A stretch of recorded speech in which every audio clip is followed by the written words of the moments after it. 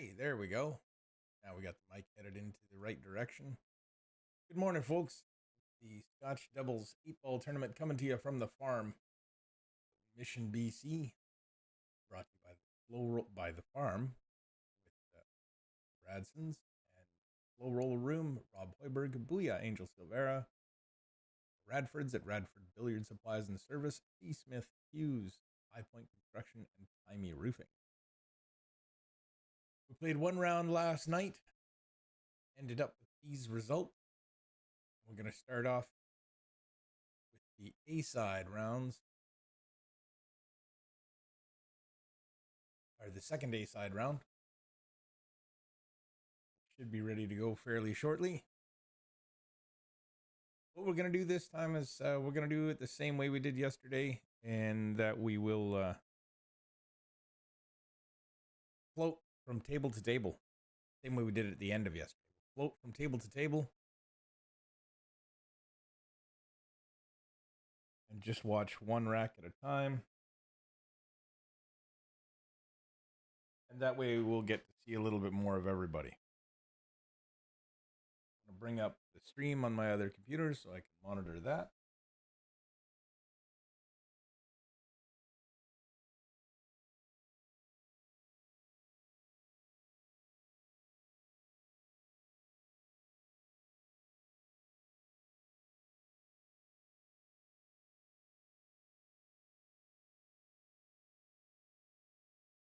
Just check the audio here. Working. All right.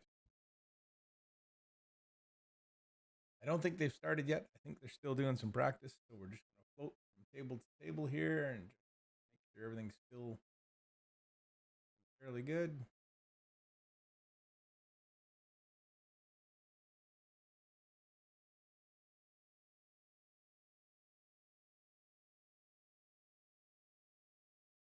Lagging for the break. Looks like Mr. Cal is going to get it. That's a pretty nice lag there. We're going to come back to this one, I think. I don't think we started anywhere else. So we'll watch the first rack of this one, and then we'll head over. Let me see. I was doing something else yesterday. I was hoping to be able to do this without impeding the table. Yeah, that's fairly good. We'll just leave that up. Now we can see the scores as they happen.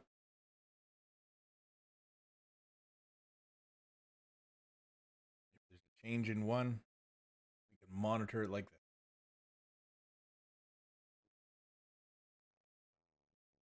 Illustrator going.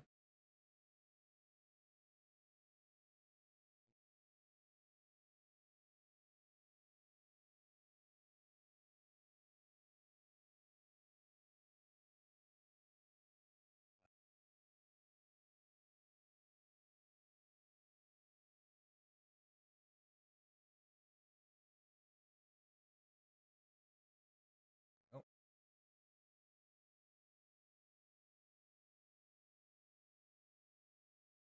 Cass Hornberger and Mike Calla versus Eli Yarwood and Regine Lane. Both going to 5. Similar Fargo teams. 1 point difference. In reality, they are pretty close teams. Should be a good match. Rack number 1.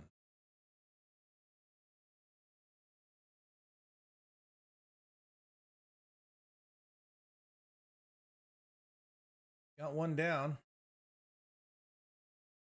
2 ball. Looks like 2 balls missing. Let me know if you can hear me, folks, or if you have any problems. I did turn the volume up a little bit. I can turn it up a little bit more. I'm always worried about being too loud.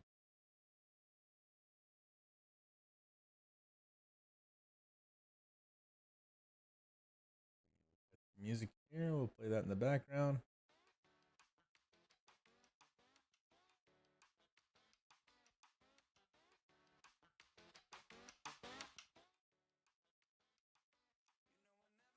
I had the channel turned off on that so that I wouldn't hear it.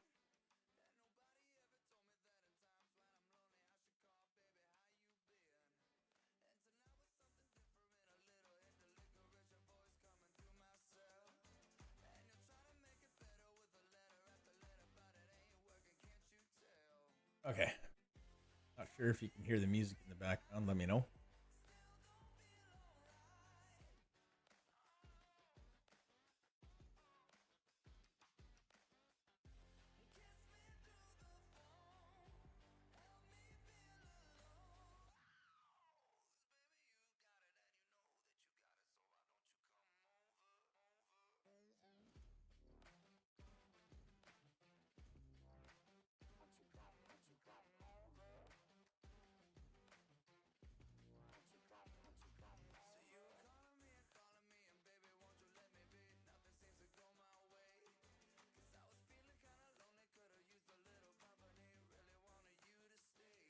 Excellent. Thank you, Rob.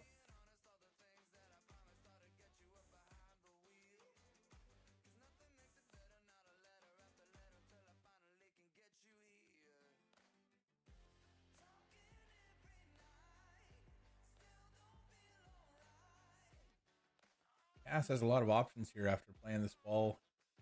Draw back a little bit, take 14 up in the corner. No real impediments to the rack finish here. Just cue ball control. Nothing needs to be broken out. Little bit of an issue with the 8. 5 balls kind of blocking access to it, and a little bit of that pocket on the bottom left. Mike may try and draw off this 14 and nudge that 8 right now. Tried to set up for the 11 on the side.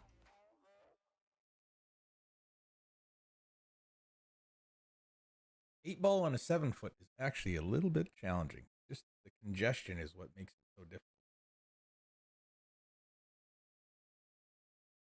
Believe it or not, I think 8 ball on a 9-foot is easier. You have more room. Shots might be a little harder, but you have more room. So as the teams kick off a game or record a game, it should show up on the left side of our screen. Table's playing fairly quick this morning. Cue ball didn't look like it had that much speed, but almost made it to the other side of the table. Like I said, we are going to flip from rack to rack through the event. And again, I'd like to thank the Bradsens for hosting, Rob and Angel for running the tournament, and then all the other sponsors, such as Radford, who were they won, so they're going to be playing on table 1. We'll get to watch their match again a little later, in a couple of minutes after a few other racks. And then Clark Smith, CSmith Cues, cue maker out here in Chilliwack, BC. Andy Kloss with Highpoint Construction, Mike Silvius with Tymey Roofing.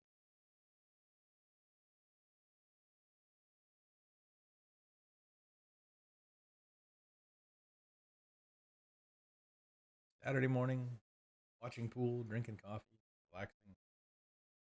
Not a bad deal.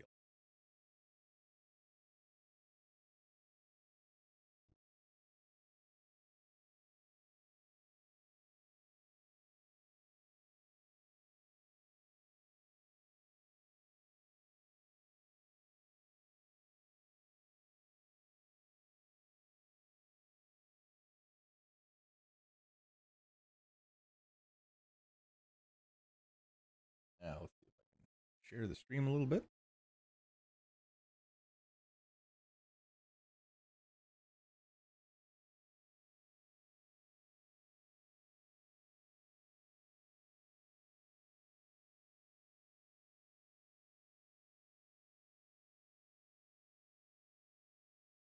Thanks for the share, Rob.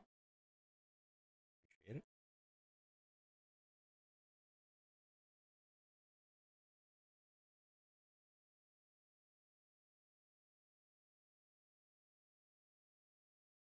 Gene's a little tight on that 5. Not a lot of options. I'm going to try and play the 5-7 combination. Playing this with pace, you're definitely trying to make it, but you also want to leave that 7 in the pocket if you don't.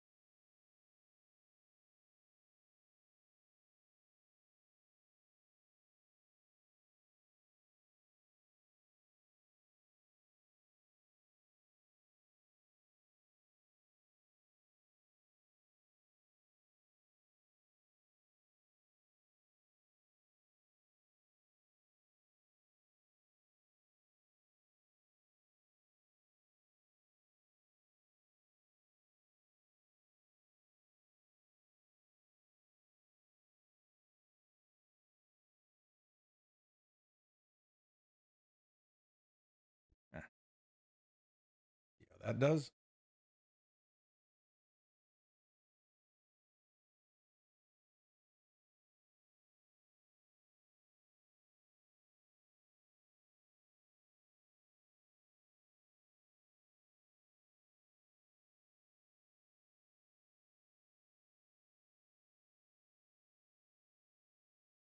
Just had to do some sharing with the stream. See if we can get the viewership up there a little bit.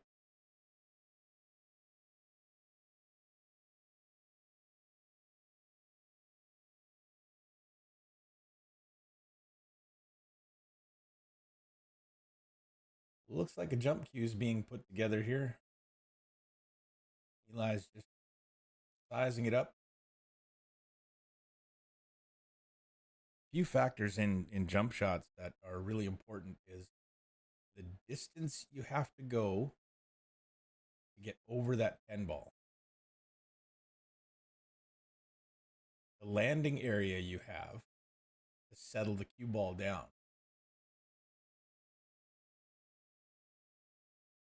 And the speed with which you have to get that cue ball in the air. He's got a nice little bit of distance here. Might be a little tight to be super comfortable jumping, but it should still be in his skill set.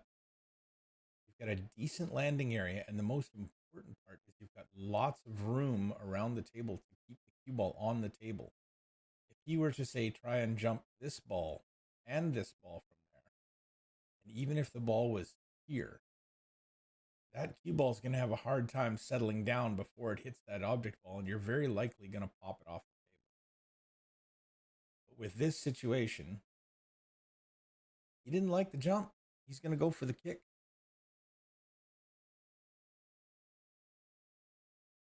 It's actually pretty close.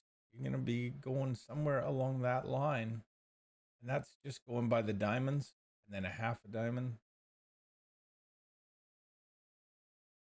Speed, unintended spin, all of those things are going to be factors on this one.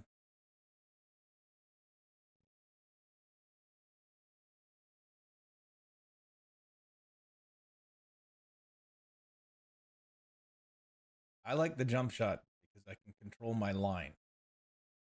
Speed of the cue ball getting over that 10, maybe not. But kicking it, you've really got to be confident with your kick shot to have a good chance of making this. And honestly, that wasn't a bad effort. Only about an inch or two off. Jeffrey, the venue is called The Farm. It's a private residence where he's put 4 valley tables in there. It's a bit of a different situation here in British Columbia because you can't license your pool hall. So it's a bit of a hard go for pool halls to make it. And one of the evolutions that is happening in our province is that people are basically volunteering some of their home space to host tournaments and matches. And the farm is actually an amazing venue. It's got 4 diamond tables set up there. And then he's got a gold crown in another larger single table setup. If you wanted to do more of a challenge match, 9-foot gold crown. I know, Rob. I tried to correct myself really quickly. I know there's no comparison between a valley and a diamond other than their fact that they are both technically pool tables.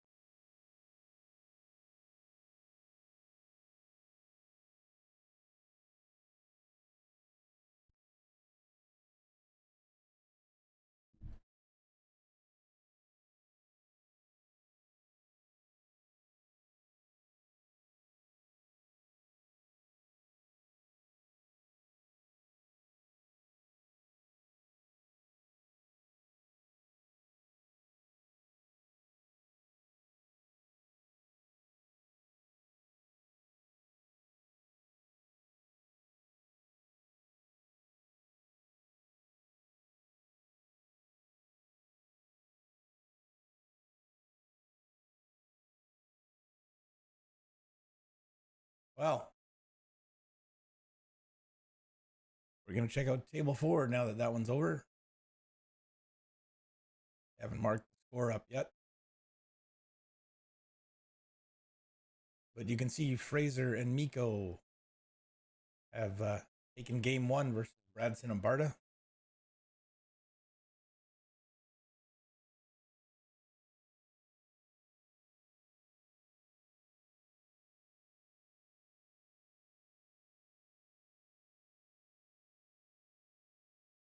This will be rack number 2.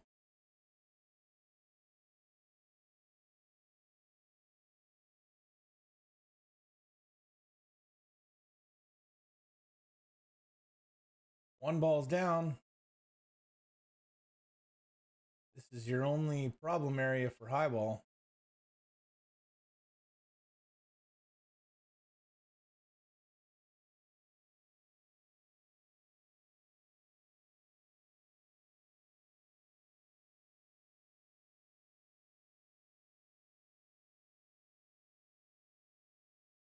Likely not going to start with low ball. Oh, the coaching is to be done from the chair only.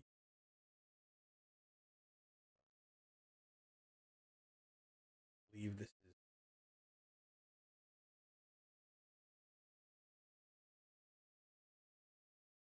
He almost miscued there, it looked like.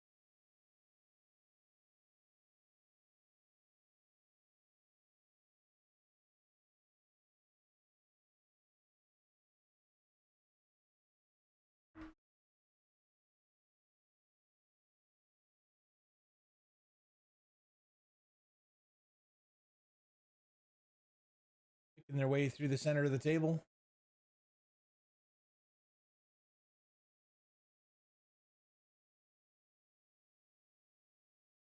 Ideally, if you can get right back to here. He's got a bit of angle, right? So he's can't draw straight back. You don't really want to be here. He was thinking about taking the 12. If you do draw back and you just get to here, if you're straight enough, you can take the 12 and then go for the breakout. But you really don't like to leave your breakout to the last opportunity. Oh, beauty. Threaded it right through. Breaks out his balls. Great opportunity to finish this rack.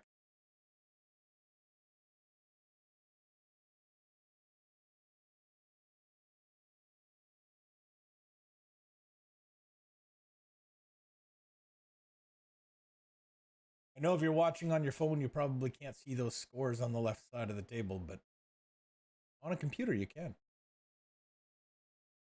So fire up the old laptop, grab a cup of coffee, sit down, start typing. By that I mean, throw me some comments.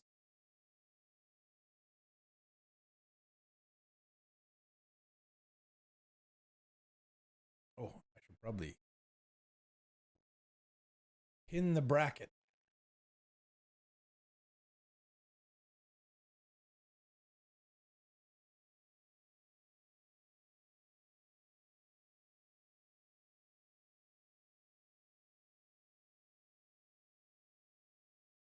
So I will head over to it.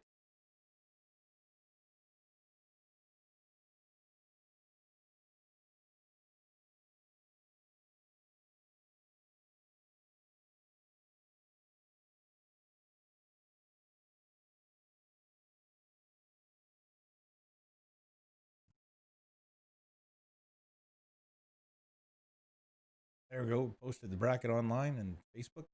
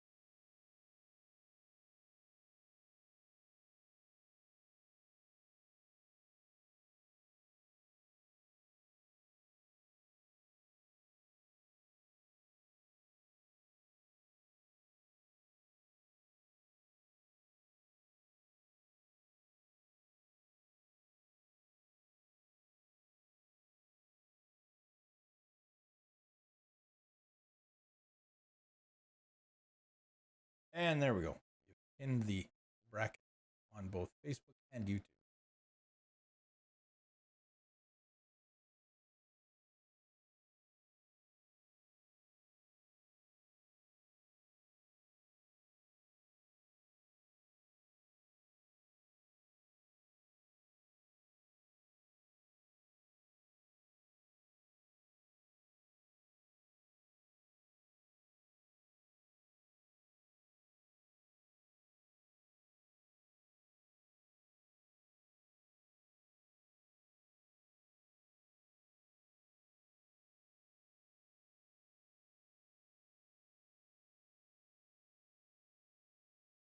Having a quick coaching moment. You can try and cut the 12 in. I wasn't sure he could see the 12, but he's going to try and cut it. Leads me to believe that he can.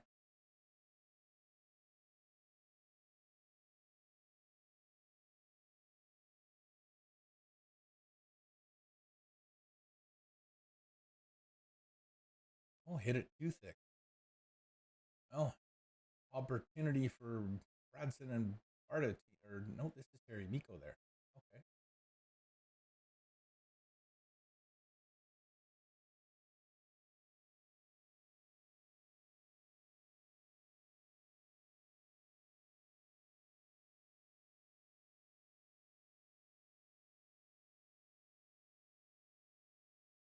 Wow, I thought that was going to go in.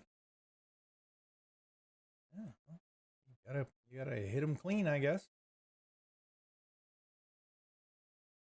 It was close enough that I thought it was, flop in. No problems at all.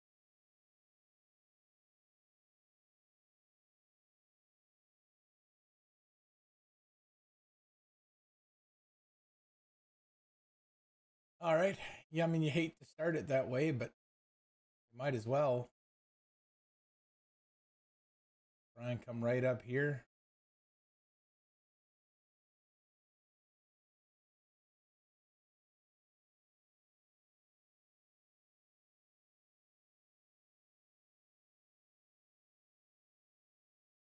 You could play the 12 in the corner and try and check back here.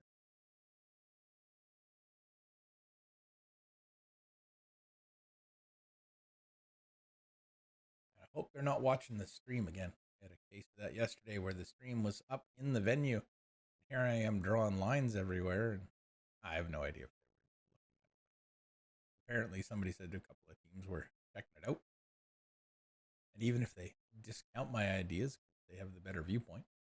Still, unintended coaching from the streaming service. My apologies.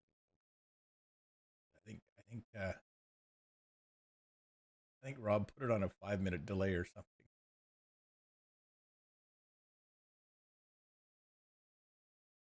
One tip when using a mechanical bridge, folks, every chance you can, lay it on the table.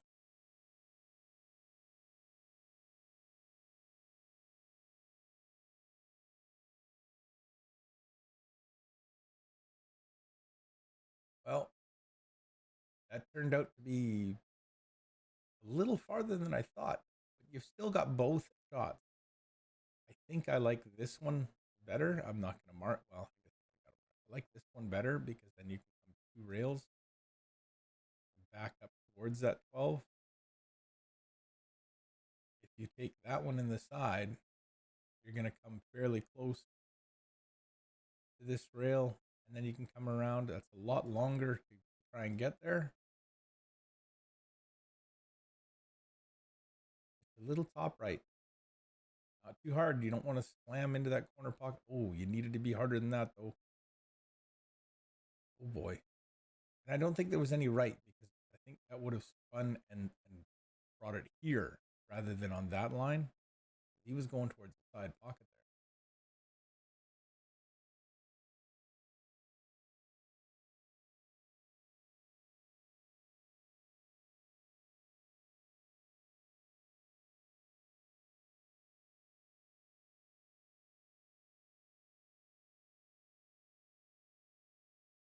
Casserly and then Fiesta leading 2-0 now.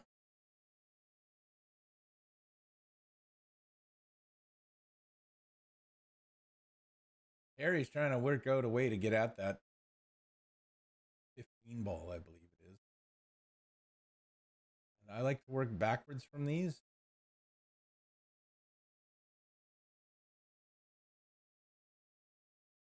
So that angle's a little off. He's going to go the other way and try and flip it off this second rail. Oh, he went one rail trying to check it down. So that's going to be ball in hand for Bradsen and Barta.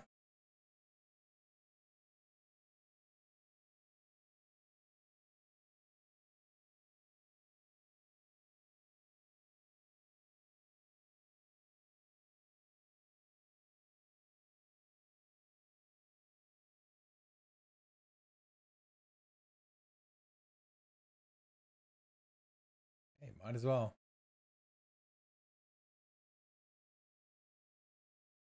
Ton of options working through a rack like this. You've got several different ways.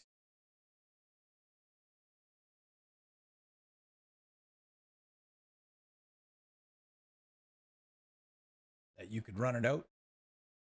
Different options, run it one way, run it the other. Several different first balls. That 4 ball could have been a good first ball. Now they'll likely use the 7 or maybe play a combination 6-7. I like just shooting the 7 in, play position for the 6. You don't have to do anything other than run into the 7, hit the rail, and come out to here. I'm going to play the combination though. You got to play this so that you don't lose the 6 ball. Well done. Now if you play this, you don't want to come this way because your target area is like that. You would rather come across it. You want to come into it at a shallower angle. Just stops in time. Maybe had another inch.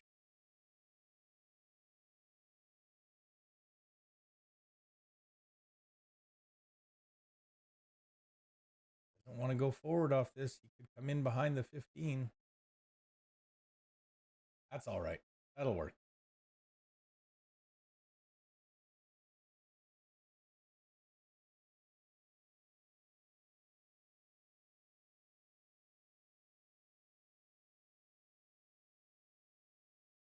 In the heart.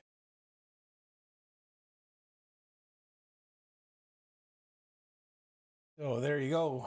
There's another one on the board for Fraser and Miko. Sorry. I thought that was Harry on the other team. But anyway, table number 1. The Radfords versus Casserly and Fiesta. Guys normally play out of Q1 in Richmond, BC. Not too far away, about an hour and 20 minutes. Casserly and Fiesta, I mean.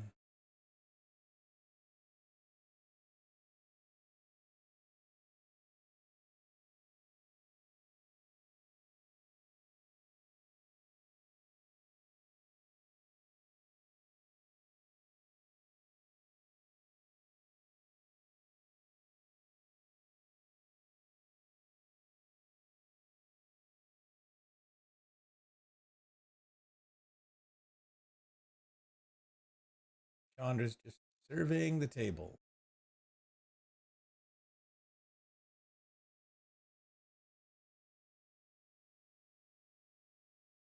I think they're highball. They're a little stuck as to what they have room to do. I think she's going to try and bank it. She's going to try and bank this onto the 6 and then in the side.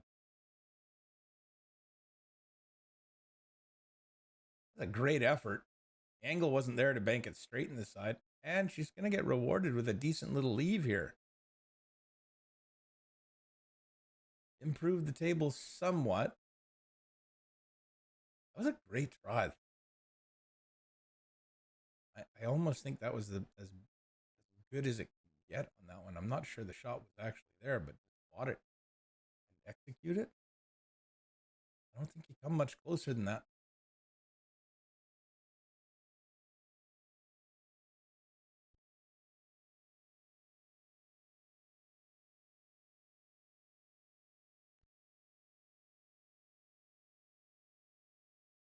I know some of the players, most of the players, but I also don't know a couple of them. So if I get them mixed up or get them wrong, I apologize beforehand and afterhand. But it is what it is. It's early in the morning. We've got a long day ahead of us.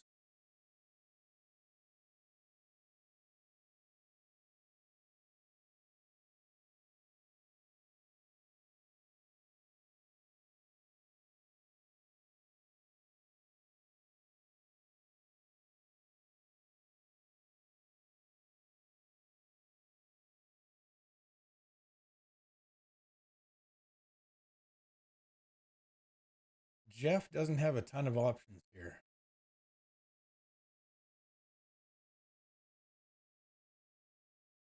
I'm just trying to keep that 12 ball somewhat tied up on the 8.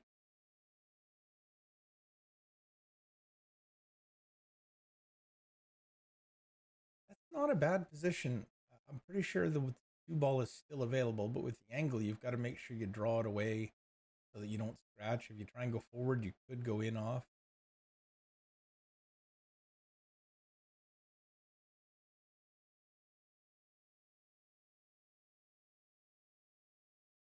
It's likely not going to work, but at the same time, you've made it as tough as you can for your opponent to get started. You do have the 3 ball. 6 is a little tight to work with. And they have a little bit of free time here because I'm not sure if that 11 goes by the 7. So Casserly and Infiesta have a little bit of leeway here. They are going to 8. Radford's going to 4. It is a Fargo Medium handicap tournament.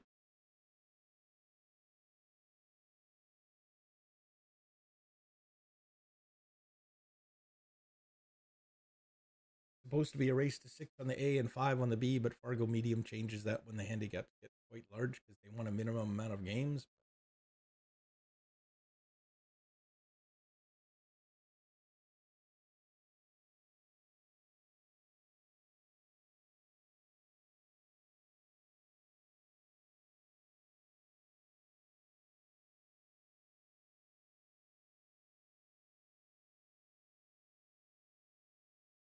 Not sure what he's looking at here. You're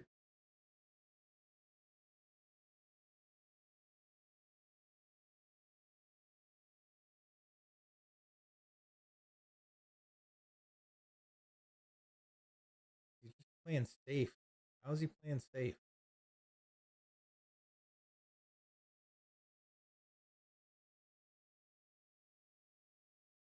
That works. Obviously didn't like the 2 as a starting ball.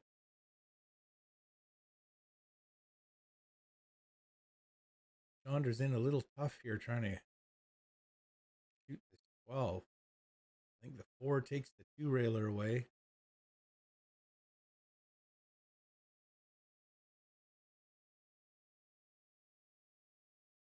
The 1 rail isn't there.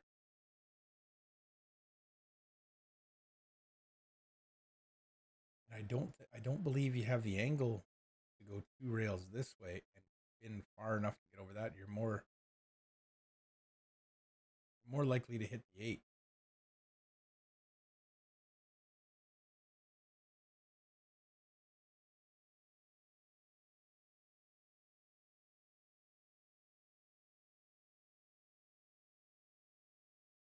I think I'm gonna flip the 15 and just push this 1 ball into the 5, maybe knock the 5 down a little bit. Oh, she tried to push the 7 up onto the 15, give ball in hand, make him do something more with it.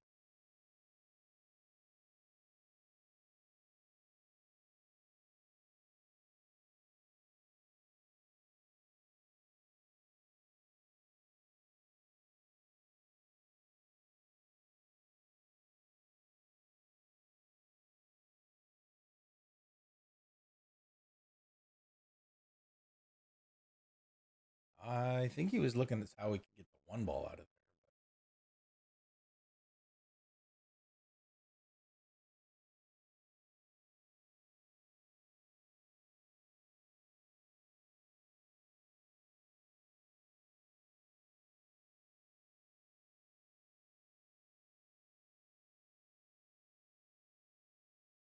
Might be trying to play the one off the 5 in the side.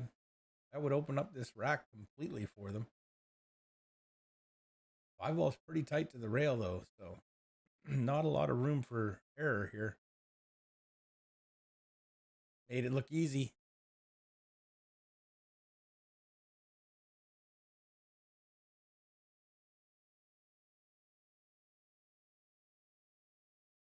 Seven ball is the only tough one now. And it's only tough because of the approach. May go for it right now. Let's watch this closely.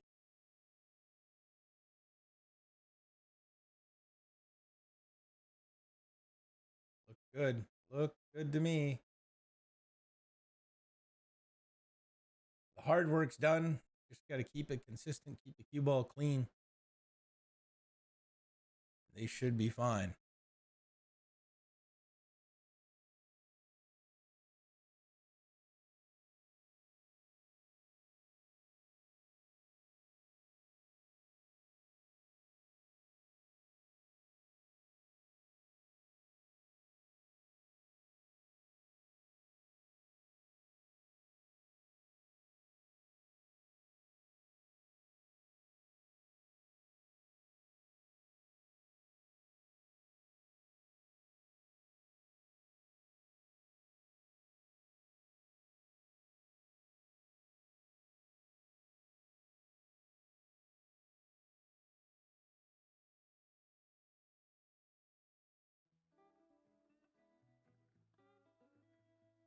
Oops. Sorry. Didn't know that button did that.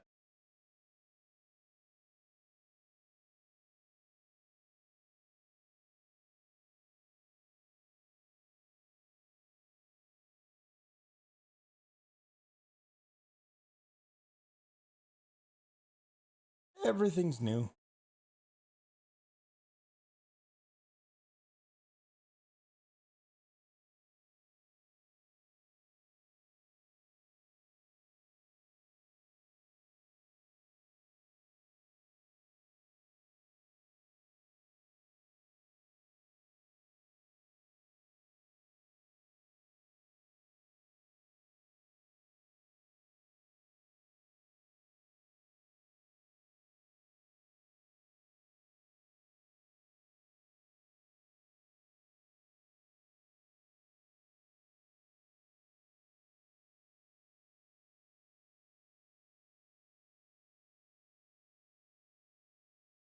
You would have liked to have kept the 5 for the 8 ball position.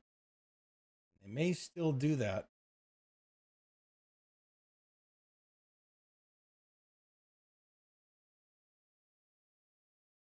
You need to get to here for that 6 ball or here.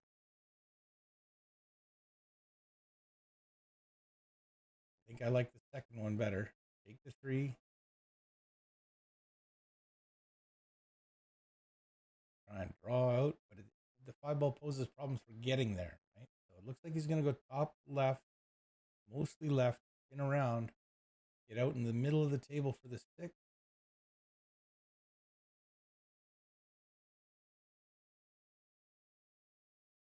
You know, I don't mind switching gears. I was thinking they'd take this one next, but I think this is the correct one. Now you can just bump and out.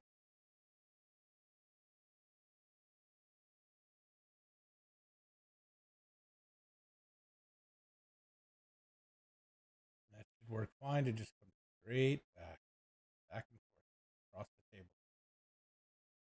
If the 8 goes past the 12, and you just roll it in, bump the rail, and come out. If not, you just got to come across the table. A little slow, a little slow. Gonna work.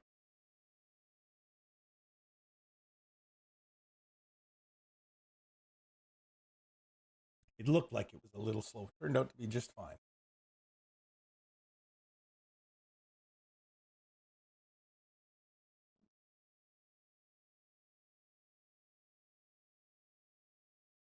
There it is. A 3-0 start. Table number 2. Our first look at Bradsen and Mason. This is Gillis and D'Addario shooting now. They're going to take a 2-1 lead.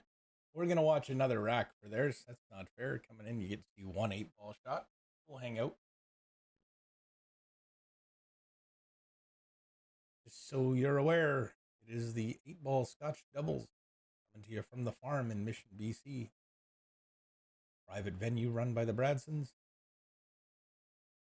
Race to 6 on the A side, race to 5 on the B side. Fargo Medium alternate break template rack allowed. No team cap.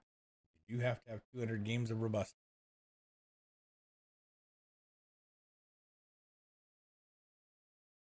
Right now, this is where our scores stand.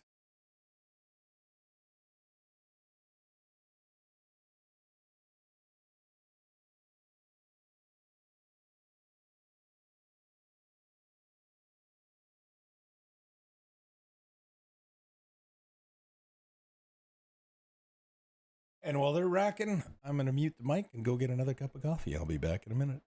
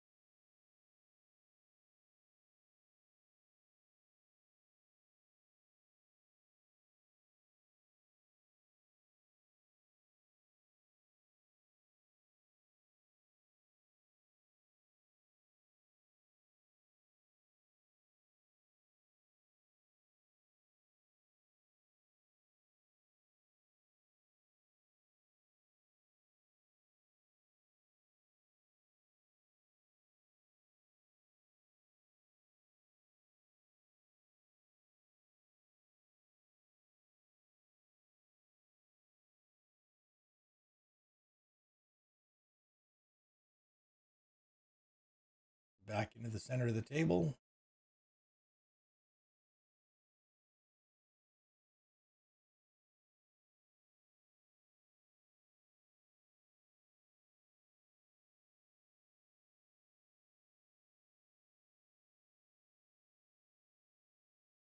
Looks like they're going to try and leave that 2 till last. It work.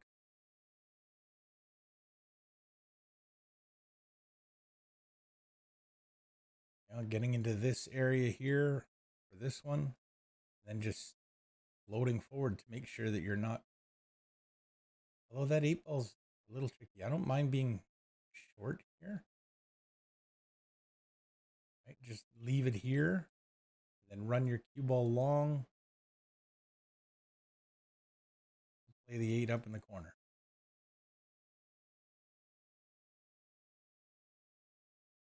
Let it drift. There you go. Perfect.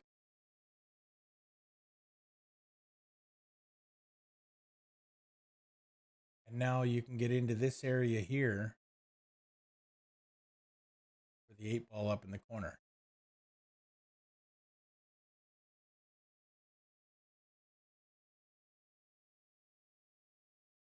Whether you go 2 rails or 1 rail, I think you might be able to do it just 1 rail. Just roll this nice and soft. Flip the 2 into that side. Bounce out. Not bad. Not bad. Apparently, I'm not supposed to draw on the table when I'm showing table or do any illustration when I've got table 4 going. I guess that one can see the screen fairly well. Put that on a 5-minute delay there, Rob. There you go. That's a 3-1 lead.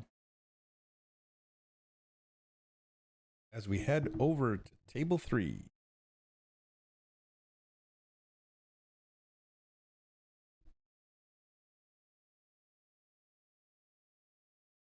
Eli checking out the combination.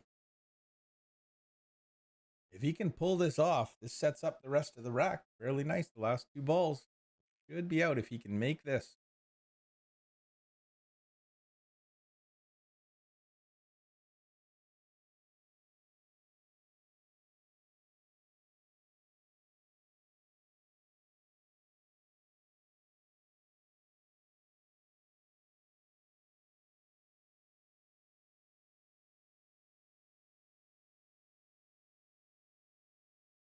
Twelve 11 combination. Doesn't want to hit it hard.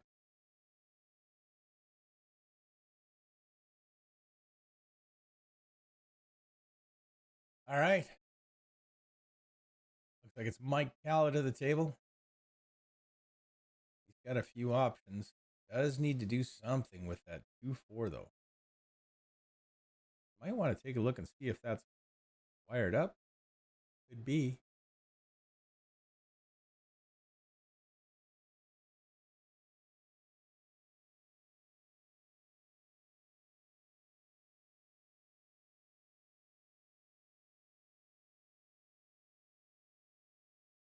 Also has the 6 ball to start with, the 5 ball.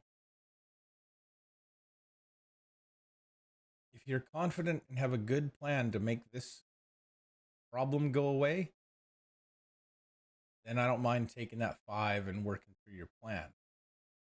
But if you're not exactly sure how you're going to get through this, you might want to leave the 5 as a bit of an escape ball just in case you have to run that way and you can't get back down.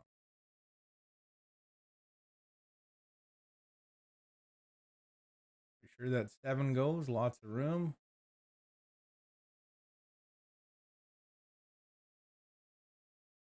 So they're thinking 7-3.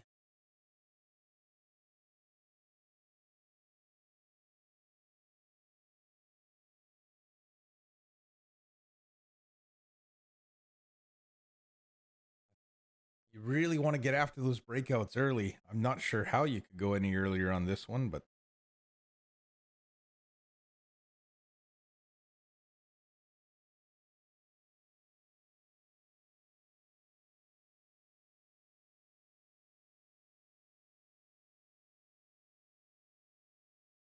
there is a little bit of waiting for somebody else to shoot. You know, as always, in anywhere you put up a pool table, there's usually a space restriction. We have a nice venue with 4 nice tables to play on. And I think they're looking at adding more. Lots of parking. It is invite only, though. Of course, because this is someone's private residence.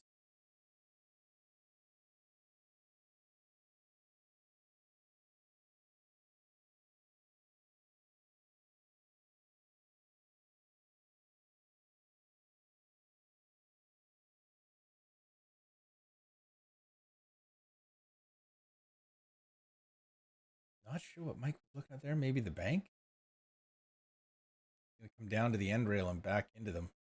I don't mind that. Almost.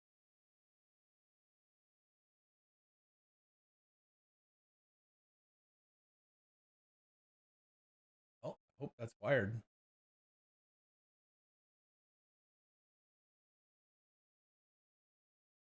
And the way he played that suggests that the combination goes because he wasn't trying to break those out. He was trying to break those out that would have had a lot more pace on it.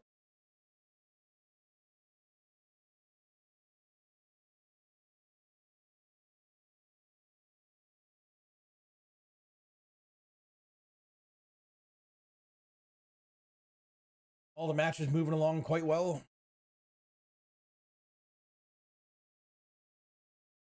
Everybody able to start on time this morning, so good in that regard.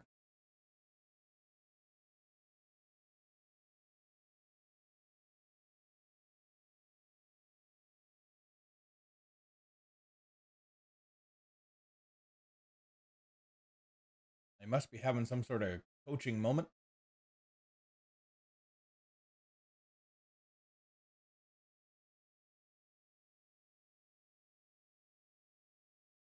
Cue ball will likely end up somewhere up there.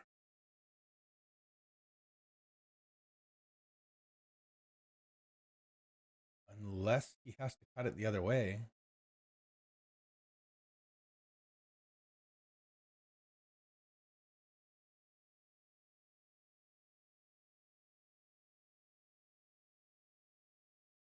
Looks to me like he should be cutting it a little bit. Yeah, a little bit to have the cue ball head this way. But he'll have the better vantage point than me, for sure. And I? Me? And I? And I.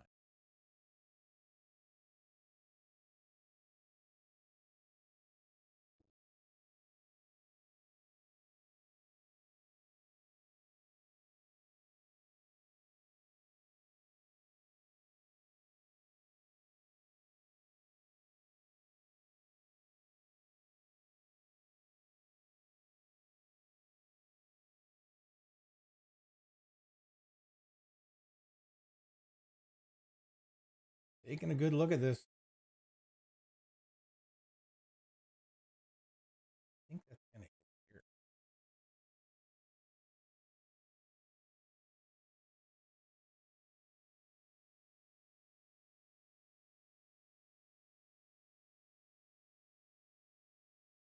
Yeah, that was super thin for that shot, I thought.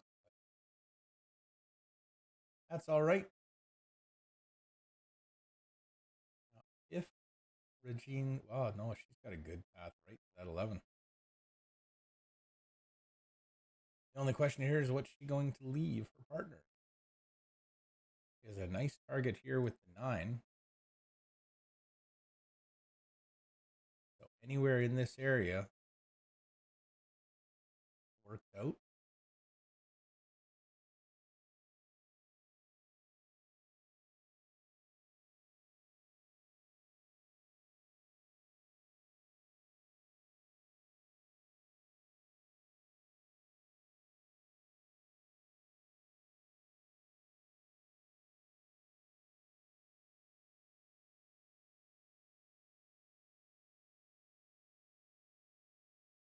Oh, dead straight. Huh?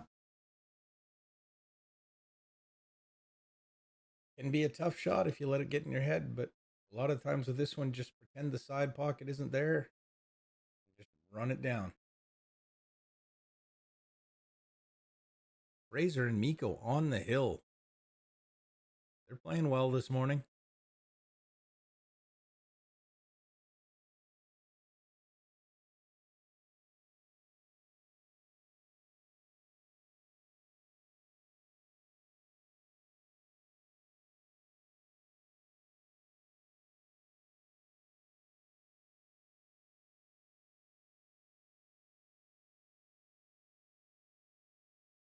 He's taking the 9.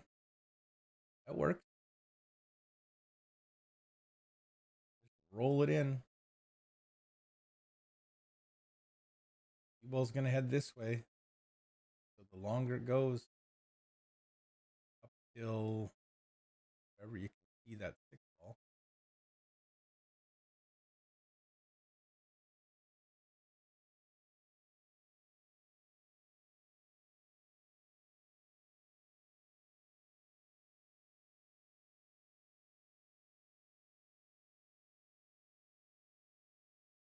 Got to be careful about running into the 6-4 here. She could come 2 rails straight into that 6-4, and then you don't have a shot on the 8. Not a gimme position.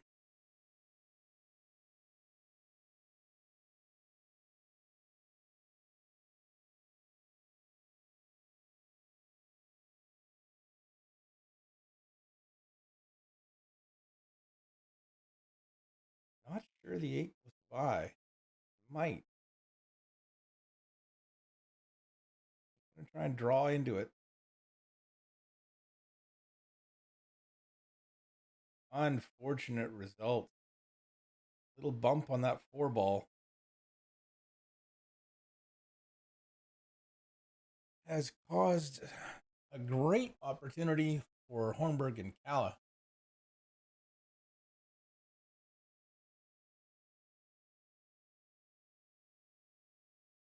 Doesn't really matter which one you take here. 4 is definitely the start. But now it doesn't matter whether you like the 6 or you like the 2. If you like the 6, you just got to do a little bit of a draw.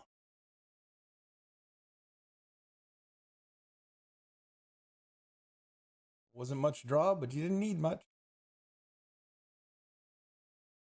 Mike can just roll this 2 in and shoot the 8 in the same pocket. Oh, he put a little bit of right-hand spin on it to check it up. Hassel pot this in the right-hand side pocket. Run the cue ball up table just to get a little bit of distance in case you miss. Make sure you don't track towards the corner pocket. And he doesn't go straight to the end rail. They'll take a 3-1 lead. Moving on to table number 4, which will get no telestration from me.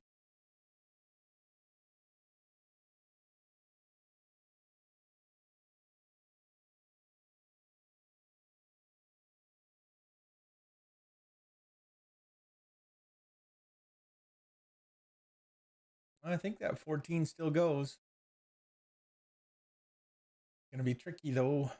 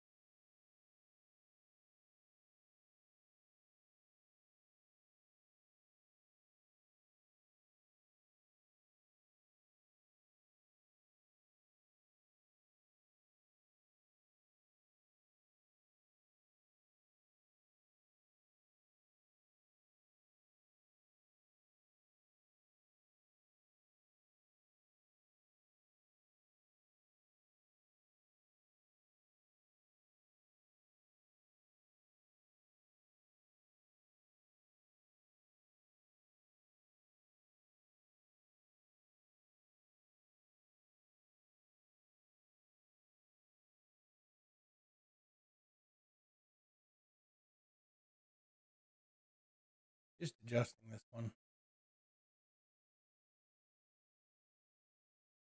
Want to see a little bit more above the table.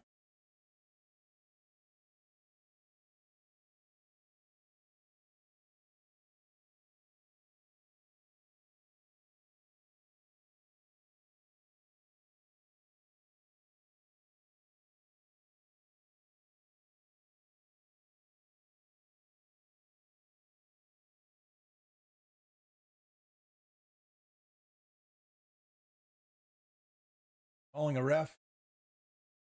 Shooting the 14. It's going to be close.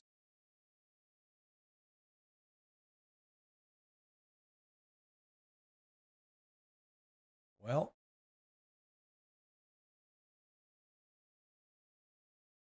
called it a good hit. Tough to tell from this angle. Have to go with the ref.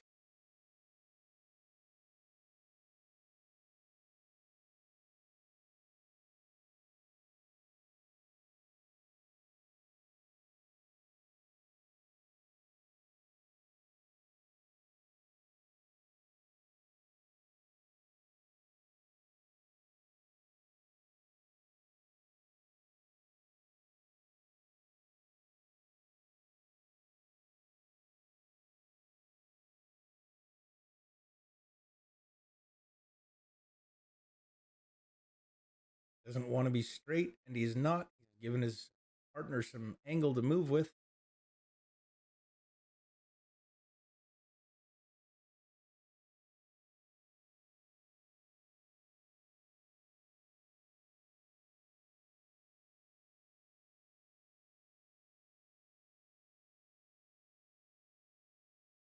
Just needs to come back off that rail a little bit for the 4 or the 6.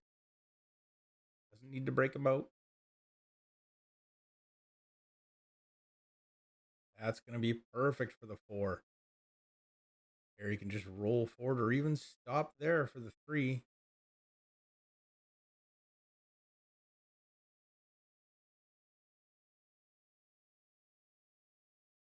Tried to roll it in and smooth the cue ball forward. And I think he's saying the 4 ball rolled off a little bit. Well, maybe, but the tables were playing pretty good the other day when I was there. Could have developed a roll. Somebody bumps it. You never know.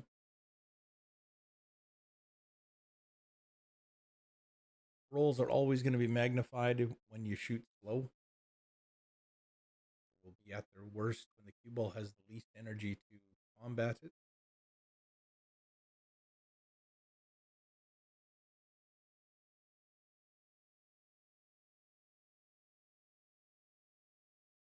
Radford's get 1 back.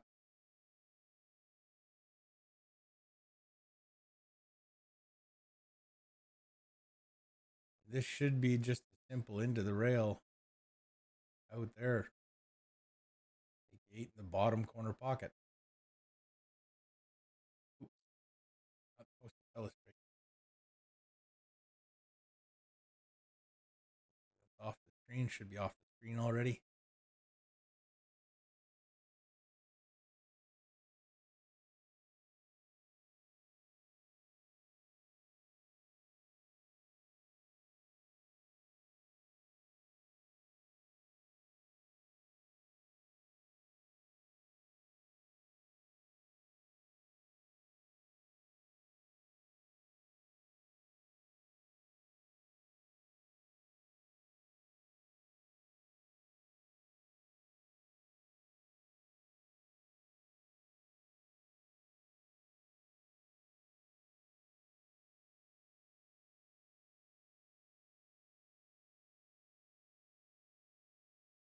Well, there you go. 4-1. And on to table 1, where Cassidy and Fiesta are leading 3-1 over the Radfords. Nice combination there. Gets it to drop.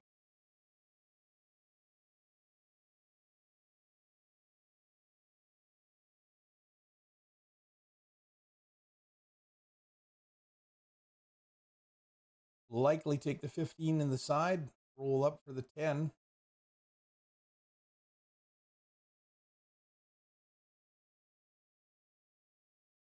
Nope. Decided to go for the 13. No problem either way.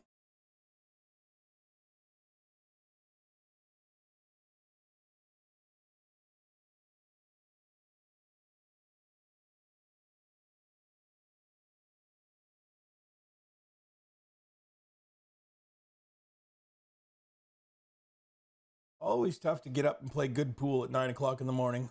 What's that old saying? The only reason to be playing pool at 9 o'clock in the morning is you're still playing pool.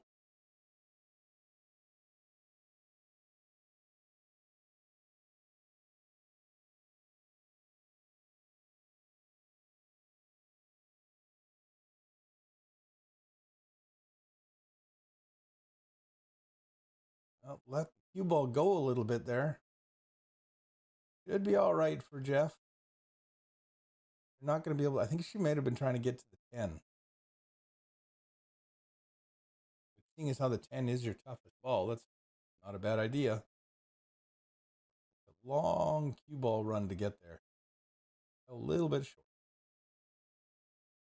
15 ball on the side. Will land you on the 11. And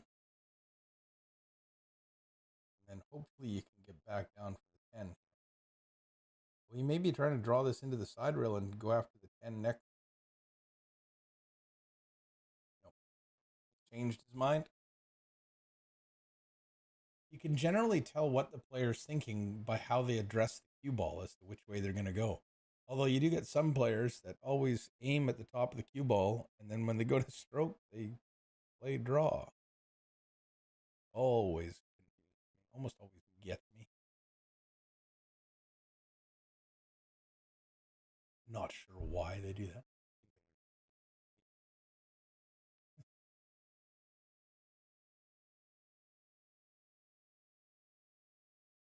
Wow, that went a little farther. Now trying to take the 11 and hold for the 10 is a bit of a challenge.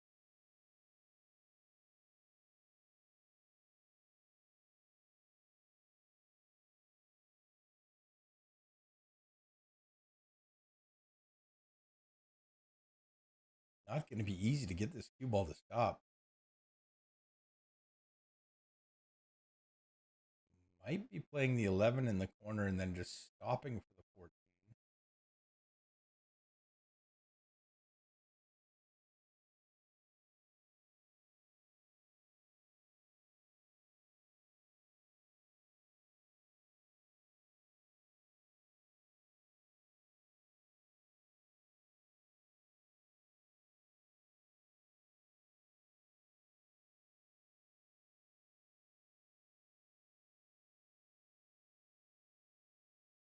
Well, not what they wanted.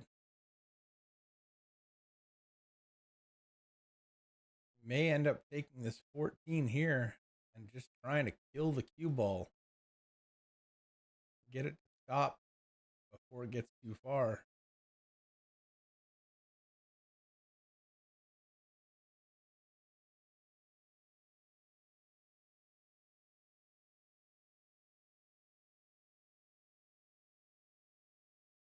Means play it slowly, but might be the best option.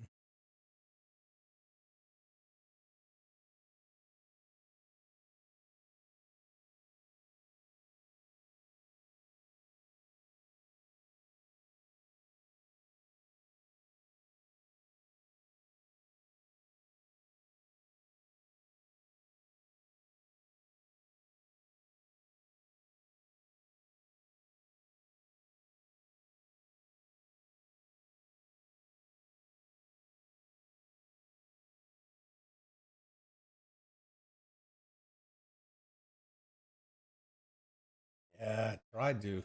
Tough shot to pull off.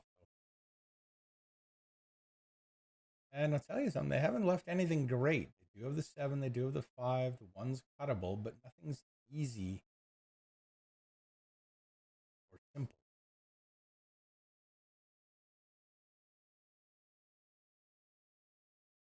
If you cut the 5, you can run into the 1, maybe just push it to here, but have a shot at the 2. Might hit the rail and miss the 1 entirely, though. You wanted to hold up so you can have a shot at the 7. Well, the good news here is you have lots of angle to move around the table. Bad news is, can you avoid this scratch? If you can avoid it with topspin, that would be the best, because then you can come back up here. If you use draw, then you have to run 4 rails to get anywhere that looks nice.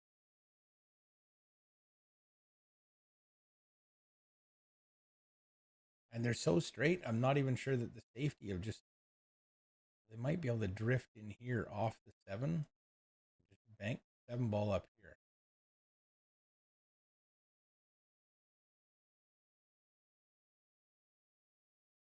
I actually like that.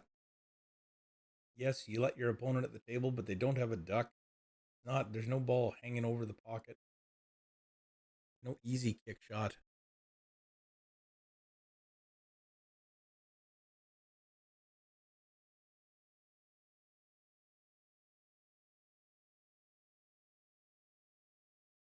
Yep. I think that was the best choice.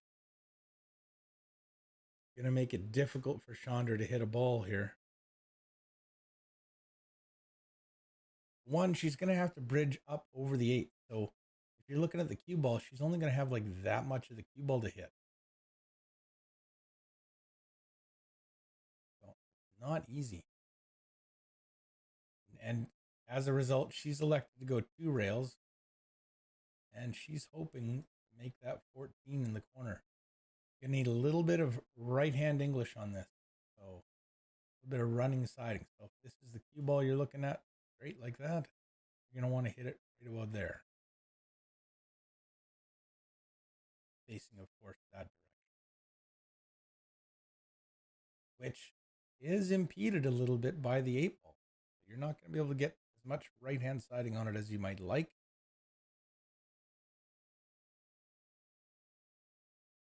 May have to go with 3 rails to get at it. I think 2 rails is their best option because you don't need a lot of siding, you just need a little bit. Just to kind of tighten up that angle.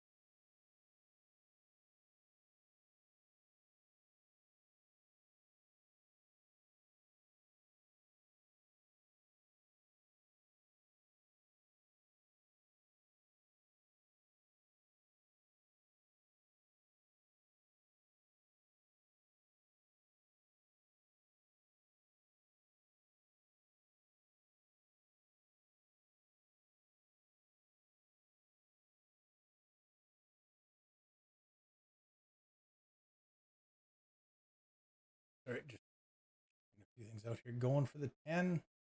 Not going to get it, but not a bad effort. I like the way she transitioned from the, I think she was going for the 14 originally, and then thought that that angle wasn't going to work. Couldn't get the pin on it. The 10.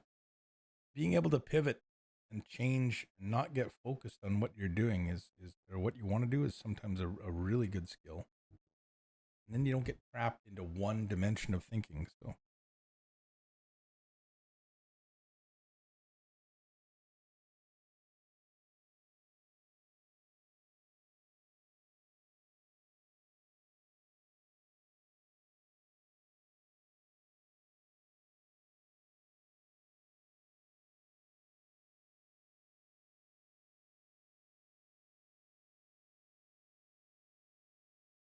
cue ball is going to be a little tight going past there, but it should wobble in.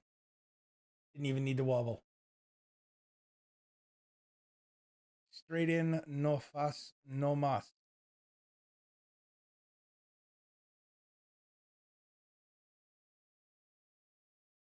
I like coming straight off the 1 here. I know it doesn't, it then leaves your cue ball going away from the 8. But a little bit easier, I think.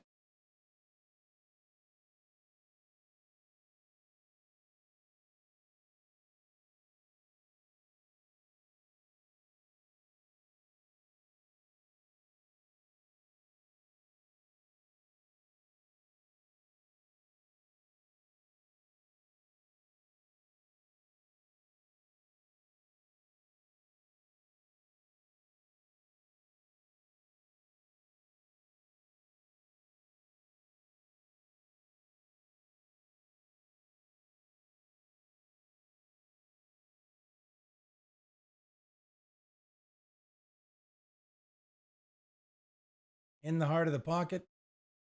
It may have bounced out a little bit long farther than he wanted, but it's still well within Arnaldo's capabilities. 8 topside pocket for a 4-1 lead. They'll be halfway to their goal.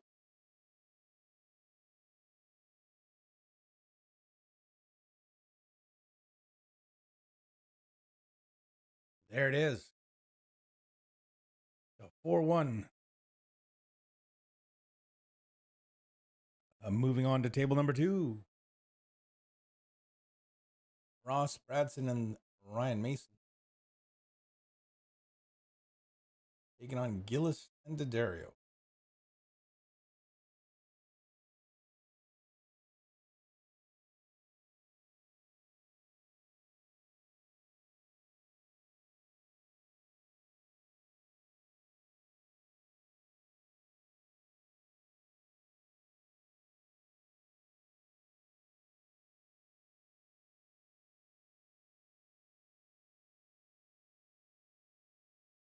thought that was a stripe, was it not?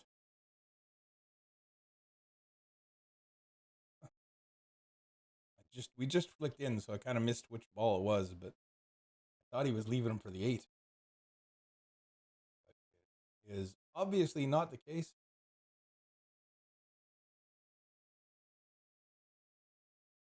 Hoping he could see the 7. Now they're going to have to play 5-6. I don't believe he's going to be able to hold it, though. He's going to play safe. Not a bad idea. Not a bad idea at all. You can see the scores on the left.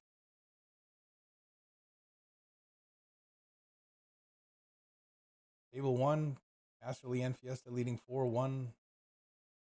Bradsen and Mason trailing 5-1. Their opponents are on the hill. They've got a mountain to climb to get back into it. They keep doing what they're doing. They have a shot. Hornberg and Calla are on the hill against Yarwood and Lane. Fraser and Miko are on the hill against Bradsen and Barta. That was a great effort, but oh no, look at this. That's going to go in the corner pocket, and that is an 8-ball in the wrong pocket. So Bradsen and Mason going to get 2 off of a crazy, crazy ending. We're just going to flip to table 3 and see what they're doing over there. That's a new rack. Trailing 4-1 with their opponents on the hill. They've got a mountain to climb.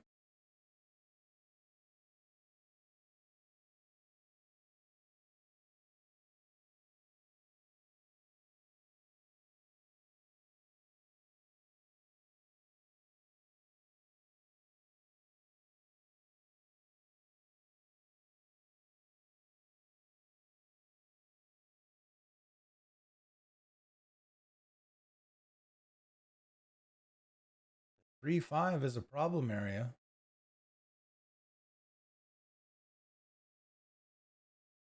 Regine's going to try cutting the 1 into this bottom left corner pocket. Hopefully hold there for the 6. Maybe get a shot at the 3-5 combination.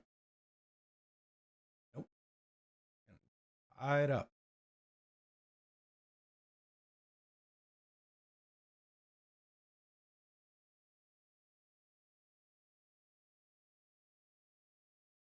Mike might be able to feed that cue ball between the 2 and the side rail and break that 11 back out.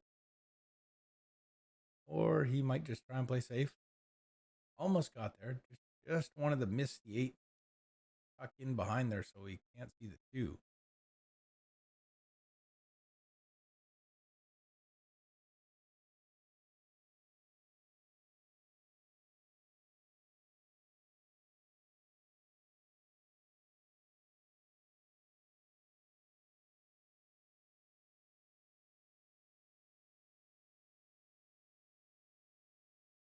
Got 3 matches on the hill right now.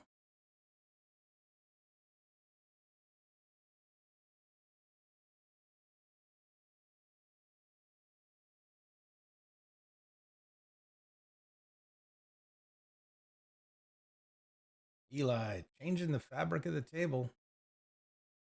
Makeup of the table, that's probably a better way of saying it.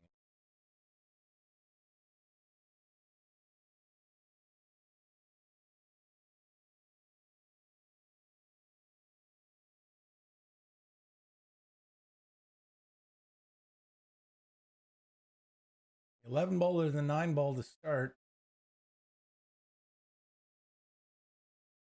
He's looking at the 9. The problem with the 11 balls, it's so straight, there's nowhere really for him to go.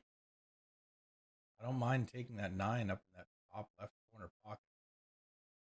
Leave the cue ball there. Then take the 11 with some ability to move it around. I'm going to slow roll this in. Unless he's got some angle and he might hit it hard.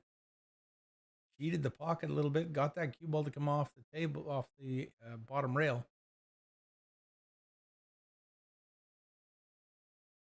It's a tough table, so Mike wasn't going to have anything great no matter what happened. But they have something they can work with.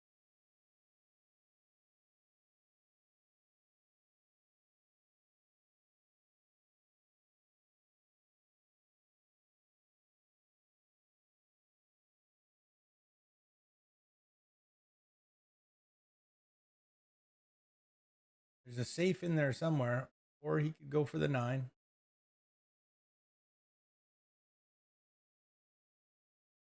Forcing them to take their only open ball. Might go for the 2. The 6 is open, though.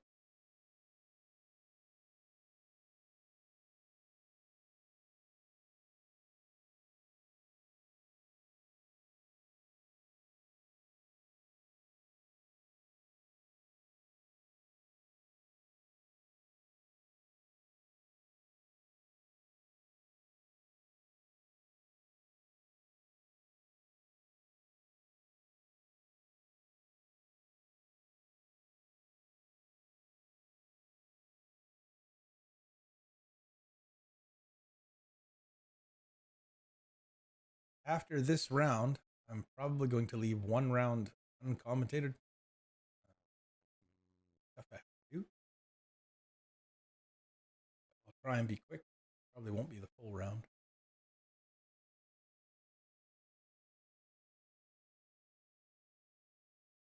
Oh, Regine disturbs that corner a little bit. Has left Eli the 1. There is a nice little combination here where you can go into here, into here. That'll bump 13 out. Make that 5 and leave the 3 here.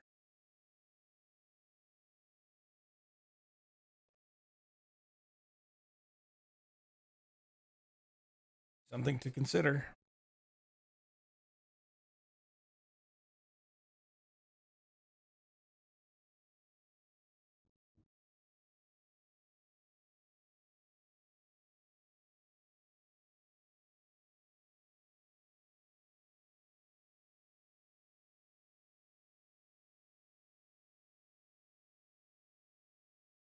The 8 ball is clear. You don't have to worry about breaking out the 8 ball anywhere in here. And you're going to be able to make it. So shooting the 2 ball here and drawing into that side rail, back out, could leave you that there. That position. The problem with taking it now is now you're adding a little bit of inaccuracy into it because you're going to have to bridge up over the 2, reaching out to the middle of the table.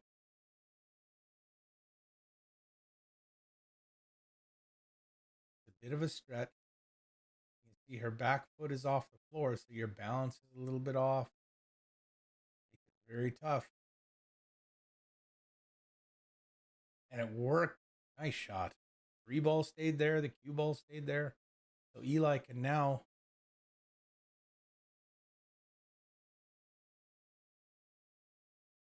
work the cue ball out into this zone. And as long as he stops before that line,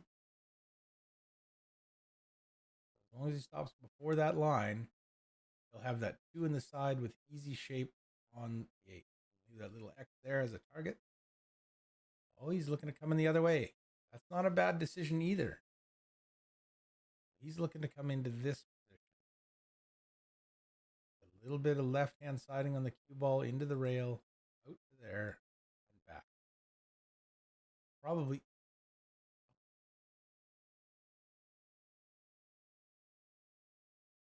He was trying to get to here.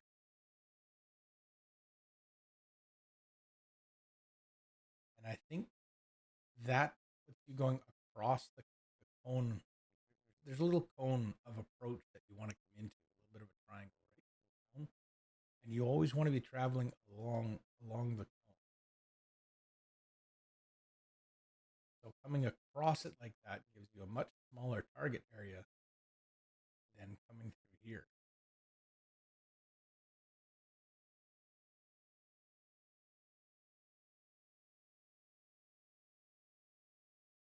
Now Regine's going to cut it to the left, try and go into the rail, and then just kill the cue ball.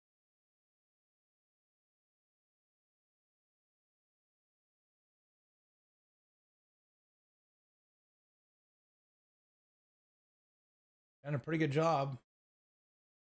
Gives Eli a chance.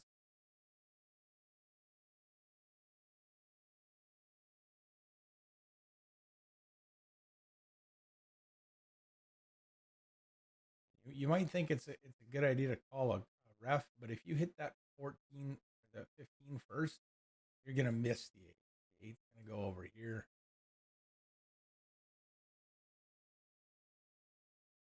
So if the 8 ball does hit here, then he likely fouled, but it's so close. And Eli's a very competent player, so I don't expect him to have a problem. They did call a ref anyway, so Rob's going to come over and watch.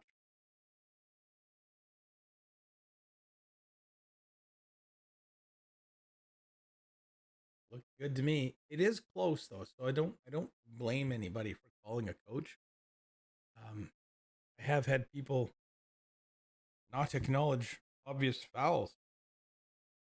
So there's not a whole lot you can do with that, right? So whenever you're playing a player like that, you just notify the refs that you have to have a ref the whole time. Not the case here. These folks are all very sportsmanlike. They'll be fine.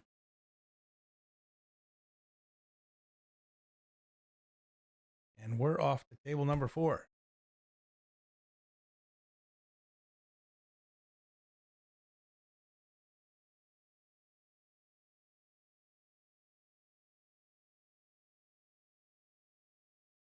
Ball in hand here, just trying to figure out the issue. The issue is they have 2 balls that are in trouble, the 6 and the 3. I think if they're low ball. We haven't been watching this game, so could be wrong. Regardless, if he's high ball, then he kind of has 3 balls in trouble. Like the 11 by the 6 is kind of hampered. 10 in the middle by the 8 is not easily accessible. 14's blocked. You don't want to take that 14 just simply because it's your escape ball.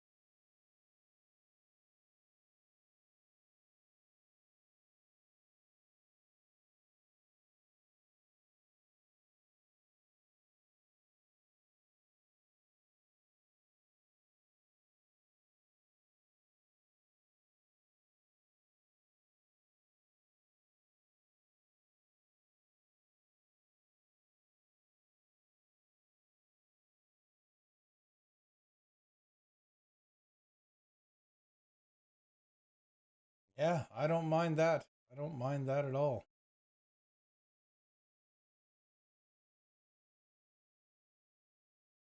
Just be aware that it's a little difficult to follow through and get some nice topspin on this without double hitting.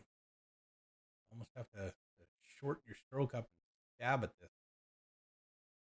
Makes it difficult. Anytime you modify your stroke.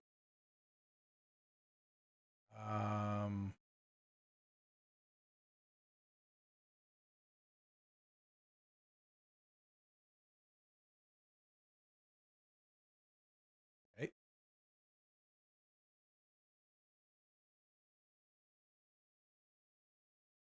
Didn't expect to get that much speed off of that shot, but oh. And he tried to thin it too much to get in there.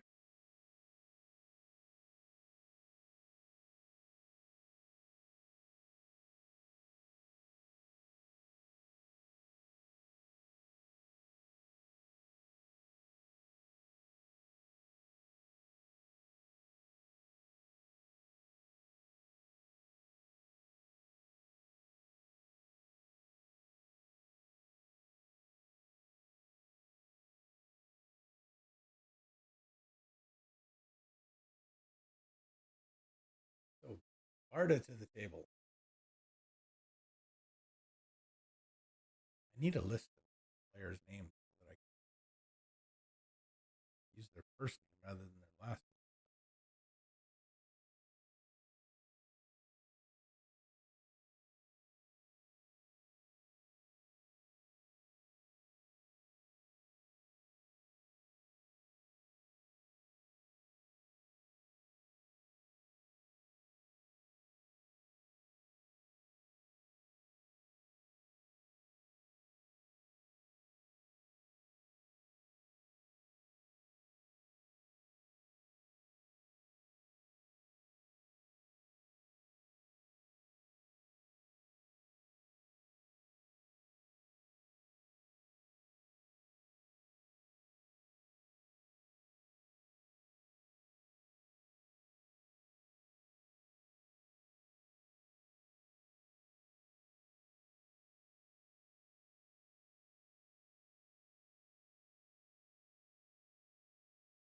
pretty close on that one, but no, no ref, nothing you can do.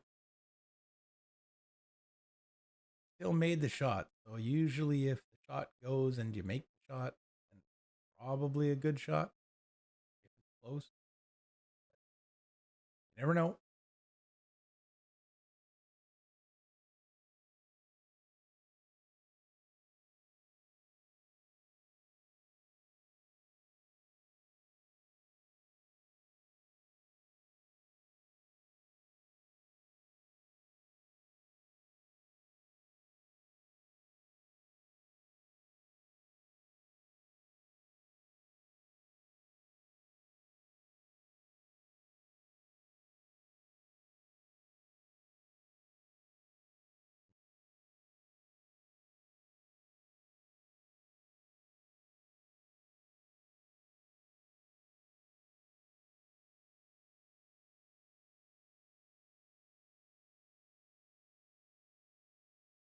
We are basically 23% of the way through 1/4. Gosh, just needs to roll this forward a little bit. Ooh, that's a lot farther than I thought, but he's still got that left hand corner pocket.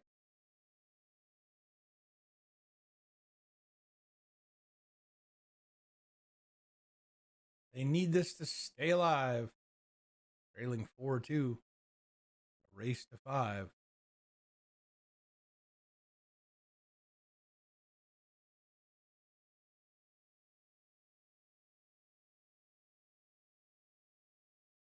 Well done. Back to table 1.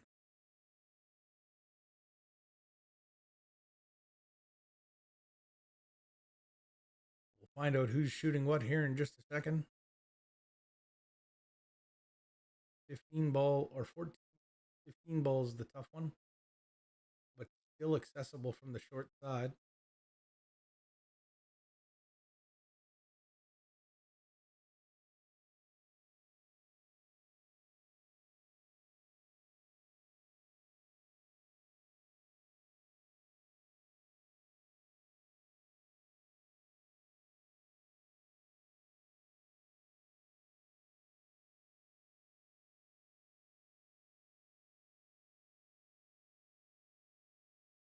So Chandra to the table with some options.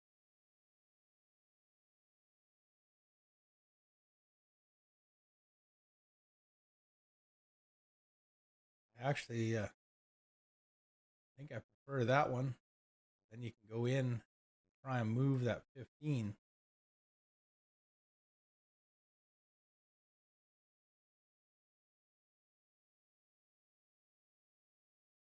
Either move it or play shape for it.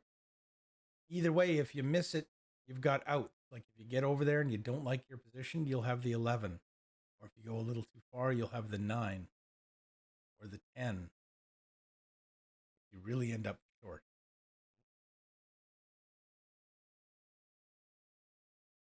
No matter where you go along that line, you're going to have a shot at something. Anytime you can avoid, oh, you got to watch the side though. Oh, nicely onto the 10 ball.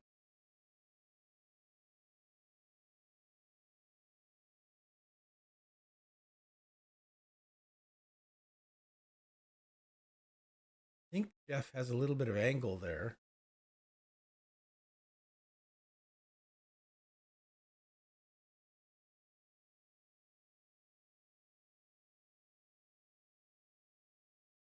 The 11 is blocking most of half of that pocket. I think the 9 goes by the 7 into the corner, and then your cue ball can just drift into here.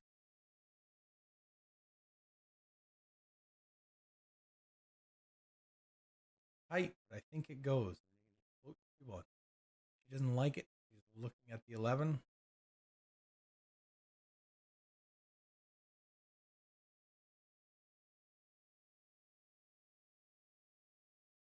Not sure that is avoidable, but it might not be enough. Might be able to thin this and then go around the 7.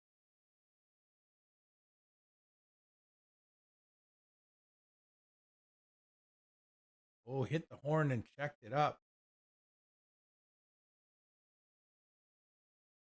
Now what is Jeff going to do? He's got the 9-ball cut to the top side pocket.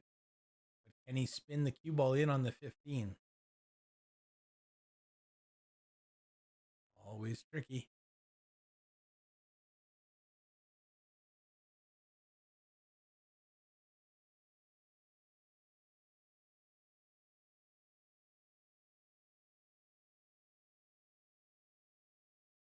Got a couple more streams coming up in a couple weeks. Next weekend, we're going to be streaming from Van 147. Got a 9-ball tournament there. I'll put a poster up on the Facebook page later on. And then the week after that, we're back here to the farm for a 3-day 8-ball event.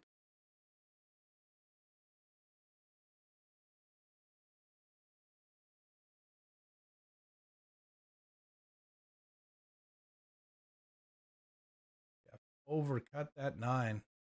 Watch out, cue ball. Oh, no.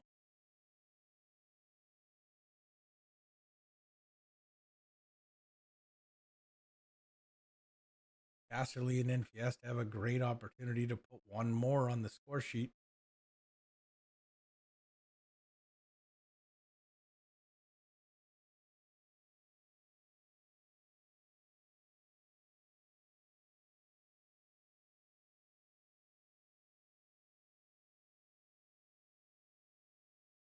We're going to head over to table number 3 here for a second. Just because I think we're about to watch the last rack. Hornberg and Cal, yep. The last shot. Dead on the 8. This is going to eliminate or put Yarwood and Lane to the B side.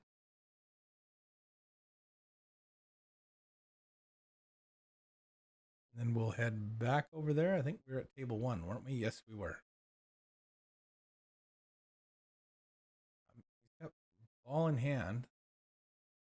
So they're going to work from one side of the table to the other. When you don't really have much that's difficult, then you can do that and just work the problem left to right, sort of thing.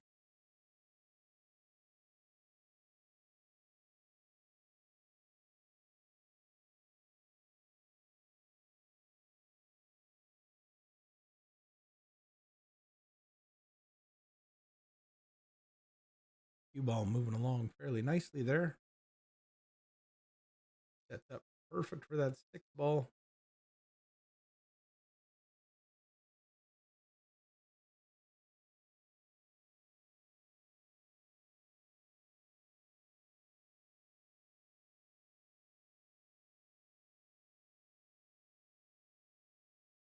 Well, you might be tempted to take that 7 right now.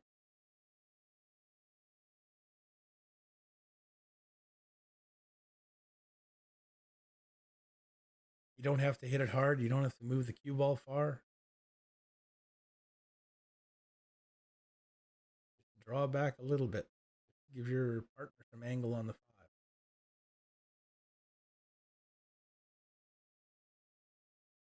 That was unexpected.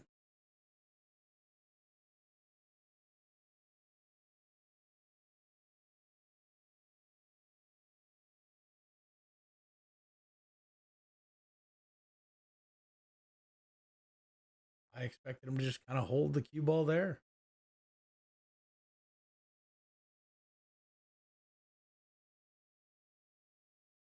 Now you get anywhere in here, will work out just fine.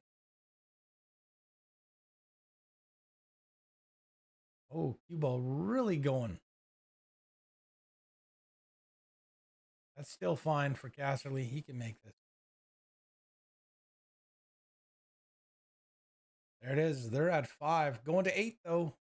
So they basically it's tied. They both need 3. Both teams need 3. Table number 2.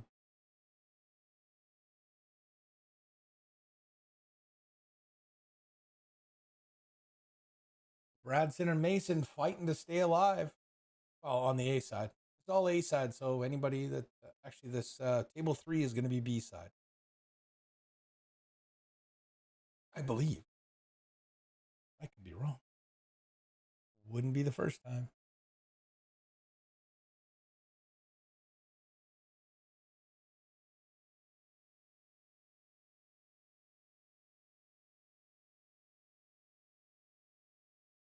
Wait a minute. That Hornberg and Calla match versus Yarwood and Lane was a B side match. So Yarwood and Lane are out. I didn't realize they were doing 2 and 2. I should have checked that. My bad. So this match here is A side. So winner will advance, loser will go to the B side. Table number 4, Fraser, Miko, and Bradsen and Barta. That is B side. The loser's out.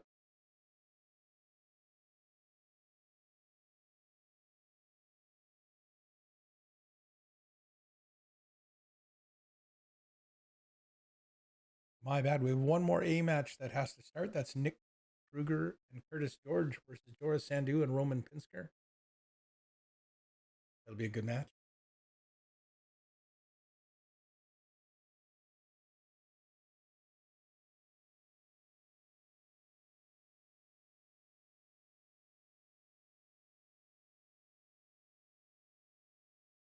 Wide open table. Nice break. What can he make happen?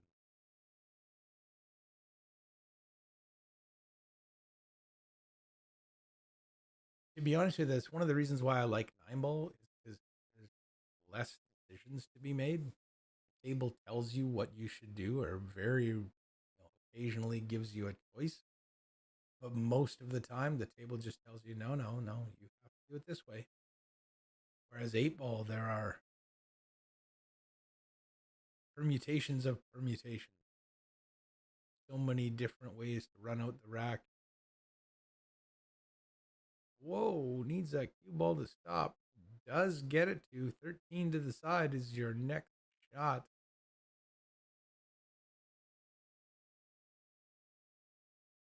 Take a quick break. We'll be back in a second.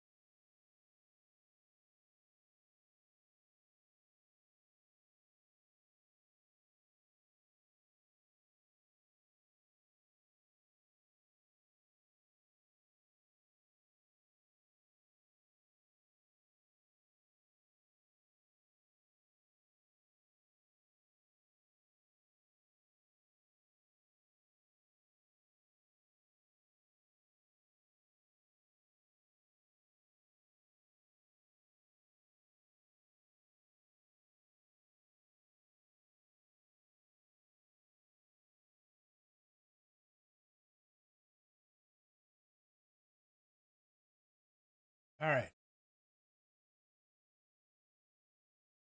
Ryan with the 5 in the bottom left. Going to pop out for the 7. Maybe a little farther than he wanted, but that's okay. Ross may change gears here and actually leave the 7 for the last shot. 6 goes.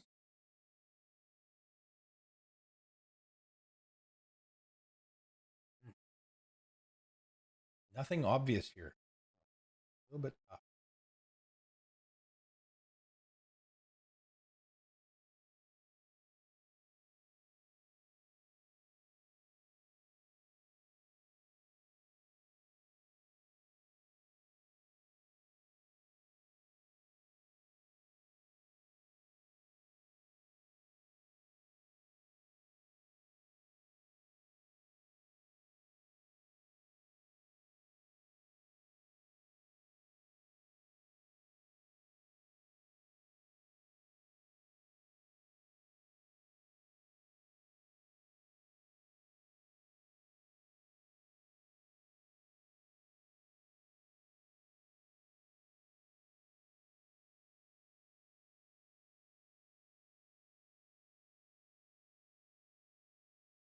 Interesting.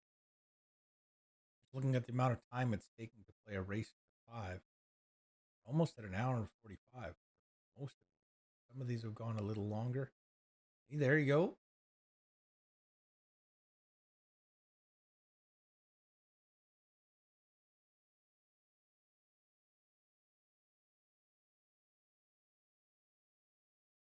Honestly, I think if you just draw it back a couple of inches and then leave the cut to the side, you can roll the cue ball up here.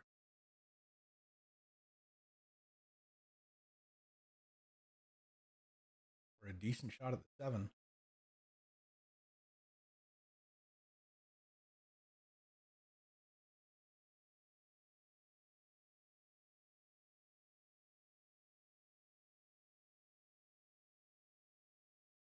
That works. Ryan's going to have to try and use the 15 to stop the cue ball.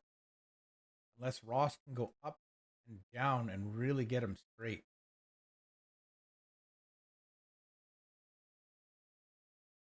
The further that goes, the better. Now Ryan has to be aware that if he rolls this forward, he's going to come past the 15. So it's got to have a little bit of right-hand spin or a little bit of bottom. I like the spin idea because that slows the cue ball down. You don't have to hit the cue ball as fast. And he hit it just a little thick, trying to hold it.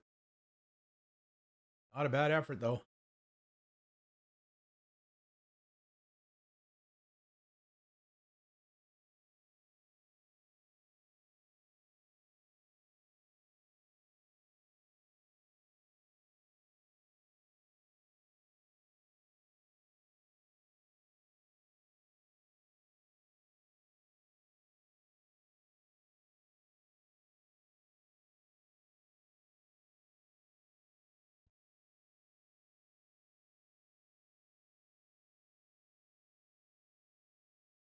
Taking that 12 ball, trying to get there for the 14. Done a good job. You could take the 14 or you could take the 15 in the side now as well and get on that 10, but I don't mind either one. I would probably take the 15 just because I want to get rid of that 10 ball and not have any. And I mean, you've got a good opportunity now, and I don't want to waste it. Right? You might hit this next one too hard, and then you're out of line, and then you're scrambling and taking the 9.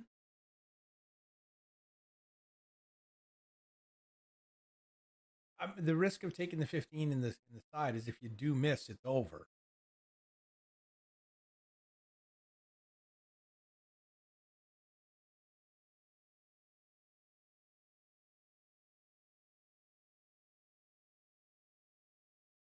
Well,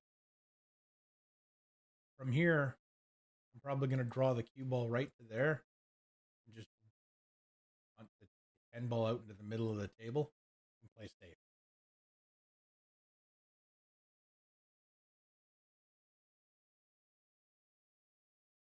You might get that 14 or 15 in the side, but I don't know. It's risky. If you didn't want to take it before, I wouldn't want to shoot it now.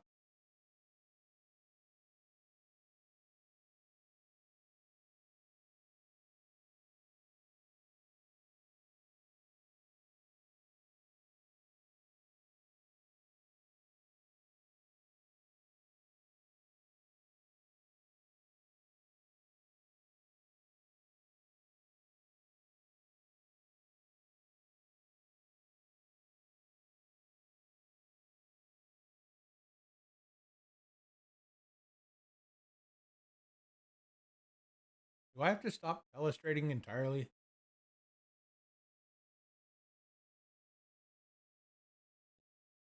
I'm just kidding. It was a logical conclusion.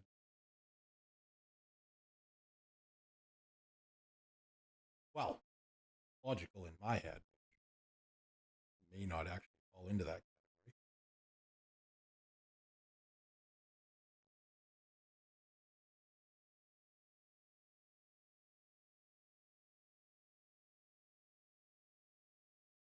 I think Ross thinks he can see a piece of that 7. If not, he may try the old rail first in, make 7. A little easier to do when the 7's right on the rail. You don't have to judge that distance that it has to come back, but it can still be done.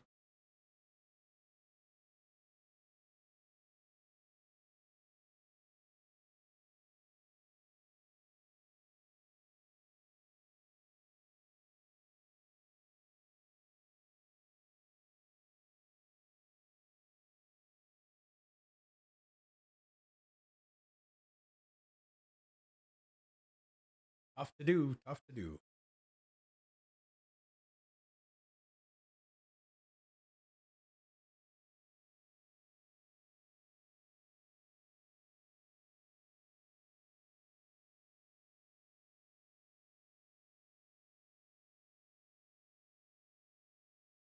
Looks like Casterly and Fiesta in the background there are going to go to 6.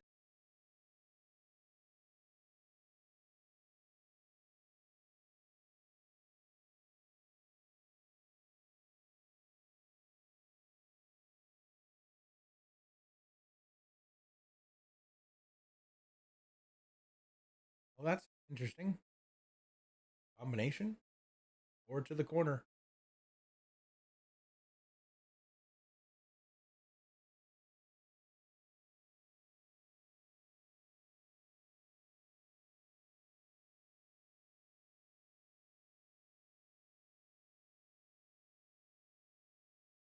If you take it to the corner, you do play it so that you can leave the cue ball on the other side of the 8.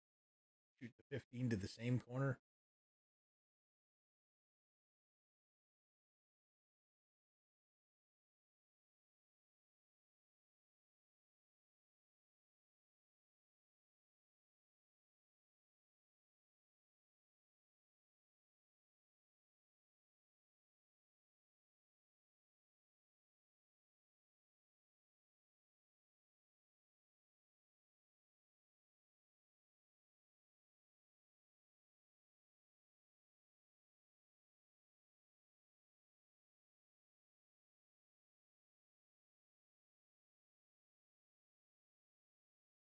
That's going to leave Mr. Mason a bank corner.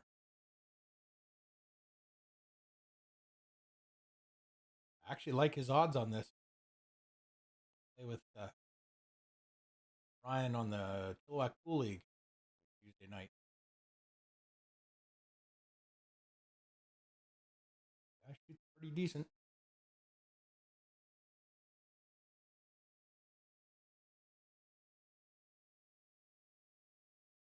Gets it to go. Uses that 15 as a stopper. Now Ross with a nice, simple 8-ball. And then it'll be Hill. They've been fighting, getting back to where they need to be. We're probably going to come back and watch the decider on this one. We're just going to take a quick run around the thing. Well, actually, you know what we'll do? We will show the bracket.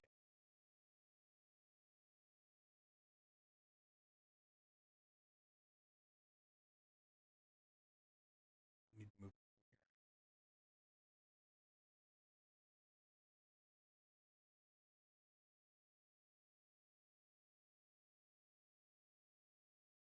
And turn off overlay. There we go. Now we can see everything. Okay.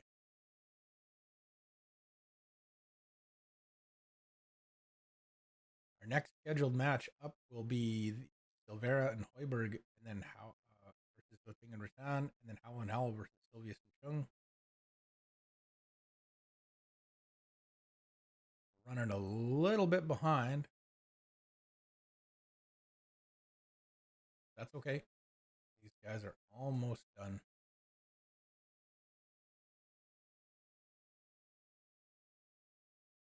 6-1 Hill. Sorry, fellas. I am a little bit biased. I'll admit it. I'm pulling for my teammate Mason on the Bradsen Mason team.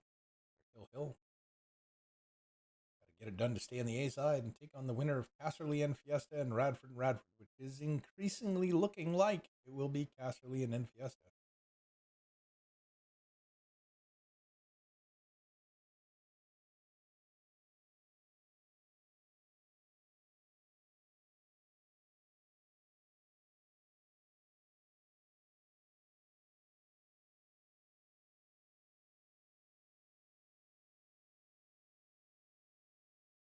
Nice break. Cue ball pops off the head ball, stops in the middle of the table, gets a couple of balls to go, giving his partner a chance.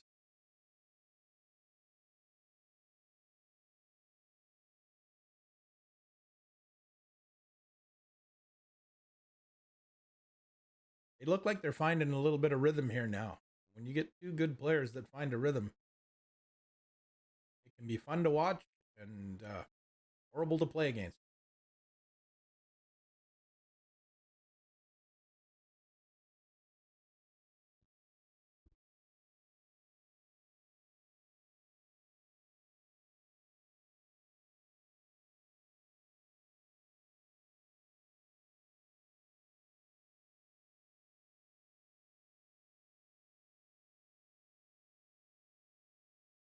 I know we said we were going to go from table to table, but anytime I get an opportunity to watch a hill rack, I'm going to take that opportunity to do so.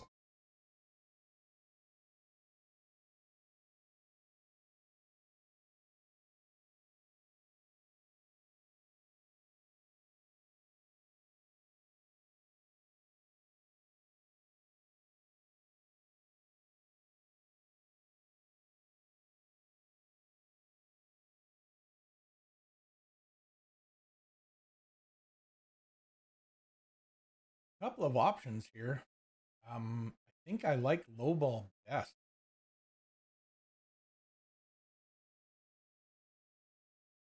And I think I'd like to take 2, maybe the 1.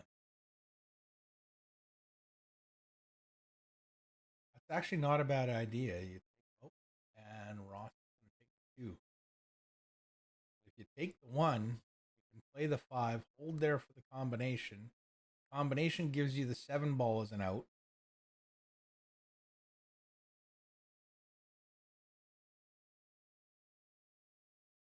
After the combination, the 4 ball is going to be over here.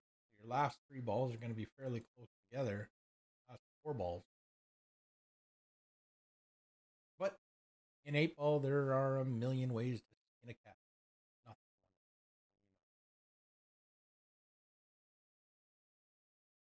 That looks like a 7 ball on the side shot now.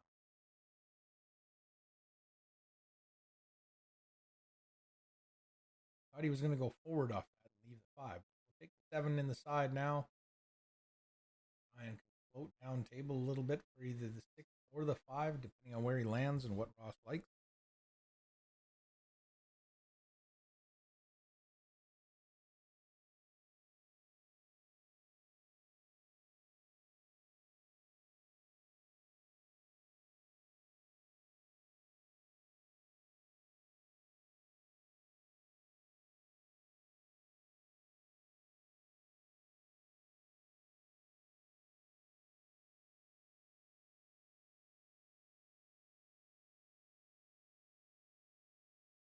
Hopefully, in the next couple of months, I get set up in my office here where I can have some guest commentators come in. I could probably bring you in over a mix call. I'll have to look into that again in a few years.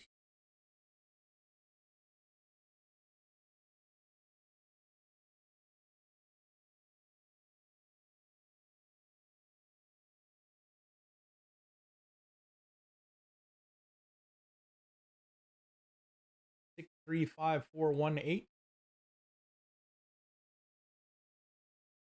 Now off the 3, you're going straight into the rail, coming right at the 5.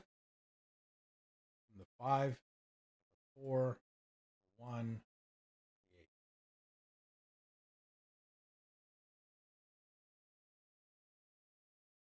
That's what I see. Doesn't mean that's the right way.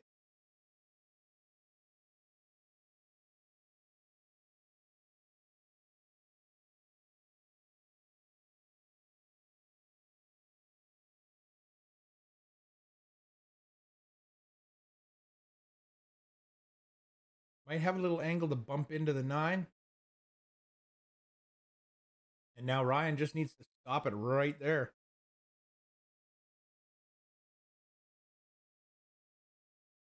Gonna have to elevate the butt of his cue a little bit. He's so close to the rail. Obviously, have something on the table there. There's a table behind him, but it's back well enough. I don't think it interferes with the hand. Oh no! Did that roll forward onto the 9? Does he still have the 1? We'll find out in a second. A little bit of unintended follow. Ross didn't have a happy look on his face. He's going to have to masse it just a little bit. What that means is he'll have to elevate the butt of his cue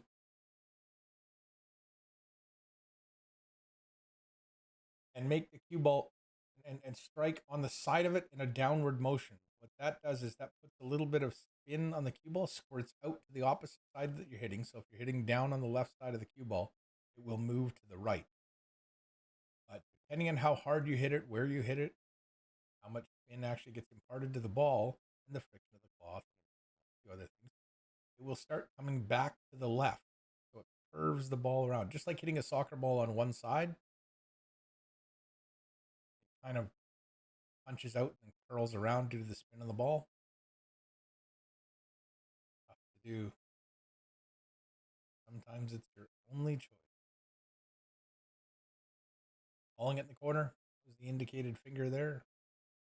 Poking bottom right corner. Spun it a little too much. Got a little too much masse on there, but held the cue ball beautifully for the 8. Ryan would have made that if he had gotten the opportunity. But now Gillis and D'Addario with their opportunity to close it out, and it's a good opportunity.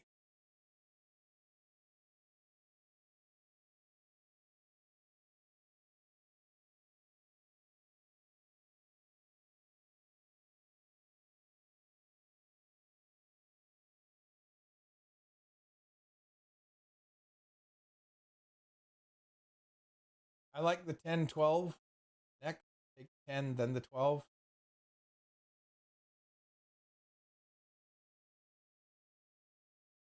I also don't mind if you take the 14 now either. You're going to leave the 13 for your last shot, so it's almost 6 of one, half a dozen of another as to how you get onto that 13, whether you use the 14 or you use the 12 or the 10.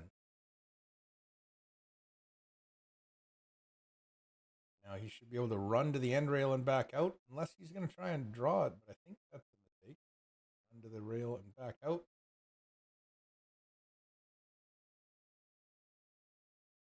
And then depending on the angle that he has, he'll either stop it there or roll forward to the end rail and then climb down that side rail. Just like that, that's perfect. You see, he had a little bit of spin on that cue ball, a little bit of left-hand spin. Check the cue ball on the rail and spin it back at the perfect angle to get on the 13. That looks like it's going to do it.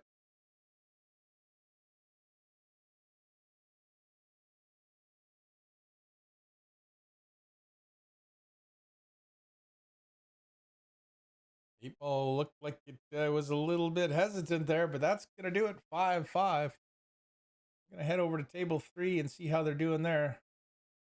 And I'm going to take a small break, and I'll come back in a little while to do more commentary, but I just need a little break. 5, 10, 15, 20 minutes, something like that. 15, 20 minutes. Okay, back in a bit, folks.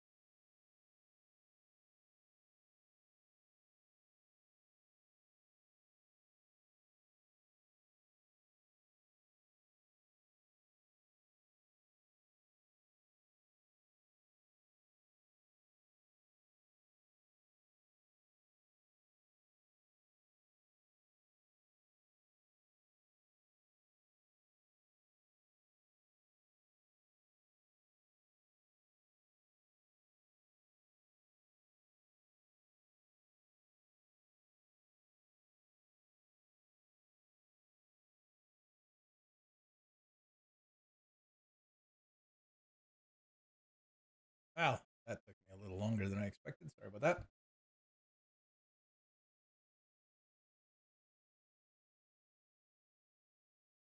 Lim and Termello. Railing white Mac 3-1.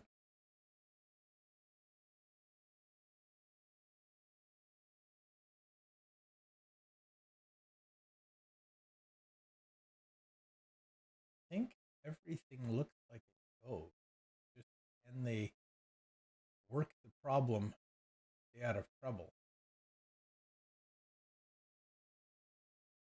Still workable from here. I believe he's still got the stick.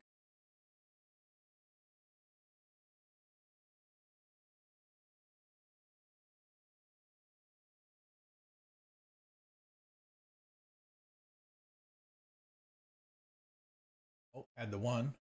Holds it there for the 3.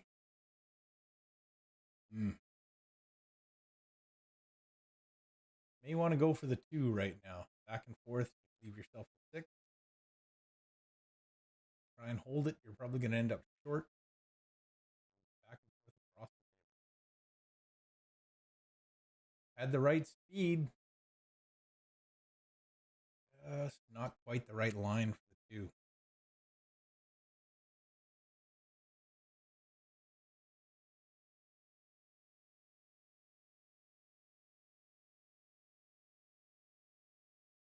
Take a look at table number 4. Kruger, Curtis George beating Joris Sandu and Roman Pinsker 3-1.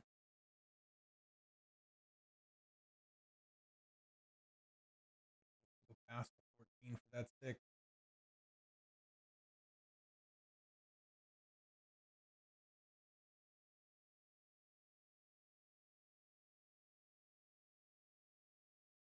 Not as easy as you'd think. It's got a bit of a steeper angle than you'd like to just roll forward. Good possibility of coming right up in behind the 14.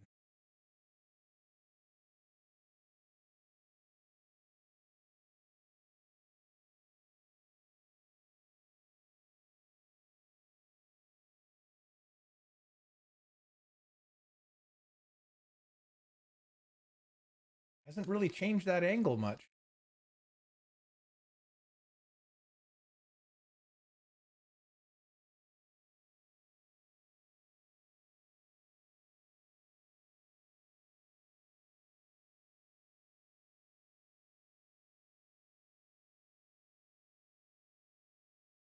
It's going to try and thread that cue ball between the 14 and the 9.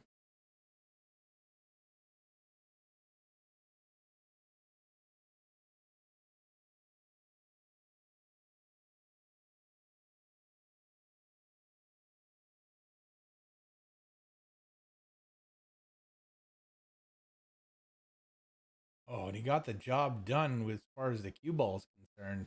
The 5 ball has decided to hang around for a little bit longer. Jora up to the table.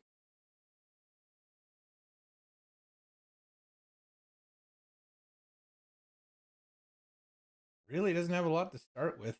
Needs to try and make the 14s glide past the 5.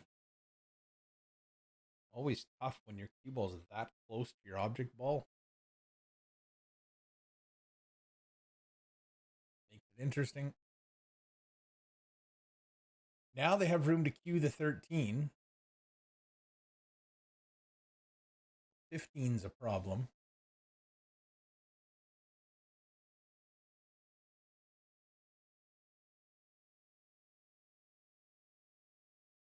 But even if you can get a stop shot or maybe just roll forward a little bit. Either way, if you stop here, you can use that one to start. And then you can play the cue ball, the 9. A ton of different options here.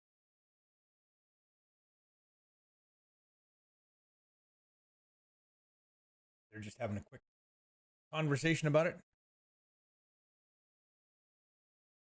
Dennis, I'm not sure exactly how they figured that out. I think it is a Fargo average. I'd have to double check, and I just didn't think to ask.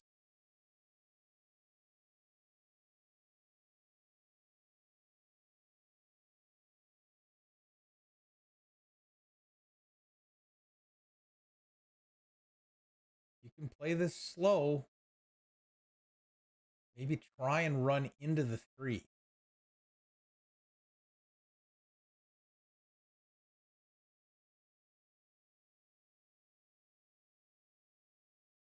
Oh, that's made it a bit of a challenge.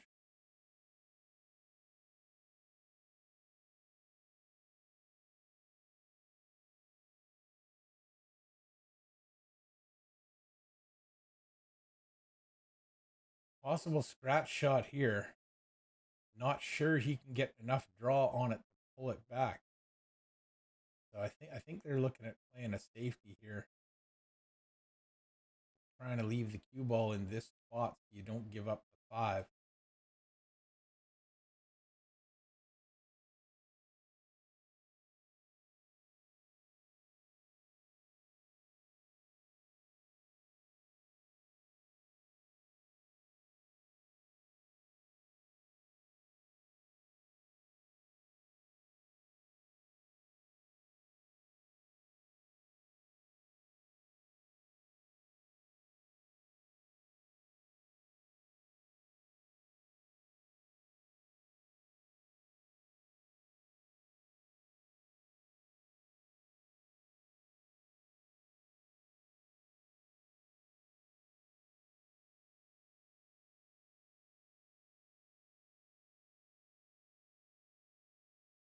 Well, this gives Curtis another opportunity to do pretty much the same thing. He can either tuck the cue ball in there or he can try and make the 3.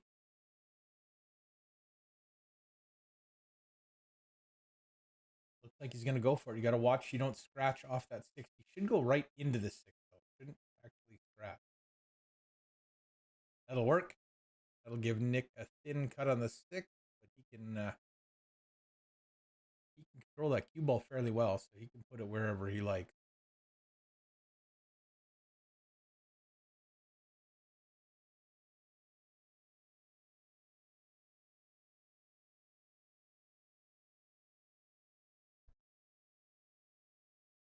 He's just looking at this open space here.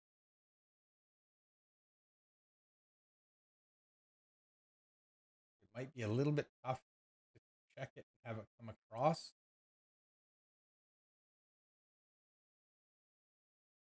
But he also has that area here.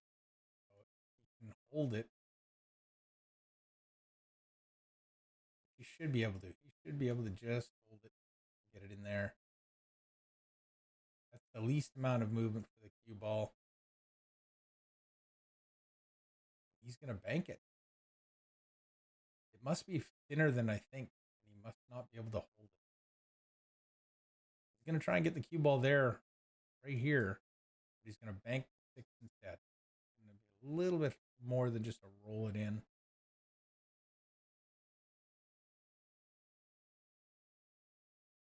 That works. Curtis should just be able to go to the side rail, pop right back out to over here somewhere, and leave it for the side. That's one of the things you can do as a Scotch doubles team is if they don't allow coaching, which this venue does, as long as you're sitting in the chair, you can't go up to your opponent or to your partner. But you can indicate your next shot by where you want to play position for it.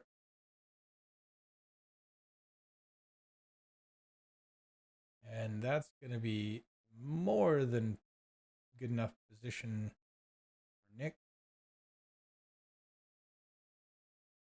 So they'll go up 4-1. We're going to transfer over to table number 1 for the Silvera Heuberg Zoting Rattan match, of which Silvera and Heuberg are leading 2-0 in a race to 5.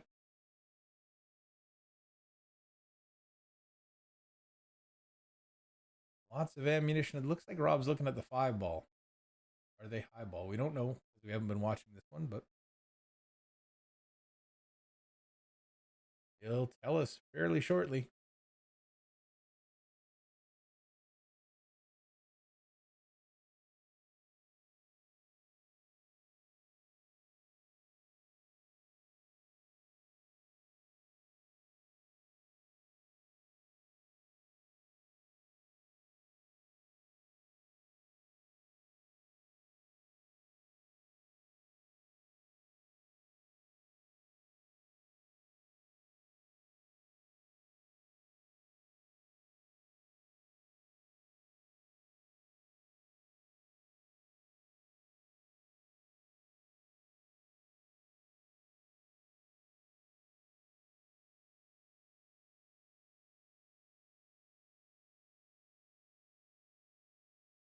Angel will take the 2 to the bottom left corner and just stun out towards the table for the 6 or the 3. And sitting there, Rob is kind of whichever one he chooses is perfectly acceptable.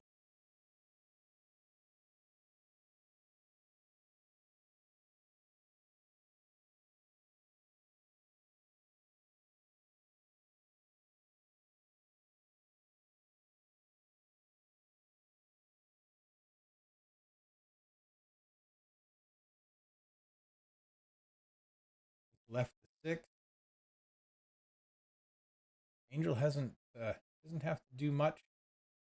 Stay on the 5. You can see she's eyeing up the line right there.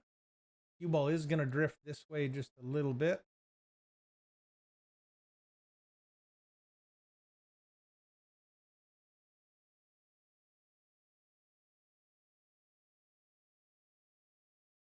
Maybe a little bit more than a little bit. That looks like there's a little bit of angle there.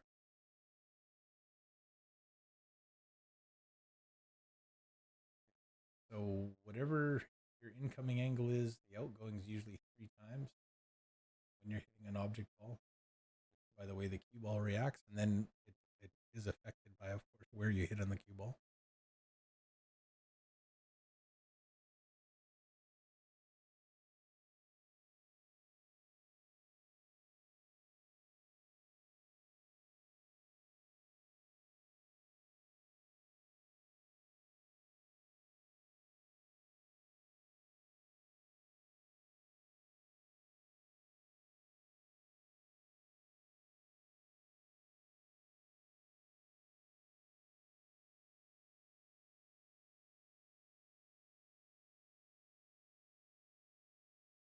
Because the 8 ball is forward of that side pocket, even if you're left here, you can still get to the rail and come down table. You don't have to worry too much about scratching the side unless you're trying to draw it back.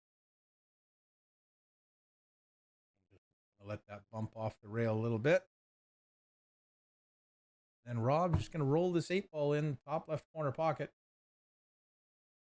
Doesn't have to do anything with the cue ball, just straight top. Stay away from every trouble hazard that's there, aka the side pocket.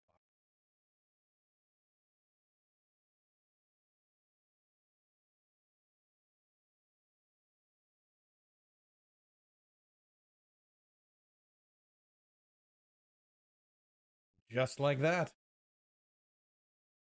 Silvera and Hoiberg take a 3-0 lead. Table number 2. Sylvius and Chung versus Howell and Howell. Howell. Hold on a second. Hold on a second.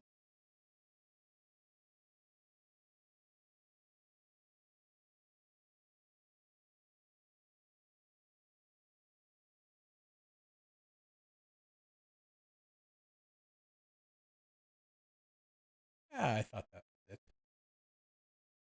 I was wondering why the name Howell was ringing a bell in the back of my brain. The married couple from Gilligan's Island, you know, an eon ago. Anybody under 40 is probably not going to get that reference.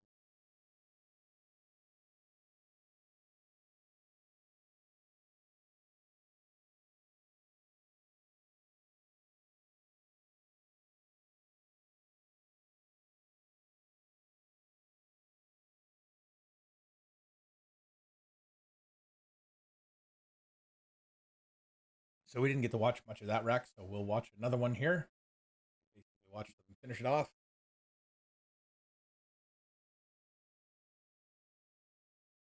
They lead 4-0 now.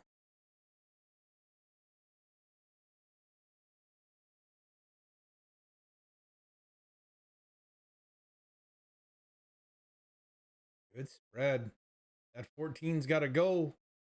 There. Now they have an opportunity to get through this rack.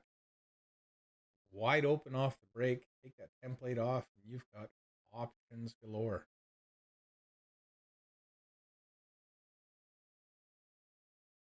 some small approach vector problems, but for the most part, this is a runnable rack.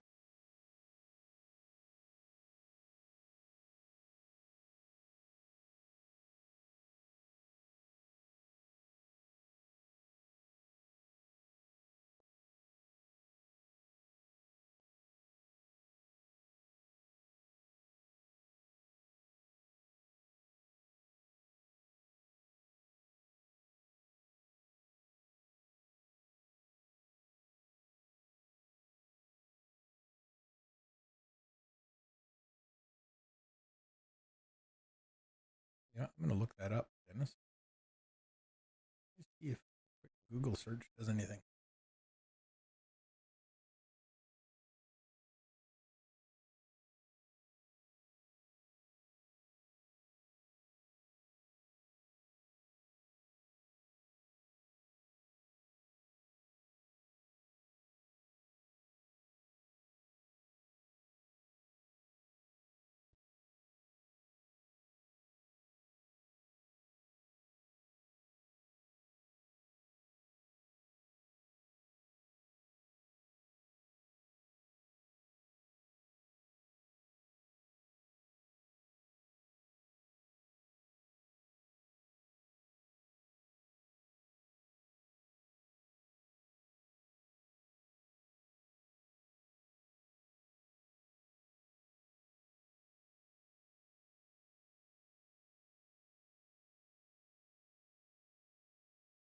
Yep.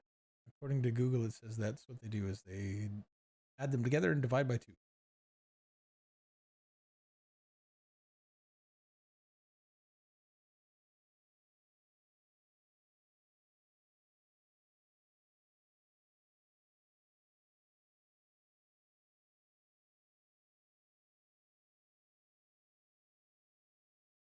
Oh, there you go.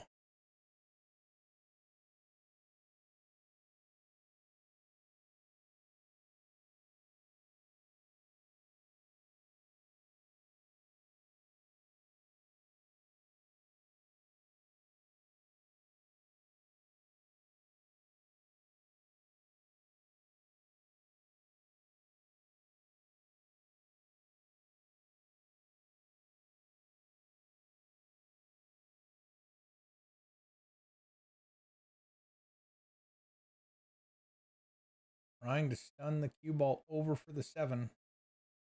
Just had to cheat the pocket a bit too much. Hasn't left much to start with other than that 15 on the left of your screen.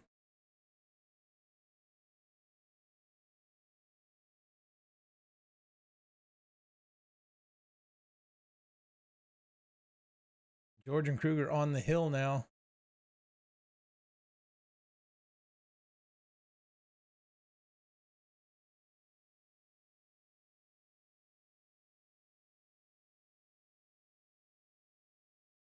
I'm just going to monitor that one, and if it ends up being looking like it's going to be the case rack, then we'll switch over to watch the end of it.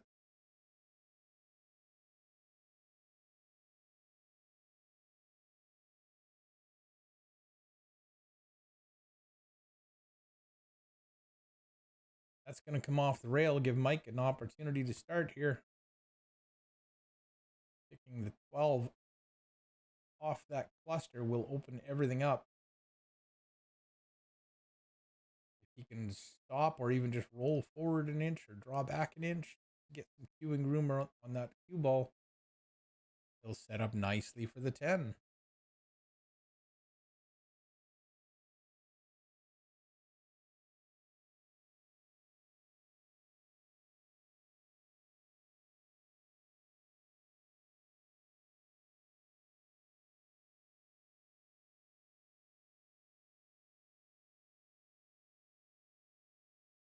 He left that a little short. Cue ball's going to run a bit here. Should still be okay. Mike's probably going to come in here that way.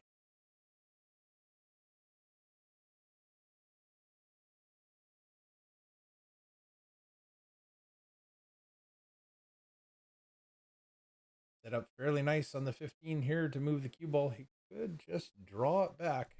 Just draw it off of that 15.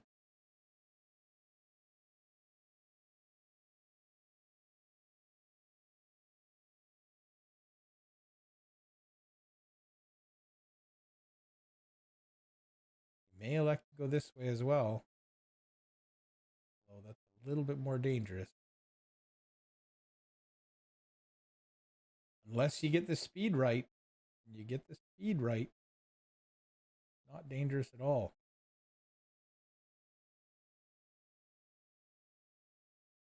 Might be too far. If he was here, he'd just draw over this way.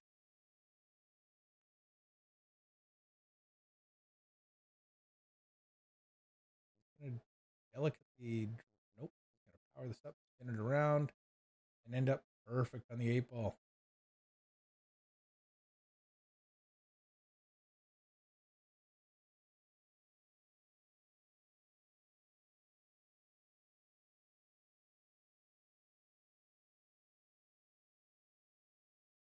I've got something in the works here in the next little bit that might provide some good little snippets that I can run as examples of what I'm saying. So we'll see. We'll see if that works. It's gonna be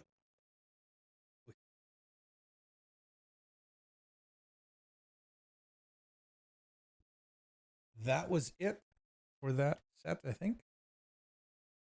Or do they have one more? I think they have one more. They just made it 5. So we're going to head over to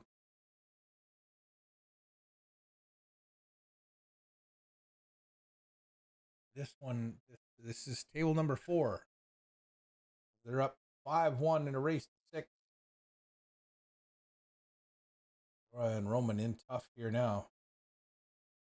But Curtis George has been playing a lot better lately. I think he just won a tournament out in Calgary. It was a U550 or something, or maybe I could be wrong. I'm going on a half remembered thing. I post I saw.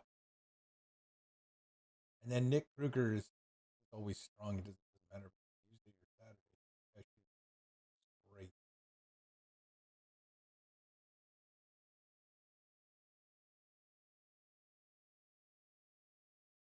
So I'll just bump this out. Thought he was going to want to come closer to the middle of the table.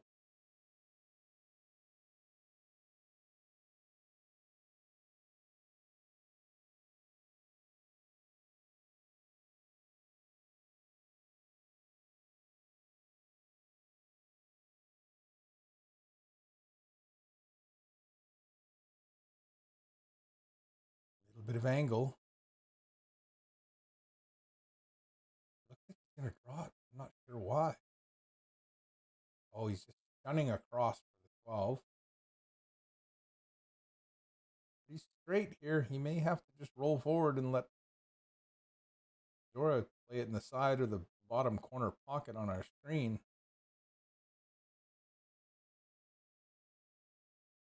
Right at the side pocket.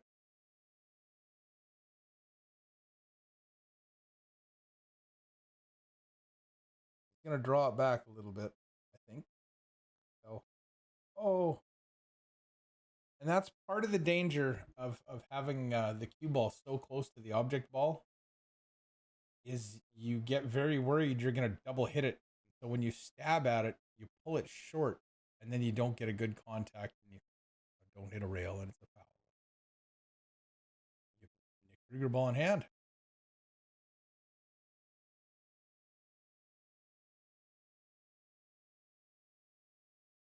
That's a little slow. Oops, I have an echo here.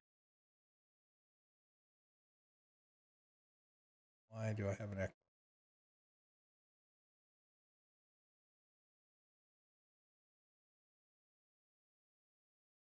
Interesting. Seems to be gone now.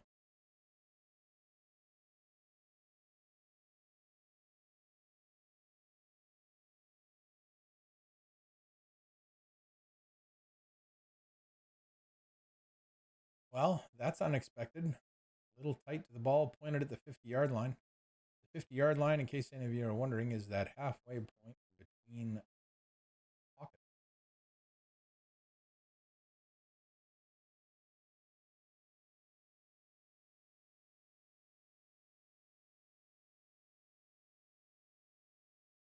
Not sure Nick has a shot to pot this.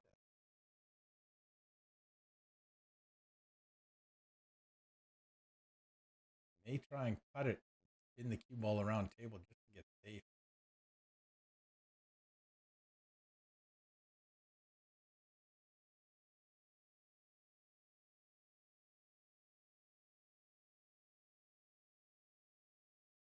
And that was the goal there. It was more to get the cue ball into this area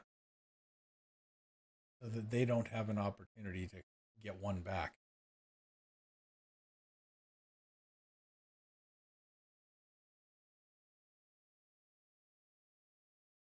Roman wanted to hit the other side of the 10 just to make it, to put the cue ball in here and make it a little longer, but unfortunately hit the other side, floated up table and given Curtis a decent opportunity to make the 3, although he's left-handed.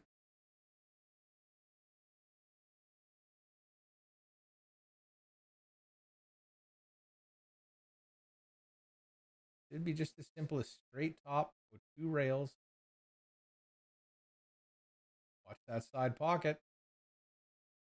Just floats by.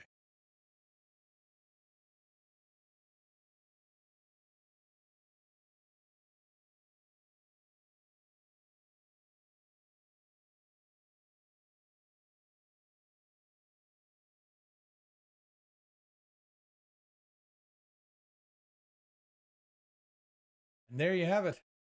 Curtis George and Nick Kruger have defeated Joris Sandu and Roman Pinsker to 1. Off to table 1.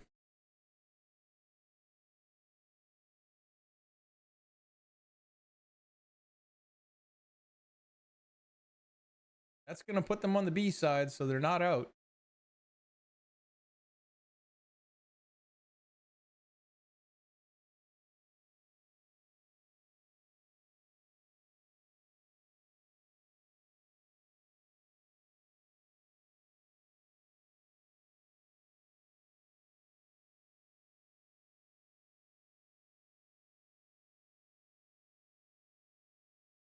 Sonny just missing that cut to the side. Gonna bring Rob to the table. I think an open table.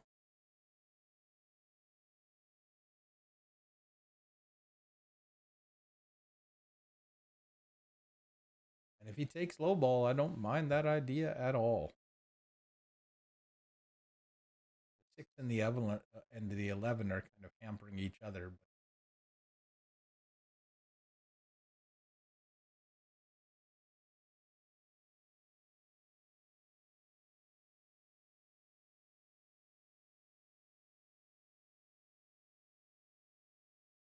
really doesn't want to take the 7 ball right now, but it's not a bad idea. It's a little hampered for access here. They're all ready. Oh, he just went to get his extension.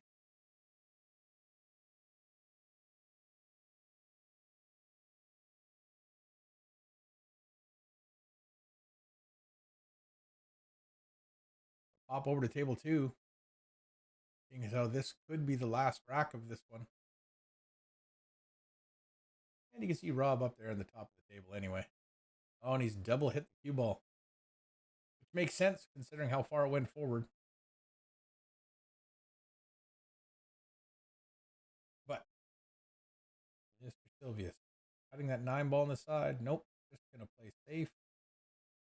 And he's done a good job of it. He's a very smart, tactical player.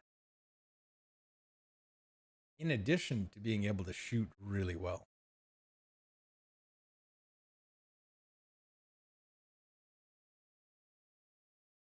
I think I'm having an issue. Hold on. Oh. Wow, that was weird.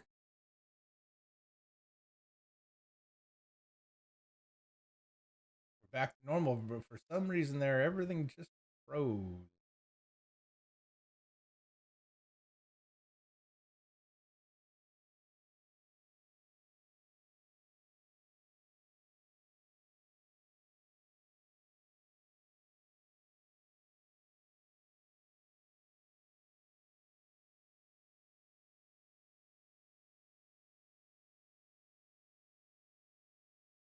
gonna check something out. Give me a second.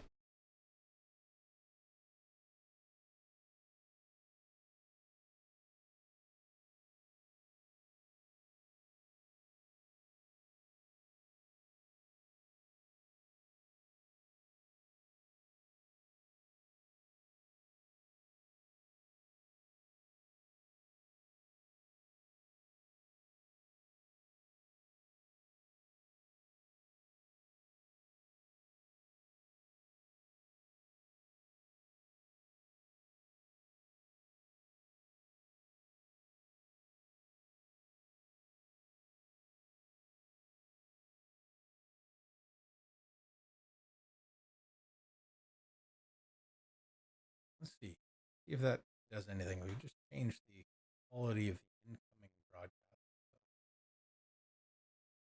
So might be a little clearer, but it might also cause more hiccups.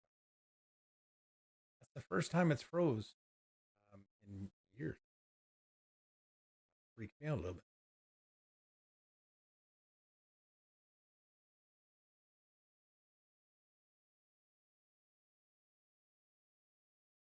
He was trying to come through, bump that 8, I believe.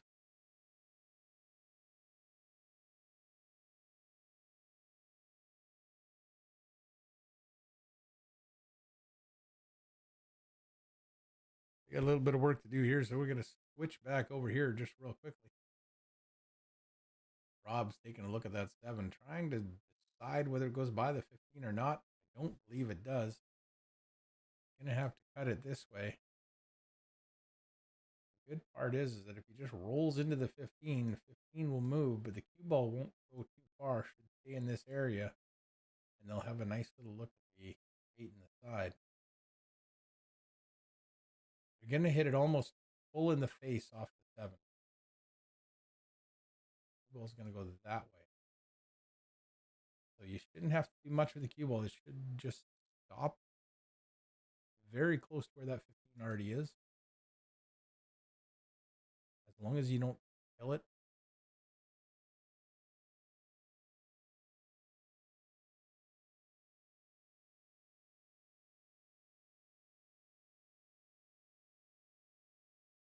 He hit it a little bit thin. So he hit the left side of the 15 and went forward a little bit. Not a bad effort. Just one of those things. Slightly misjudged it.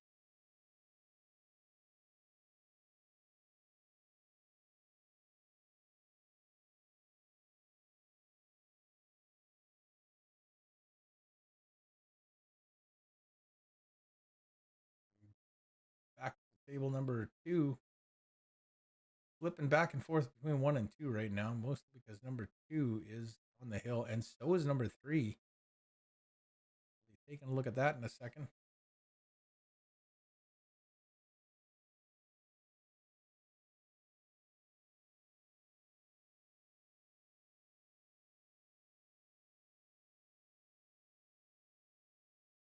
Over to 3, see how they're doing. It's a wide open rack.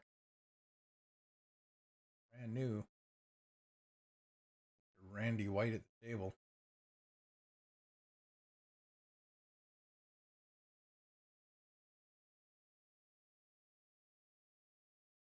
Tried to move the 9. He moved the 3, still left the 12. So it worked out. I don't think he was trying to move the 3. I'm pretty sure he was going after the 9 there, but heck of a shot if he was trying to bump the 3 out of the way.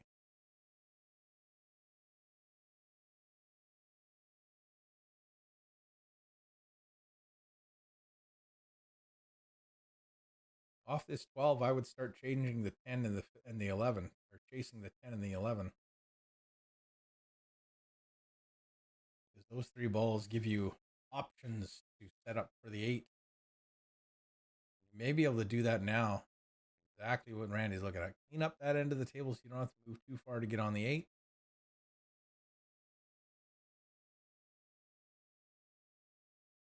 Held the cue ball nicely. Chris to take the 11. Chris just needs to come to the center of the table. Nothing fancy required.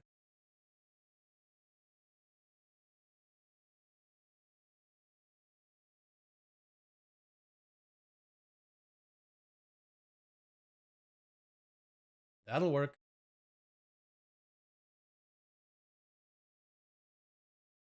And whatever fine angle that Randy has on this 15, he can draw it back and he'll have either that, I think it's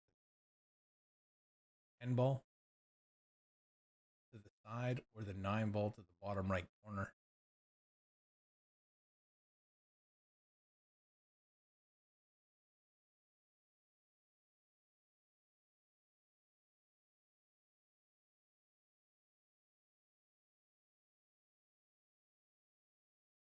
So Ting and Rattan are on the 8 in table number 1. So it looks like we're going to go to another game. Oh, they would have gone anyway because it's 3-1. Sorry, I thought that score was further along. We'll keep it here. This could be the case, Rack.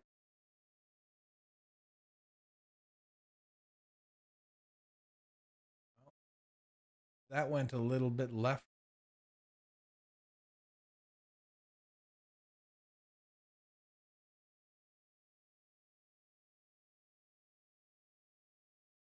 Randy can just gently roll this in and try and get the cue ball to stop. You'd like it to stop before the center line.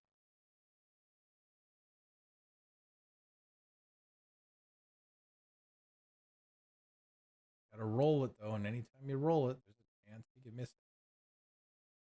And if he plays it with speed, like if he cuts that in and he tries to go around, now you're taking a chance on rattling it. It doesn't look like he thinks he can stop it before the mid. So he's trying to decide, okay, where is it acceptable to play this in this corner?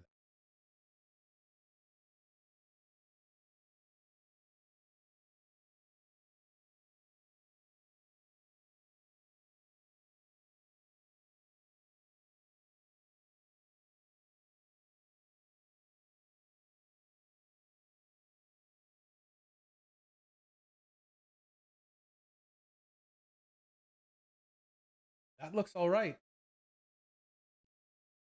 Chris might be bridging just a little awkwardly with the 7 there, so might be bridging back a little further than he would like, but not much. And just a little draw on the cue ball. Oh. Didn't take very much time on that shot.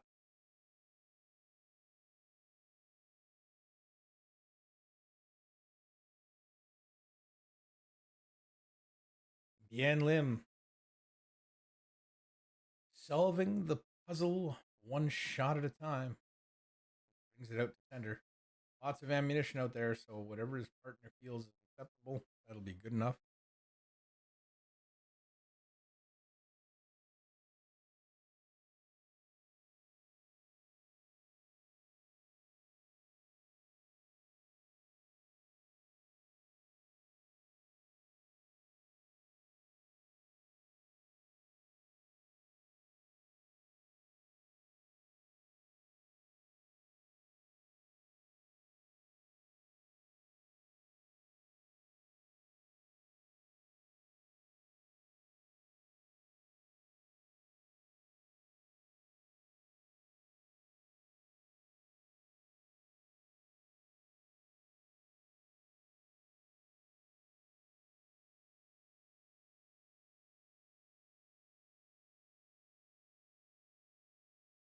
I like the speed with which these guys play.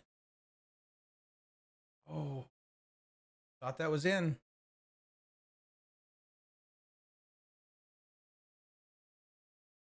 Really?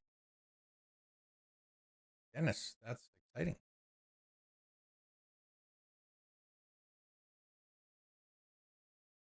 Some of these players have already signed up for the 10K prize pool at the Open Division for the Prince George Mardi Gras tournament. I think that's coming up very quickly, isn't it?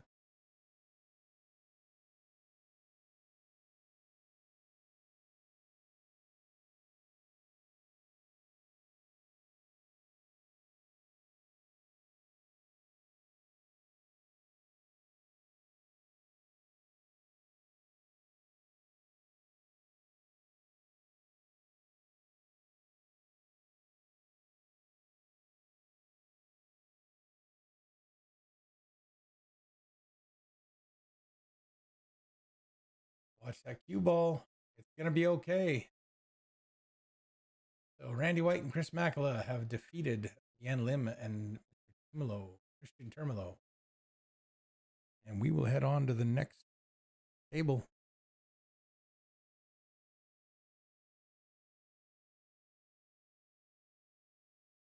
Harry Miko, Mr. Fraser against Cora Sandu and Roman Pinsker.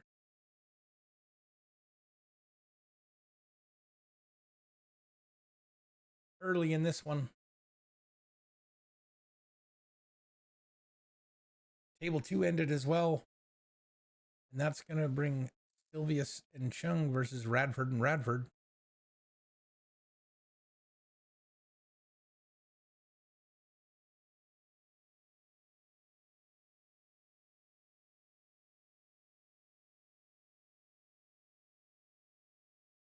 Delicate little shot there from Harry.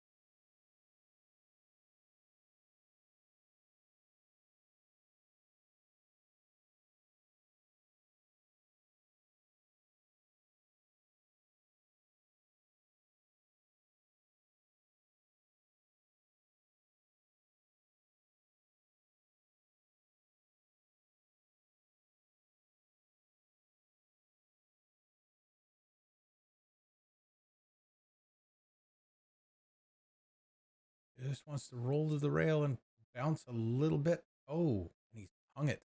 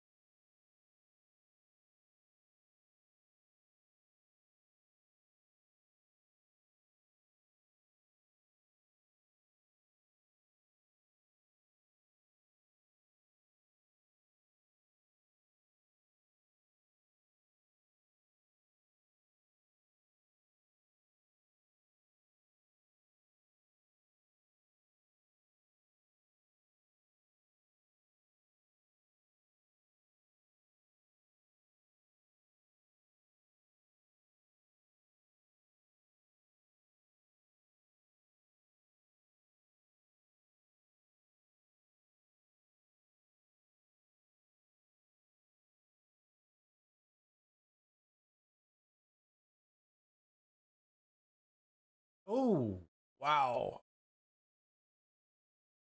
That cue ball was supposed to go running around like he indicates there.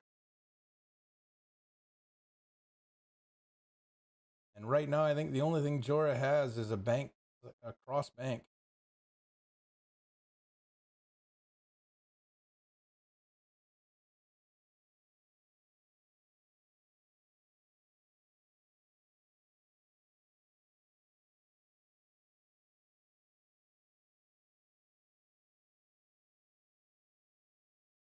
This would be a heck of a shot.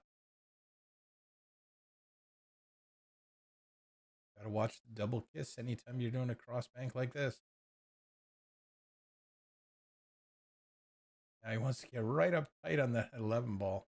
It's not going to happen. And the 8 ball didn't stay open either. Oof.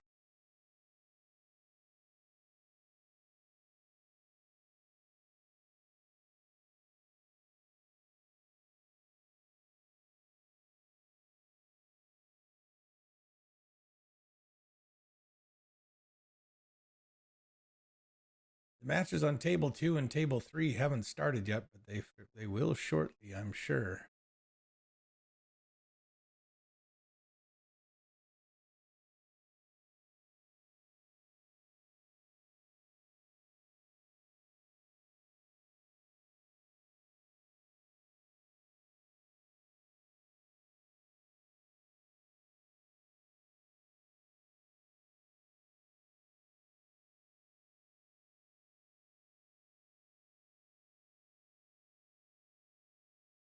You can play shape on the 15. You do not have to break it out.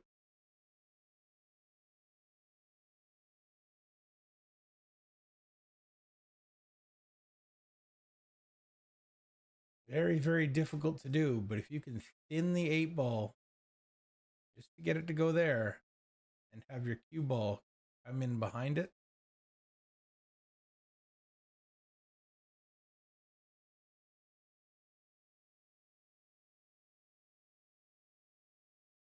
you're hitting about an 1/8 of the ball or less, a 16th maybe. Wait a minute. Table number 4. Not supposed to tell us right on this one. We're watching the screen. And he's looking at banking it back to the bottom left corner pocket, I think. It's aggressive.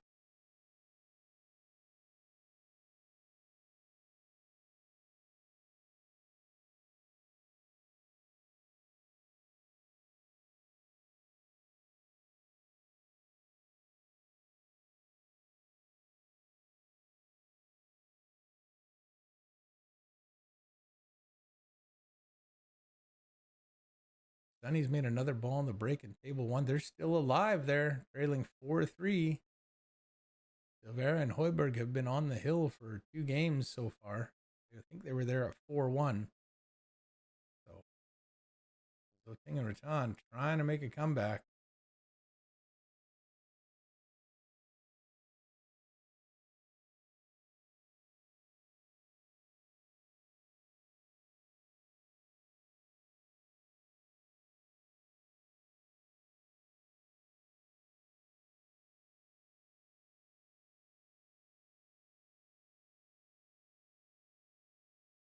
Little unintended kick on the 8 there from Harry Miko. Still probably going to work. That 11 ball is set up fairly nicely for that right corner pocket on our screen.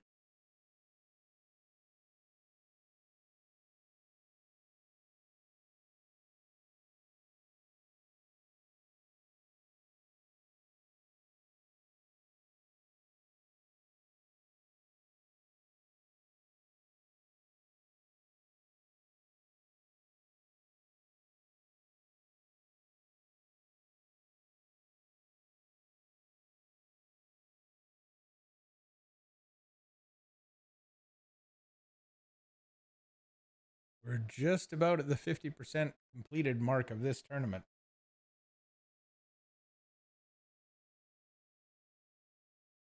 So hopefully we're done by about 9 o'clock tonight. We'll see.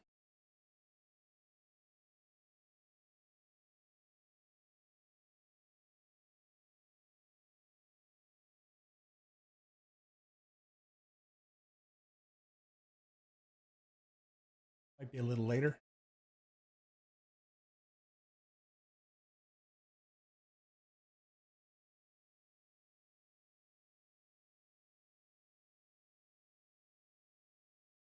Can't leave your partner better than that. 1 rail or 2, it's up to you.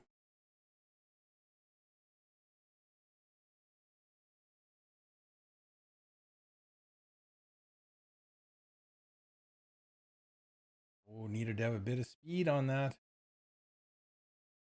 That's all right. Here you can cut these in like not a big deal.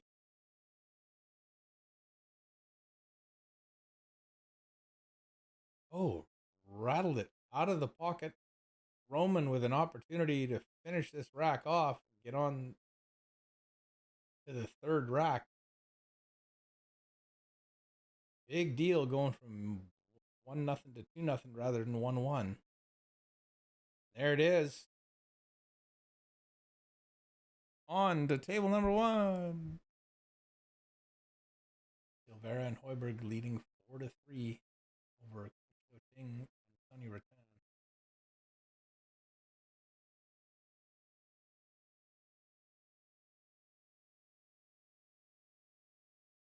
Sonny taking that long combination on, trying to make the 4 in that top left corner.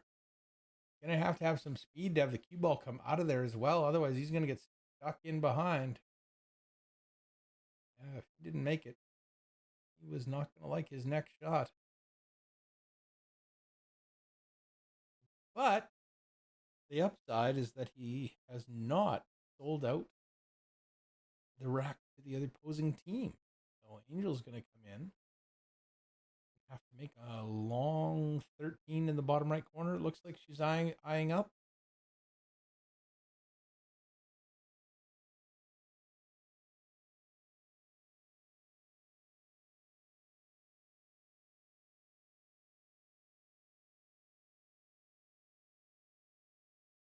Undercuts it, but puts the cue ball in a fairly safe place. If it wasn't for the fact that the 7 and the 4 ball are almost wired.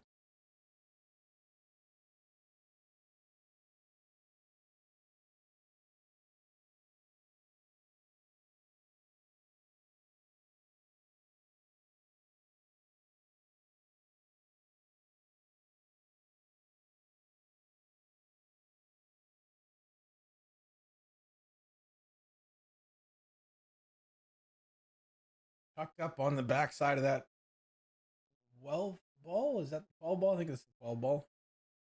Oh, Sonny can see the 5. So that's a bonus.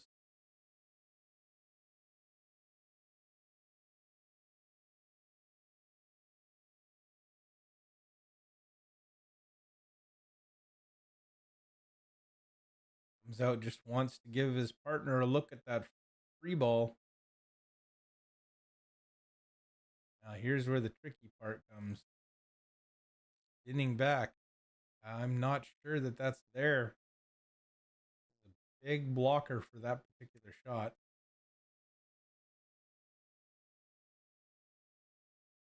Oh, and he tried. He made a good effort. That was always going to be tough to get close enough to come past the 14. Sonny being a left-hander, wondering if he can lean in and jump that ball. A little tough to do when you're off balance. Tough to do when you have balance.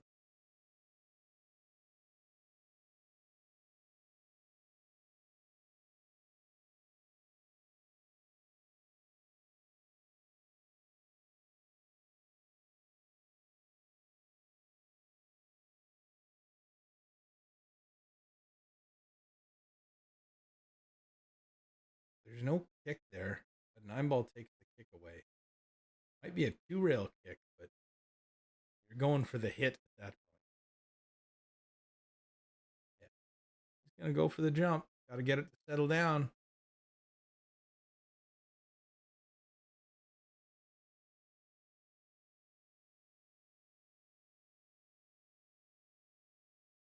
Clearly not comfortable doing the dart jump. But to get the cue a little higher, that means you can hit it a little harder and the cue ball will settle down a little faster because it's going more vertical than forward.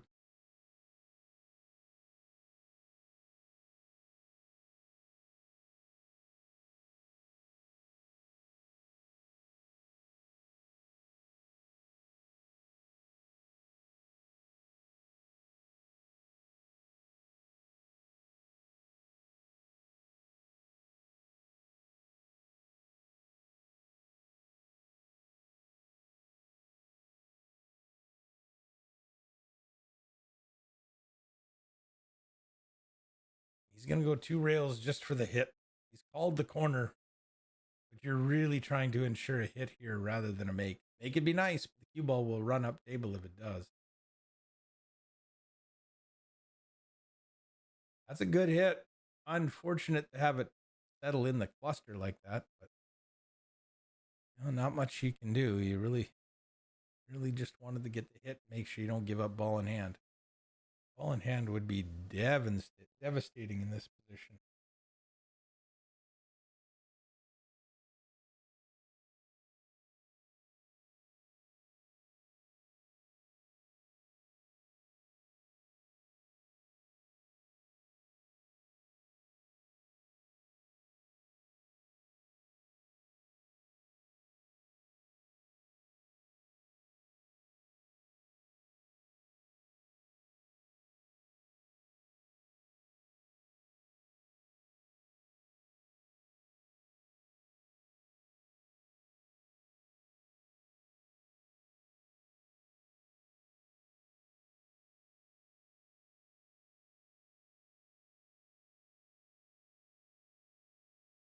I think you cut the 10 into the side and just try and leave the cue ball on the side rail, the 13.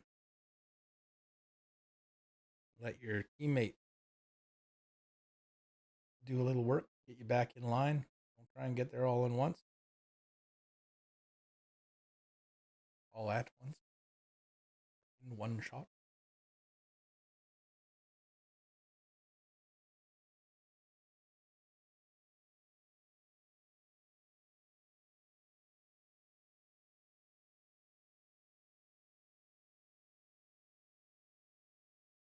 One rail kick off the back rail, I think, is the way it's going here.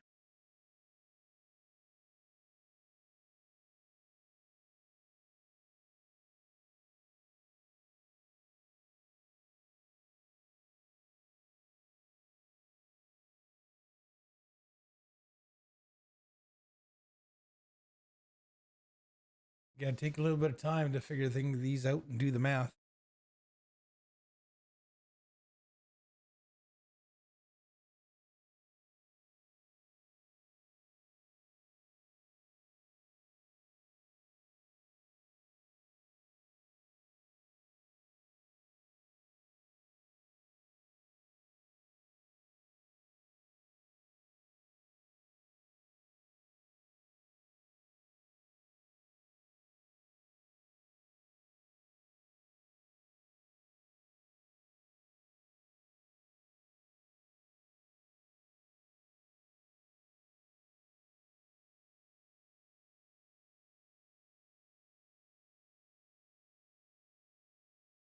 Interesting.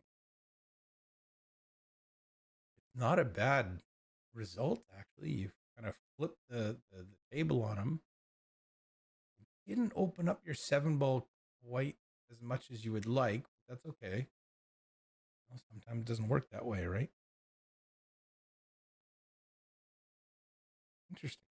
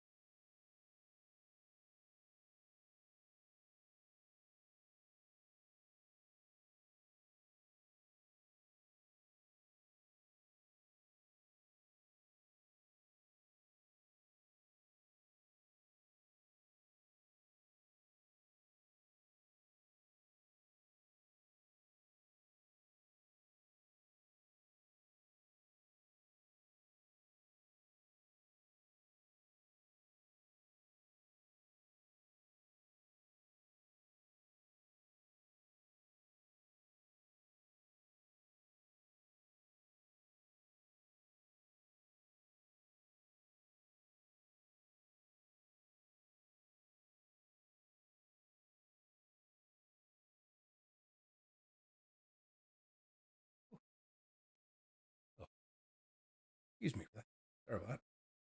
I think I'll get most of that. Hopefully, a little sneezing fit.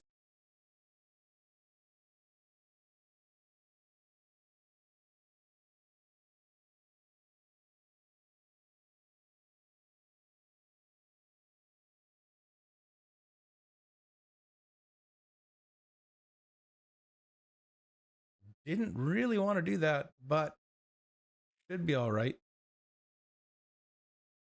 Rob should be able to just float in here, get a little bump, and then depending on where you land, here, you can take one of those two into the corner.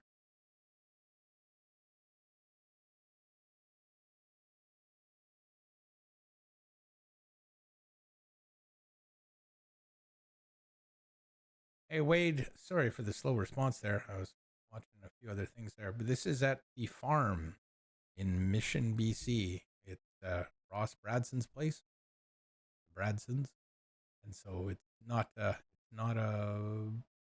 place you can just drop by, but as is becoming more common in the pool world in BC, it's pretty expensive to run a hall, so you're seeing quite a few people step up and open their homes to the pool scene.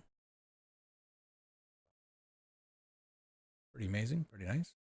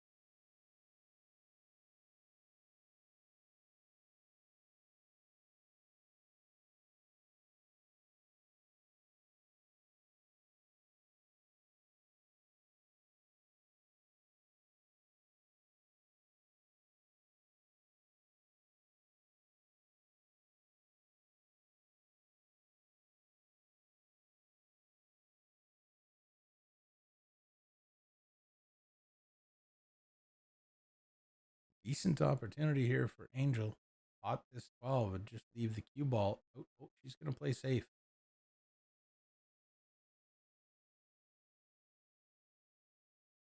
Isn't going to get there. This is going to give them an opportunity.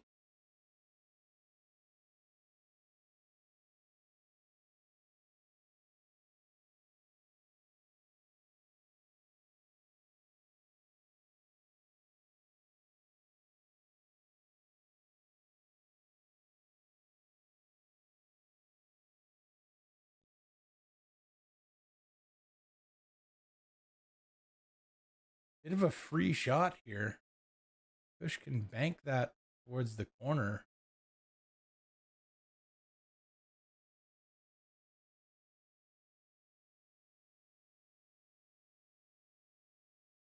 And then if he doesn't make it, it will force Rob to make a bank side. It's a fairly easy bank side, but it's better than a straight in shot.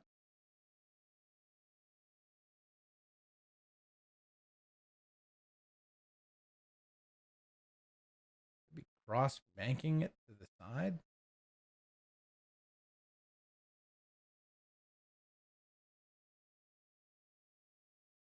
That's where he's called it. Cue ball is going to go up and down.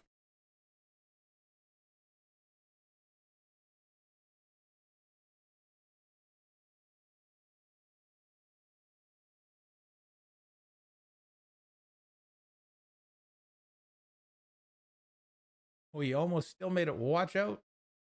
Uh-oh. Uh-oh. This might be it. The opportunity that Hoiberg and Silvera need.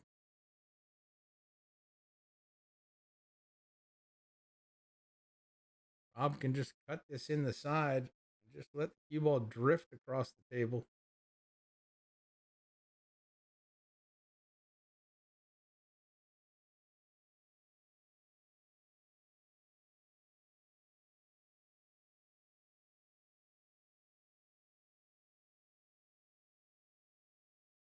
You got to put a little bit of spin on this to stop it from scratching in the corner. Or you just play it soft enough it doesn't matter. But that's going to be it. Silvera and Hoiberg advance to round 2 on the B side. Table number 2. Sylvius and Chung versus Radford and Radford, tied at 1.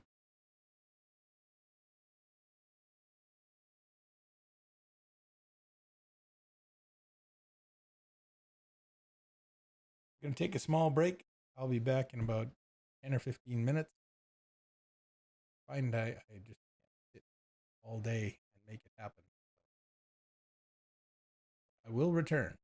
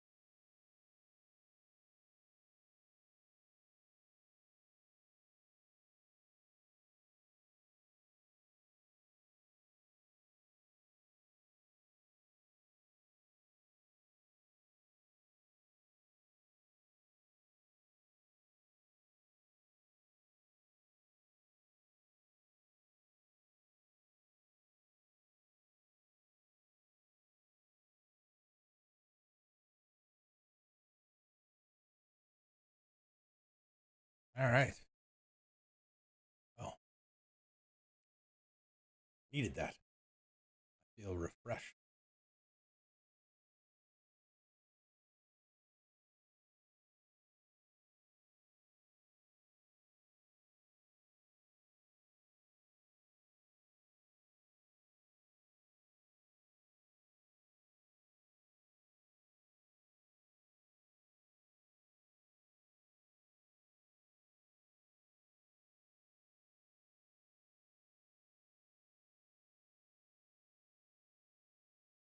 Ross Bradsen, our host today.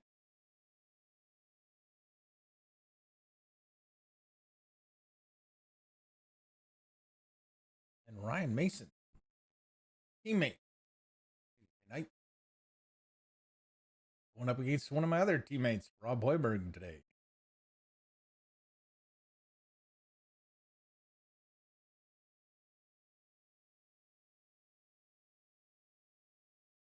Going to be a tough match for either team. Got to have a plan for dealing with that 2-5-4 down there.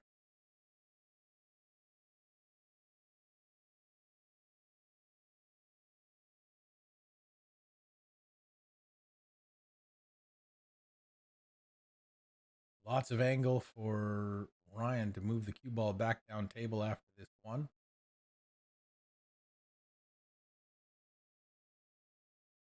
May try and get into this zone here.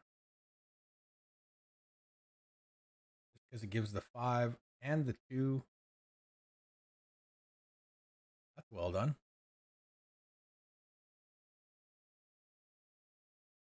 Now Ross can play into here. Or he can take the 4. I think you can play the 4 up in that corner a little easier, but it does clear the way sooner. This does go. Then the rest of the rack is easier.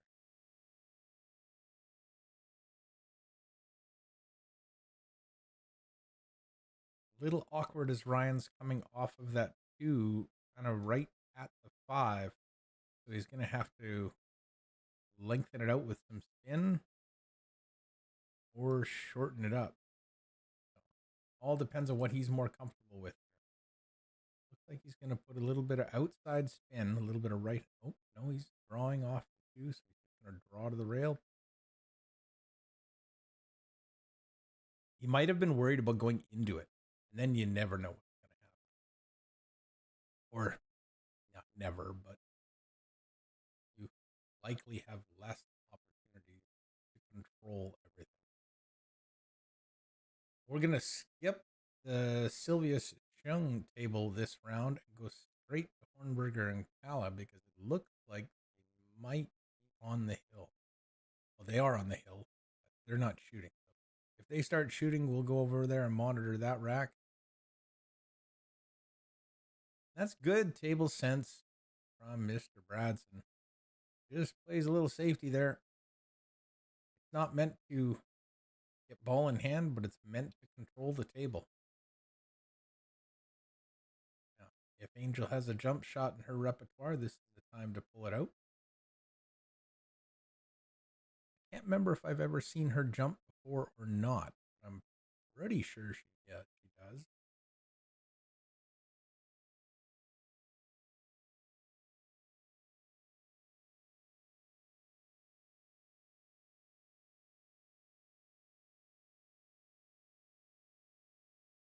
Kind of a good. Oh, just didn't quite clear the 8.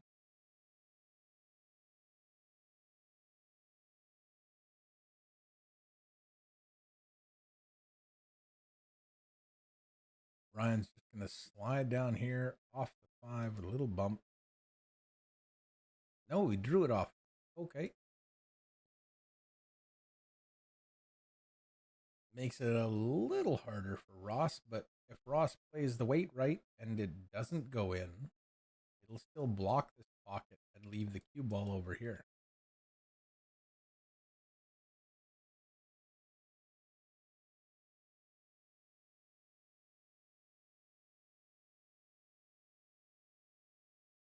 And there you go. So we are going to go to table 2.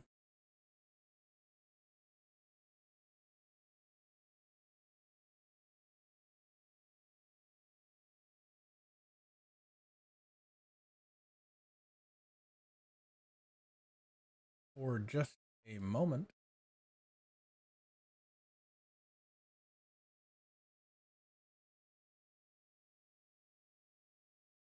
Because it looks like they are working up to finish that rack. On our table 3 match.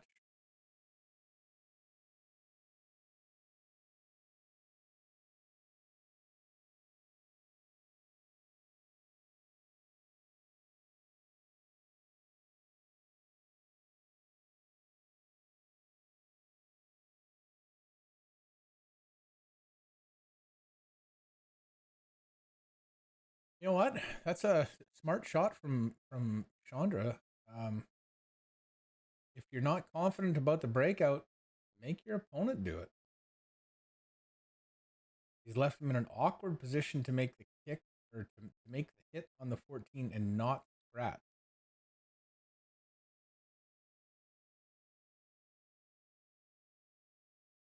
Although I don't mind going to the rail, flipping the 10, the 14, and then bringing the cue ball back here. So really softly. Oh no, that 8 ball's in. Unfortunate result.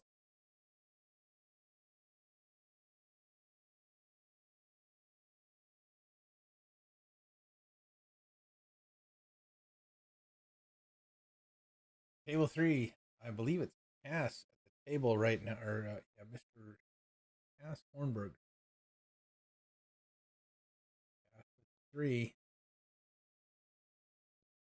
Gets the cue ball up there for the 1. Wants to make sure he's not on the wrong side of the 9. Oh, so close.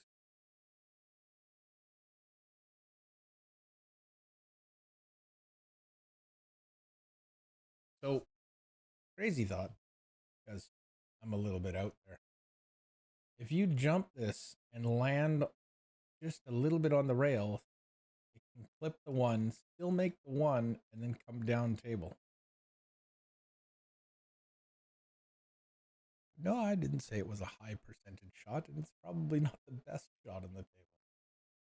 But it looked cool. Mike's going to thin the 7, or try and thin the 7. He didn't have much to shoot at in his defense. That was pretty tight.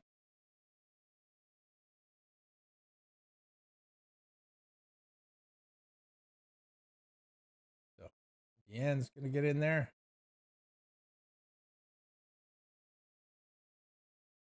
Cut the 14 in the corner and break the... Is that the 11 and the 10? I think it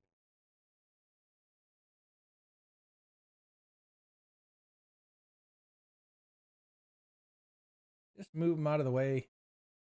Let his partner do some work here.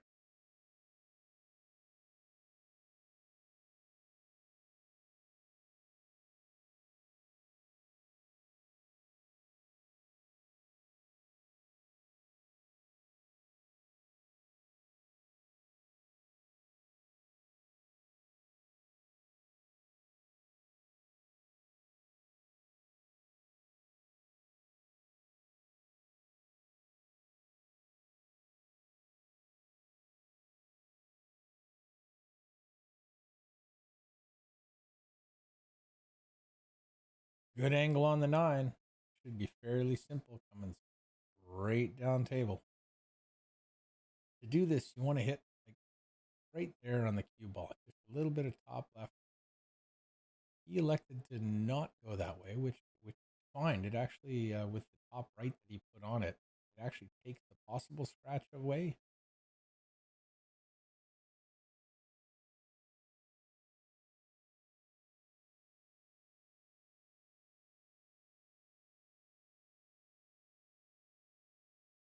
Yen Lim and Christian Termalu on the board, trailing 4-1.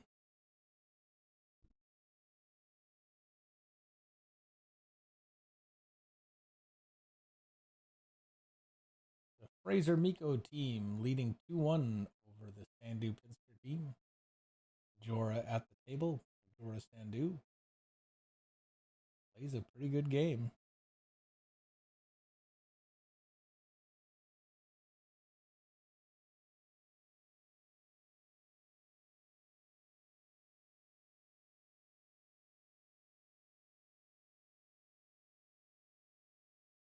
Didn't see what led to that. Must have been a ball in hand. Nobody's jumping up asking what the heck he's doing.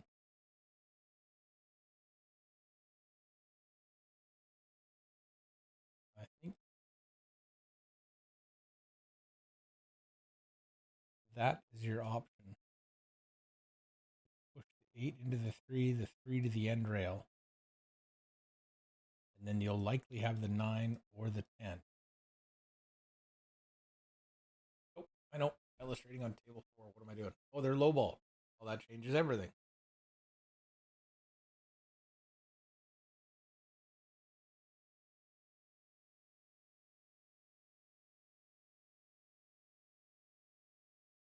I don't mind this. 7, the 3, the 2, the 1. Use the 1 last. You can probably get fairly straight on that 1. And if you can't, you can still come back to the rail. There's a very large target area at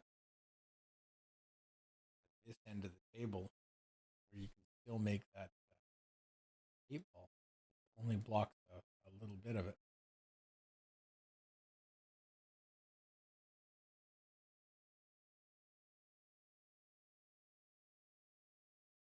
The danger here is getting straight on the 2. If you get straight on the 2, you're going to give your partner fit trying to get back to the 1. Got a little bit of a bump.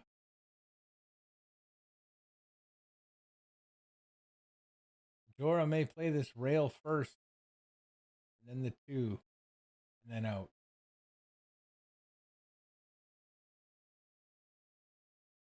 You got to sit down, Roman. You're not supposed to be at the table coaching or talking. Coaching while sitting. Not that you can hear me, of course. And I'm not sure if they were clarified, if that was clarified at the start. I know that's what they were talking about. But I wasn't there for the players' meeting this morning. And that works. No need to force it around. Just straight, a little bit of left, top left. Should be fine. That should get that cue ball to go around the table right at the 8. And it did. But unfortunately, he rattled the 1.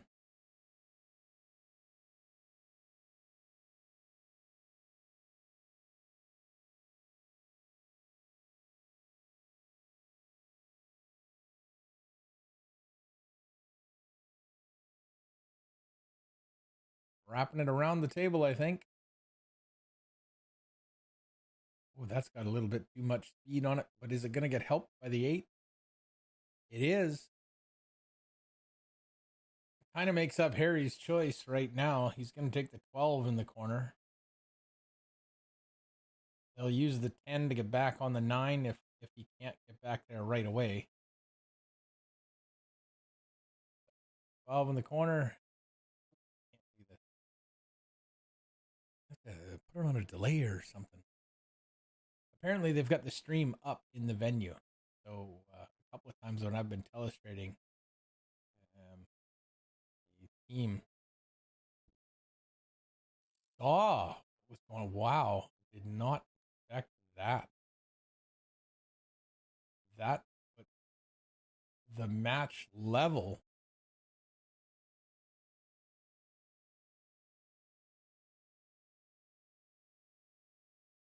Back to table 1.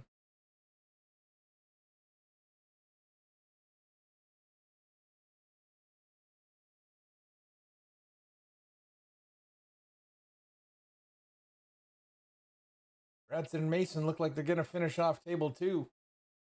Ryan doesn't need to do anything here except stop the cue ball, leave that cue ball pointed at the 3 on the side.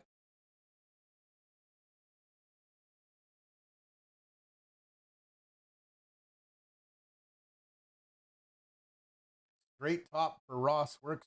Come to the end rail and bounce back out. Your angle will be fine. elected to draw it off. Not a problem. Worked just about as well. Oh no! That's unexpected.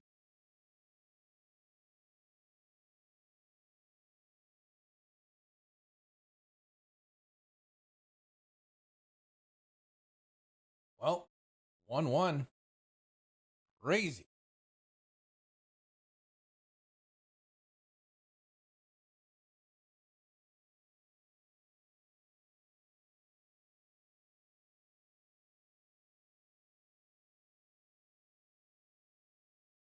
Mike just looking at slow rolling in the 7.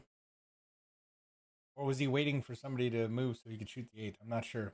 Joined this game at this stage, so we don't know if he's shooting low ball or the 8 ball. Looks like it's low ball. He's looking at it like part of the deal. He's probably almost dead straight on that 3. That's why he isn't just jumping on it to run around the table, but gonna have to here. He really doesn't like it. Either the 7 or the 3.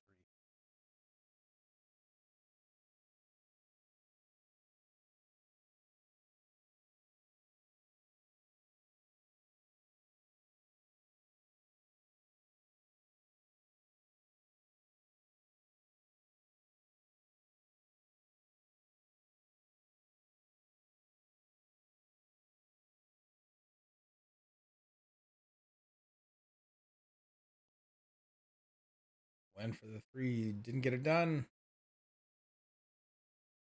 But it does give Radford an opportunity to take the lead. They're on the hill, leading 3-2. Race to 4. Mr. Radford's been pretty solid today. So has Chandra. To be fair, she's made some really nice shots. So they're clicking well. Move on.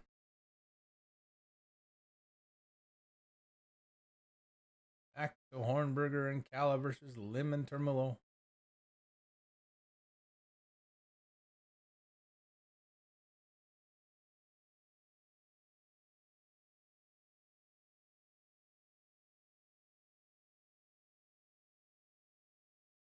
Delicate little shot there. Might force him to. He might be able to see the 3 enough to cut it in.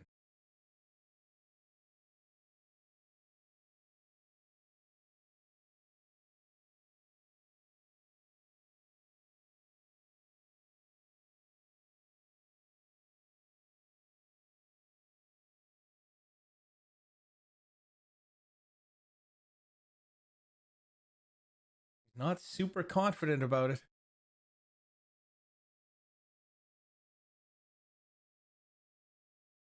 That gets it started though. Again with the 6 or the 7. Probably the 7 in the side. Might take it to the corner and then you don't disturb the 1. If you take it to the corner, then you're probably taking the 1 to the corner as well. Then you just don't want to be on that 13 bridged over it.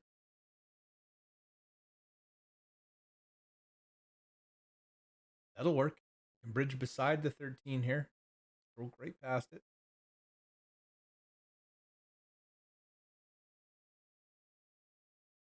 Unless that 4 ball goes, that doesn't go, does it?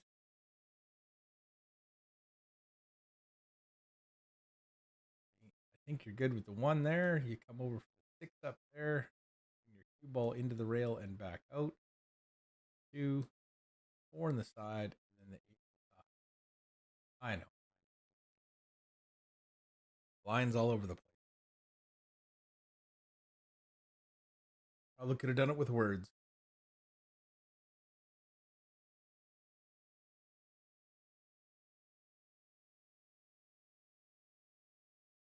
It would have been nice if Bien had have had a little angle here. Now he almost has to draw straight off of that 6 and get to here. Almost perfect.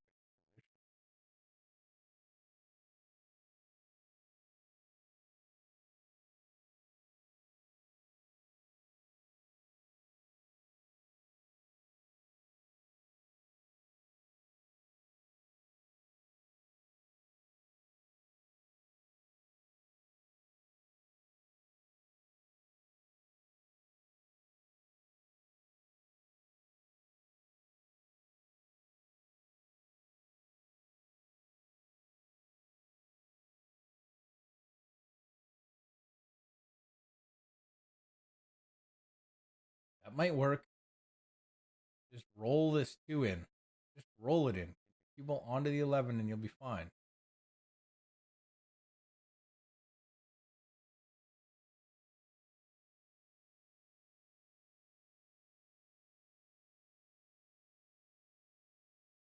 Some folks have a particular speed they like to shoot a particular shot. Actually, most of them do.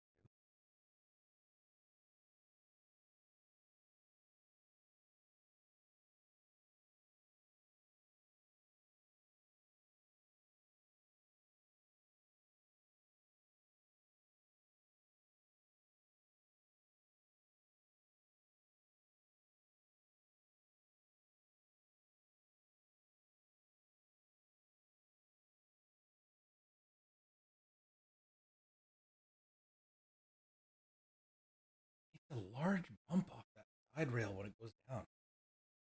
You know what? It's probably because the cloth is not brand new and it's got a little bit of wear in it. It tends to grip a bit more. When it's new and slippery, that object will slide down the rail instead of grip it and bounce off.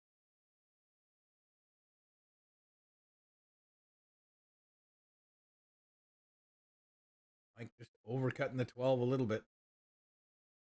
Opened everything up though, but also opened it up for his opponent to get to shoot first.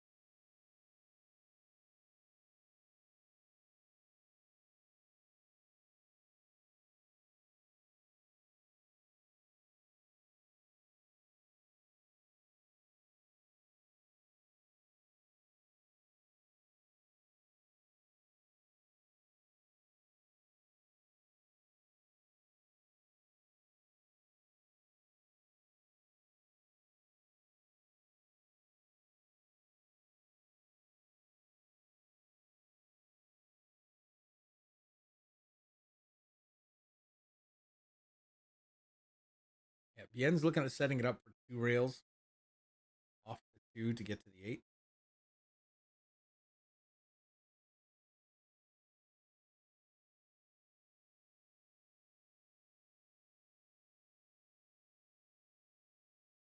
And only because he has limited options as to what he can do with the cue ball. And now he's not going to do the 2 rails. He'll just draw this straight back. Try and get somewhere close to where he already is. Ideal if you can return the cue ball to that position.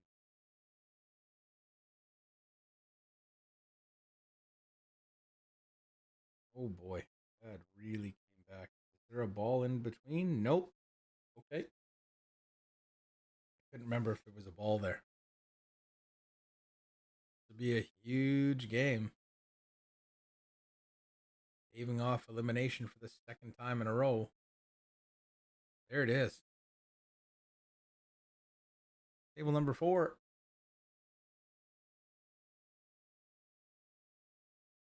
We're coming in to watch the finish.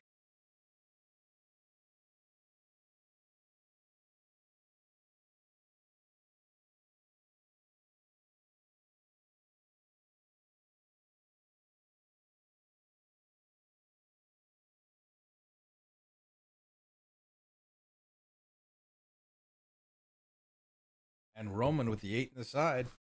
Kid's playing good, man. Playing good.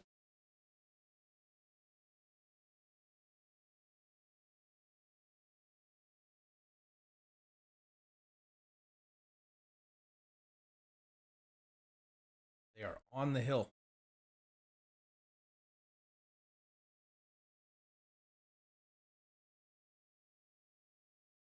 We're just going to leave it here.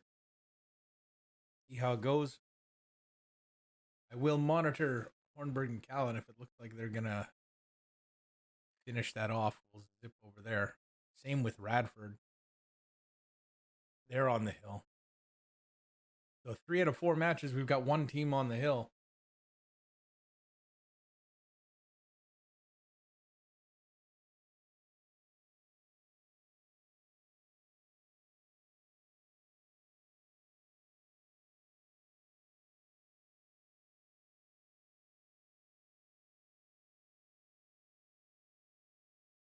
Eight ball in the middle, opposites on the corners. That's all it needs to be, an 8 ball. When you're racking them up.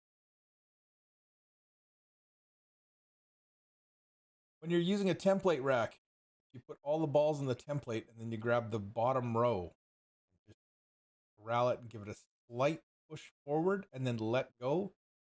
Everything seems to settle in. You don't have to do that all the time. Sometimes you get a nice bump without, or a nice rack without doing that.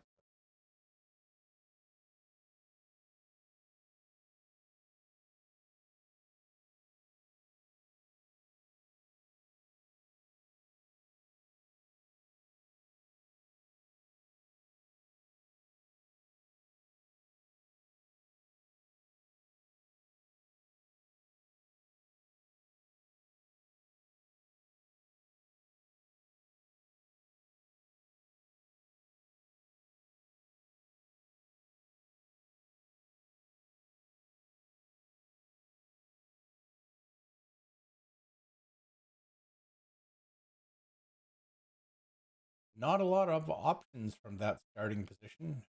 I think the cue ball is there. The 6 ball. But everything else is blocked by that 12 ball hanging out near the cue ball.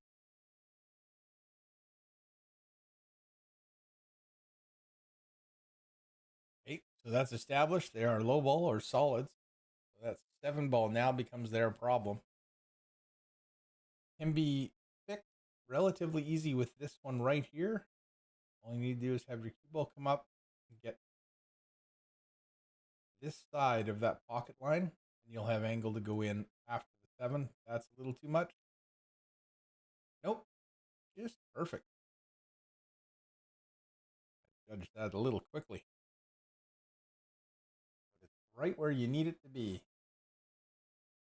He's elected to start cleaning up this end.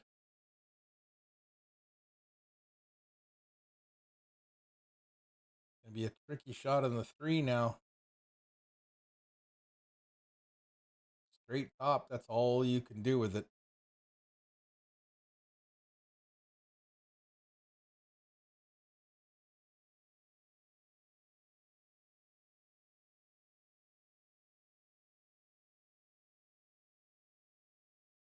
That's a good effort. There's not much else he could have done there with that cue ball. You're bridged up over another ball, kind of stuck, taking a shot at it from that angle.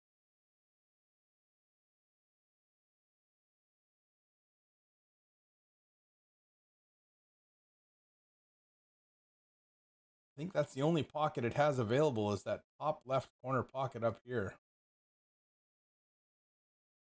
Got to cut it in and then run. Oops, that's not great. Run it past that 10 all the way back out into the center. He's going to elect to bank it. He's got half a pocket, maybe a little less. Hopefully he's got a little bit more because this is tight.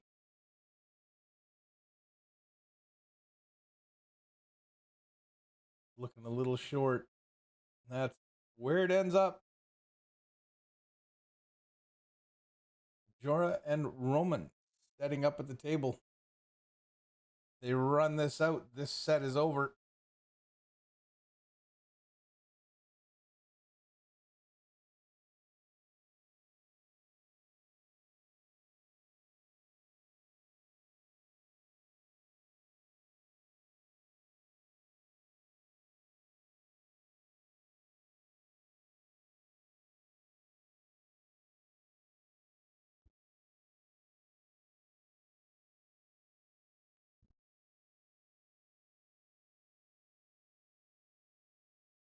Jorah hangs the 10. And this is unfortunately the perfect angle they need to come off the 5 into the rail and punch the 7 over here. Leave the cue ball there, and you'll have angle to come back out for the 4.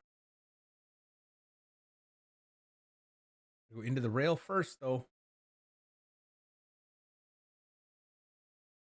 Well, that's another way of doing it. He's a little further to give him the shot at the 4.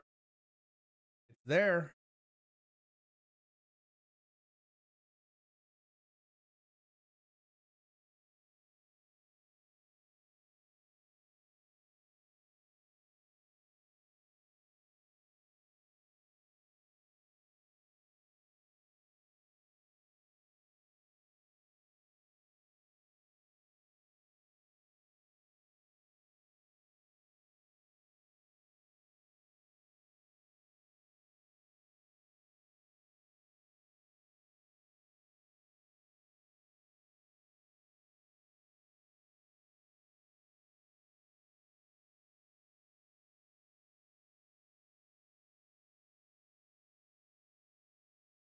Well,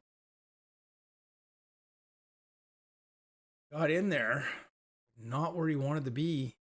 Going to be a little tricky for his partner to make that 7 and get a shape on the 8.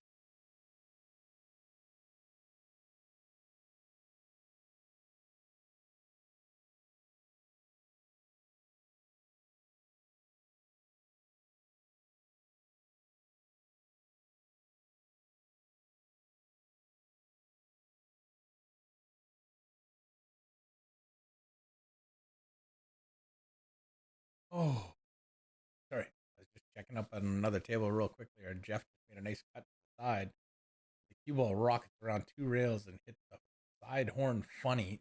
Screams down the rail right to it. Scratches in the corner. You couldn't do that twice if you were paid to. Unlucky result.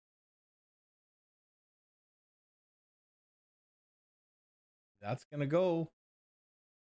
And he's got to look at the 8. We're going to go hill here, folks. Hill to hill.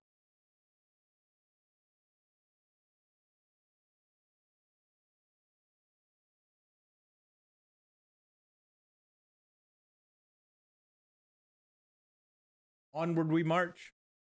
Next rack. Actually, we may go straight to table 3 because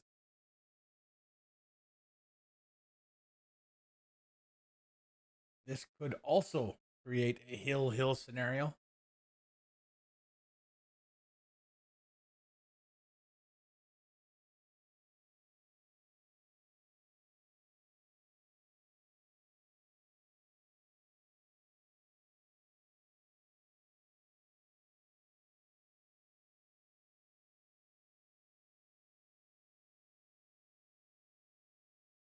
Wow.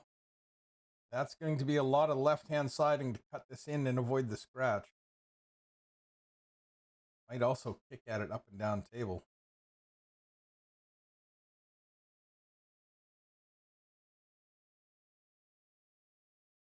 Spin is so tricky to work. You can make this work.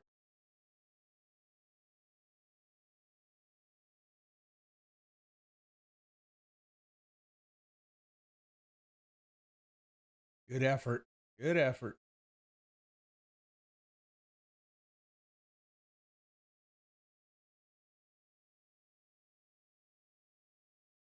Rack number 4, they're on the hill.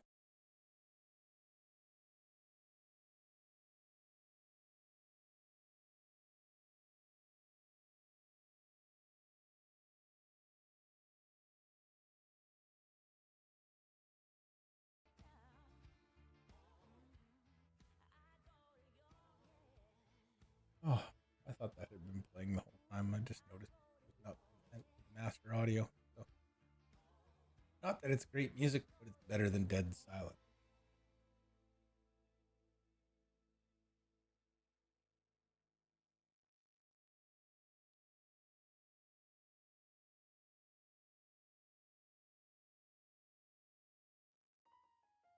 I gotta figure out which way they want to go here.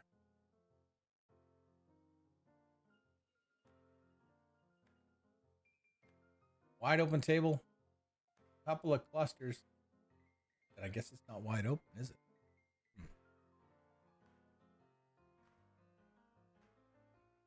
First part of brain not listening to second part of brain.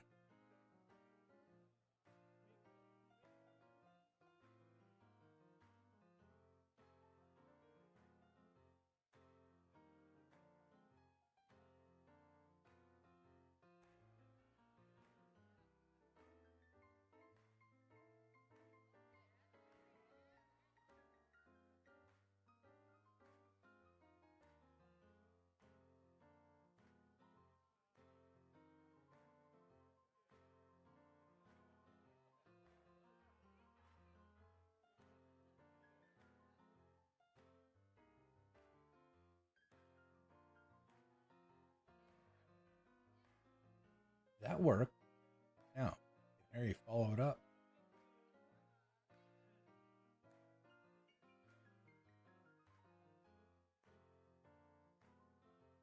Squeeze it between the 14 and that horn. Get it in the side.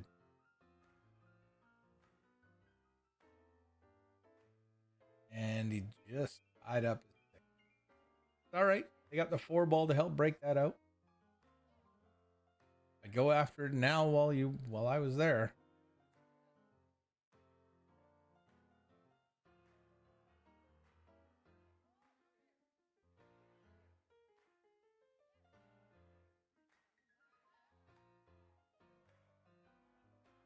Going after the 5 instead.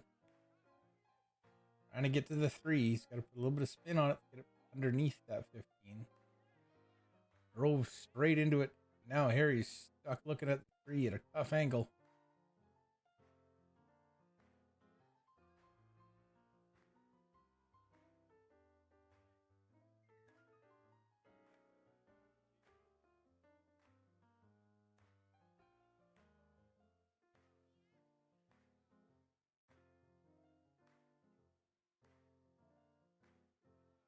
That's the 3 and gets his cue out of the way.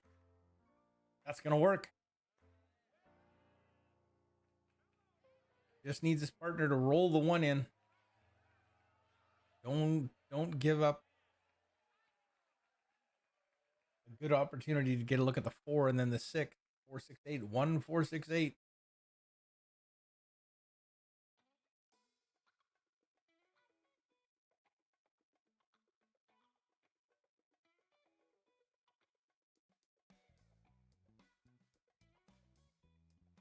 Just with where the 11 is, you don't want to take the 4 unless you have to.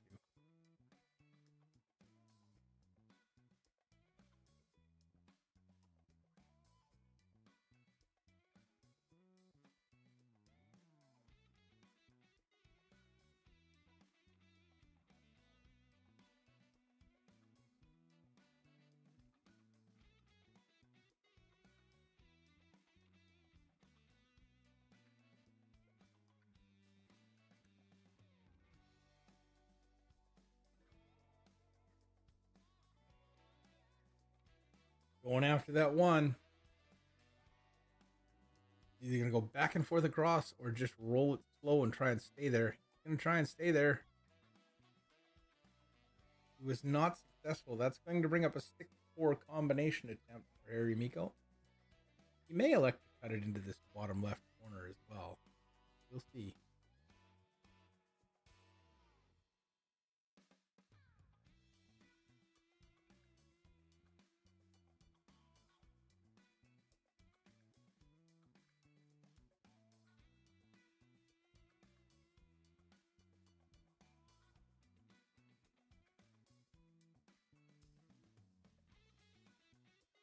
Oh, it's not going to be easy, but I think there's a lot of room. Like there's enough room clearly for 6 to make that 4. And you make that shot without scratching and hold for the 6. And I think you can.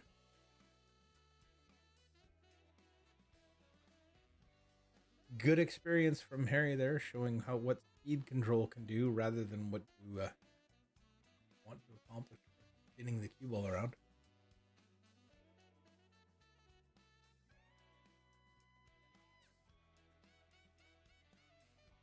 Got to hit it thin and come back and forth. Don't scratch in that upper side pocket. Don't scratch in that one either. Oh no. Ouch.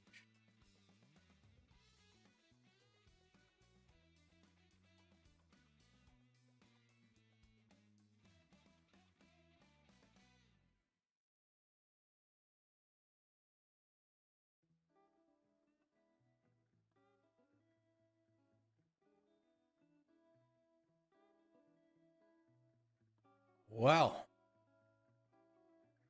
Dora and Roman with a great opportunity to advance.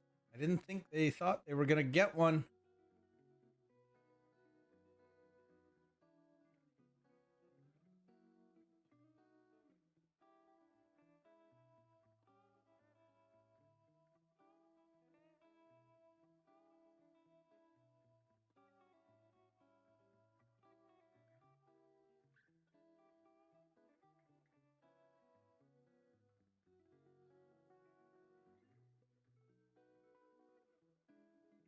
I like it. Take that 12 now.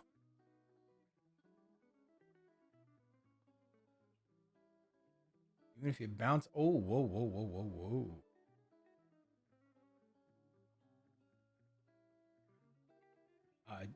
You take the 11. Yeah. Take your time. Take your time. Don't rush it. Just about didn't make that. Let it wobble in.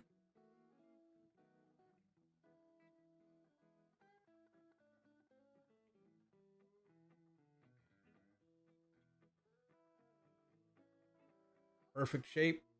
A little bit of right-hand siding. That'll check it, bring it back towards the gate. You don't need any speed whatsoever.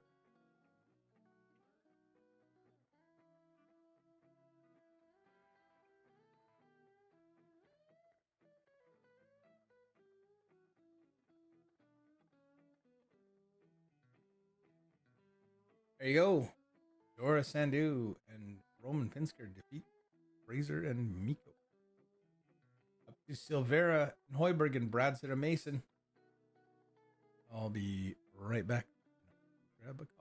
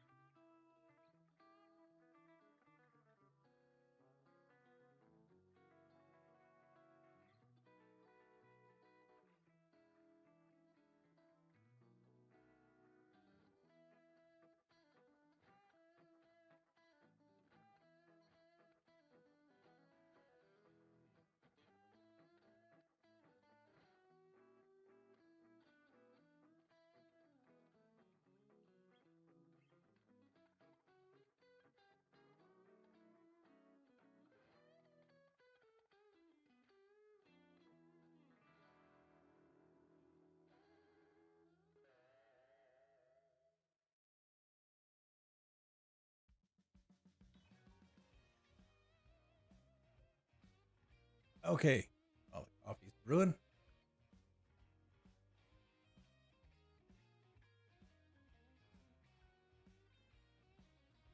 We will move on to another table. They seem to be taking a break.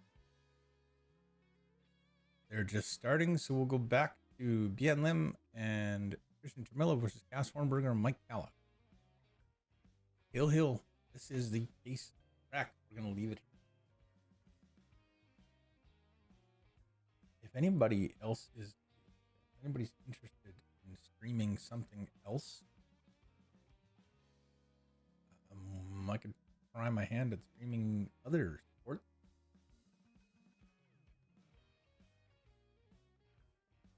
Or events.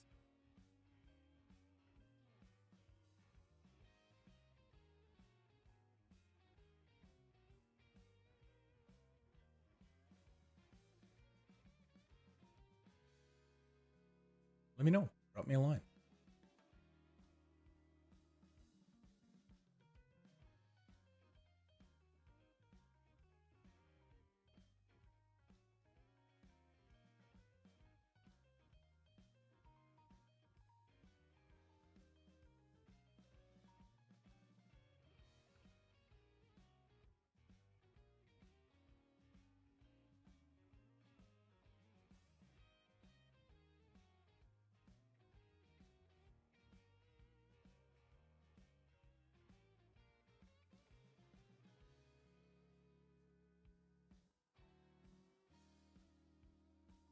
Some work to be done here for sure.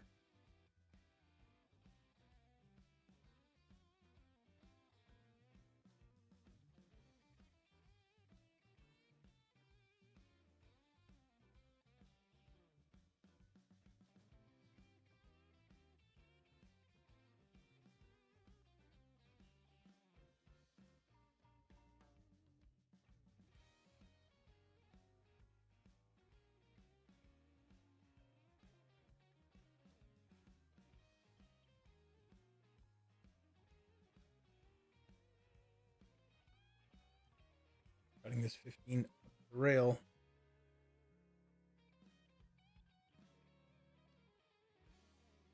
No, he tried to go into the side pocket. Not a bad idea. I don't believe he's left an offensive shot. Maybe something on the 5. Curious.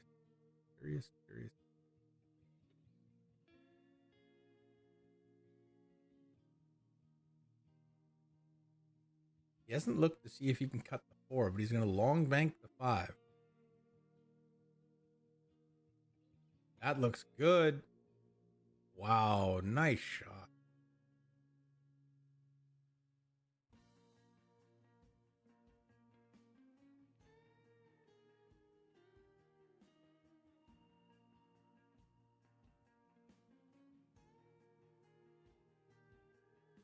Going for the cross bank on the 7.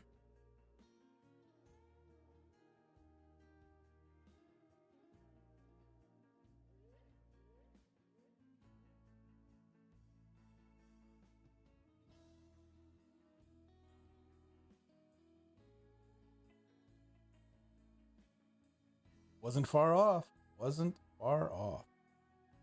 But that is going to bring Mike Calla back to the table.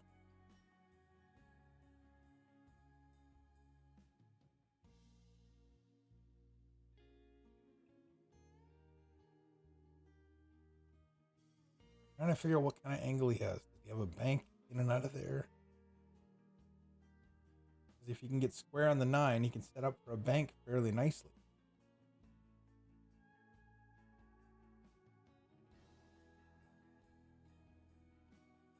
I don't mind trying to cut this 10 in and bring that cue ball back for the breakout.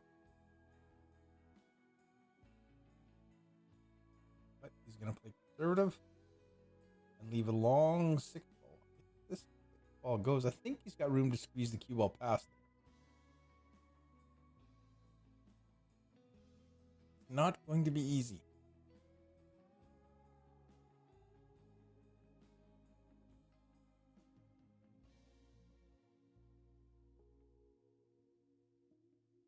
And that made it worse. Now the 9 ball's tied up, so is the 15. So almost half their ball's tied up and nothing they can do about it. No easy breakout. And about the best you can do is just try and play for a safety in here and get ball in hand maybe. Could bank 13 at the other side while playing that safe and hope it hangs up. If you don't make it, don't try and make it. Bank it short or something. I don't know.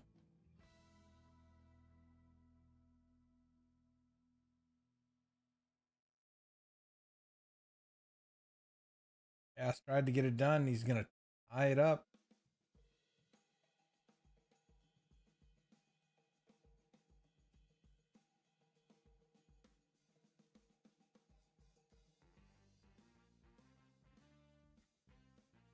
That makes it interesting. The only ball he's got to look at is the 4 ball.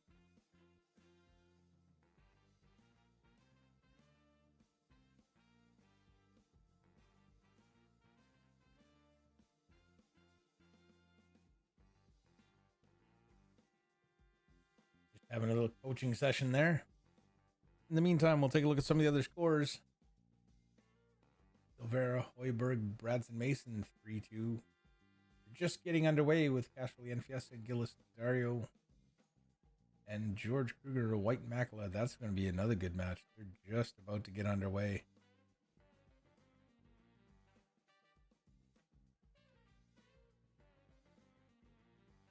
See what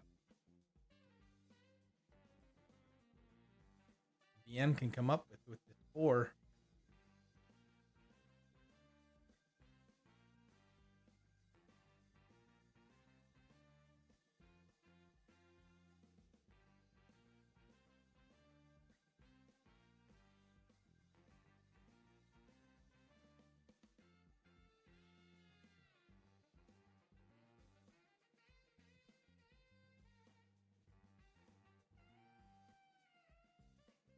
In the next couple of months, I hope to finish my office off here, and then we can have guest commentators over if they like.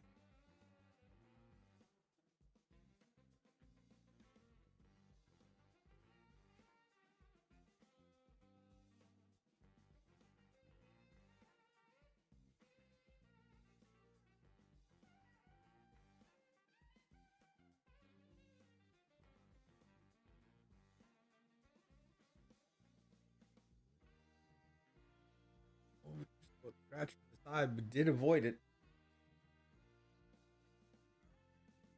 Didn't really know what else to do there.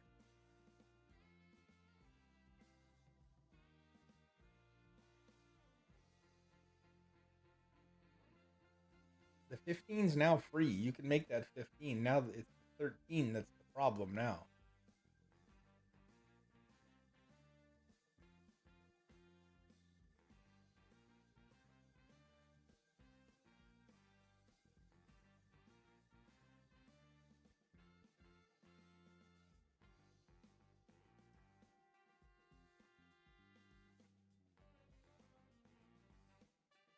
Mike's just working through the problem. Take the 11, set up for the... Oh, he tried to break out the 13. And he did a pretty good job. Except for making the 11.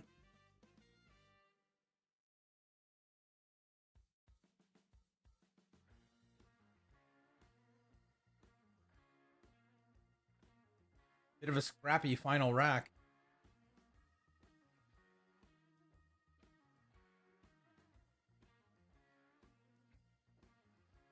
That was not part of the plan.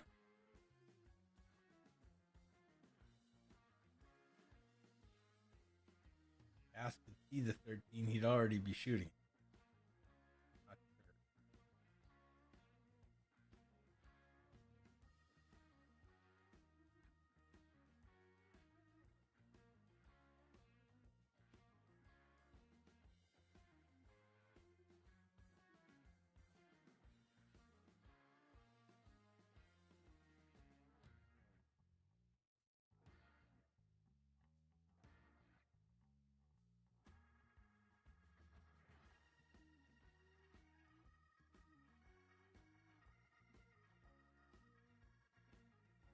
Gas has got the 13.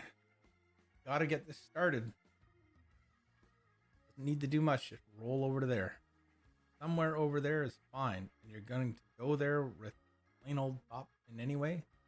So just focus on the shot. Make that 13. As long as you don't kill it, you're going to have a shot at the net.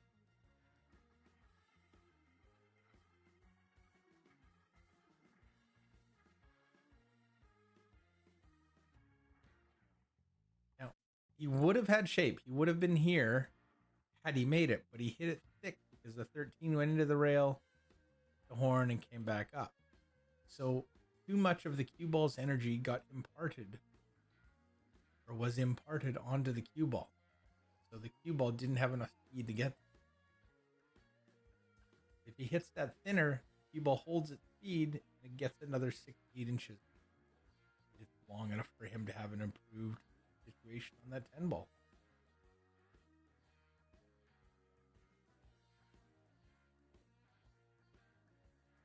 The end now.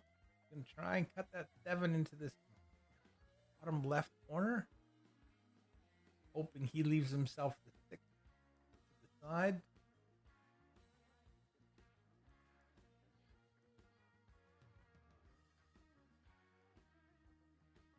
I don't mind trying to bank that 9. Send your cue ball up table.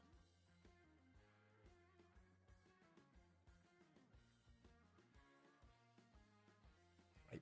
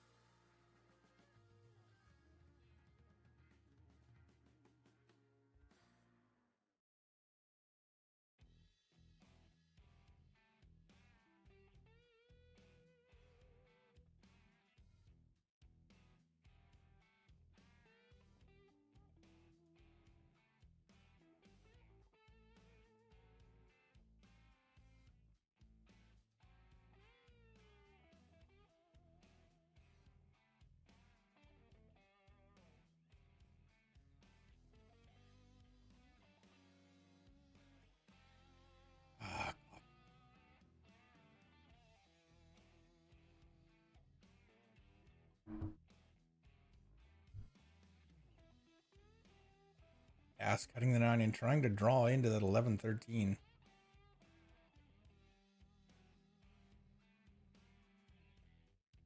Risky because the scratch is there, but at the same time, your opponent has 3 tied up balls, 1 open.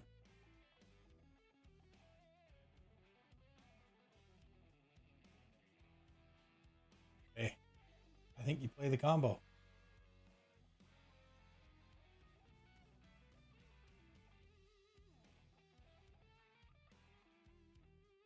Top cue ball there. The 11 ball will go off across. You'll have a shot at the 11 ball. If you don't, you'll have a shot at the 10 ball. I don't mind the combo. Solves your breakout. And Mike's looking at it.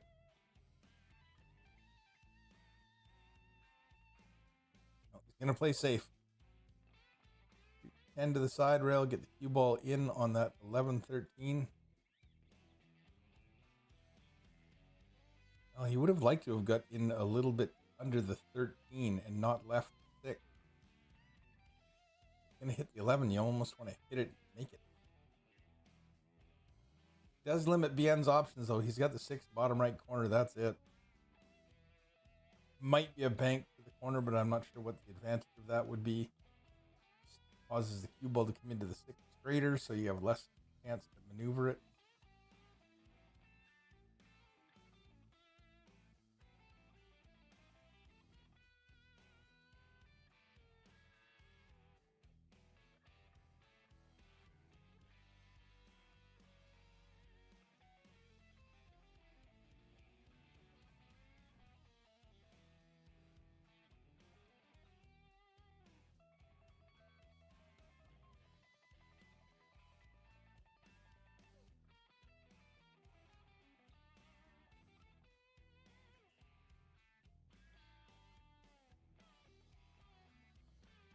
Kind of seemed to miscue there. Didn't really get a good contact on that.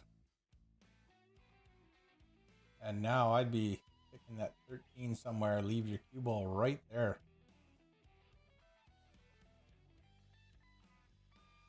Even if you just bump that out like here.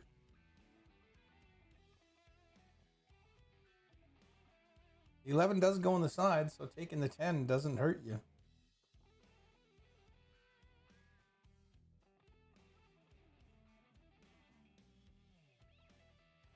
You can go 11, 15, 13, 8. That work? You just need to make sure you have an angle on that 13 so that you can come back over here.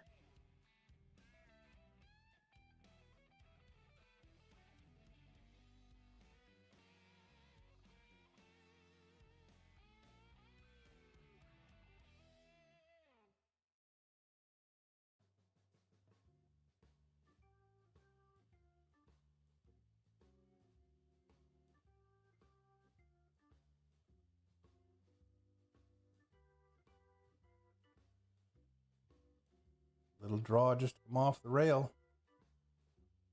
Not much, because he's actually left the perfect angle. Might make 15 here and drift the cue ball across. Basically, you want that cue ball to still be sliding when it hits the 15. No rotation on it whatsoever. It'll slide straight across the table for the 8.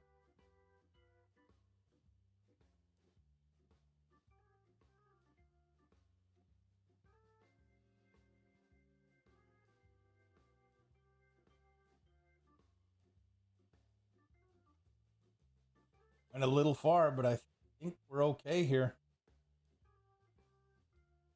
Ash just needs to make sure he doesn't hit it hard. If you need the bridge, go get the bridge.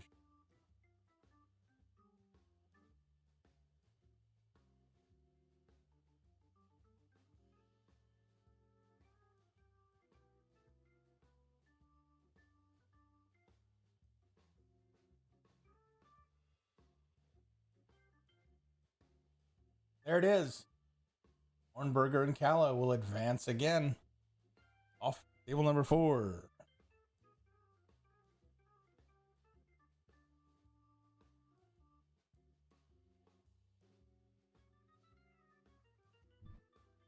Actually, we're going to head to table 1 because that might be Bradsen and Mason are on the hill. Wow, they've come back really well. Silvera and Hoiberg need to get one more to push it hill.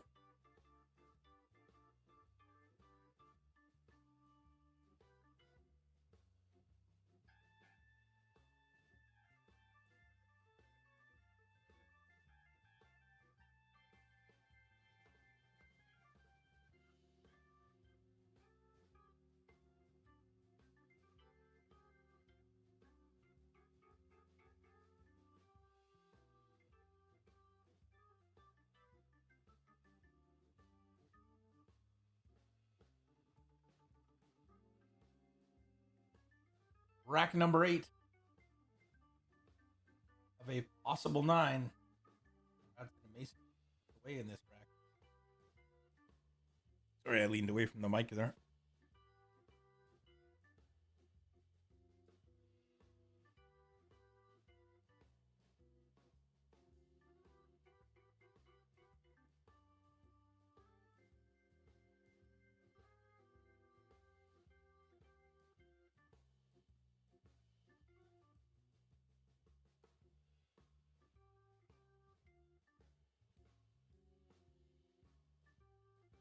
Now the 7 ball didn't want to stay where it was because it was in a divot. So he was able to put it back fairly close.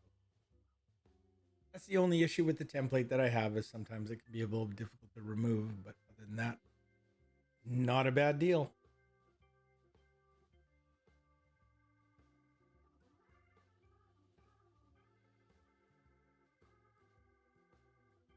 We're going to take another break after this match.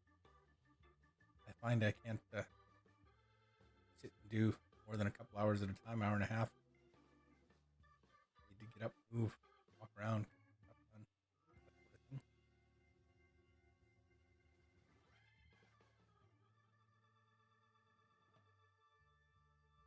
Scotch doubles is also a little bit slower than regular pool because there's a transfer of player from shot to shot. Every time there's a little bit of communication that happens.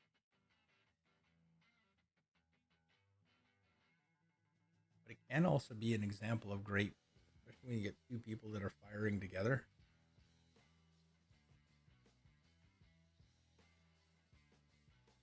It can be a lot of fun.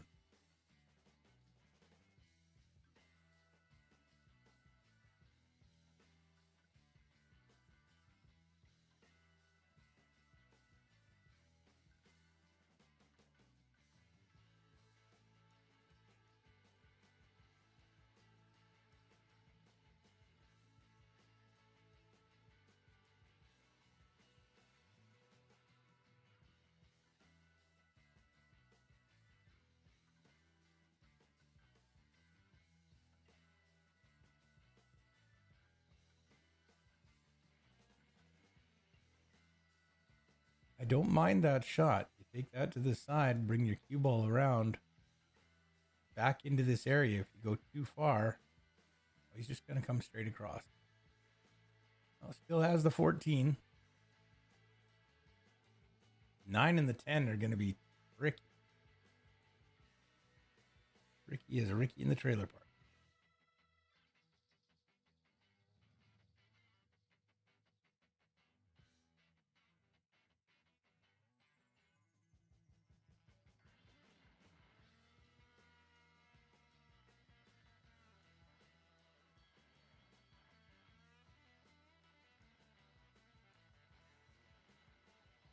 Trying to draw it back so he can shoot the 9.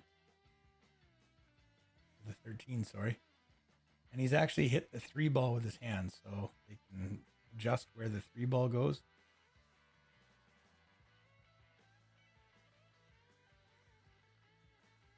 Or they can leave it there. It is the incoming or the opposing team's choice.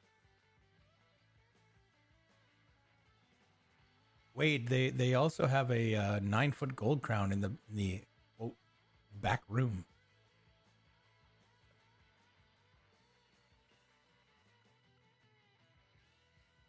For more serious matches.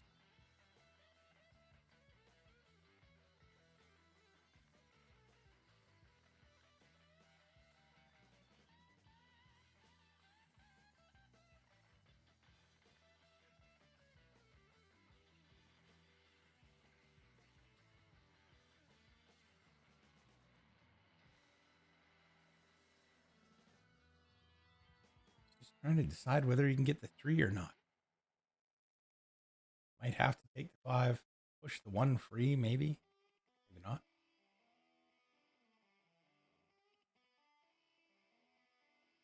Good effort.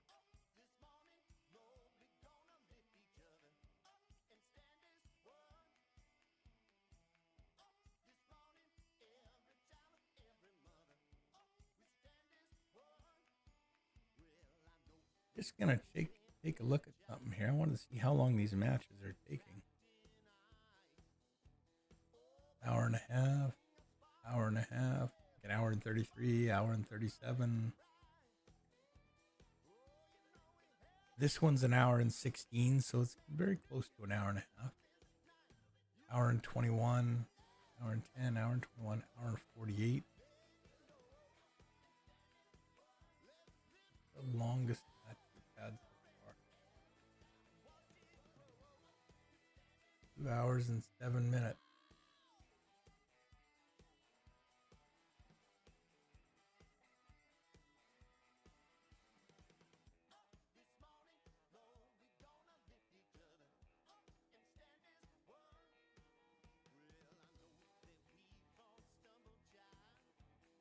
We are 1 match behind on the B side, but barely, because this match is the last of the 2nd round. Every other match is in the 3rd round on the A and the B.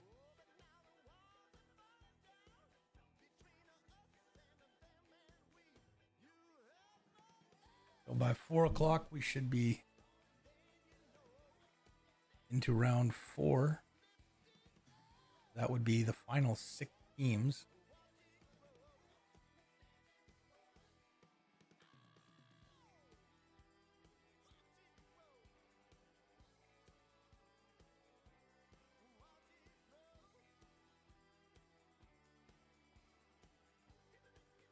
I am a fan of double elimination for the first 2 rounds, or at least until the first half of the field is gone. And then, which would be the first 2 rounds.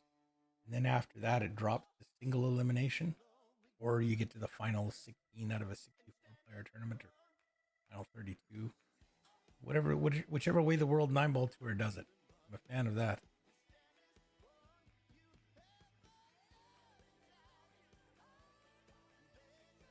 Every match means a little bit more.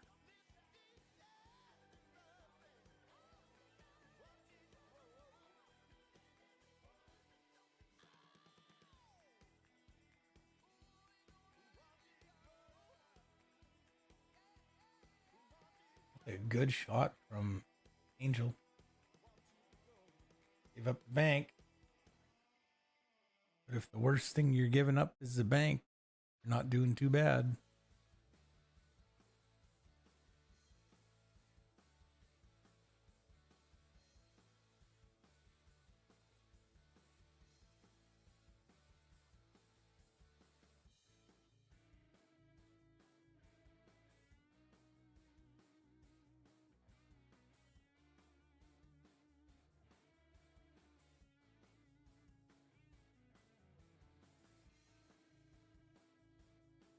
Nine ball, I believe, goes by the 6. So there's your start. Good bank for 14.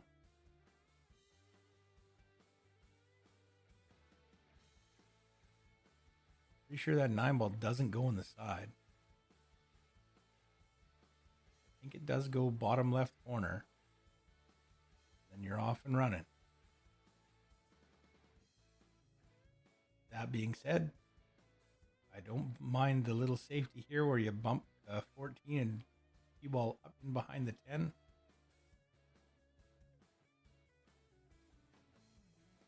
Block a pocket as well is just a bonus.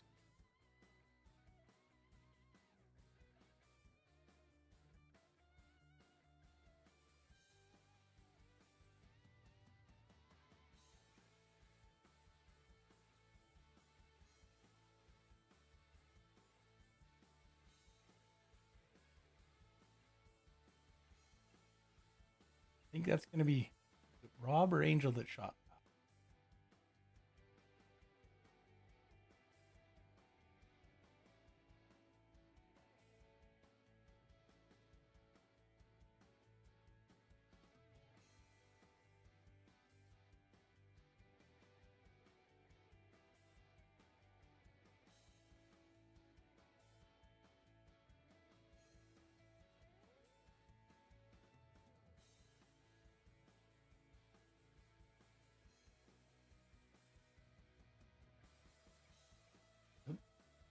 Just a little jump shot here.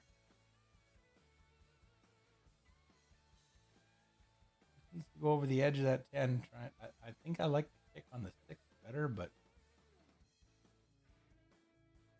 you're still going to have a problem even if you make that. You're not going to want to hit that hard. Yeah, clip the 10. Made a bit of a mess, though. More mess than they can sort out with one shot.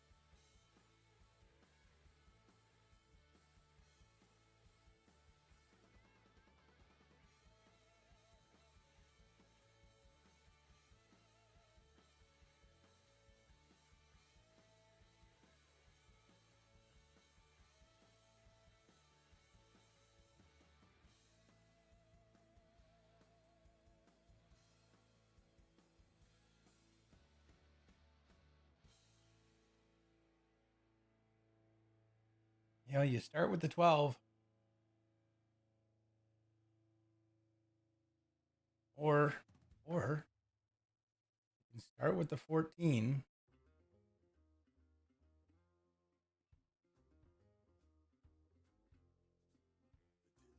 But that's really risky.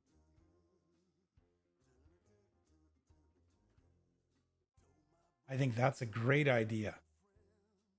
Stick into the 9-10, make the 12, draw back for the 13. So even if you miss, your opponent doesn't have anything really nice to shoot at. Perfect.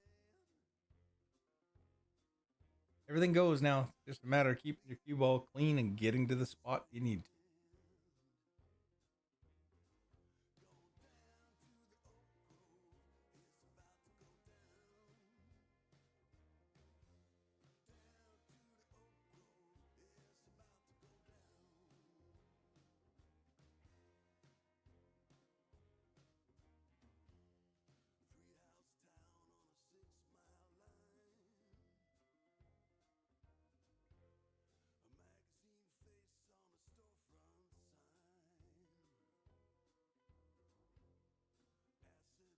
As long as that 10 goes by the 6, that 9-14 combination makes a lot of sense.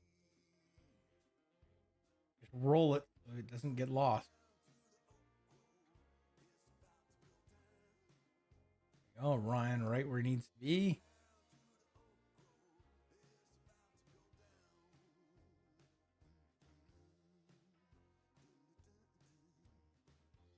And he's left Ross pretty straight here.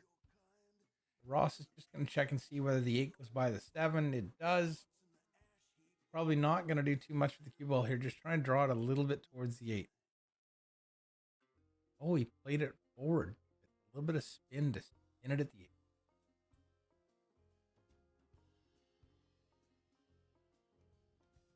This will put Silvera and Hoiberg out. Oh, the 8 ball rattles. Last chance. Wow. Wow. Still alive. Holy cow. Take a deep breath. Take a deep breath.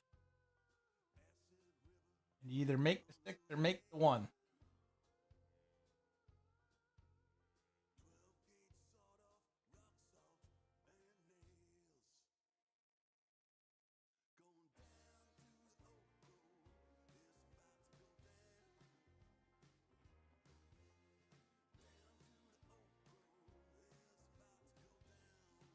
Okay. And then that's all he needs to do.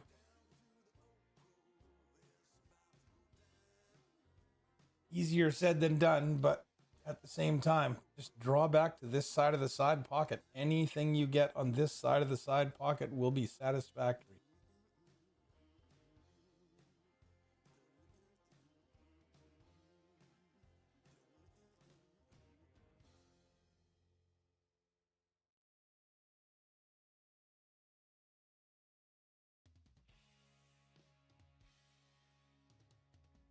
Rob's going to size this one up carefully.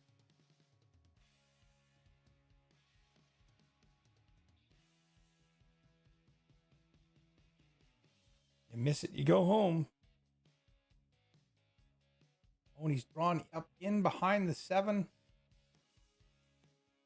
Angel's got a great opportunity to run this down.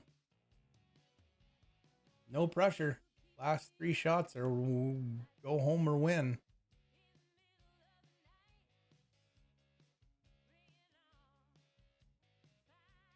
Oh, she might be taking this to the side. No, you got to take it to the corner, don't you?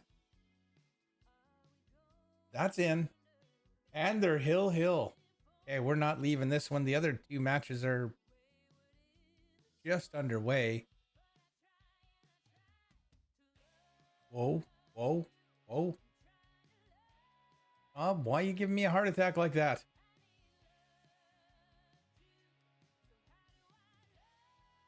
Good grief. All right. We're just going to check out the other tables real quickly here.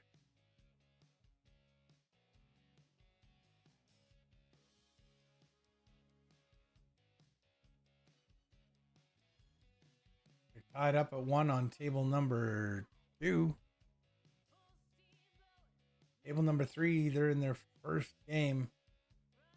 Hornberger and Kala at the table. Hornberger on the 10 ball. To come across for the 14 without getting trapped. That'll work. Table number 3 and table number 4.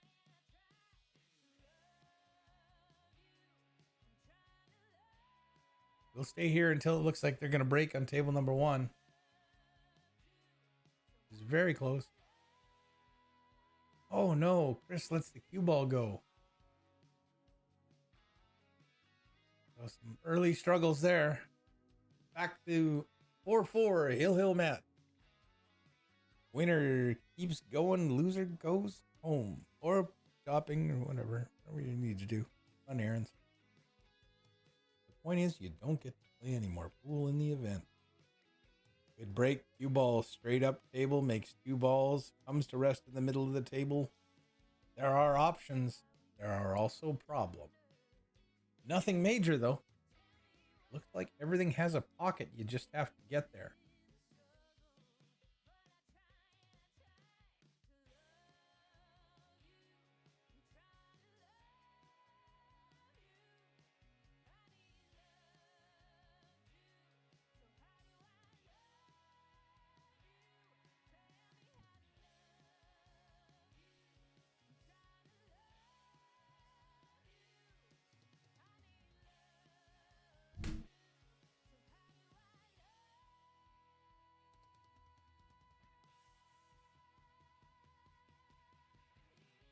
think you want to take low ball, starting with the 3 ball right here, just like she's doing.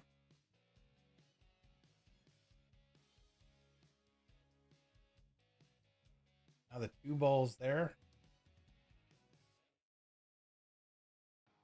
2 balls, the trickiest one left.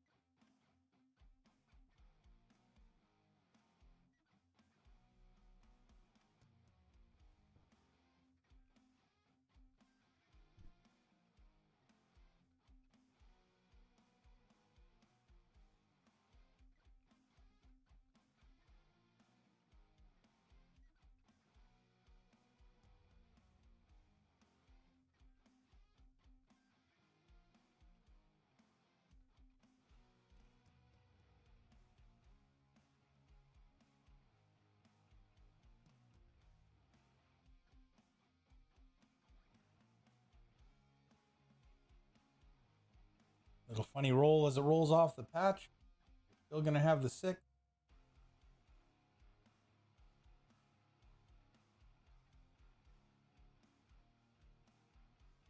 Surprised he didn't take the 2 earlier.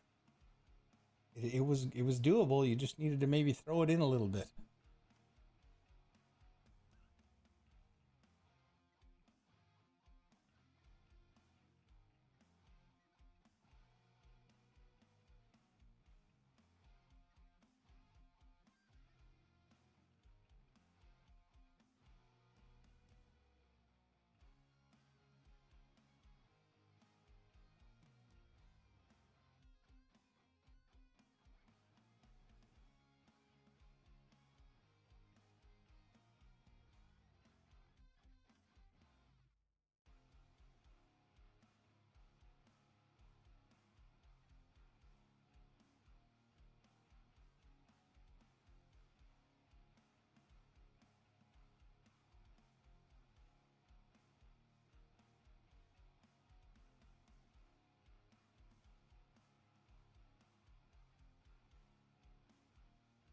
It's there.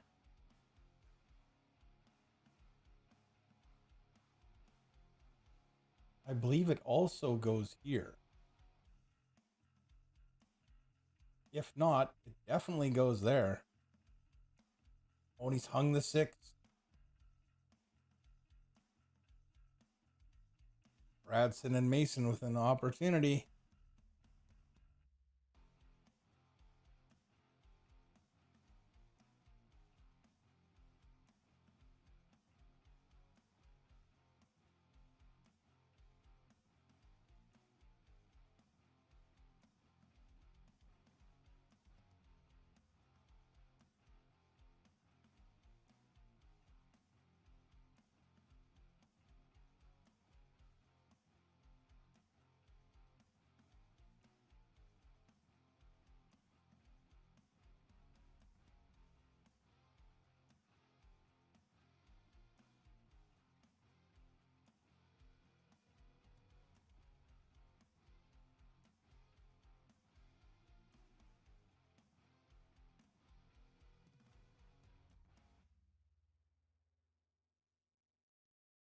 I think you take the 11 and just roll forward a little bit. If possible, I think that 8 ball might be in the row. Might be a little tricky, but you want to get in here. Could be drawing into that 10 right now.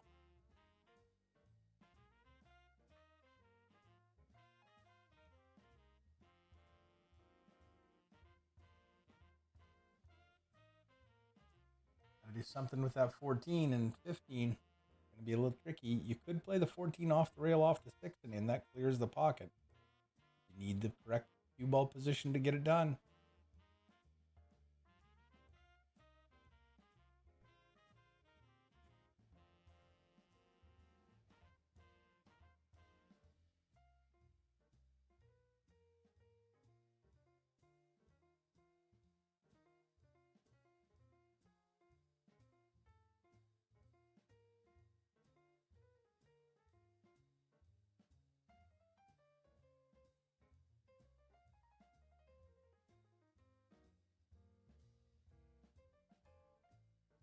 He's dropped the 14, but he didn't move the 6. Really wanted to move that to open up the 9. 15's doable.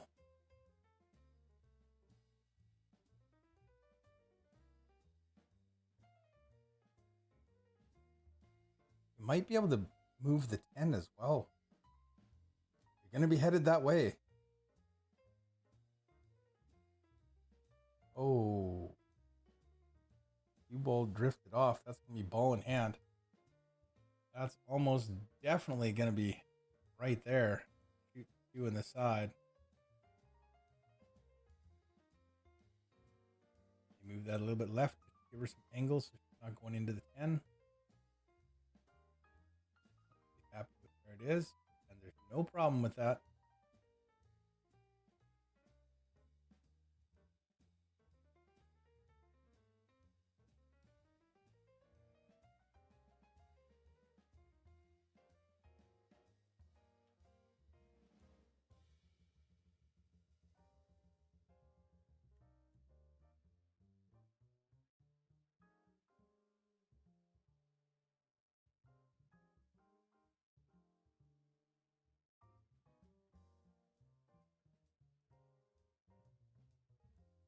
Now just a little bit of draw.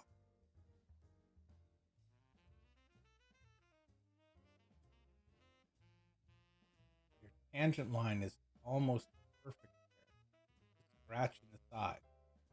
So you play it with top spin, you're going to come short, and then you got to play short side on the 8. If you play it with a little bit of draw, you come right down into here. And short side on the 8, that needs to stop. It needs to stop moving. Whew. Making me nervous.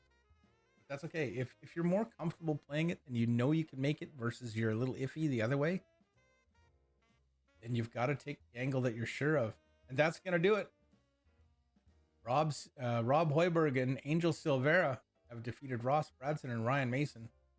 They will go to the seaside.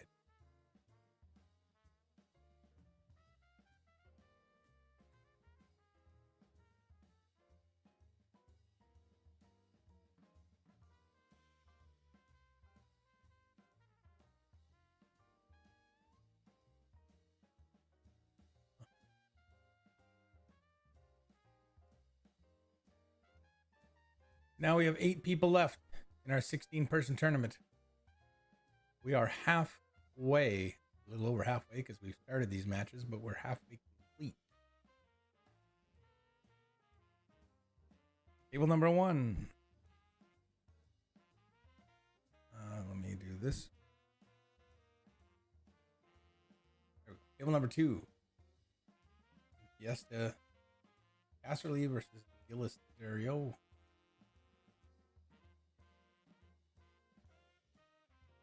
Racing to 6 and 5, leading 2-1. With Gillis stepping up.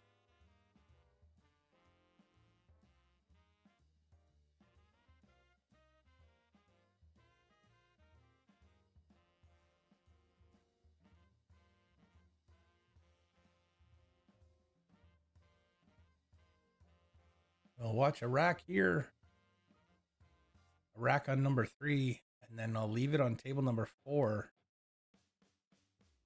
And I'm going to take another break. I know, I take a lot of breaks. Hey, that's okay.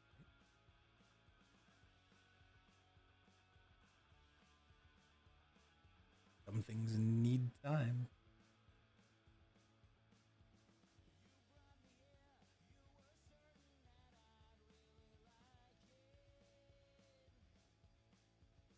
Drift this 6 ball, get your cue ball up between the 9 and the 8. And this rack's over. That'd be a heck of a shot. Doesn't matter which side of the 8 you're on, but pretty much in the center of the table on that end rail. Or the head rail.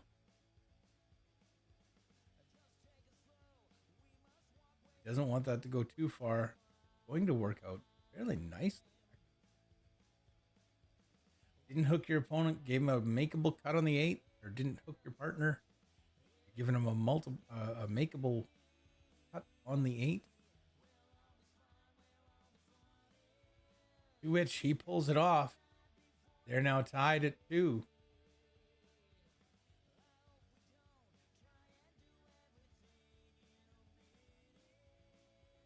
Roman coming to the table with that 12 ball. Cuttable, but not easy. Cue ball's going to have some pace on it. Unless he plays safe. Looks like what he's going to do.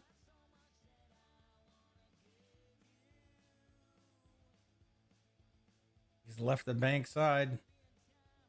Although, to be honest with you, I'm probably banking it this way. Try and lag it over the pocket. And just try and get my cue ball in there. I think that's what he was looking at.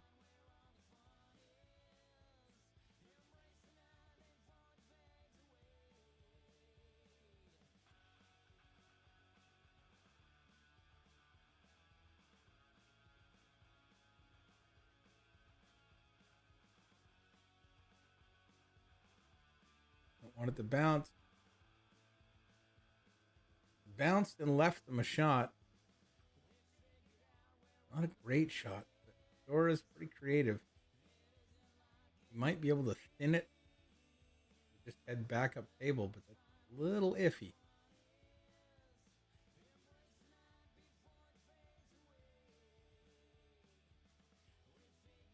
Yep. Nice power to this.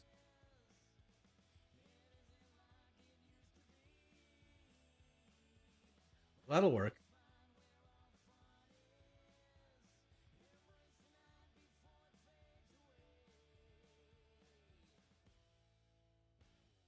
He wants to come into this with spins and the 3 ball up there and the cue ball right there.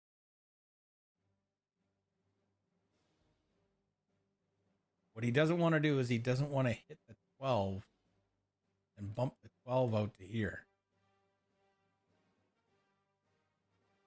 Food for thought. What is going on with that? Why is that there?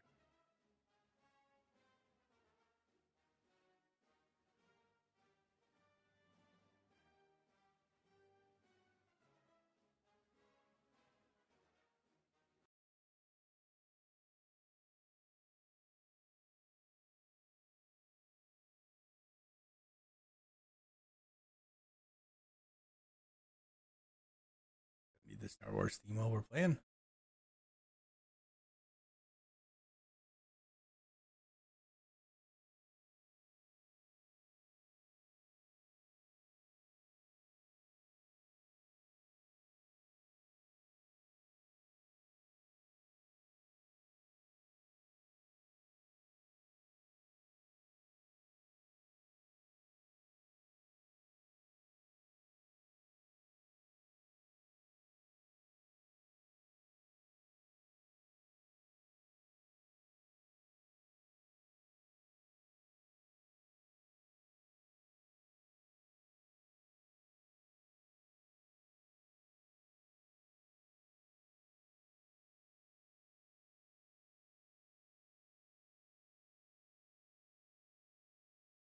Some discussion there as to whether there was a foul, and there was. So on to table number 4. And like I said, I'm going to leave it here for a bit. I'm going to take another break.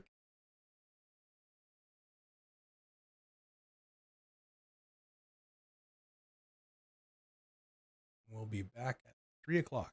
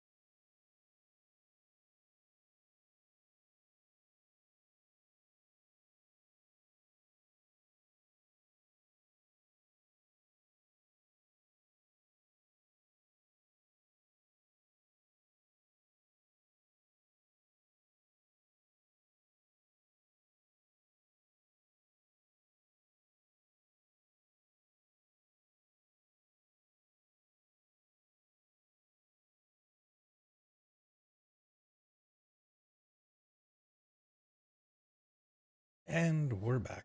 Okay, so how are we doing here?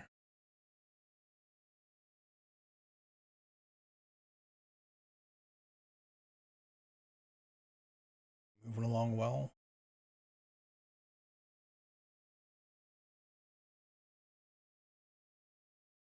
Table number 4 about halfway. White and Macula making a bit of a comeback here. I think they were down 3-0 or 3-1. I think it was. Nick and Curtis at the table now. No obstructions. Just have to keep the cue ball clean. Figure out your pattern and work it properly and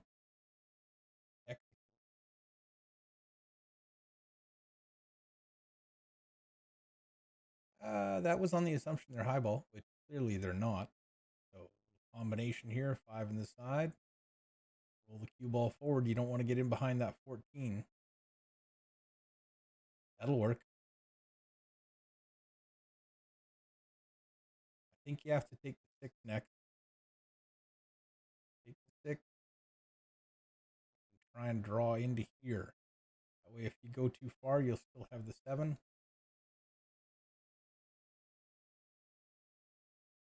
Forgot about table number 4 and propensity to see the screen.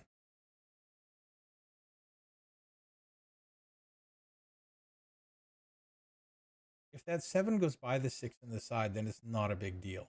You just take the 3 and you work those 2 balls, and it's not a problem. Drawing off.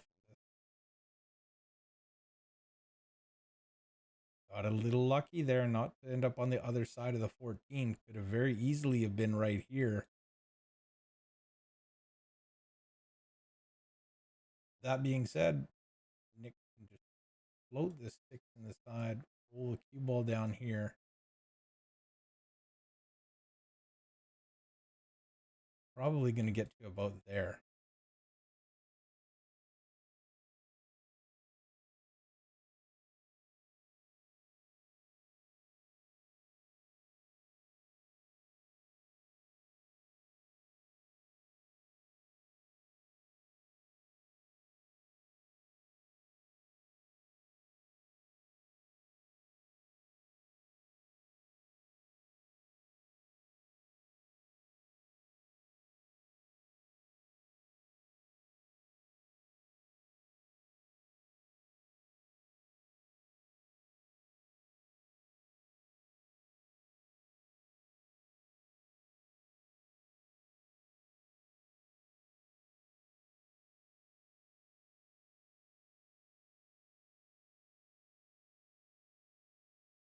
I think Curtis is just waiting for somebody else to shoot on the other table so that he's not fighting for space and trying to occupy the same 3 square feet. Just a stop shot. All that's needed here. He was moving quickly after he made that 7.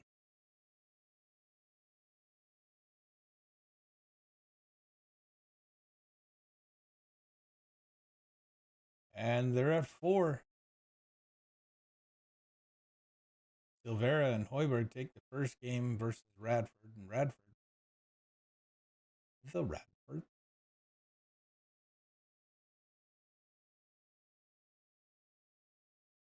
Chandra just overcutting the 7. I think there's still room for that 12 to go.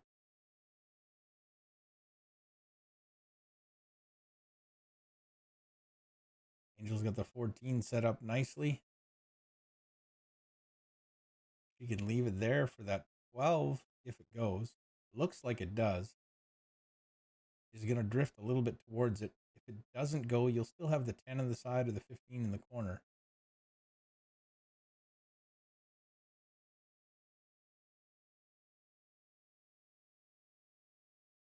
And if you really don't like either of those, you've still got the 11 in this bottom right corner.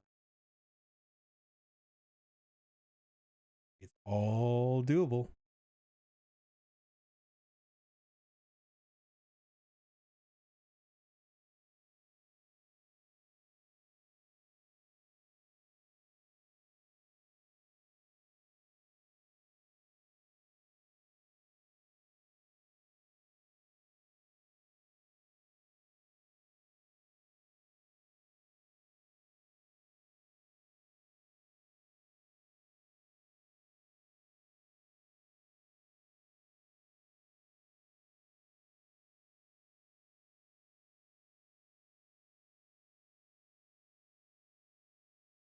That worked out well.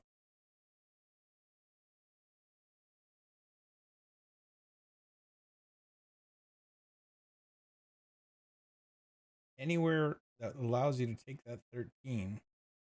Well, you know what? I mean, there's so many options here.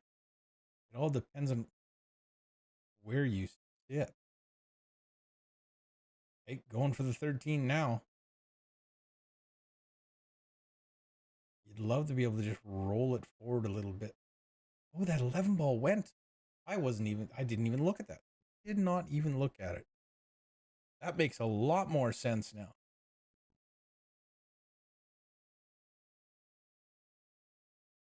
Now just a little bump forward and you're in happy land.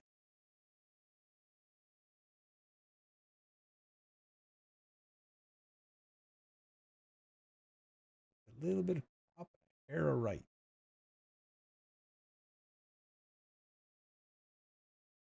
Wanted to go a little further. Would have liked to have been here.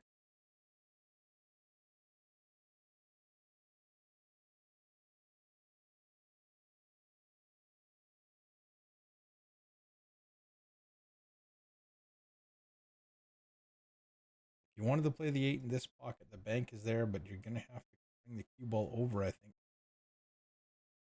A little further would be nice. You're still going to have this side pocket. And if you're uncomfortable with that angle, there's always the corner. Rob's pretty comfortable shooting to the side pocket, so I won't be surprised if he takes it. I won't be surprised if he makes it either. I also don't mind cutting it down here because if you miss, then you'll block the pocket on the 4.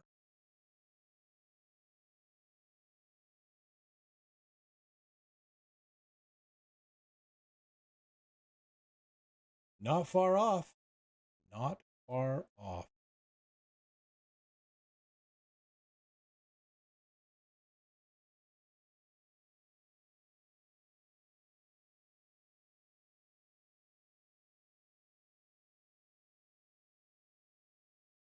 You can see the scores on the left. There are only 4 tables going.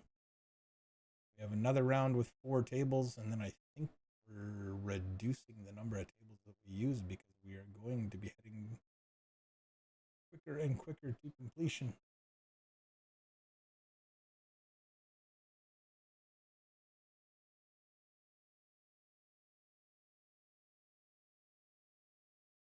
I think it's 63% complete right now.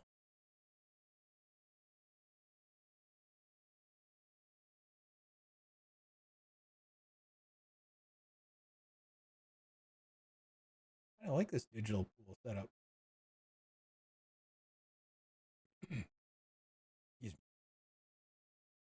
Well, that's interesting. Not a lot of angle. You're tight to the rail.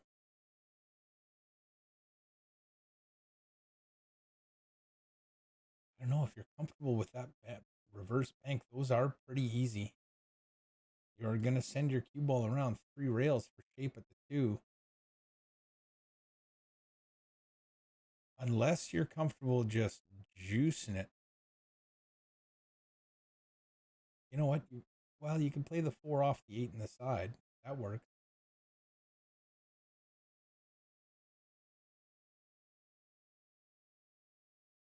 Well, could have worked out worse. They're staring at the 50-yard line. 50-yard line is the midpoint of any section of rail. Likely cutting it here. The only problem with that is that leaves your cue ball down there. Makes the shot easier to leave harder.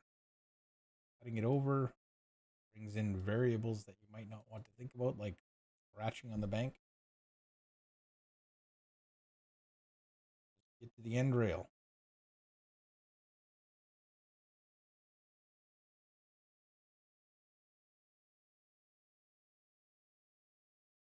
Yonder to the table with a long cut down the rail for the 4.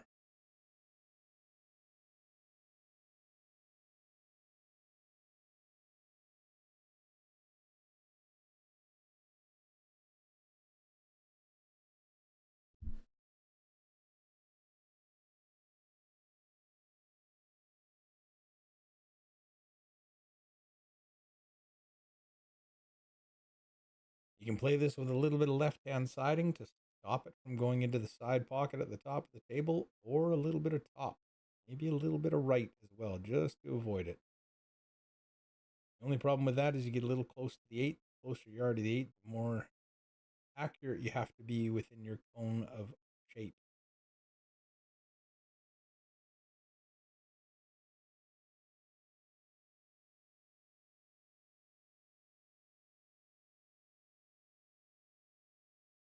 These can always be tricky. It'll be a nice shot if you can pot that. Oh, off the horn. She avoided the scratch, but she's left that 8 into the top left corner pocket. For Hoiberg and Silvera to get a 2-0 lead. Both going to 5.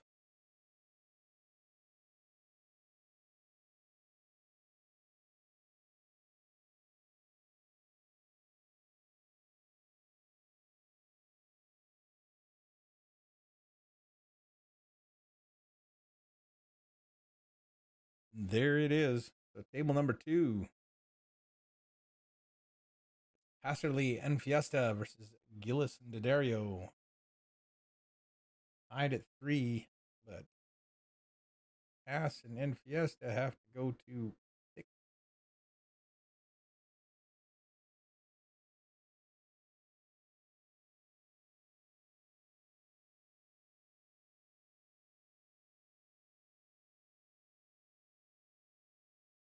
Looks like he's going to take the 13, try and use the 7 to stop and play the 9 next.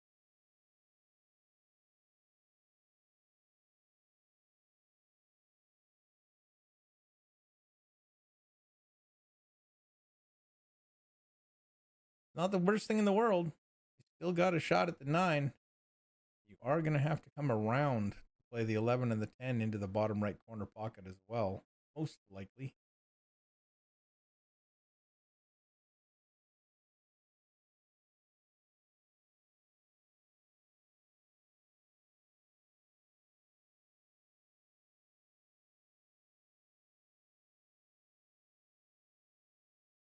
Top left.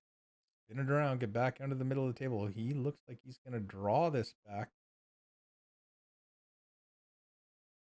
Did he leave enough room for that 11 in the side? I'm not sure. 10 still goes in the corner. So if it's not the one he wants, he can take the one he got.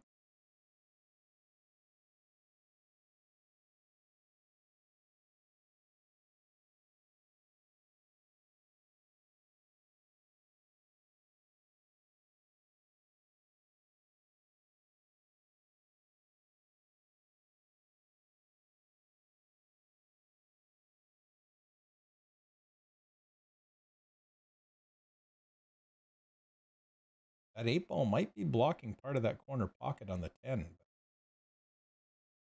maybe not.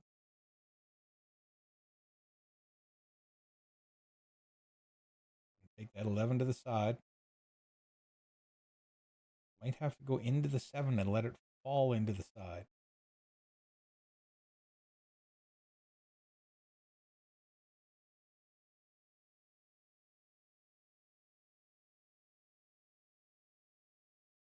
Just like that. But he wasn't able to hold the cue ball. Arnaldo going to have to take the 10 into the same side pocket. A little wider now, so that's all right. Where is the 15 going to end up?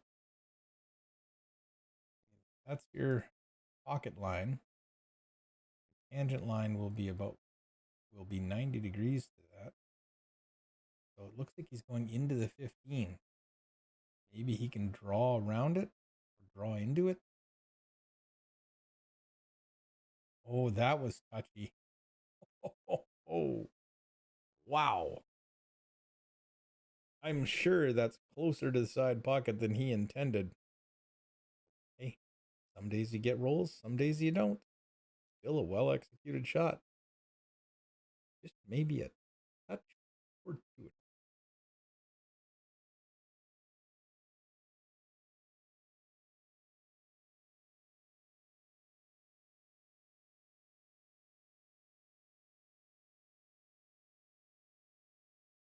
Looks like we're about to have an even series with both teams needing 2.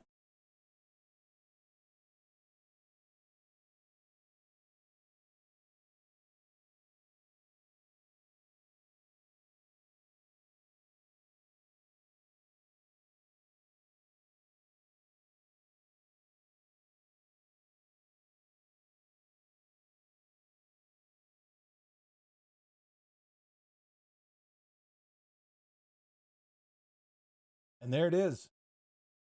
4-3. On to table number 3.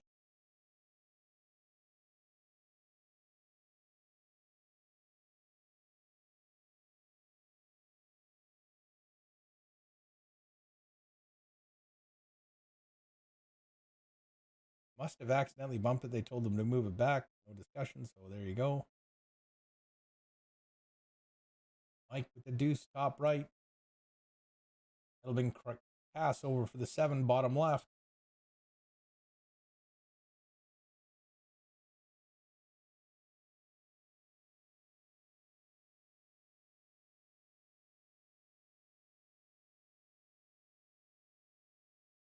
Now with that 5 ball there, you can get in there and take care of the 1 right now.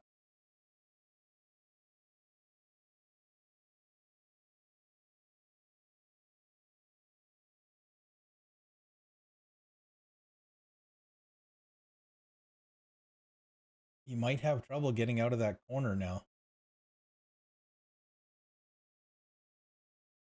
Very easily could come up in behind the 14 and get snookered here. Gonna try and draw off of it to avoid that 14 if he can.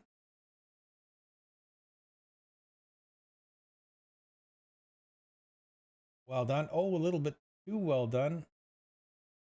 And it's gonna work out. He'll have the 6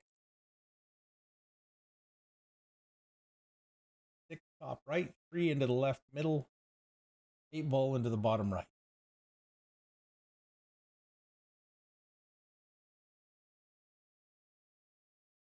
Well, now you're probably going to play the 8 bottom left.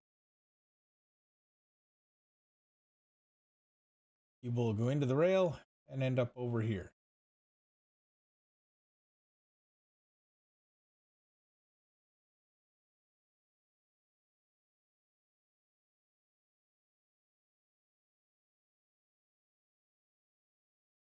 Going to be a little short.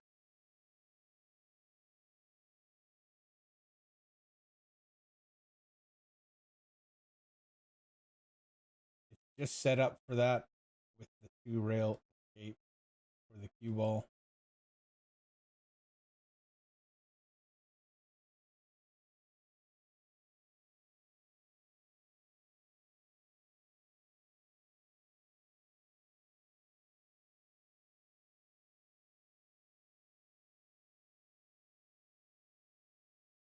He wants to cut it this way, because if he cuts it over here and misses, it'll block the pocket.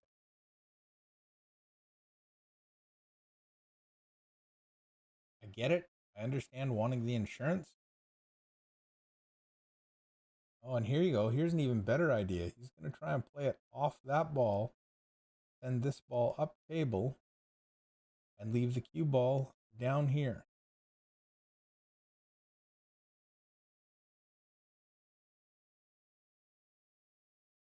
I think you're good to cut it in here, though.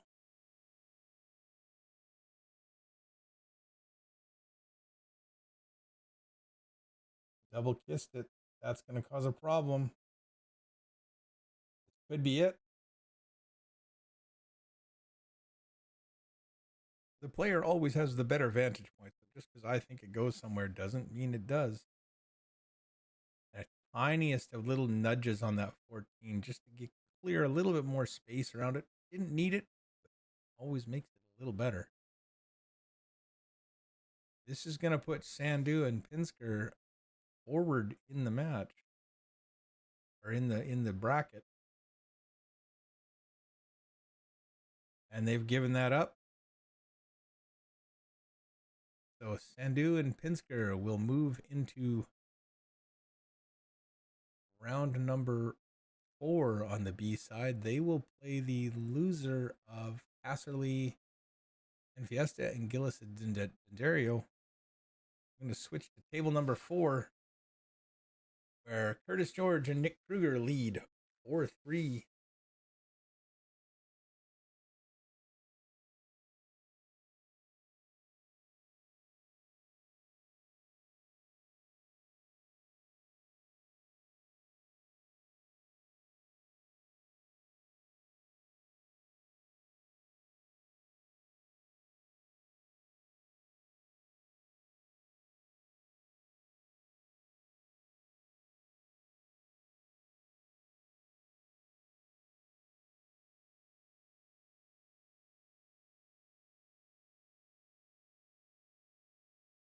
Randy trying to come back over here, maybe clip the 8. You're right on that 13. Got a bit of a big bounce. Might have to take it anyway. Might have to take it on anyway. 13 to the bottom corner pocket. Chris might try and come back to hit the 8. Push the 3 to the rail. Let it bounce out. That's going to be their next ball. Don't believe the 4 ball's visible, but Nick will jack up over the 7 and the 8. They won. Caught this 3 and then just get clear so they have a shot at the 4.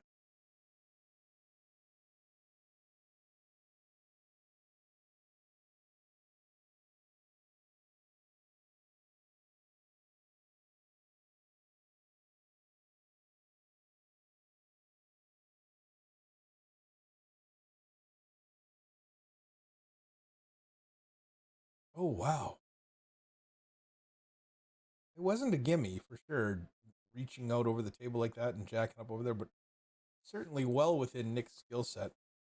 Everybody misses once in a while. Nick's like a 660 or 680 Fargo. I'll have to look him up.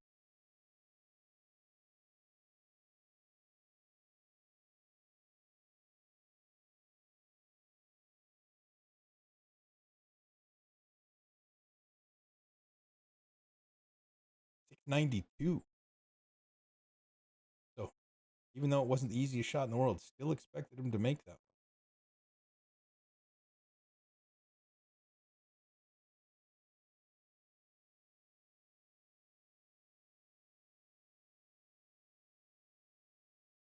He's dead straight on the 9.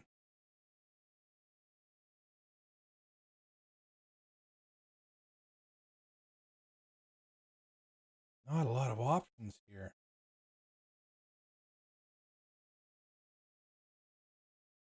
Gonna jack up and try and draw it around to straighten out that angle. Might make the shot a little longer for Randy. Oh, he did a great job in getting the cue ball over there. Maybe a little too straight even. But it doesn't matter now because Curtis George is going to come to the table. And he will likely play this 3. Maybe even rail first into the 3 and then spin down table. He'd ideally like to get in here. Get rid of that 5 next to the 5-1 combination. Maybe a little bit of angle coming out of there. Gonna cut the 1 over and bump the 5 out. Be careful you don't bump the 5 onto the 11. Nope, taking the 4. Really? I'm surprised.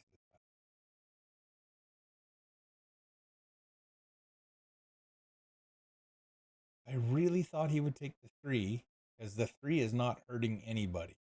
The 4 was helping them just because you get, that 8 ball into this, almost quadrant of the table. You're going to want to go to the natural closest pocket, but I'm a little confused.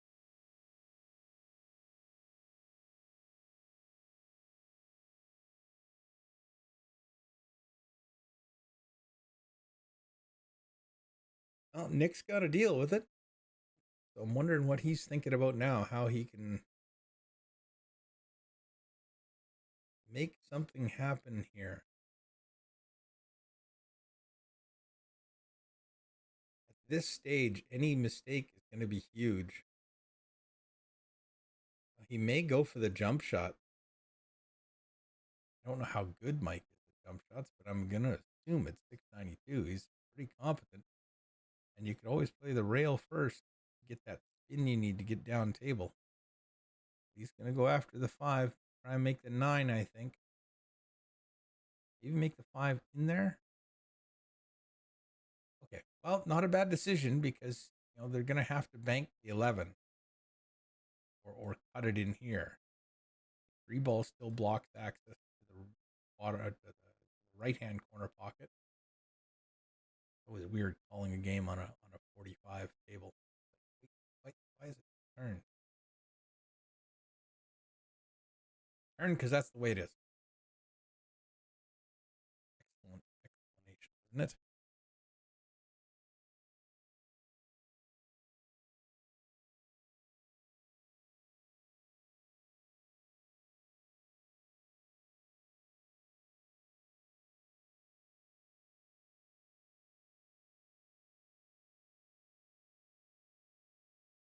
Tried to cut it in. I get it. Not an easy go.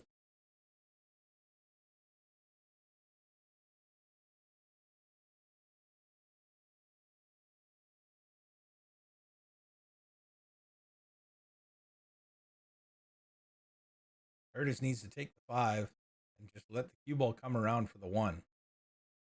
Or you cut the 3 and let Nick play the 5 for the 1 shape.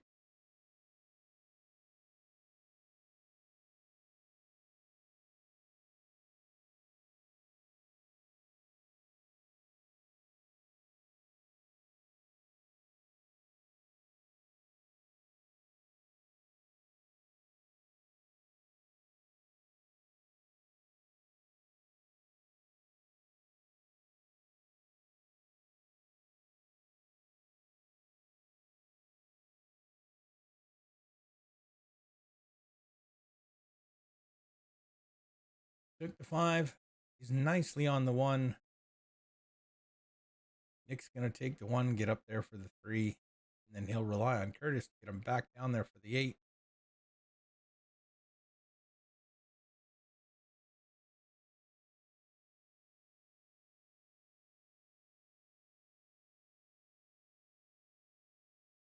Nick's a little close to that side. Get a little neck stretch there just to loosen up a little bit. Might have been a little bit tense as he watched it go that way. Cool as a cucumber now. And Curtis just going to draw off this. Or is he going to run forward? Looks like he's going forward. Don't hit it hard. You're going to get, easy. He is drawing off. Whoa, Nelly. Whoa, Nelly. Whoa, Nelly. That brings the side pocket into play.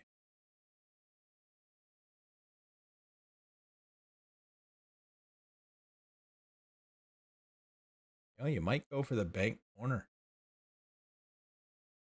I think if you go for this up here, you're going to scratch in here.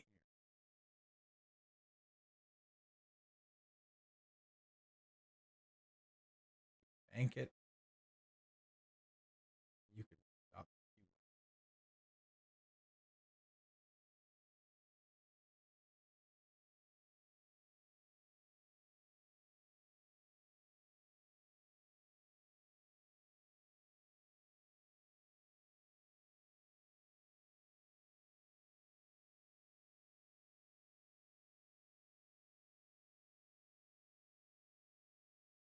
I'm almost sold on the bank and just run forward and bring the cue ball back to this side, but that looks like a horrible opportunity to scratch in the side to me. Or if you do miss it and then you leave the cue ball down here.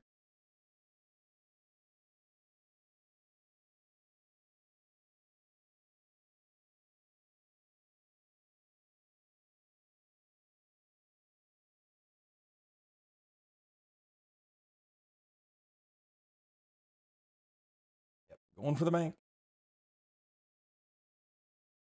Oh, I might tell us rating on table 4 again. Put it on delay, Rob. Fargo's 100 points higher than mine. He knows more about what to do with this table than I do.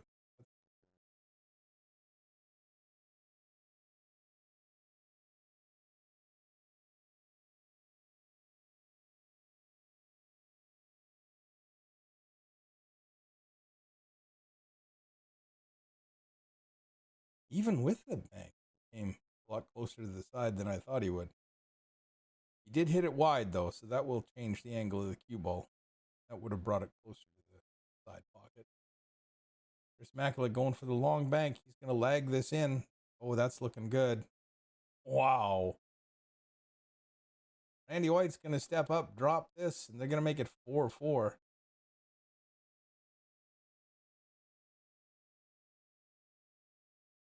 There it is. On to table number 1. Hey, look, it's Silvera and Hoiberg again. Leading 3-0 over Radford.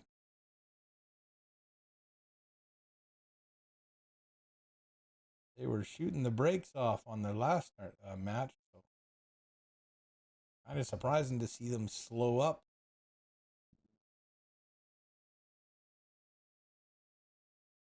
I'll be right back.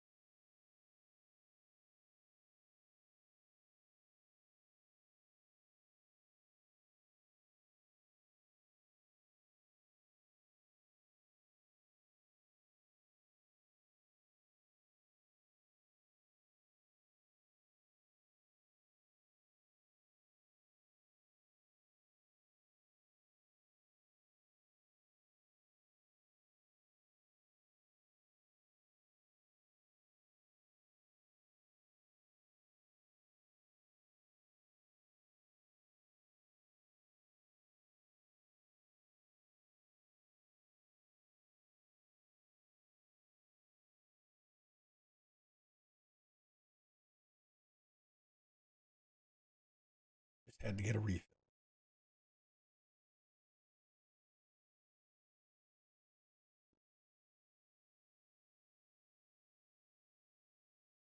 Yeah, maybe they weren't shooting as well because we weren't watching them. Now that we're watching them, they're shooting well. There you go.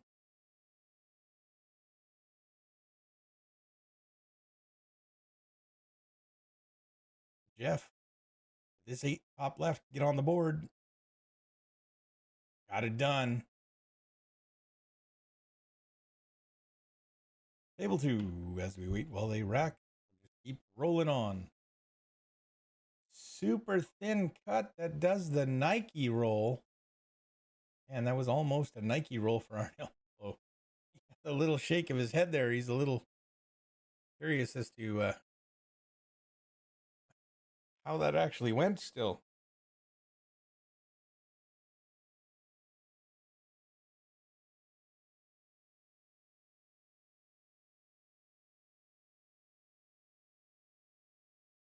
He's got a line on the 6, but does he have enough of it? A little bit of bottom left to try and come back and bump into that 9-8 would be ideal. Or 8-9. Don't want to hit it hard. Just enough to get some clearance and stay there for the 2. Kind of like that. I think that'll work. And even if he doesn't have the cut, he's got the bank. But I'm pretty sure the cut is there. They're on the hill too, so this will put it out of reach.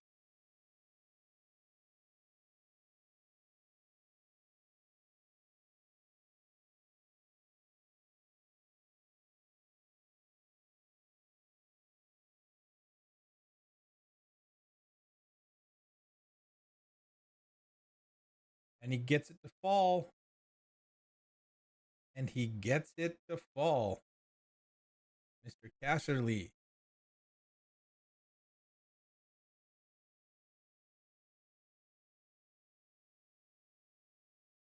Gonna draw off this 8. Try and get the cue ball by that first diamond or better.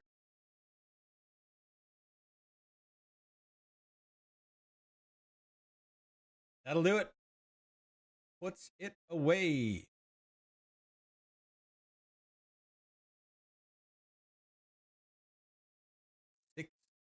6-3. Casserly and Fiesta advance. And we're back to Curtis George and Nick Kruger playing White and Makela, who just took the lead. They're on the hill.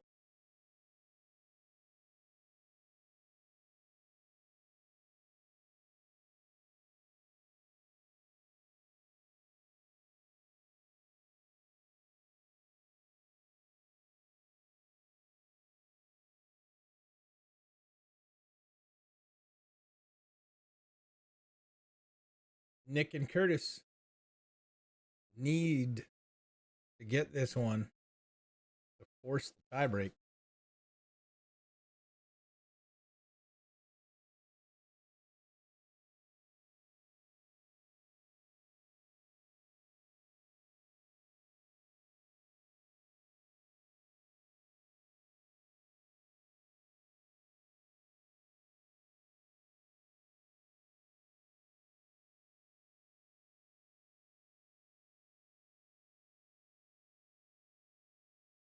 Wide open table. Ball in hand for Chris Makela. This is a great opportunity for them to put this match away.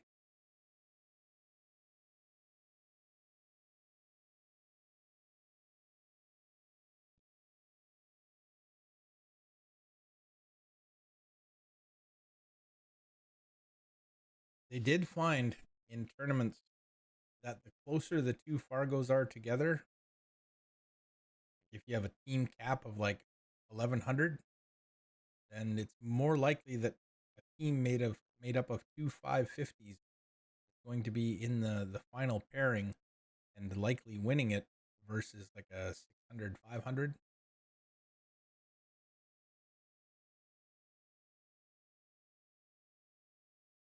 There's a range where it works well.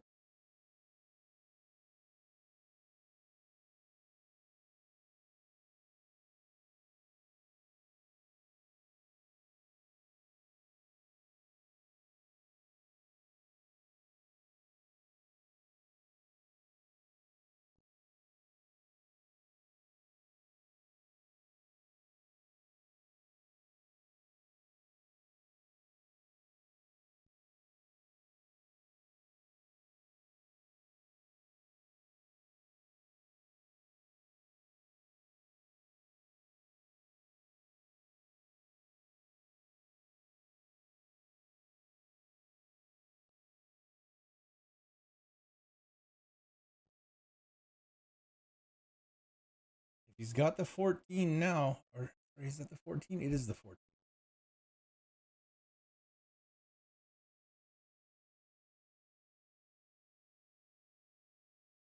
Rolling forward, come back up between the 1 and the 2. Not want that 13 to sit there. That's going to make it tricky. Should be all right, though. Randy makes this one here.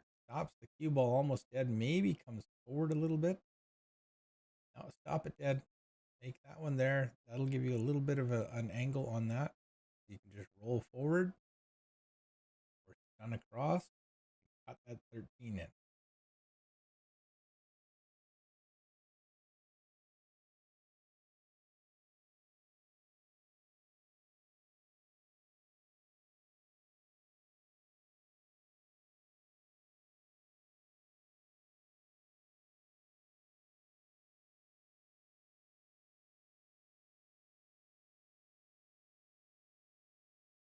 You could get down on the 13 off the 15. Play it like that. But it's risky. I'd rather just play a stop shot right there, roll a couple inches forward on the 10, take the tougher cut shot. Well, that swerved a little bit right already, so now he's going to have to roll up to here. Maybe not quite as far. Somewhere in that area.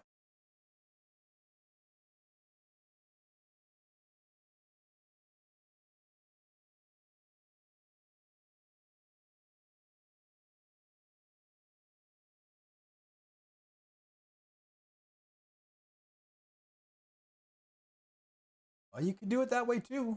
I now see another way to do it, right? Into the rail, back out. And he needed to hold it. Okay, so now you need to almost go into the 2 and punch the 2 out of the way.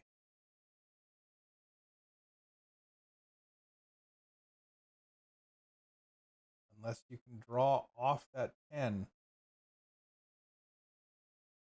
Gun off that 10. Just a little bit. Stay on that 13. May even go right into it. That's so tricky. Oh, and Randy with the body English getting that to drop. He cheated all of that pocket.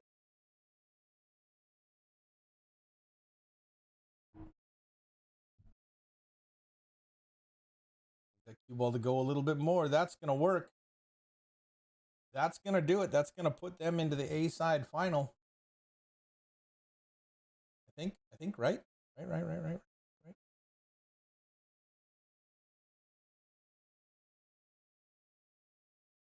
Yep, and they'll play Casserly and then Fiesta for the A side final.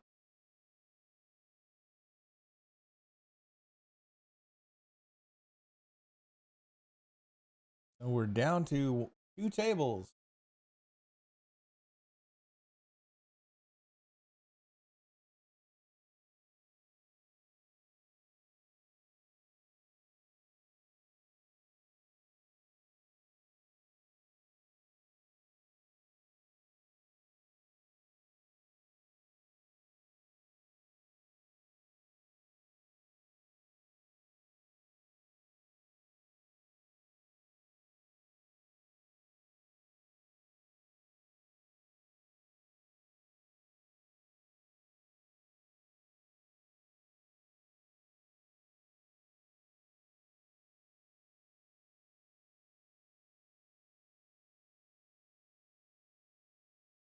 Technically, we could run 3 tables at a time now, but only for one more match, so it will likely stick to just the 2.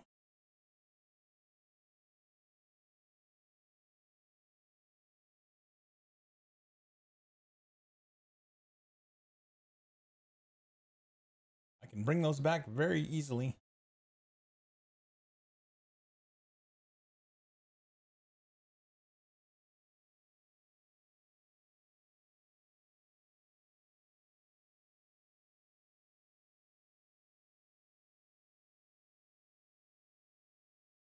There we go. That's an even easier way of doing it. Turn off the layer.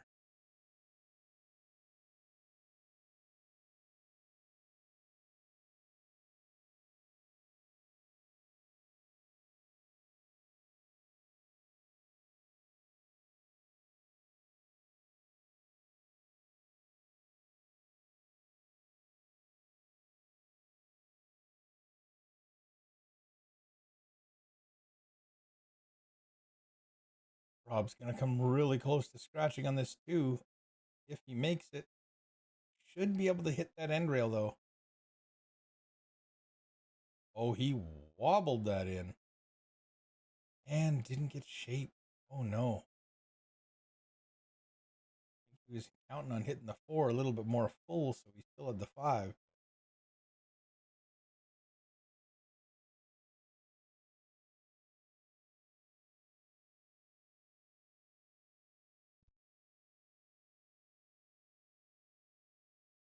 Just so you see, there's the top half of the bracket.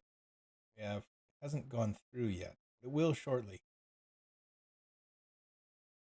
White and Macklin defeated Curtis George and Nick Kruger.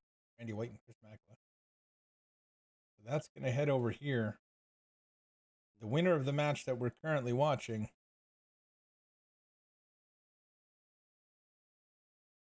is going to play the team that just lost on the A side. Nick Kruger and Curtis Dorr.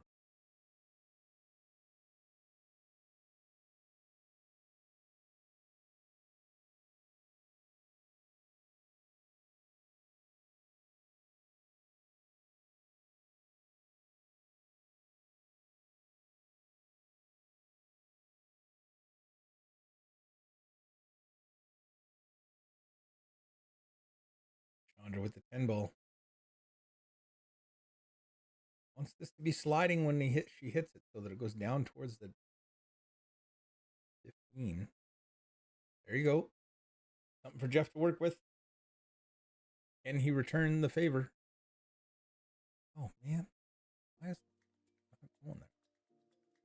So strange.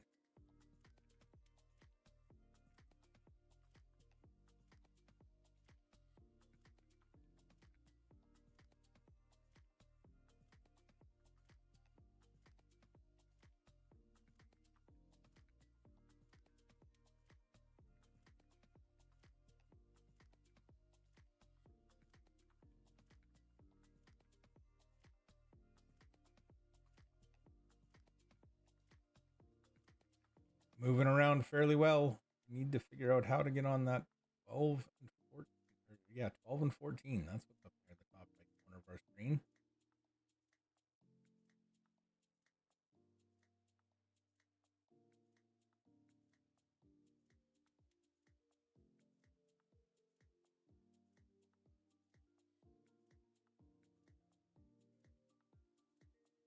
That'll work. Now they can take the 11 ball. They're going to have angle coming out into the middle of the table. Somewhere in there will give you some options. Didn't quite get there, but that'll work. 14 goes.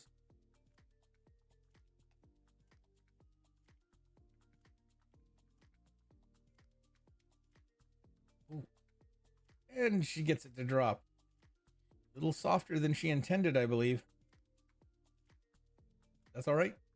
Not the first person to have that happen. Won't be the last in this game.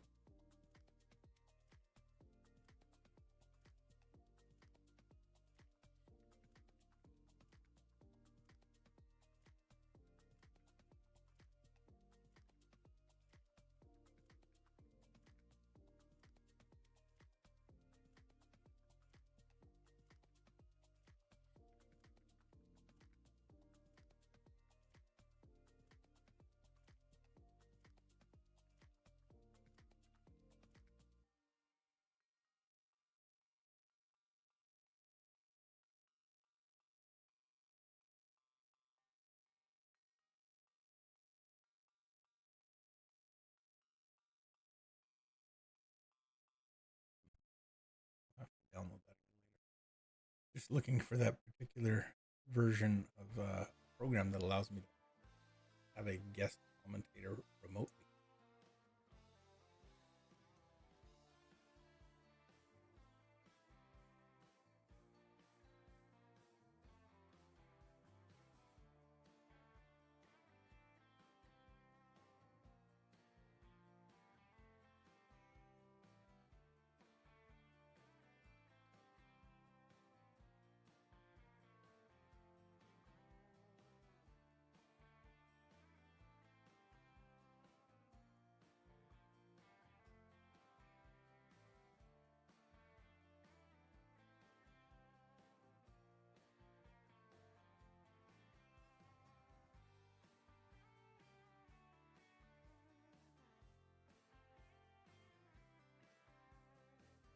They're making their way through this rack. Really just straight top to get you to the end rail. Maybe a little bounce out. Depending on your angle, you can take it to the side or the top right corner pocket. Just don't want to juice it. That's going to get there. Jeff is capable.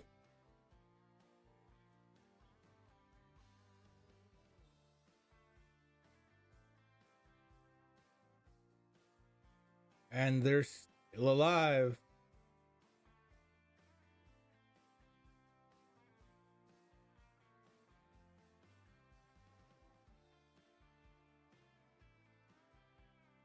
They're talking about something else, not the 8-ball or calling the 8-ball, because they're all smiles. And they're all good friends, though. Rob might have been asking, did you even notice he walked in front of you when you're shooting? Because sometimes you do, and sometimes you don't. Sometimes the house could be burning down behind you, and you're not aware of it, right? You're just zoned in, ready to play. I'm going to take a quick look at the other table. We'll be back for when they break, because I don't want to miss any part of that match with Silvera and Hoiberg being on the hill. The Radfords trying to catch up. Roman drops the 8 for what I think is their first rack of this set. Flash that.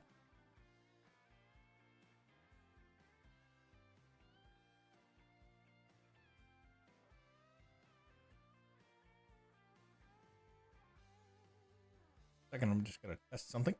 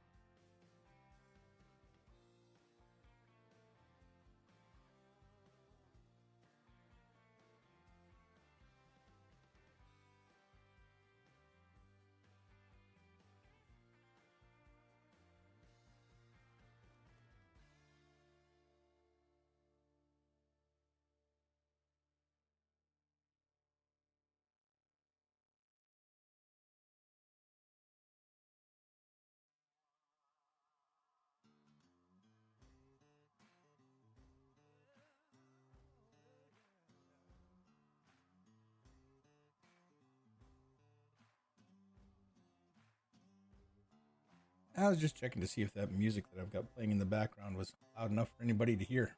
And we're going to head back to table 1 because they're possibly on the hill.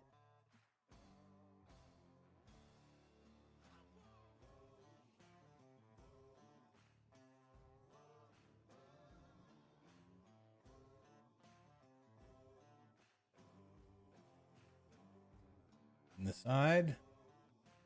Oh, into the horn. That's going to give the Radfords a great opportunity to get back another game.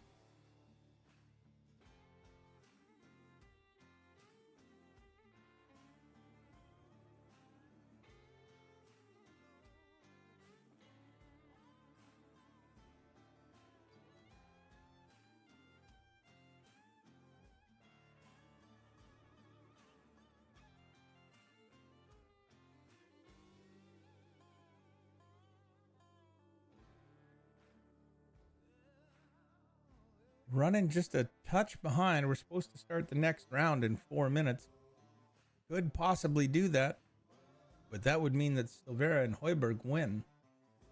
Bradford's are going to need about 15 to 20 minutes to get 3 games. That's how long some games take.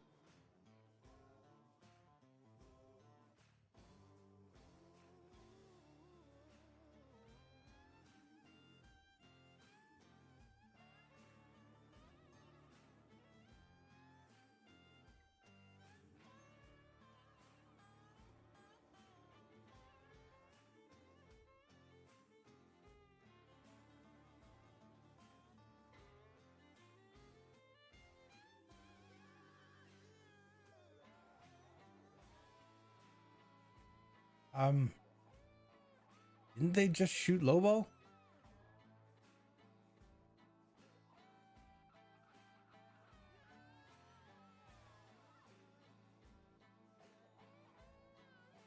I thought Angel just tried to shoot the 6. Was this open off the break?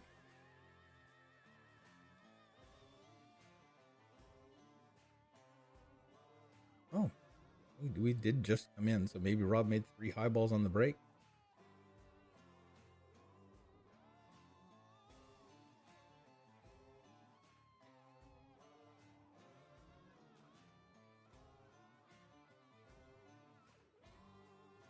And he just didn't have a good shot at starting ball. Oh, that's into the rail. Might still go just barely. Wow, Jorah and Roman, Jorah Sandu and Roman Pinsker up 2-0 already. They're beating the brakes off that table. Getting out quickly.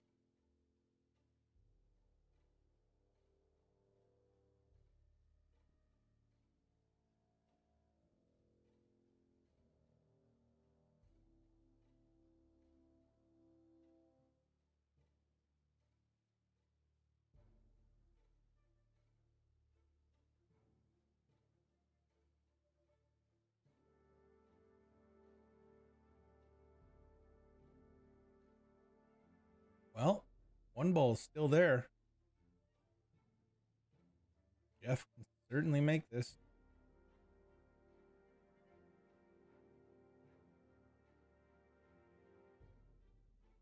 He rolls it in super slow and as clean as can be.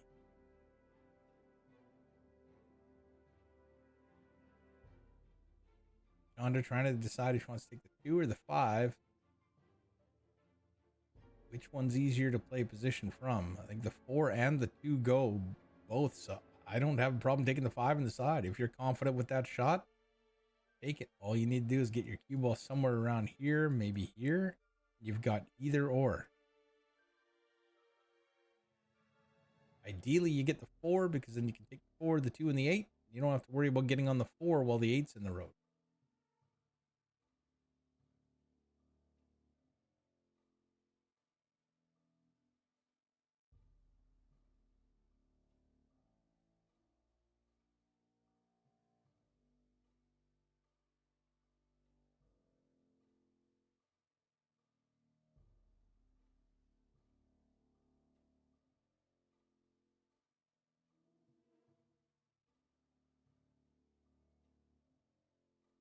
Gonna get to the rail, give it a little bounce.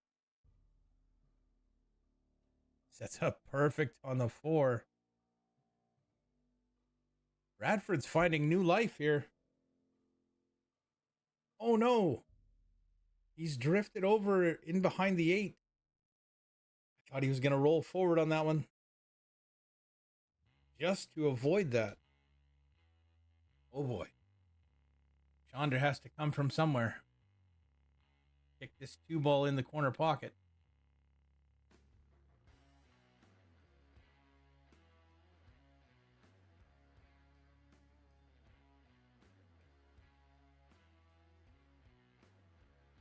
There is the possibility of kicking it up towards the 10. Then you've got to hit it hard enough to get a rail.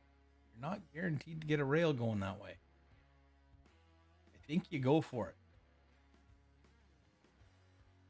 Unfortunately, you're going to lose this rack more often than you win this rack at this point.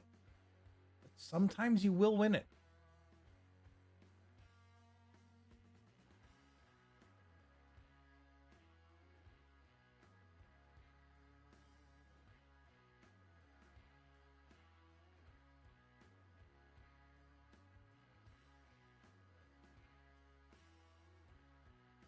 He's right about there. Yep, right where she's pointing.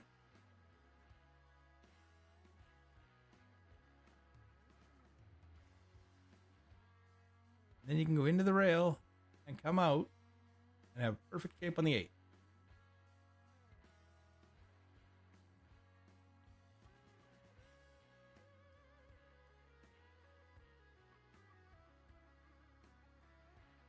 Bridging fairly cleanly past the 8.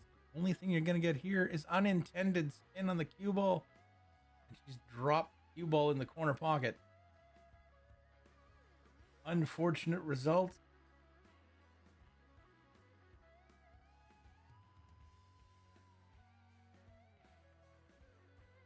Play the 10 in the corner and the cue ball out. this one in the corner, that one in the corner, that one in the side. Bring the cue ball down here.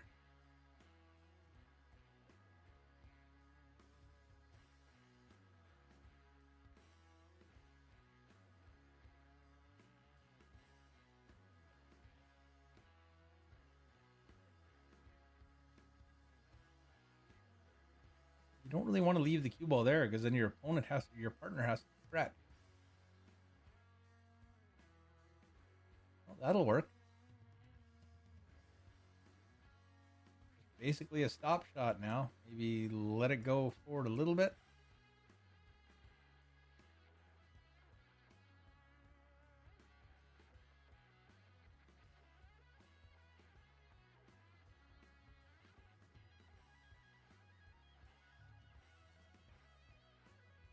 Well, you're likely going to play this one next.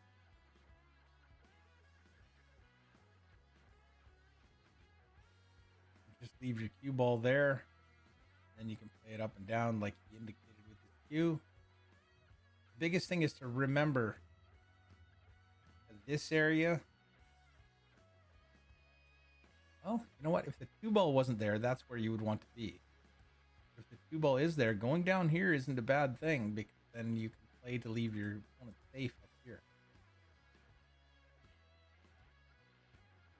Rob will just draw this a little bit.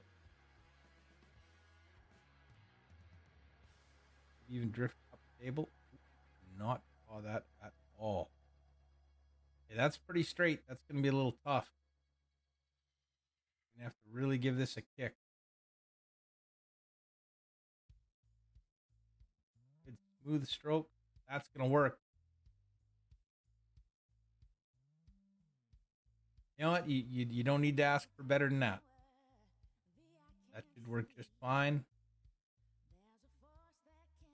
Be aware of the fact that you could come off the end rail, hit the 2 and scratch in the bottom of the corner if you hit it wrong.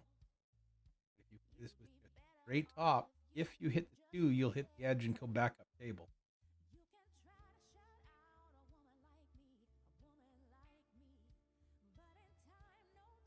Overcut it, and that's going to leave Jeff with a decent attempt on this 2. Might be long, but it's not frozen to the rail.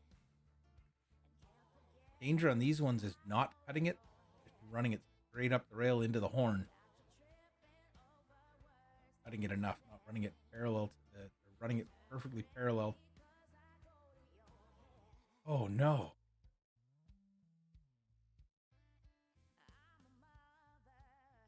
Well, you're kicking at it.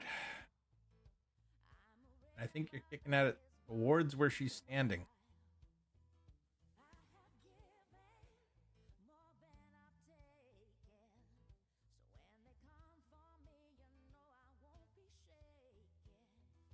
And if it's frozen to the 8, you can't even shoot it on the direct angle. You have to play it with the pin.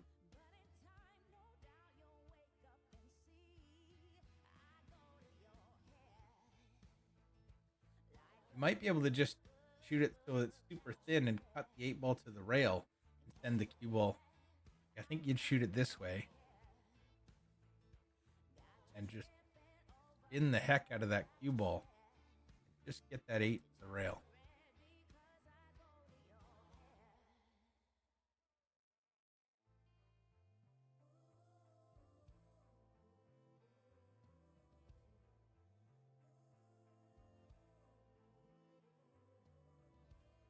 You're going to go for it, that's the route I'd go right there, like what she was doing.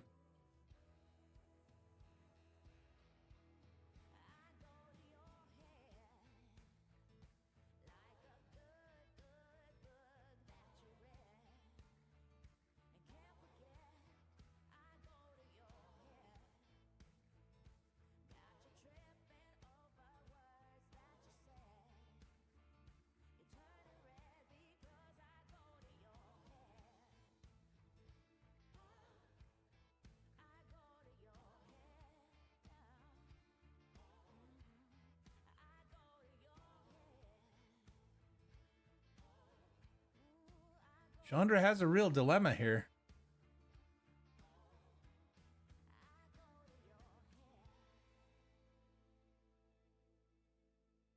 know, that's about as good as you can expect. I mean, it's tough to judge that spin. I mean, your opponent's probably going to make the shot, but at the same time, you didn't hang it over a pocket. You didn't scratch and give him ball in hand.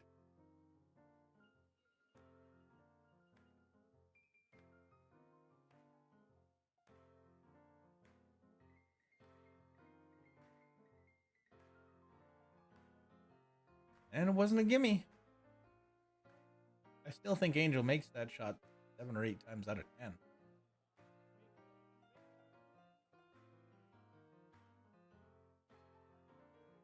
So 4-3.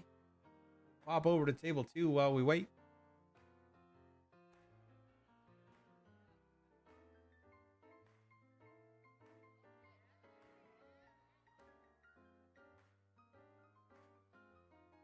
Gillis and Daddario got one back. That's a huge game, that third game. To either be down 3-0 or 2-1. Oof. That's a tough one. But you can only win one at a time, and you can only lose one at a time. Even if the numbers are a bit changing and do indicate a big swing.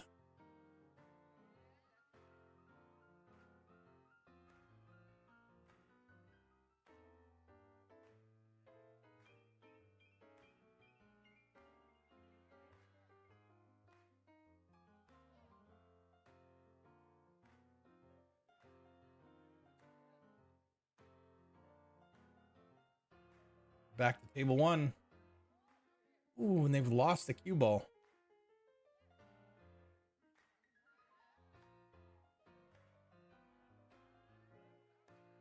Jeff, a little disappointed in that.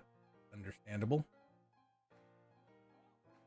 Angel now has to sort out what she wants to do at the table, and I think I like the low ball. The low of the ball is the good one.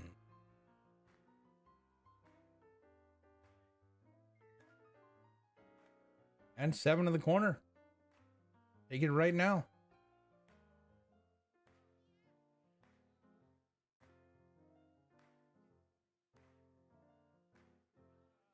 Or the 2 in the corner if that makes you feel a little bit better. 1 minute.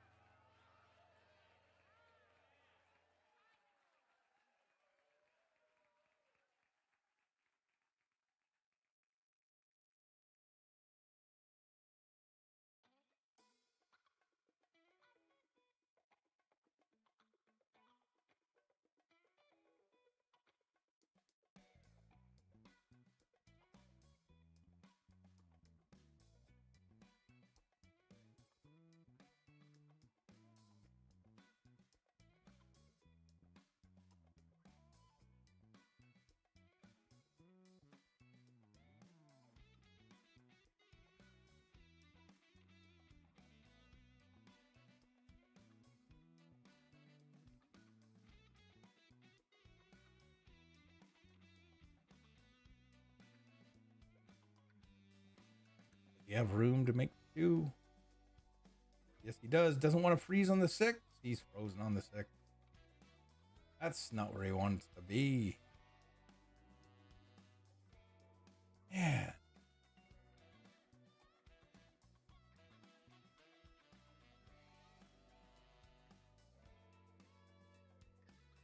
There's nothing wonderful here either. Kick 2 rails at the 3 if you really don't like that 7. Even the 7's got to go into the corner. Trying to make that in the side, jacked up over the 6. That's not going to be easy.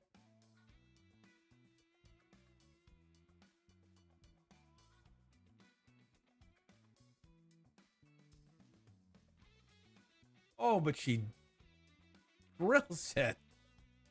Wow. Nice shot from there. Wow. All right. Now.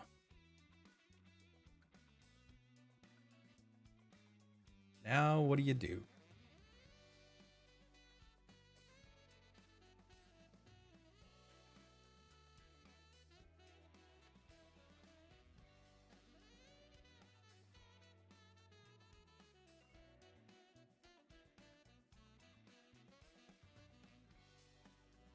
think you have to leave. Like, you want to get this 4 right away, but not really a good position to attack. You could come off the 5 and spin around, but that's so tricky. There's so many things that can go wrong with that.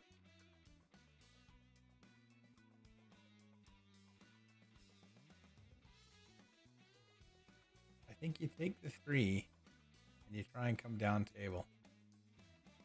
Get ready to make that 5. Come straight down table off the 3.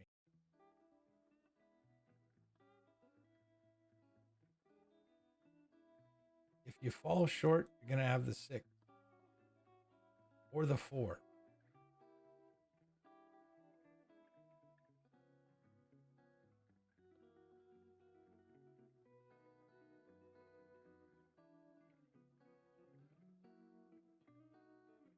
I think you take the 3. If you go after that 5, you have cue ball issues almost certainly. Just roll it in and take the 6 next then. If you don't like going after that 5. Okay, you gave it a go.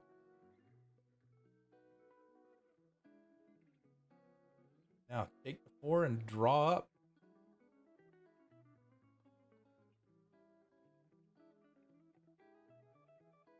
Or you could shoot this 5 in the side with a horse wagon load of right-hand siding and spin it back up table 2 rails. That would be crazy. I'm not saying I'll do that before.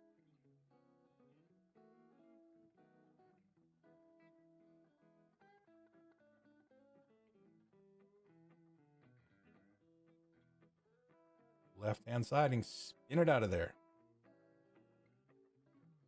Needed to get clear. Now the 8 ball's all messed up. Oh boy. This just became interesting. Oh, not. Or it just became more interesting.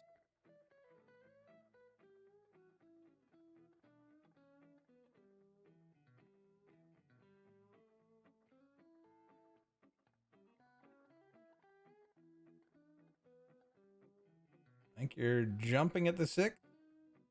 That's what he's going for. That 12 ball's a little close. I know he can get over it. Don't know if he will get over it.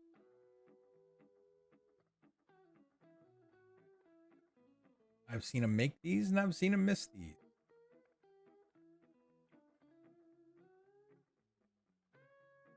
How's that for me being, ultra supportive? My teammates. Silhouette Pool League on Tuesday night.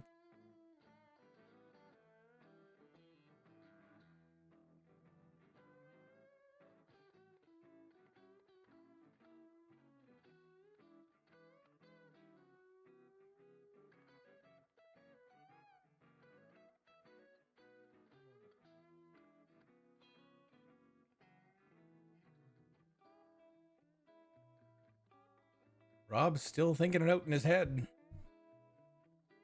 You do have a kick this way. Probably push that 6 here and run that cue ball down. I didn't say it was a great kick. I said it was a possible one. Oh, he's going to try and kick that 4 into that bottom right corner pocket. That's too steep. Too steep. You're going into the 9. Oh, he just barely missed the 9, but he scratched. Unfortunate. It'll bring Chandra up to the table. Chandra, or will it be Jeff? I think it's Chandra next, isn't it? Can't remember.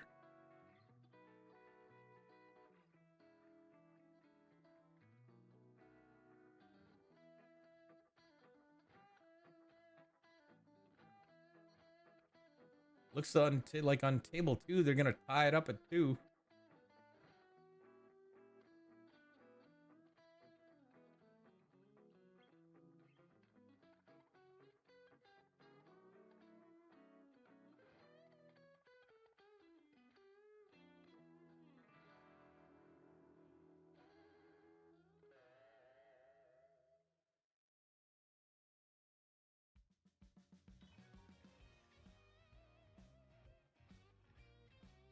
And they have 2-2.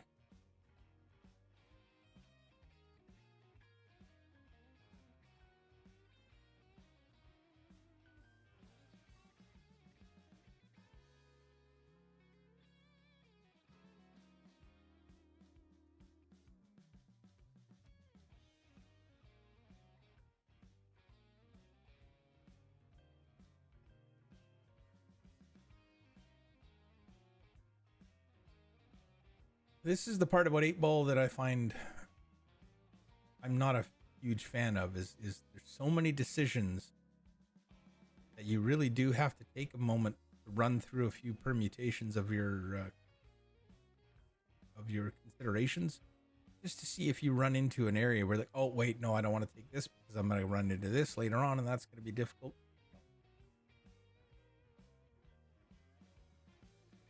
Makes it,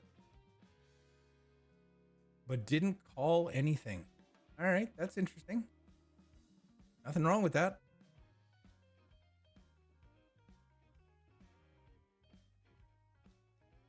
Oof, that's a tough kick. You're going 3 rails. Sorry. Ding, ding, ding, ding. All the sticks in the corner.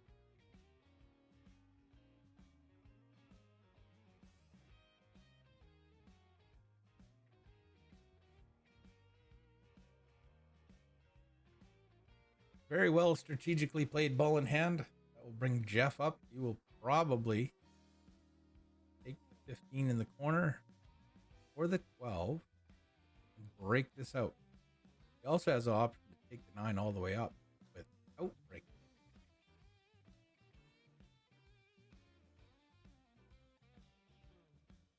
I'm not such a fan of that one simply because the short cue stroking distance. So you're going to leave the cue ball on the end rail or just off of it. You're only going to have 2-3 inches to actually stroke through the ball. Always makes it more difficult. Sometimes it is your best option. I'm just saying that it can often be a problem in execution.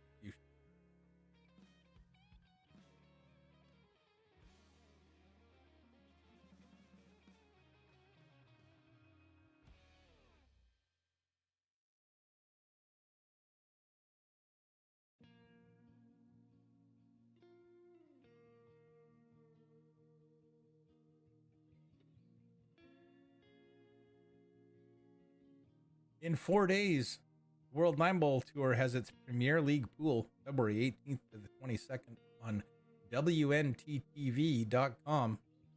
Your subscription is cheap, and it's a fantastic pool, the best in the world. Check it out. WNTTV.com. I love plug for a professional.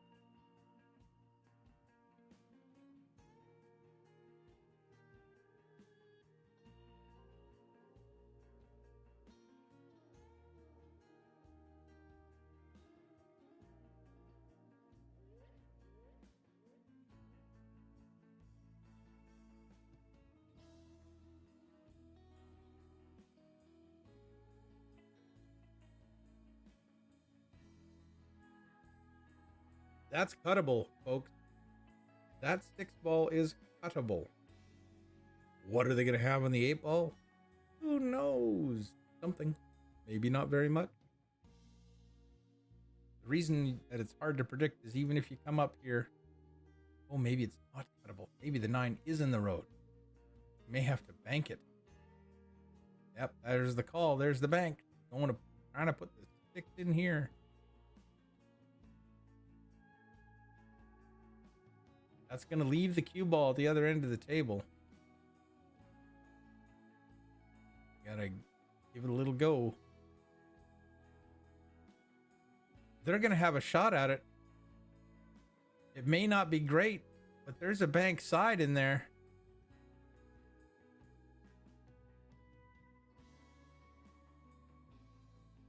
That was a fantastic shot. Angel watching out an attempt at this rack.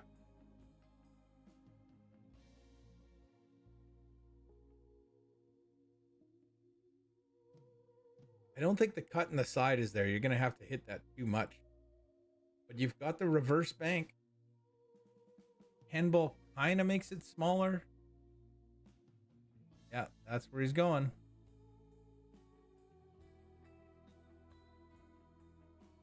You'd be very, very unlucky to lose your cue ball into a pocket here. He's just calling no call. I think you go for it.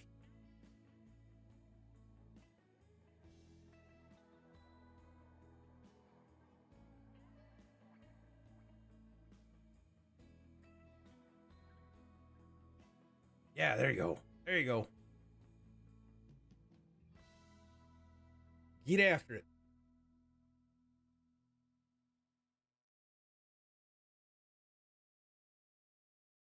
Just don't kill it. Oh, he played it off the 15. Well, that was creative. I think that was an attempt to stop the cue ball from running around like crazy. We're just going to take a quick look at table number 2 because I think they're getting close to finishing that rack. They are. There's only a couple of balls left. Oh, no, they're on low ball. That's fine. You can see what they're doing on the top half of the table as well here. Up here. That's table 1.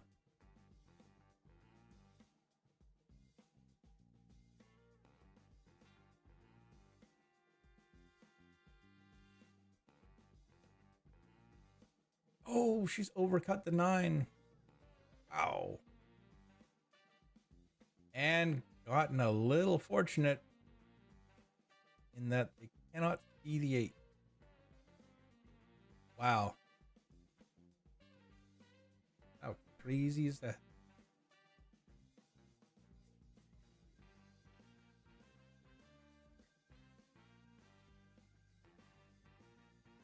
Now I'm curious to see what Angel does here.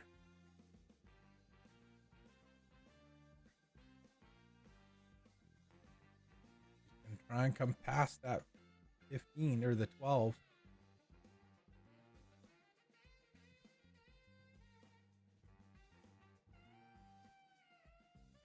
Hey, from where she was, that wasn't a bad attempt.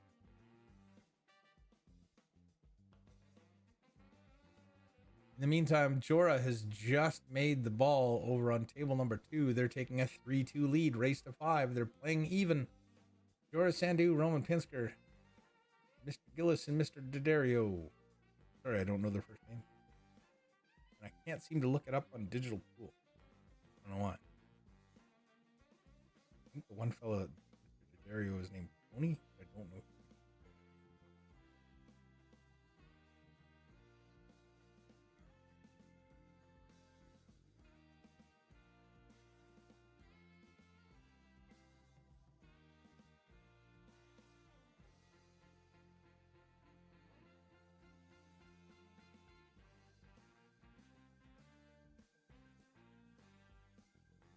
Jeff starting out. You think these two play pool? Play a lot of pool together? I think they might. Might be a little uncomfortable bridging over the 8, but that's where you go, so you can get after here.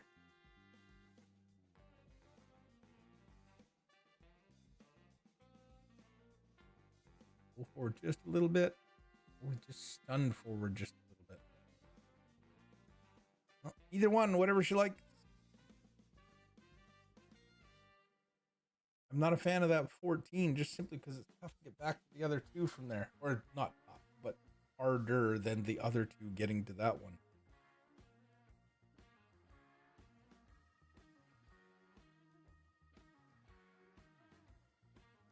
Play this one in here, bring the cue ball out to there. Or even there. Oh, she's going to go with the 14.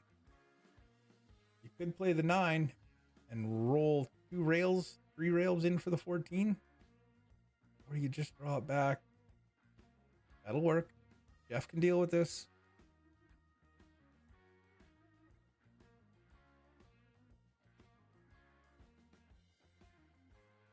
And again, he just needs to draw it back. He's going to draw it back a little ways. Just to center the table. Oh, that's going to go too far. He's going to have it to the side pocket, though. Good thing those exist.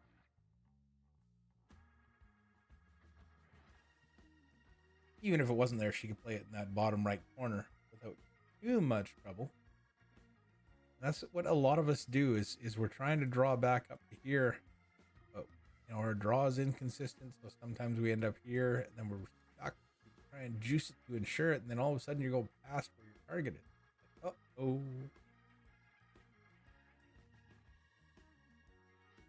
But 12 on the side. Give her hubby a chance to level the match at 4.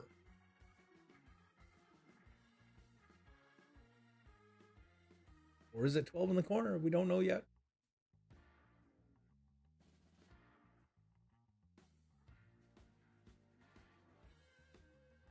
You have to watch and make sure you don't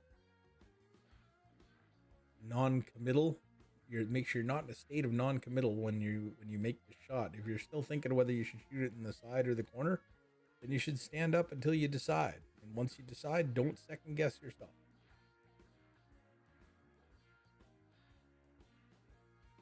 Unless Stan walks up and tells you you're doing it wrong. He wouldn't do that. If he does, then maybe you should be looking.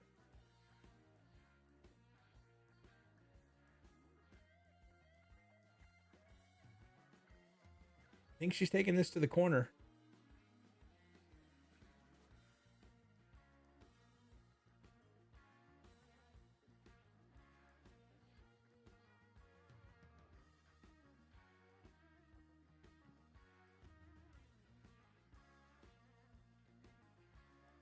Straight top. Run it down.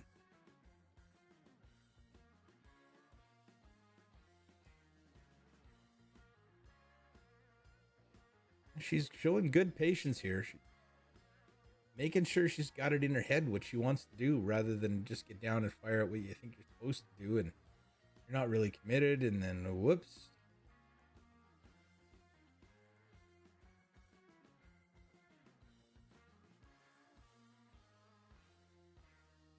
That's going to go. Nicely done. And Jeff to level the match with this 8-ball top right corner pocket. He's been pretty solid on the 8-balls so far, so I expect him to make this one. And there it is. Switch over to table 2 really quickly as they're on the 8-ball trying to tie it up.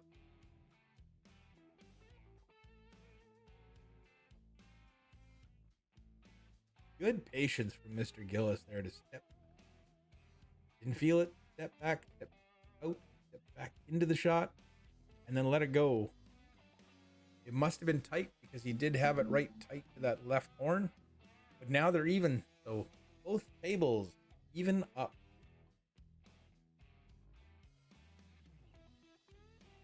I think Mr. Hoiberg is breaking on table number 1.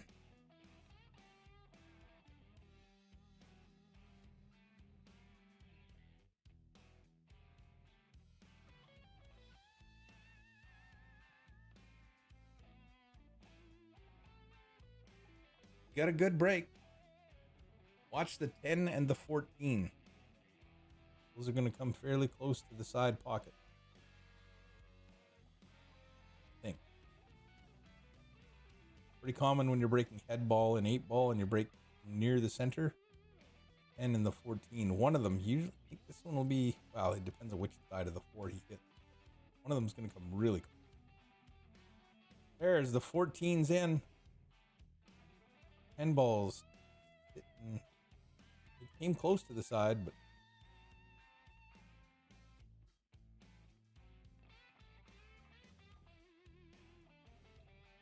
well, eyeballs are sitting there.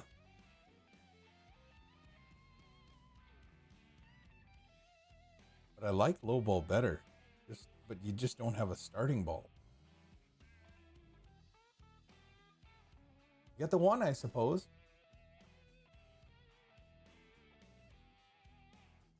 And that's what Angel's looking at right now. She's like, well, I can make the 13. That's not a problem. But where do we go from there? Right? And just stop right there and play the 10. Whoa, that needs to stop. Stop. Whoa, stop. Whoa. Oh. You got him on the 10.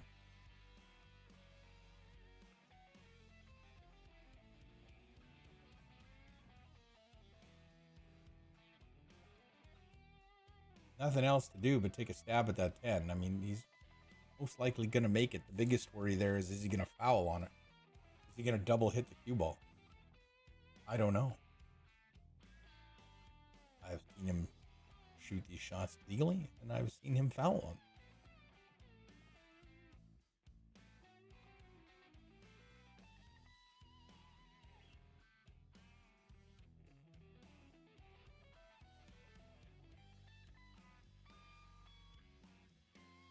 Nice, clean hit. Didn't leave much. Got the 12-9 combination. 9 goes in. 12 goes at it. Cue ball goes this way. The only danger there is that's going to put your 12 on the side rail. You need to hit it with enough pace to get that 12 ball out.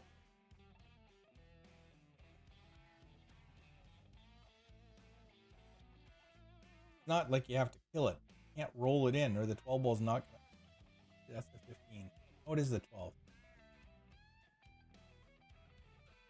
Well, that might work. That might work. I believe the 12 goes in the side, but it's tight.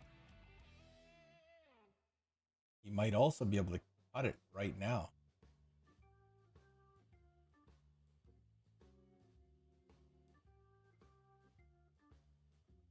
But I also don't mind coming off this and disturbing that. Problem is, with so many balls in the middle of the table, it's very highly probable that you're going to end up with no shot. You might be better off shooting the 11, drawing back to here. Hey, are you not looking at the screen? Anyway, you take that one there, and that one there, and this one here, that one there, but it might not be available.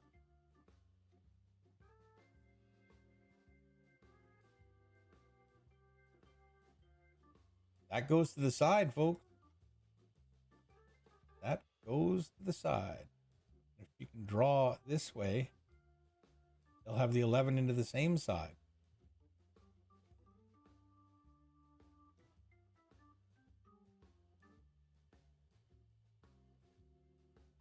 You don't need the cue ball to go far. You just need to get a look past the 3 and the 4 at that 11. Pop it into the side pocket. Draw the cue ball off of that 12. She's playing it off the 4. 12 off the 4 in the side. She came close earlier. Did she actually make one of those earlier? I think she made one of them.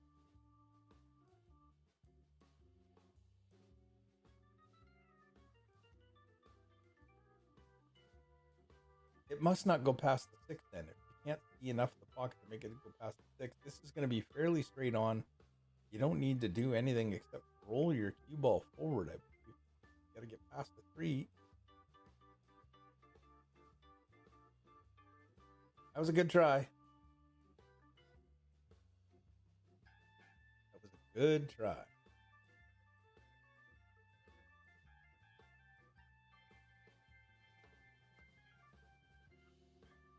Trying to cut it over.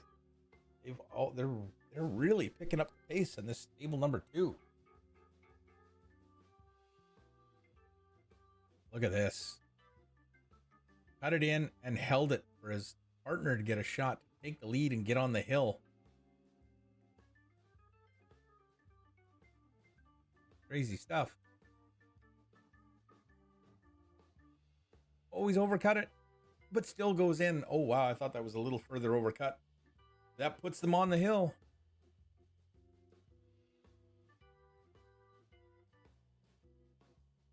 Jeff taking on the 5. Leaving Chandra the 2.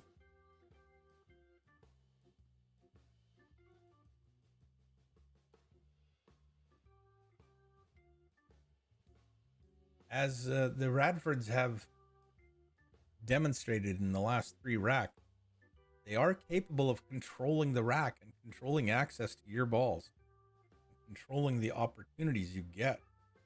This could be a real challenge for Angel and Rob to get back at the table with something to work with. And just as I say that, that's what we end up with. Well, that's interesting. That's interesting. Where the cue ball has ended is not ideal.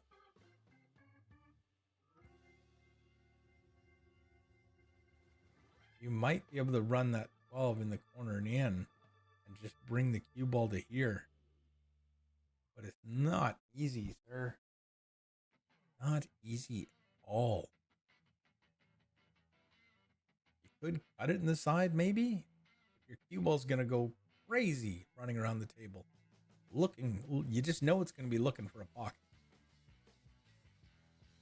What happens anytime you give it a little extra whoomp? Yeah, whoomp's the technical term.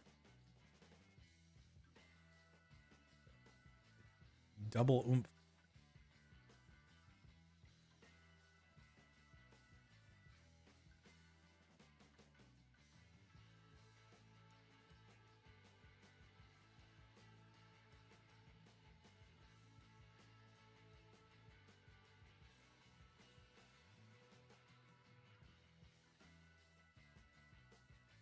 He's made it in the corner, but unfortunately the cue ball got to the other side of the 6. Yikes. That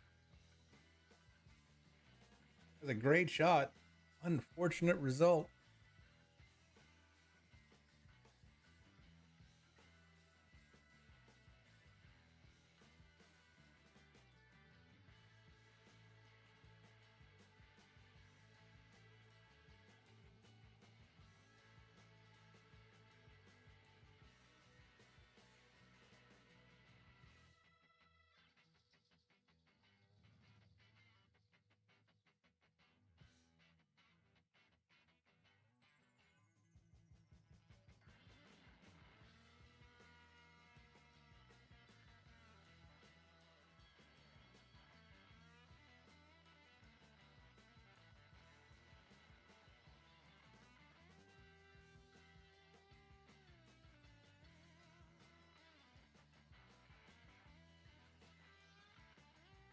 Good hit. Not much you could do with that. But good hit. Jeff with another opportunity to work through part of this rack. Chandra stuck in the rail. Not much she's going to be able to do with this cue ball, I mean. 7 does go on the side. I think the 1 and the 3 are wired to the side, but it might be right at the horn. Looks like it'll go, though.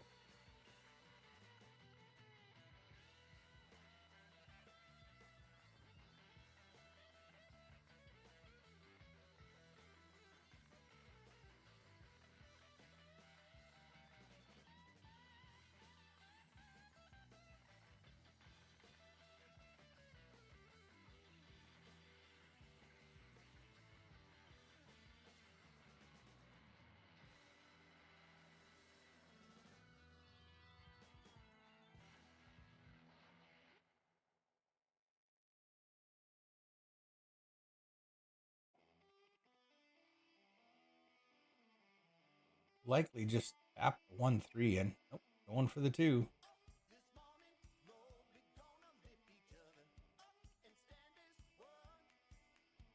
Well, now he's thinking a different tune.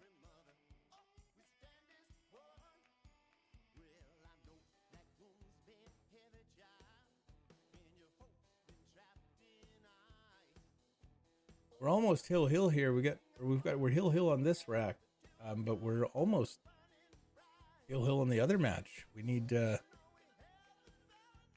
Jorah or Sandu Pinsker team needs to win this rack, and then we'll both be hill.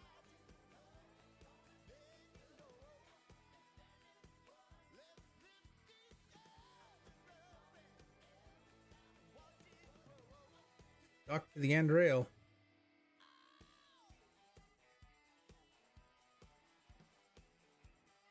The 1-3 must be pointed at the horn, but I swear you could tap that with a brick and it's gonna go in.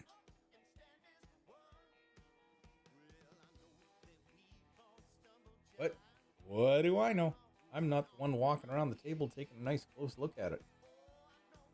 I gotta assume that if Jeff has looked at it or Chandra's looked at it, they decide it doesn't go. It doesn't go.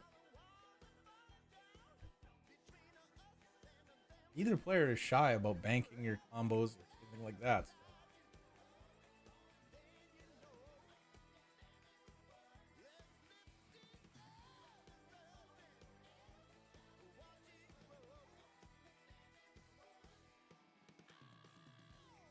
Tough to do when you're stuck right on the beach like that, tight to the rail. Not a lot of room. Cue ball's tough to shoot from there. Very easy to put an unintended amount of spin on that, either left or right. If you're not hitting in the, you're not able to hit the center. You're trying to hit the rounded top center. But she nails it. Didn't wobble it at all. Hit it perfectly in the heart of the pocket.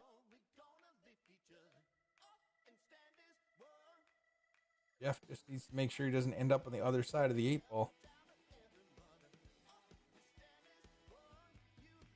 Yeah, that'll work. Connor's just going to draw out to about here, I think.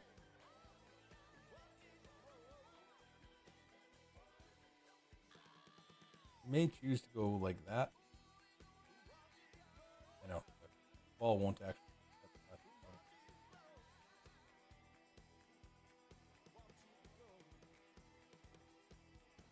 But you may just draw over. Personal preference, all what you like to do, how you like to do it. If she runs it long, she does have to be very careful. She doesn't go near that corner pocket.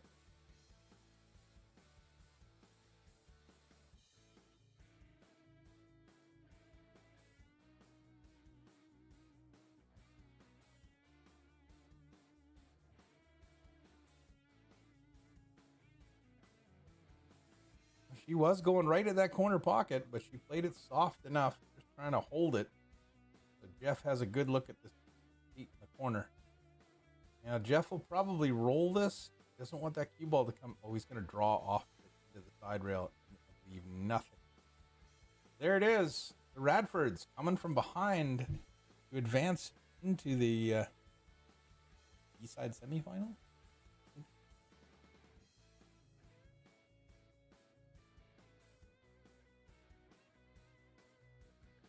I'm going to take another break now. It'll be a little bit longer this time. I'm probably going to miss the next match. But this match is scheduled to be up, so we're probably going to have table 1 back up so that you guys can at least watch the A-side final. I need to go make dinner. That's what I'm doing. All right. Back soon.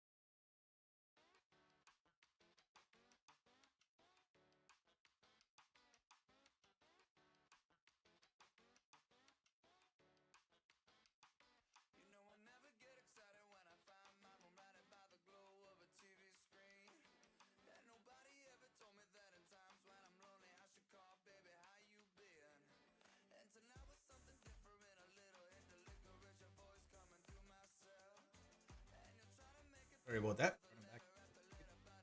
Wasn't watching. Been restarted. Should be back up and running. Back in a bit.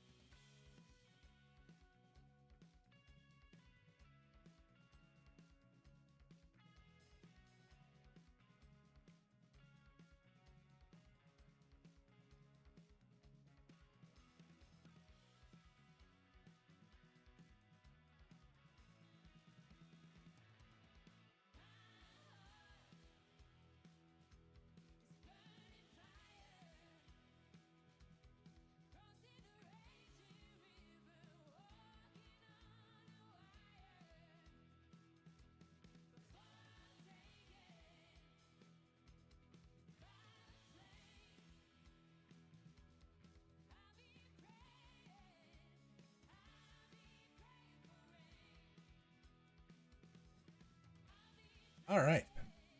All carnivore is fed.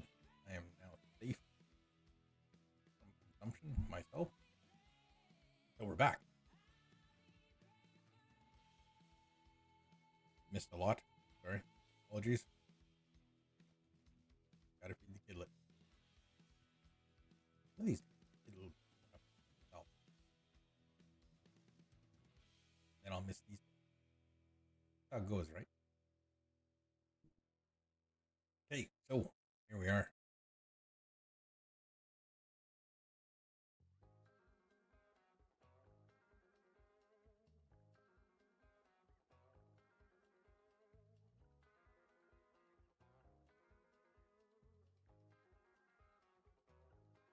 Couple balls down. Room to work. 8 ball passes that like 15.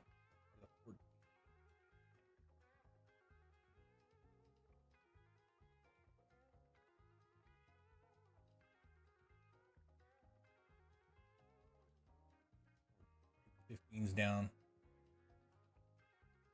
Was it 2?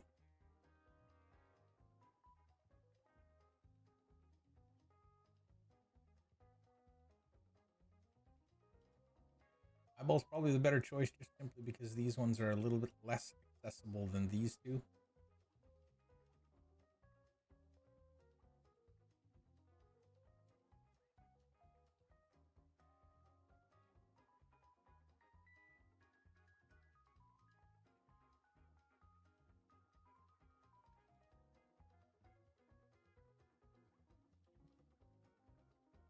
Little bump on the 6 to get it out of the way. I think that's good enough.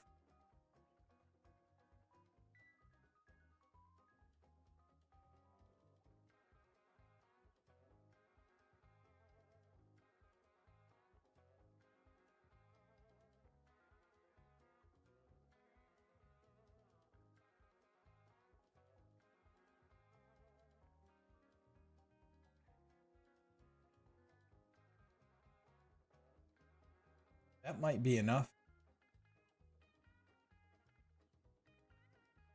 Ronaldo might come in this way, though. The angle's very natural.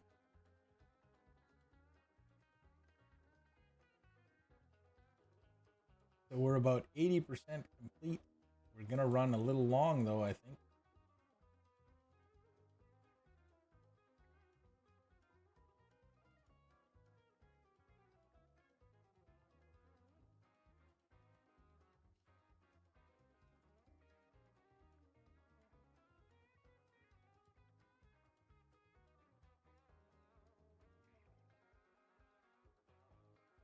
Winner of this match goes into the final. The loser of the other match on table 3 will finish 5th, 6th. Winner will advance to play Sandu and Pinsker for a chance to head further on, but loser of that match will be 4th. The winner will take on the loser of this match. So we've got a few matches left.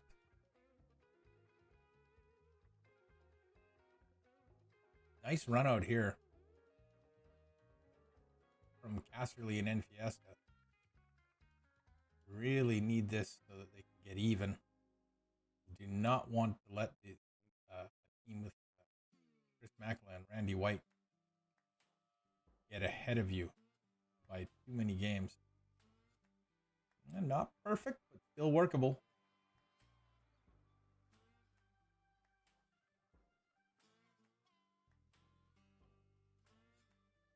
Just commit to the shot.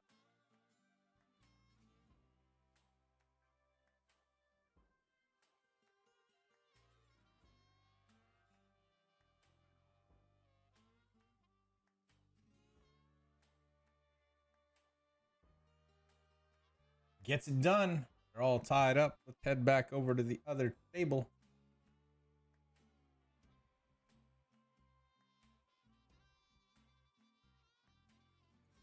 Curtis George at the table at the moment.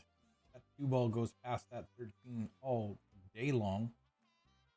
At least from my vantage point. It might be a little tighter than it looks on site.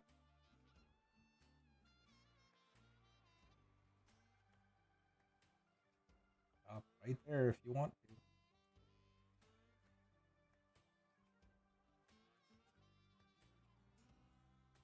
Now here's where it gets interesting, because Nick is a much higher Fargo than Curtis, even though Curtis plays very well.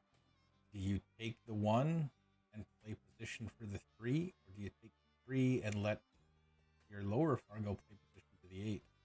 I believe the 8 goes past the 11.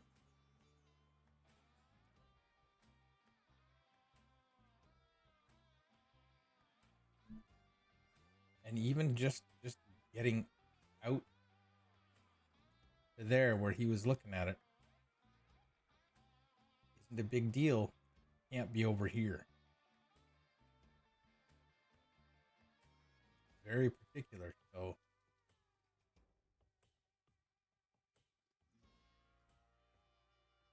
I think that you go into the rail, into here, and come up there, and then come into that cone on the 3. And that way you've got a much bigger target to get to. But it all does depend on exactly what the angle is. You may draw off of that as well instead of going forward. Draw to this side rail.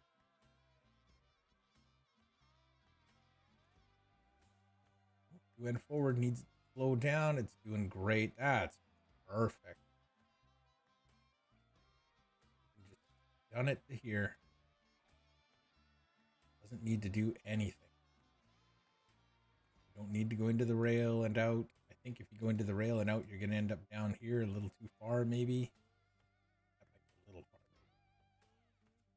Well, you can cheat the pocket, go right into the rail, and come out. So, yeah. That'll work. In retrospect, it was probably the better shot, because then your position is coming towards the 8, more towards the 8 than across it, is what I was just talking about. So that gives them 3. Both teams are halfway to their goal. Hold on.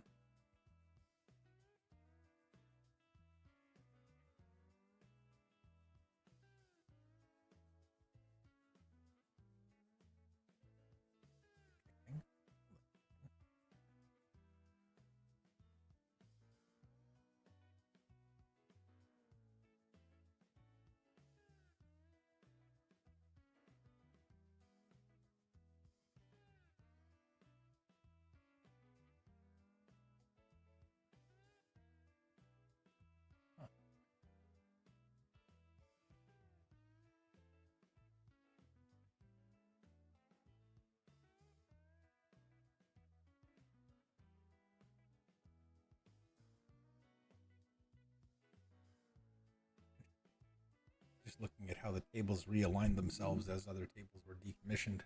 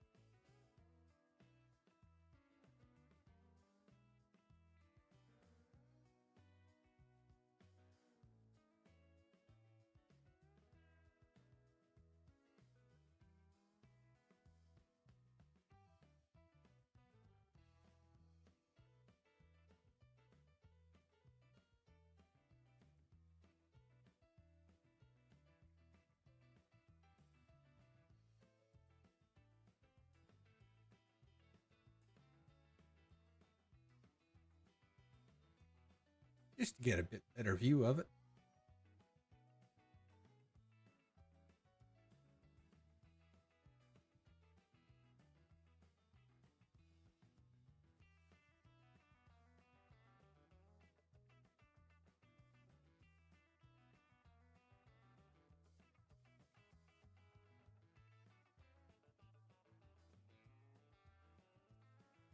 Should give Randy a nice angle in here to take that 8 up or down in the bottom right corner pocket.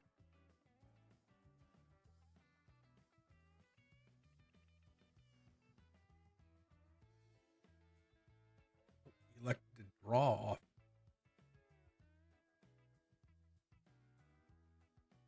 Still workable.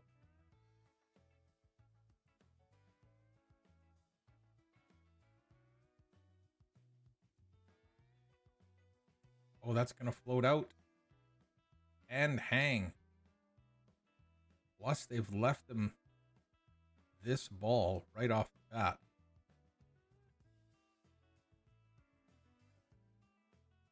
Grab the rake, draw it out of there. You play the rail first, punch into it, and then that'll push this 12 over that way.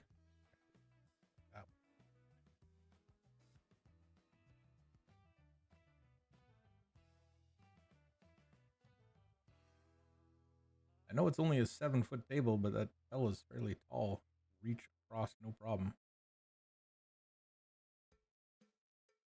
Deliberately moved the 12 over there.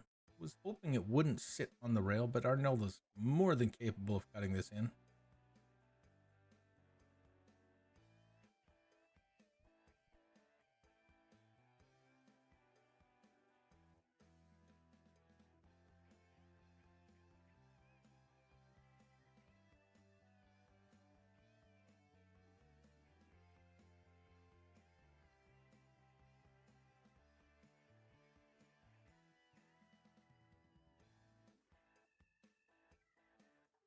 We need to put any speed on this when it's going to hang. Hoping that cue ball stays behind the 8, but at the same time, I feel like Randy's chances of kicking it in.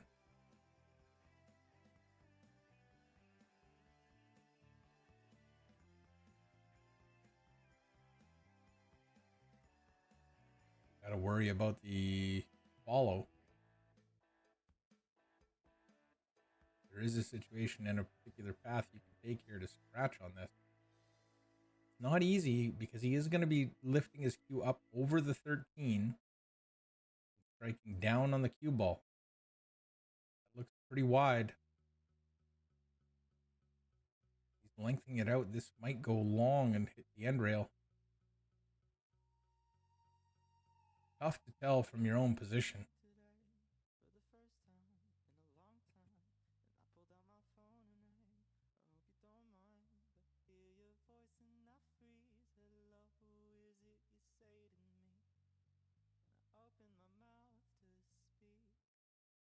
Almost take that 9 to the side, then the 14, 11, 13, whatever. You know, something, get him working away from the 8 ball.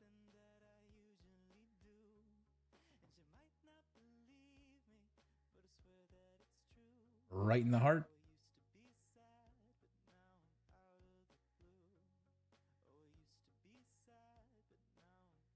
Now Arnoldo should be able to just draw, well, roll forward a little, but he's going to draw off. But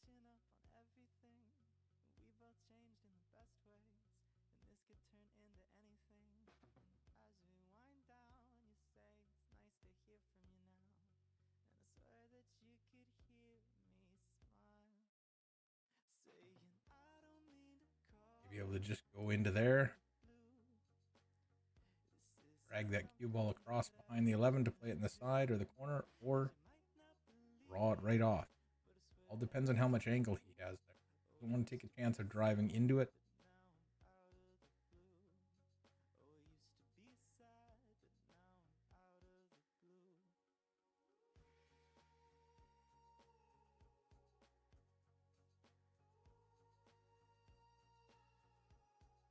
He's going to hit the edge of the 12 and then go into the rail and up.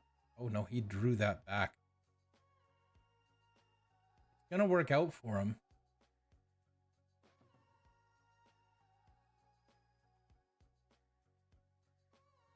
It is always a little touchy when you've got a ball deep in the jaws. You could hit the point and then come off it a little funny. Sometimes safer to just draw out of that pocket.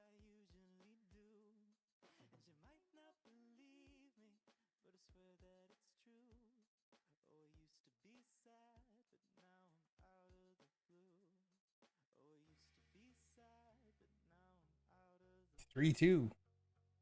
Check in on table 3. Curtis and Nick has some work to do at the table.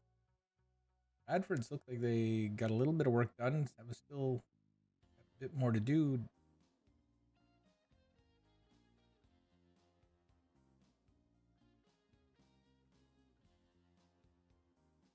Or is Curtis shooting the 6th? I think he's shooting the 6th on the side. I'm trying to see if he can get his cue ball in here.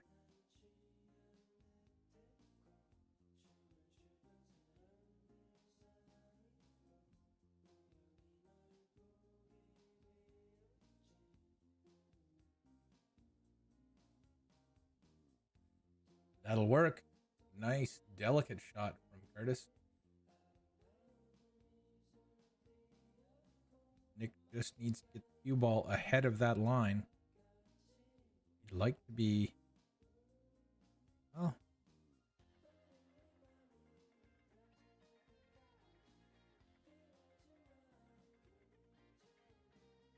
Yeah, I think that's fine. Even... See, the problem is you don't have a lot of options with the ape. If you do get right on there, you might be able to draw out here, but you'll never be able to draw out there because the angle's too.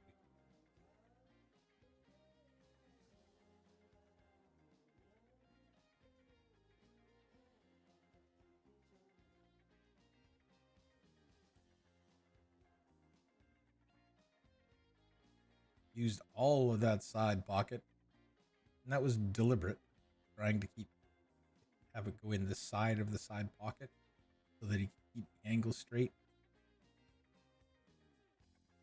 That is intentional.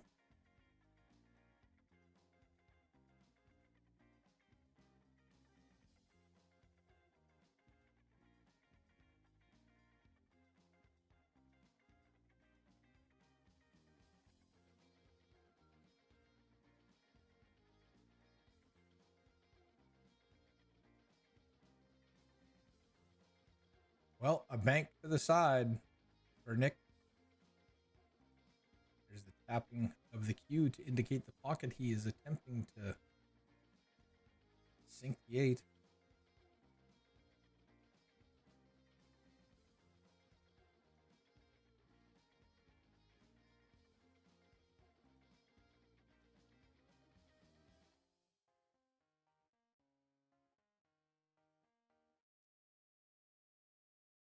That's in. Right in the center. So that'll put Curtis George and Nick Kruger up to 4. Basically a race to 2 now.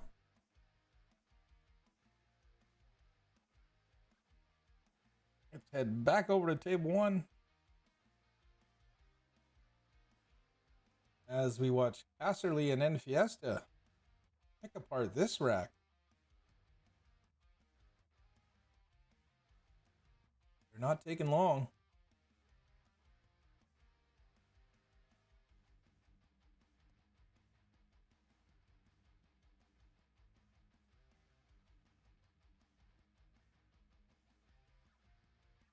Well, he's going to try and leave him right between, so he's cueing between the 14 and the 13. Not that difficult. Cue ball needs to come back about a centimeter, maybe a centimeter and a half. Just going to take a look at exactly where he needs to be. So he's not leaving Arnaldo cueing over the 13 or over the 15.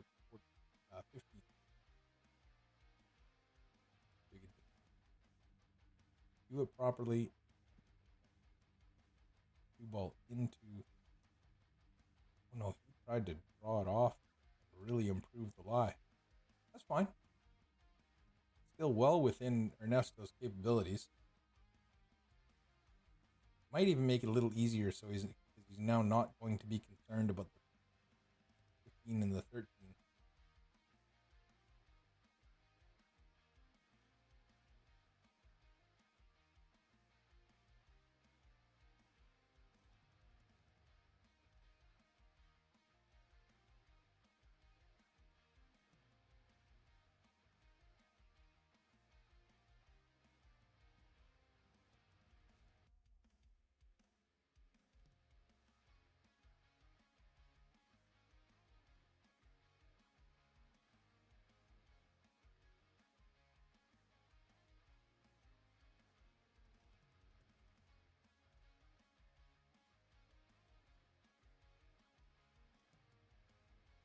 very still.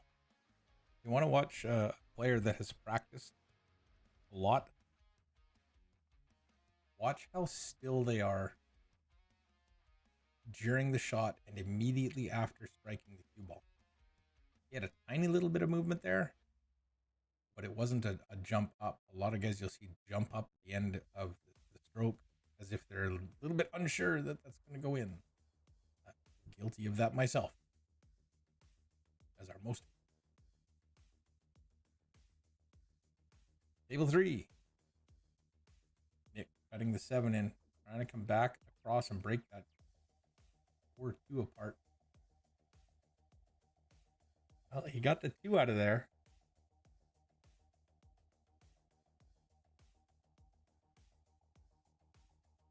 Later on, if it comes down to it, you can play the 5 off the 9 in the side and break that 4 free.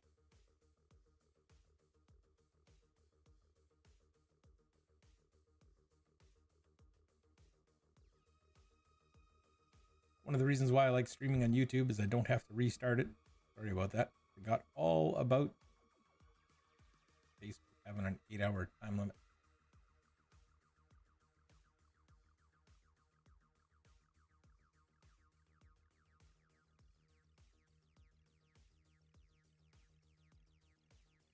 This could work out fine. Oh, a little farther. Now.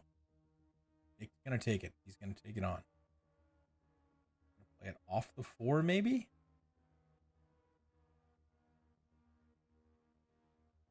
That would be more effective in moving the 4, but it may also just trap it right there against the side rail as all that energy gets transferred to the 10.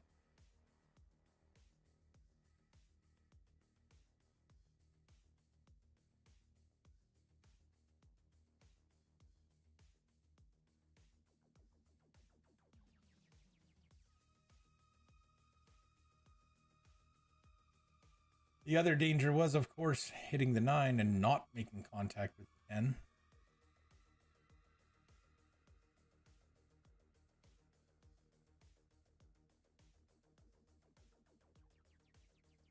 Gonna try and reverse bank the 4. Not cheat or do from there. The rails don't always respond properly when there's a small section of rail missing.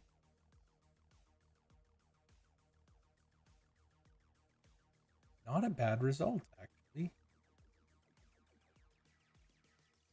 I mean, he's left the 11, left some safeties in there too. What's he doing picking it up? Oh, because the 4 ball was declared frozen to the rail and he never hit a rail after contact. That may have been it.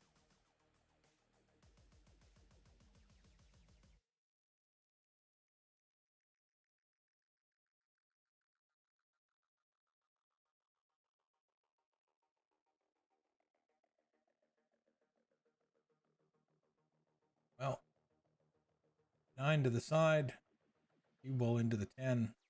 Still have that 13.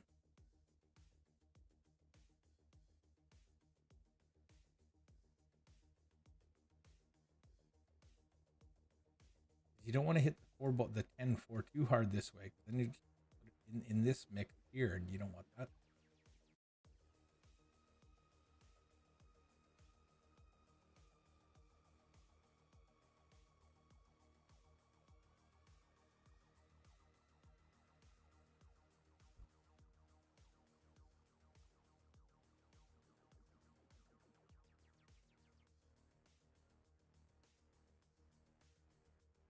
Played no call. Leaving it tough.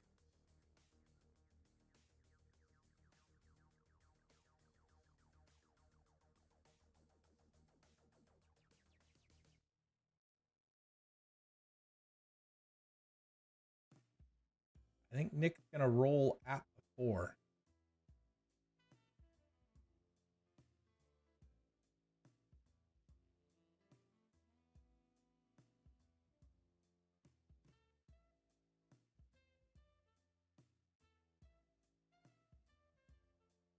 Checking to see what his angles are like. He may go after this 2 on a 1 rail kick from the side. I think that's what he was checking the angle to the 4 out. Can he bank the 4 from the other side?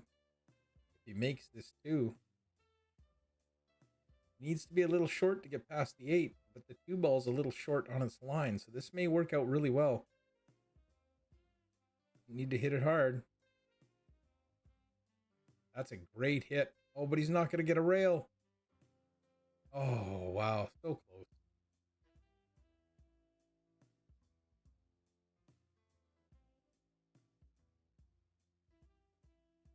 Tough go.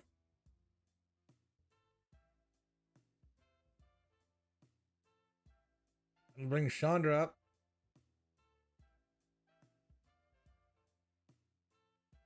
Again, I like playing the 9 ball to the left side pocket.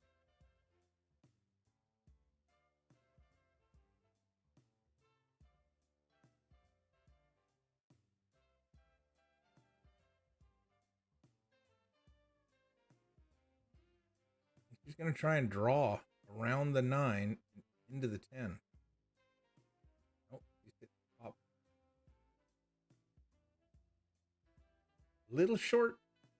May have struck that one a little fast. Didn't quite let the speed fall into her hands and transfer through the cue.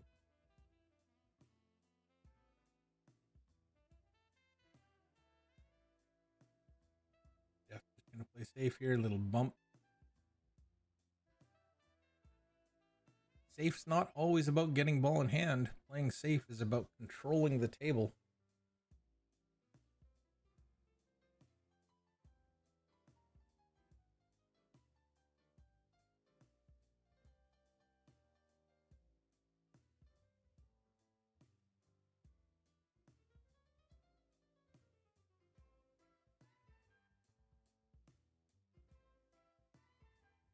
You might bank the 11 onto the 12.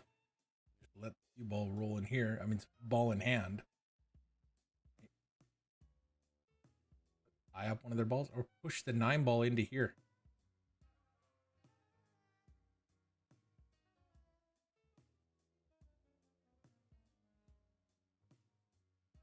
Need some speed. That wasn't a bad effort. He didn't miss that by much, like a ball and a half of speed, and he clipped the 2, then the rail, hooked them back. That would have been freaking amazing.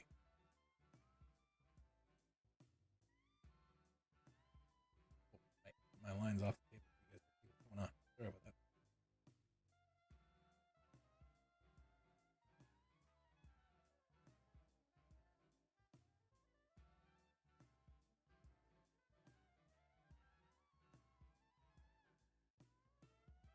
Now it's open.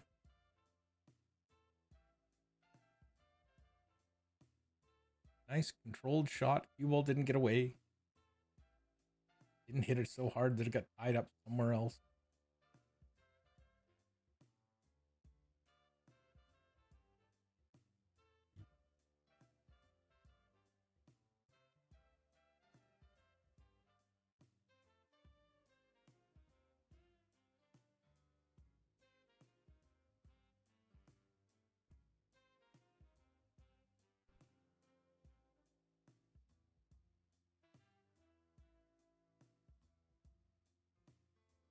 Trying to put a little bit of speed on this, get it to go back up the table.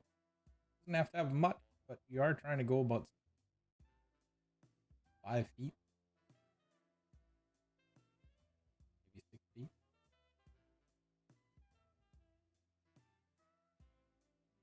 Uh-oh.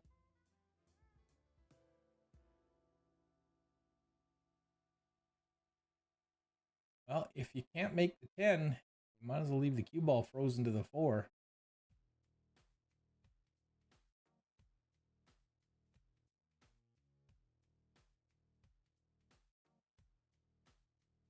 I think that's, oh, he's left it short. Did get a rail. But I think Nick can make the 4 past the 2 here.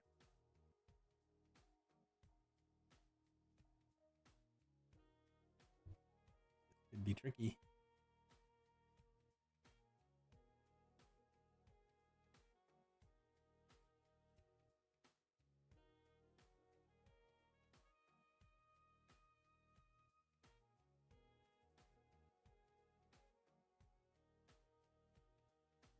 may have to elevate your cue and kind of masse into it to get the cue ball to come out of there and not leave a shot. You could always just pin the 4 and leave the cue ball over there. Not an offensive shot, but it would limit your opponent's options.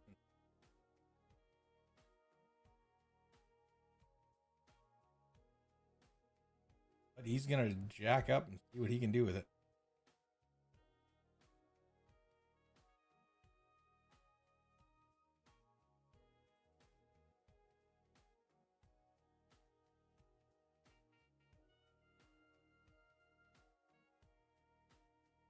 Just trying to get the cue ball out of the way so they don't have a shot towards that pocket.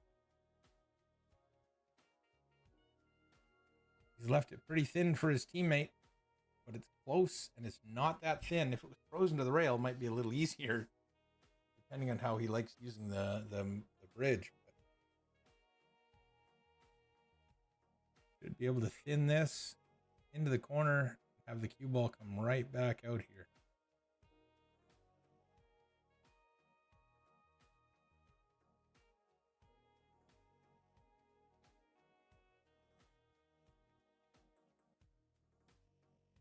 Stretching out like this decreases your accuracy.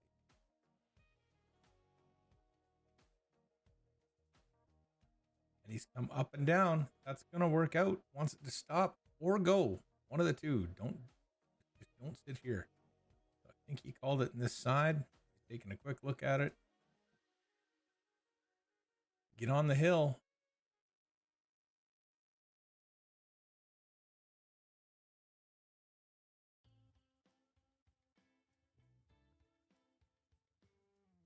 There it is. Nicely done. Back over to table 1.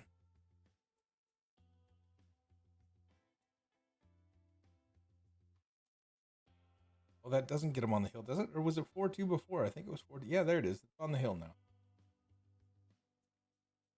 Chris powering through. Needs that to go, go, go, go.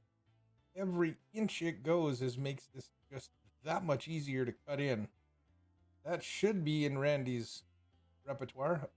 No matter, I have no doubt that it is.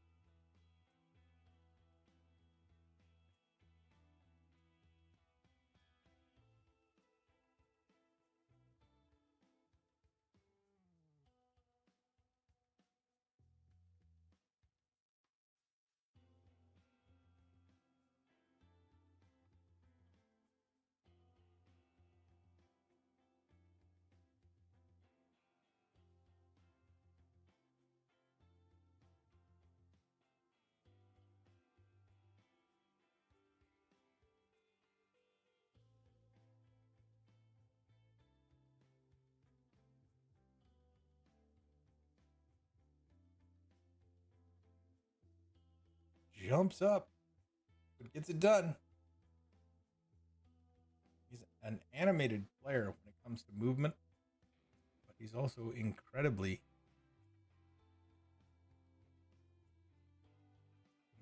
accurate. That makes it 4-4, or was that the 4-3 now? Because, yeah, they were up 4-2, weren't they? Back over to 3. Just in time to see Mr. Radford break. He gets one down. And he's got a bit of work to do.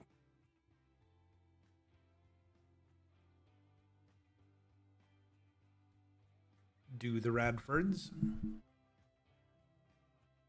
5 in the side, 10 in the corner. That one ball is causing problems for high ball. But if you can clean it out of the way,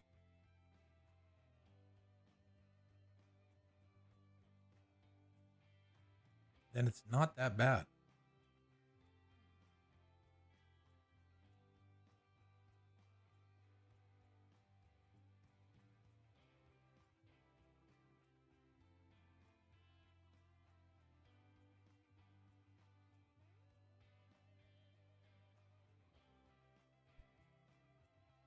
If you like what you see, if you wouldn't mind giving it a follow or a thumbs up.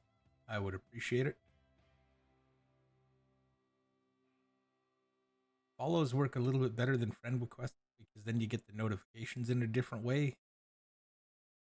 So throw Kicking Billiards a follow. And then whatever you allow to pop up as far as notifications will all you will see.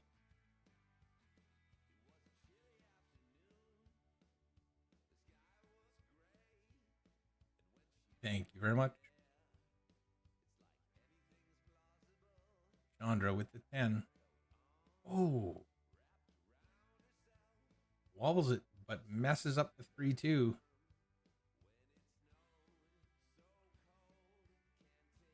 Now you can clean some work out here for highball. If you get rid of that 1, you don't need to. The table's still open. I think Nick is going to play the 3-2-10 combination.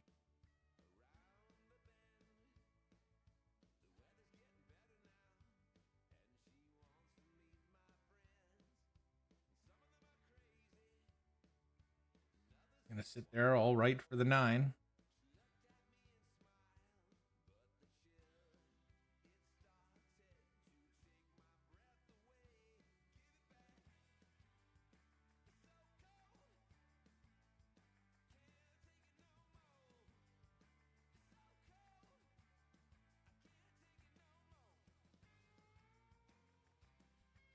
Cutting the 9 down. Trying to leave that 12. Shouldn't be too difficult to come across the table. Like that. With a little bump to stay off the rail. Or you don't get to the rail. That works too. Here's your problem. What do you do with it? You could lay shape down here, the corner. Not always guaranteed. You'd like a larger target area. It may actually pass the 1, but I'm a little skeptical of it.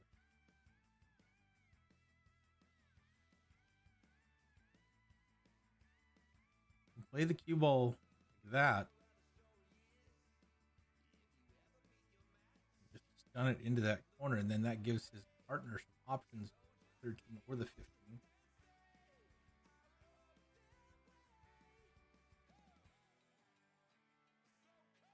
Well, now you have the side pocket for 13. That wouldn't be bad. If you can stop there, cut the 15 in, off the 1 even. Bounce that out.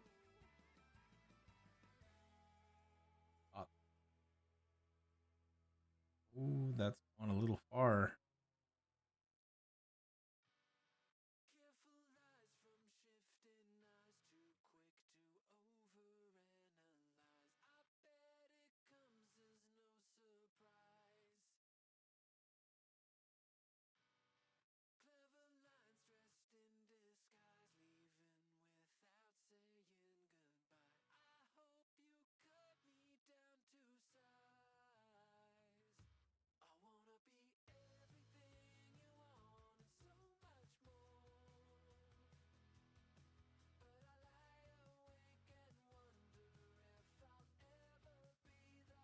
A little tricky getting on that 10. You could play the 15 off the 1, but you've got to have enough speed that it clears the pocket area. So that 15 has to come in into the 1 there, and then the 1 ball needs to bounce out past that line. Unless the 10 ball goes. Just a nice slow roll with some spin will get you back onto the 15, but it's tricky being that tight.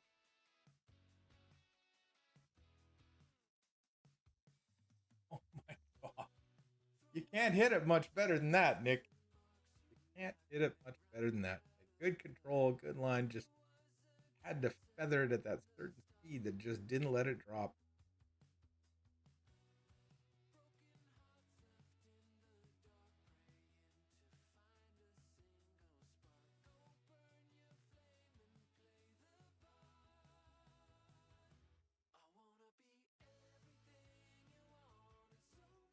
Nick and Curtis are on the hill, and it's now Casserly and then Fiesta on the hill on the other table. They've just broke. They've made a ball. Off they go.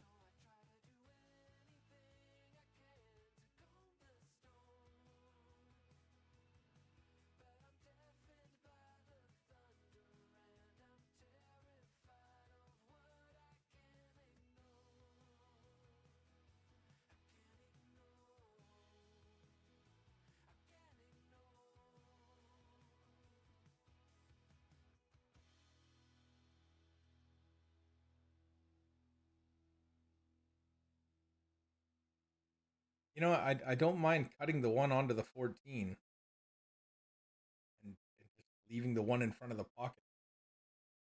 You're not guaranteed to block the pocket. Put the cue ball up at the other end of the table. You have a good chance to get clear.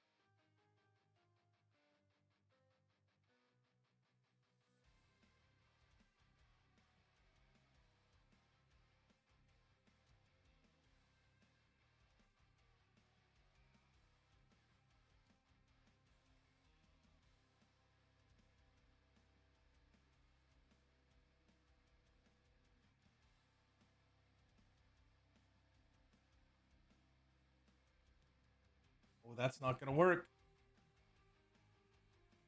You can still feed that 15 ball through there. Curtis is good enough to do it. You're going rail first and then squeezing that 15 through there.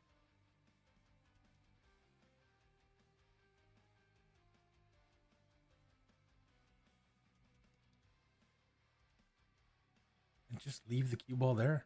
Doesn't need to go anywhere. It's good enough to make that 8 to the side, no problem. Well, you do have to put top on it. You might as well. Oh, a little bit too hard, I think. You hit that a little slower, a little bit more finesse, and it'll drop in.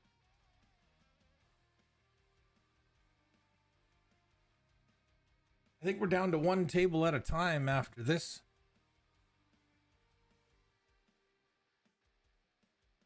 Yes, we are.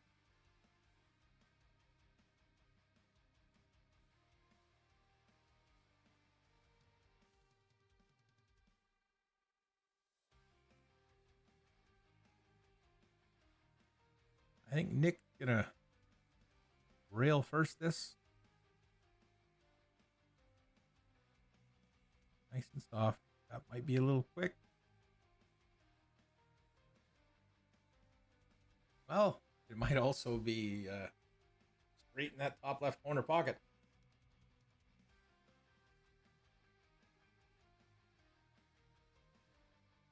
For the match.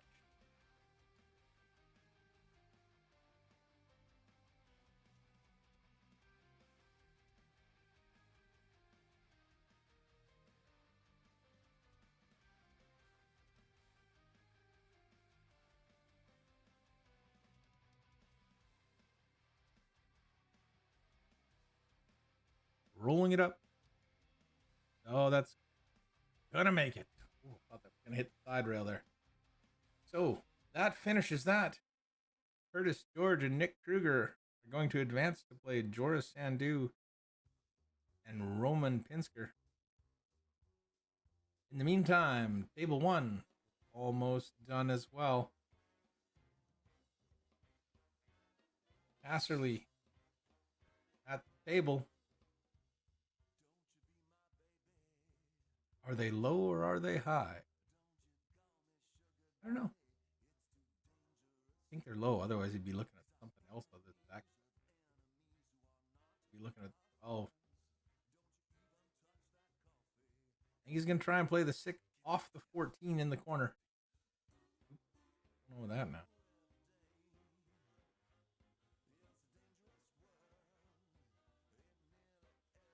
That picks itself out.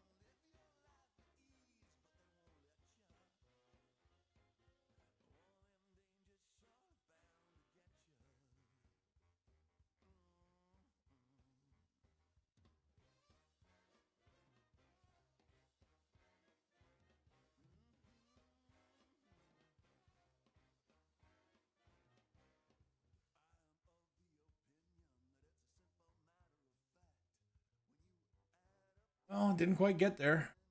So that will bring Chris Makela to the table. I think he's around a 630 Fargo we looked up earlier. So he can play.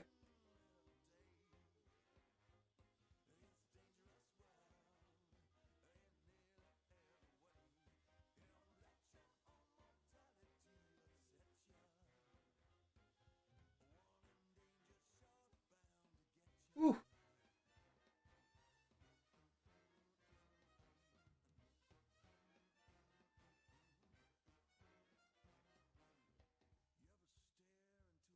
Just wobbles the 12 in. I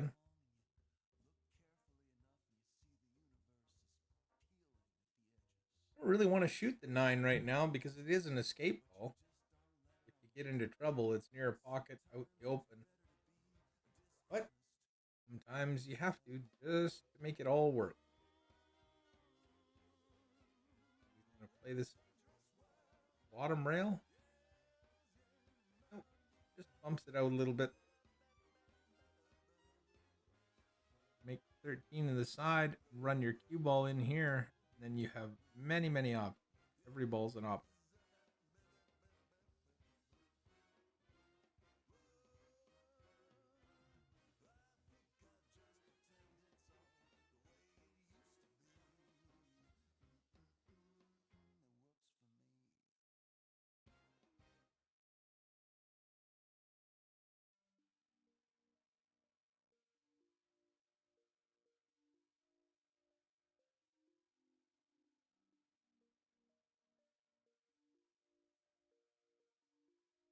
There you go. There's your next match. On table 2.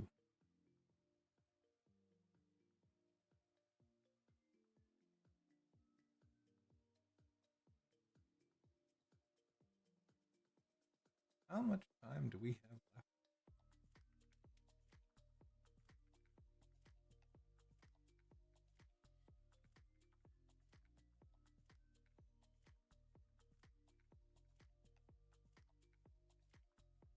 Four and a half on a good day. Yeah, we'll be done probably around 11, 12 o'clock. Somewhere in there.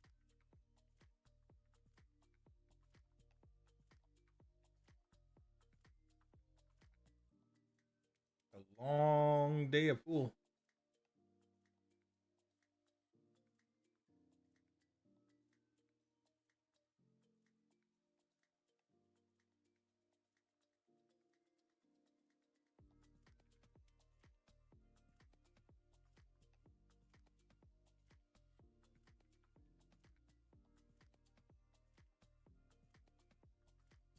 I think this is the now into the money match.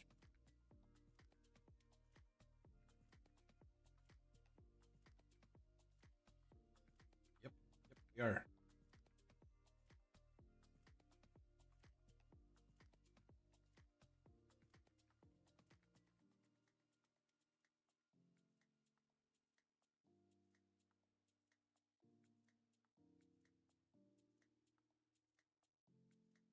Five to 4. Randy White, Chris Makela not going away quietly. They're going to make Casterly and Fiesta work for it. There they go. They went to table 2.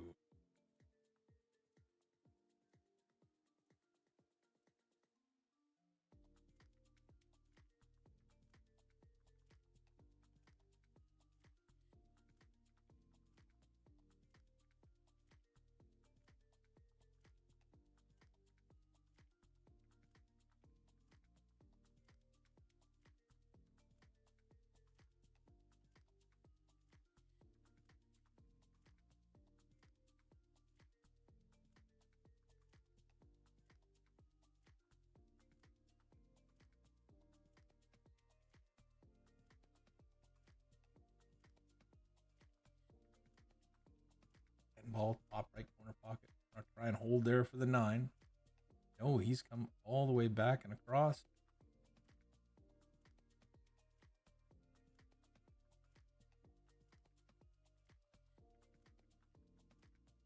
Well, don't even like the 9 from there.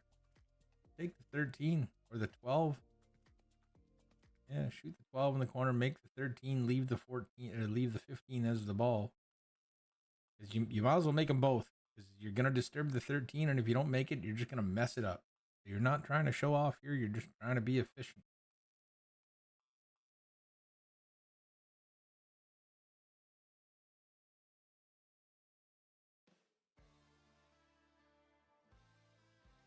Just draw into that 13. Be right there for the 15.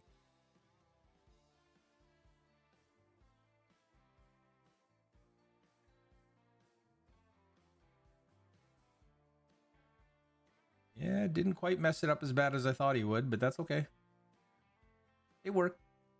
Get a better look at it than I do. That's my excuse. Do it.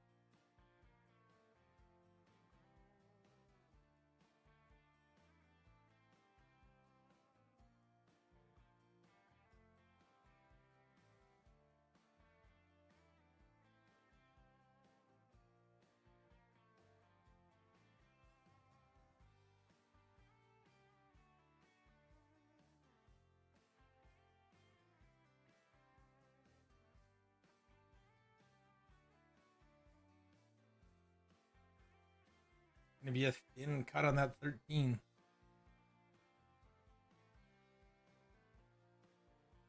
Hoping you can slide it around.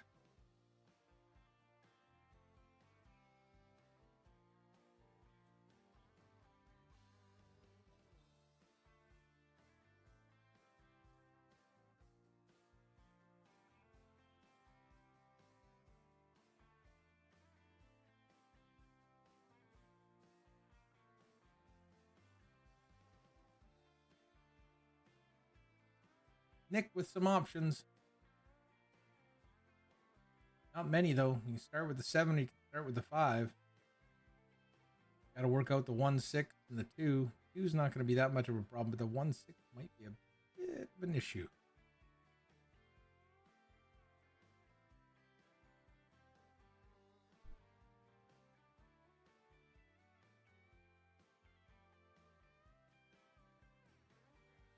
Pretty clear what he wants his partner to do. That would be the 2 ball.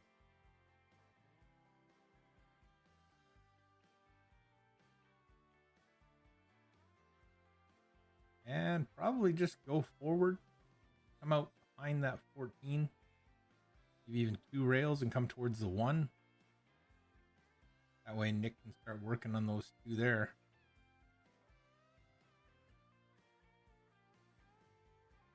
Just about like that.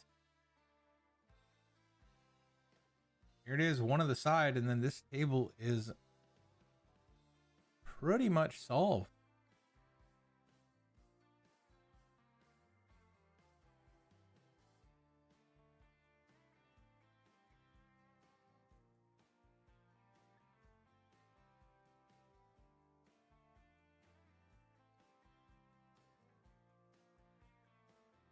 Not a problem. 3 balls there as a rescue. If he can't get the 6 ball, if he can get the 6 ball, you want to go 6, 7, 4, 3 or 4, whatever. Can't see the 6. Gonna take the 3 ball now. Draw off of it just a little bit. May have the wrong angle though. He may have to go forward and come back out to the middle of the table.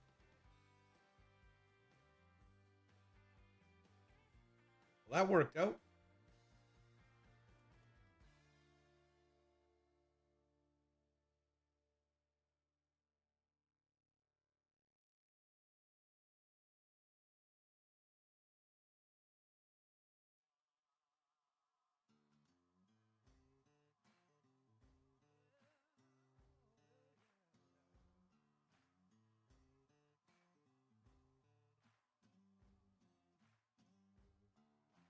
Well, well, well. 4 or the 7.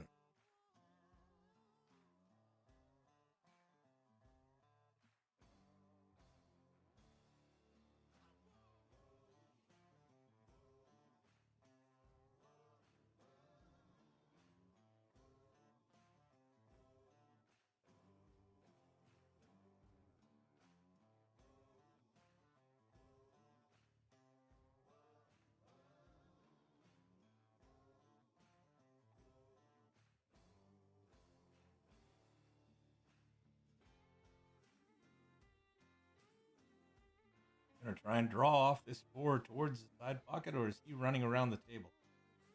I think he's gunning into the rail. Nope. 7. Nope. Just rolling up the rail, leaving it for the stick.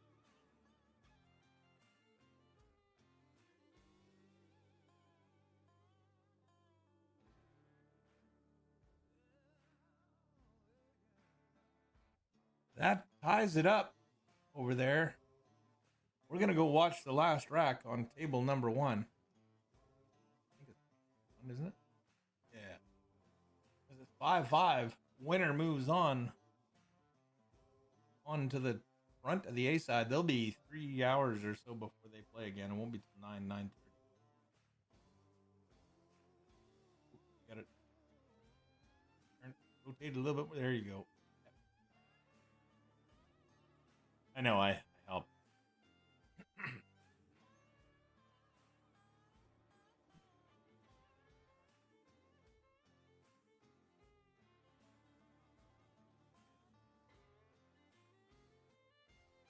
Really, all you need on these tables is a single line from the head point to the foot, or from the foot spot to the back rail. Just so you know you've got your rack perfectly straight.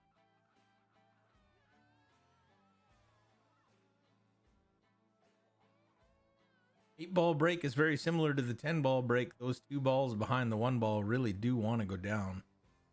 You hit them with the right speed, you'll pop one of them in. I think if you draw a line through the center of the table, so that diamond to that diamond, and if you break, okay, well, let's divide this up here. So if you break from here, this second ball should head towards that side pocket. Maybe it's a little bit closer towards center. But breaking from the side, that eliminates that. Especially if you do the second ball break. But if he does break the head ball, let's see how close this ball gets to the side pocket.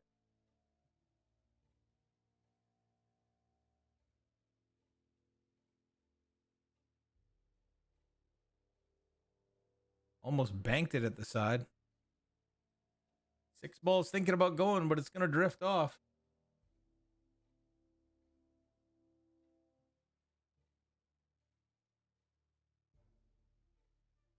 This match is over after this rack.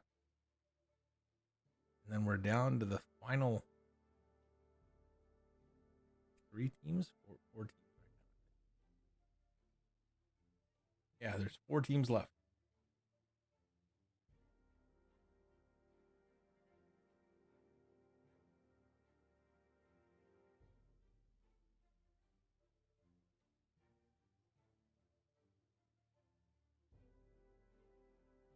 The winner of this match can do no worse than second. The loser can do no worse than third.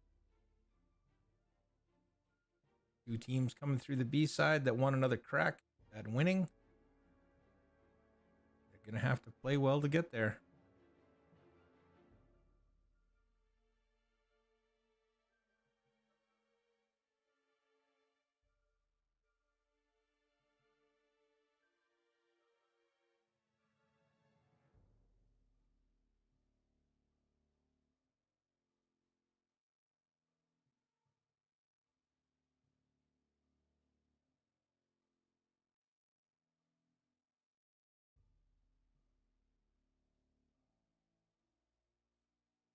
Trying to clip the 11 in. I'm not sure that's there, but Cass wouldn't be shooting it if he didn't think it went.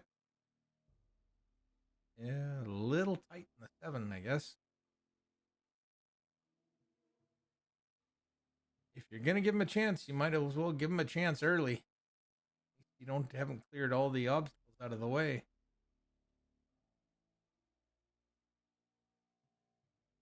Low ball works. Everything has a pocket.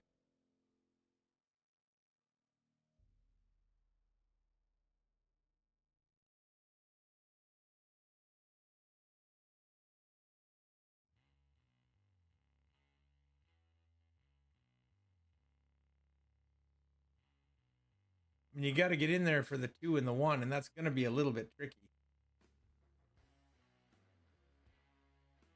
You could do it right now, cutting that stick.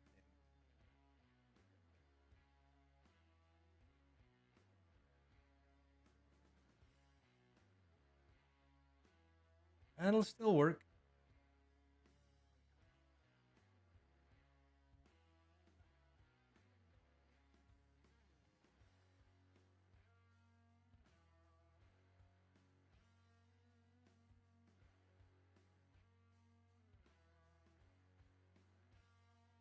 Just waiting for Randy to get to the table. He'll probably take that 7, set up for the 5, then you can run the 3, 4. Somehow work into the 1, 2. Hopefully leaving the 8 ball or the 1 ball for last. You'd like to be straight on that 1 to the top right corner last. So you can play the 8 ball into the side pocket with no effort.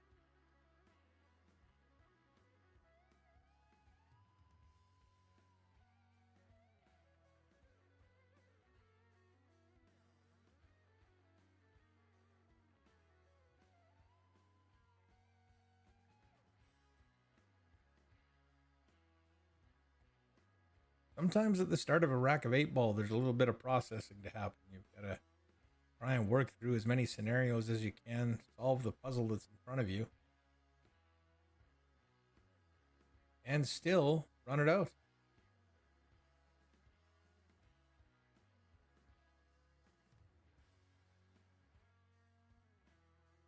Not ideal, but it'll get it done. 5 in the side, 3 in the bottom left corner. Let the cue ball run past the to the left side of the pocket line on the 7. 7 top left. Oh, well. I think you might want to stun this just across the table right now.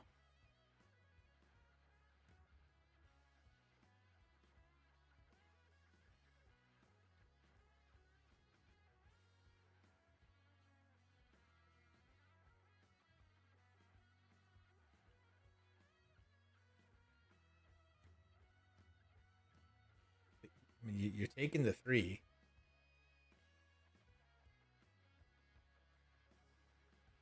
I don't think you try and hold it. I think you go across. Come straight across. If you end up, for some reason, perfect, or you can play that, maybe you do it.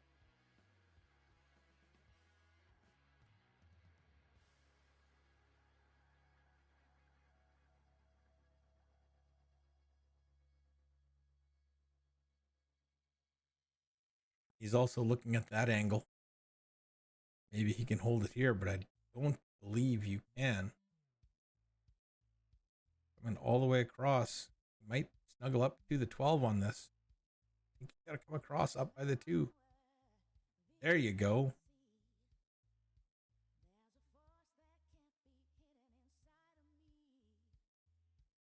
Well, now there's a problem.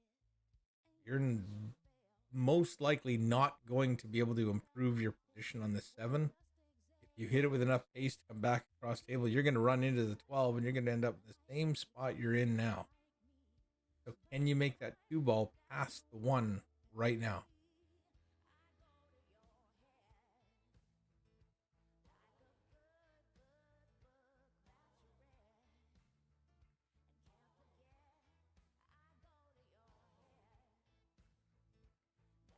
Taking their time, considering their options. This is pretty pressure packed. The A side final winner will be in the final match. And he drills the combination. Did he give Randy enough angle to get back up for the 2? I think he may have. Straight up and down is what you want.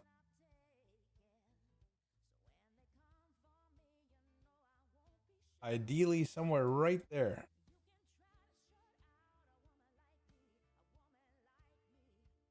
On this line. Anywhere on this line,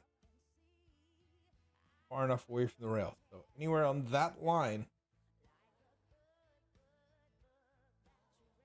He's looking really good. It does have some options there. Obviously, you don't have to be on the line or you're going to lose. And that would be the easiest place to play position from. Get up there. He almost got there. That 10 ball's blocking the pocket.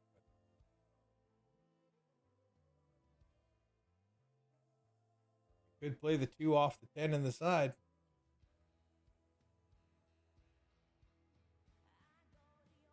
Just get your cue ball to roll forward a little bit. Might be all you can do.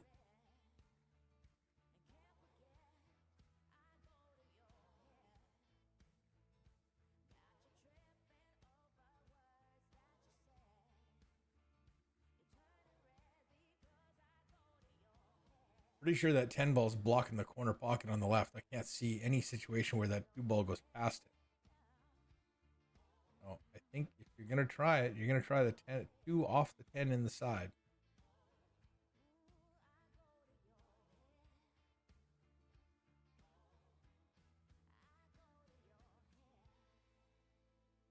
And elected to try and play safe. Not a problem there. Didn't quite get there. I think he's left the 10 all the way down, but what else do you do? It's not easy from there.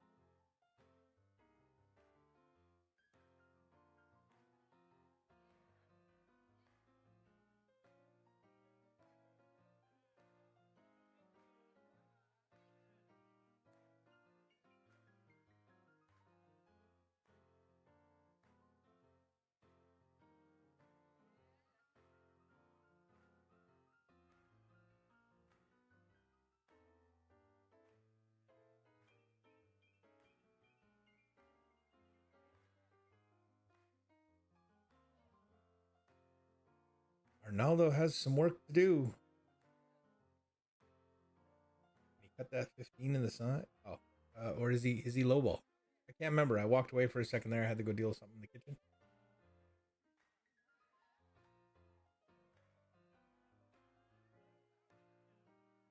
So we will see.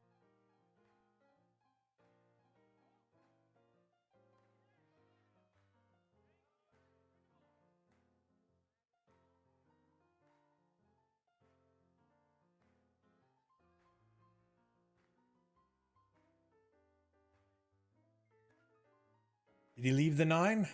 I'm not sure if he did.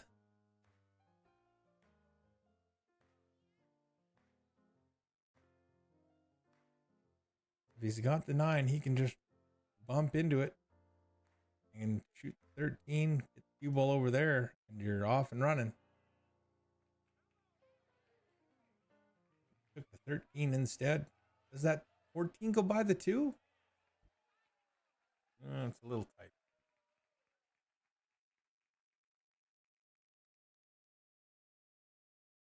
Well, if it does go by the 2, this is a great position to shoot it from. If it doesn't, then you take the 9.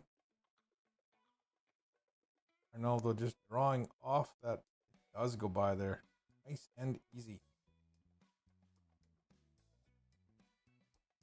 Casserly just needs to pot the 9 and roll back out for the 15. Just anywhere out here is fine. You've got a very large area.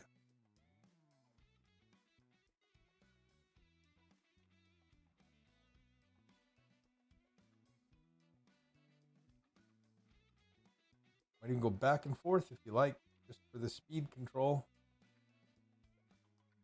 There you go. And I think there's enough room to cut this in, go into the rail, and back out. He may be straight enough that he can just stop it here. Can't really tell because it's very difficult to see the rails when they're got the same amount of light on them. Tough to tell. You know what I could do?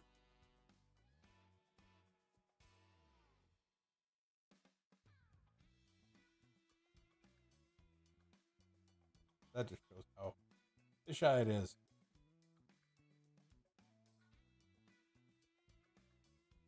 Well, side or corner. I think he's going to take the side.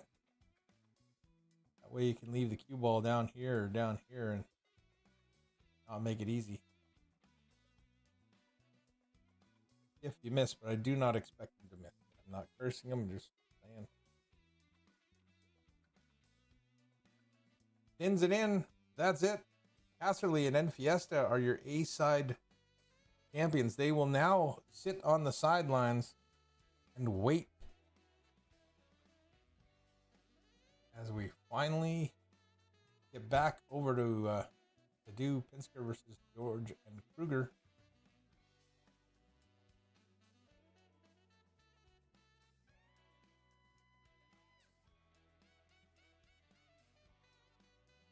That's going to leave Jorah a pretty nice 8-ball from there, as they take a 2-1 lead.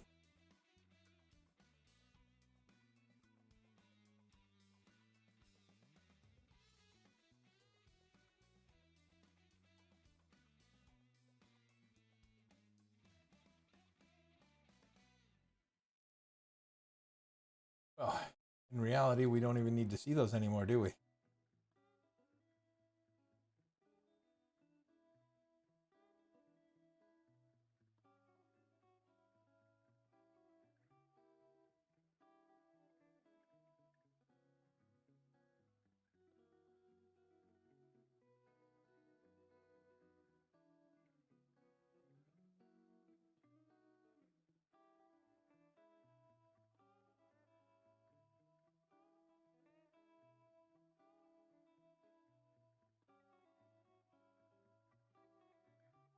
So this is the event you're watching right now. We're down to the final 4 teams. The loser of this match is 4th. They'll face the team that just lost in the final, Bacalo and White.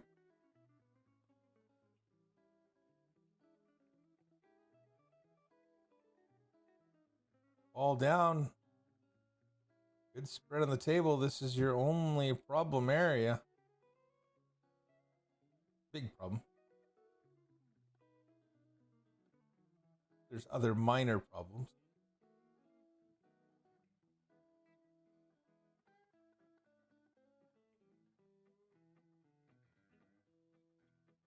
Like I said, we got 3 more matches left. This is B-side semi-final, B-side final, and then the final. At an hour and 45 apiece. And we're going to be about midnight. If that's the case, I'm going to take a quick break. I'll be back shortly. I just have to run a quick errand. So, my apologies.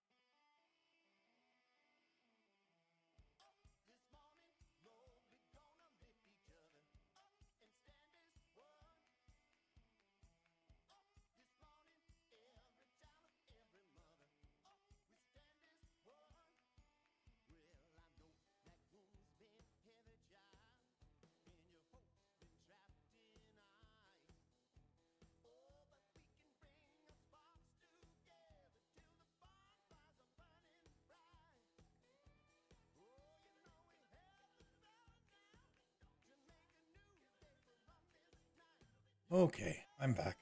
Sorry about that. Sometimes you just gotta get some other stuff done, right?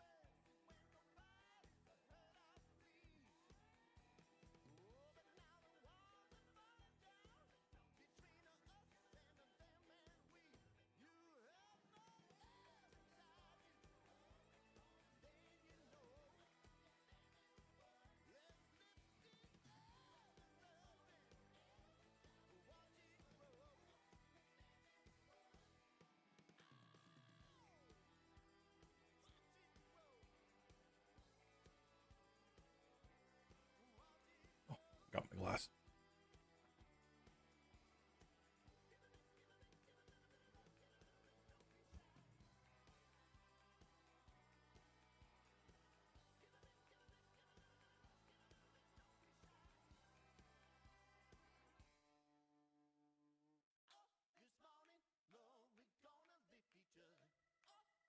I'm not sure where everybody went.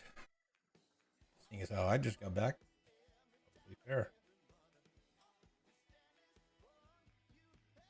There we go. Curtis is back.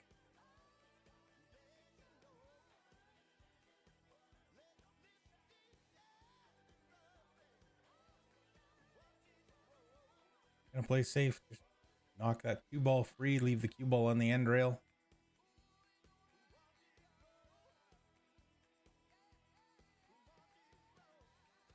Uh-oh. Not quite where you wanted it to be. Not easy to make and get to the 8, although pretty wide open there. Sure, should be able to get there.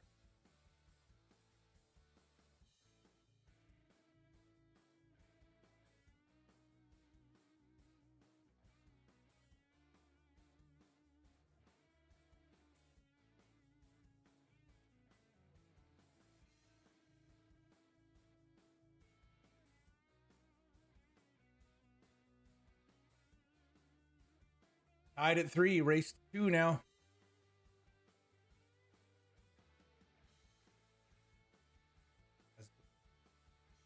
See here. Yeah, Casserly and Enfiesta are waiting for the winners. We've got these. This match is current. Waiting in the wings is White and Macula. And then we'll get to the final. I just had a horrible thought that the final might be a double dip, but I'll double check. That's going to make us really late. Let me check.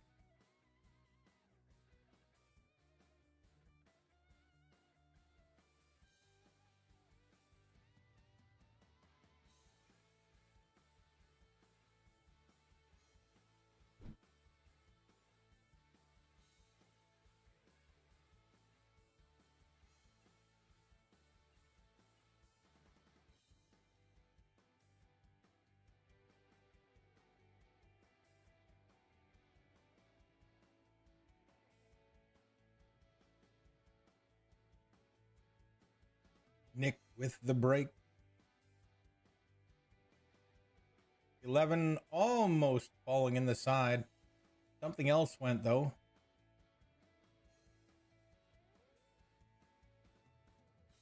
I think the 4 ball's gone. And it's a fairly wide open table. I like high ball. 14 goes by the 6. 11's a setup for it. You can take it right now. 9 and the 13 work together.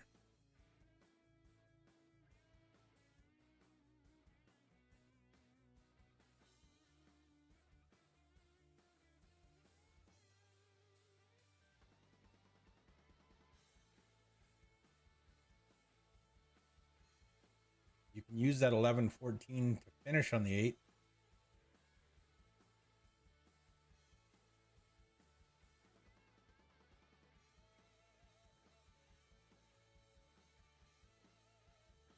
A little tricky. You come straight up here.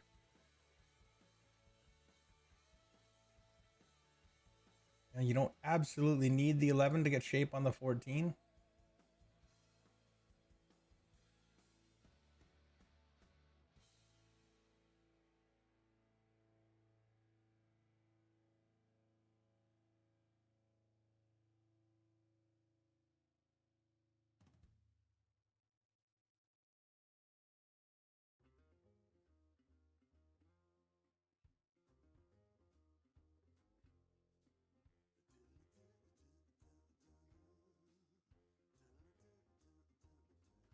Okay, so the final is a 1-set race to 9. I'd probably know that if I looked at it online properly.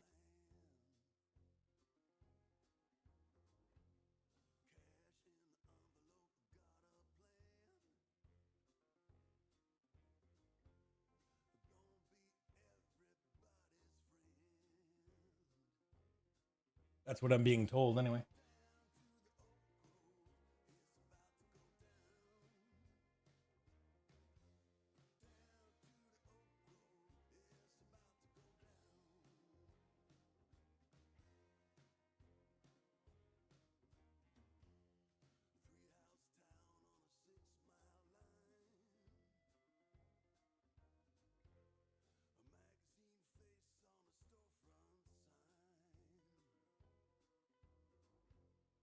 Looking like a tic-tac-toe. Nice little road map.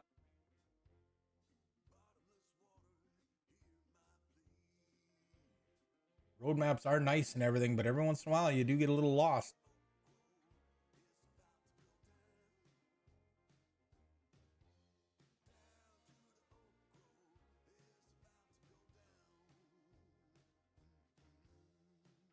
Just rolling to here or to there. Cue ball will be in one of those two spots. Would be ideal.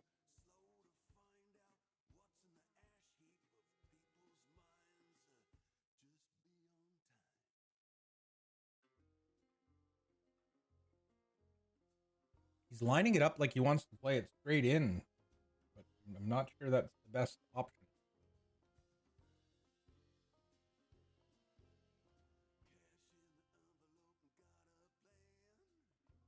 Well, he's got a little bit of angle there, but he's pretty straight.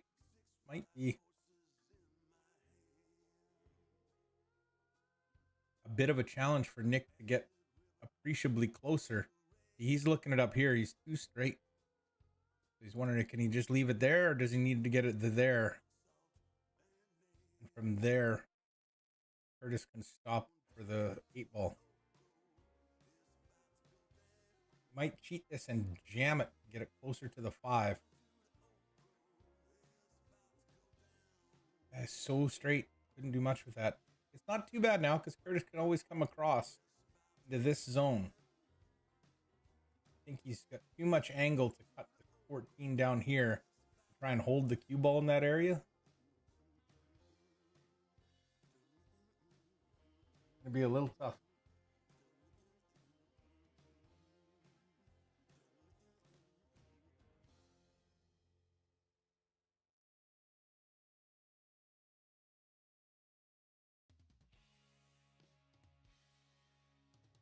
Straight top, come back and across. Oh, he must have had less angle than I thought. Always deceiving when you only have the one angle.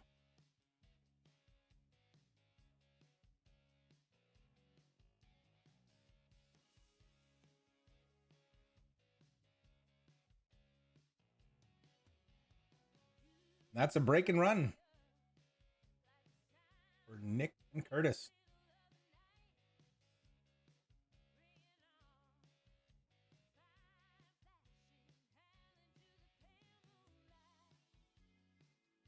Roman and Jorah to break.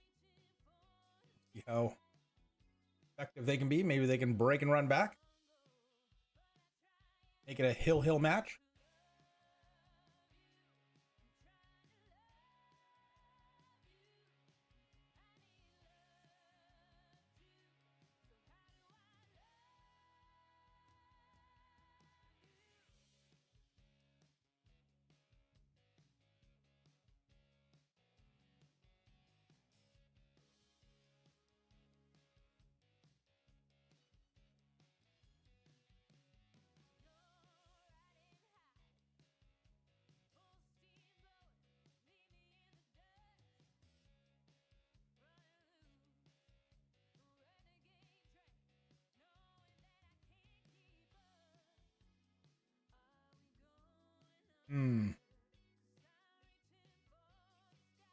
Interesting. Not a lot of separation there.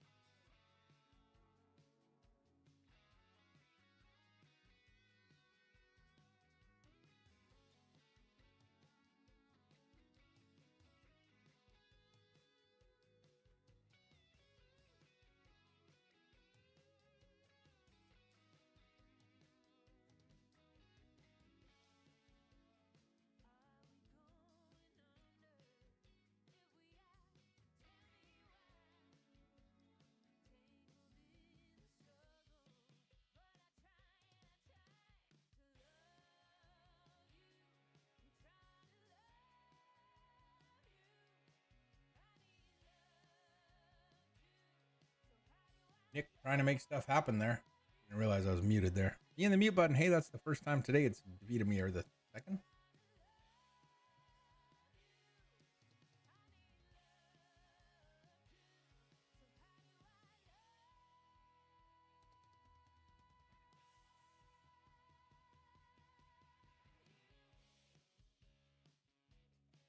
That template can be a little tricky now. He wants to lift it so he doesn't have to play over it, but there's too many balls in there. It'd be a play it as it lies type of thing.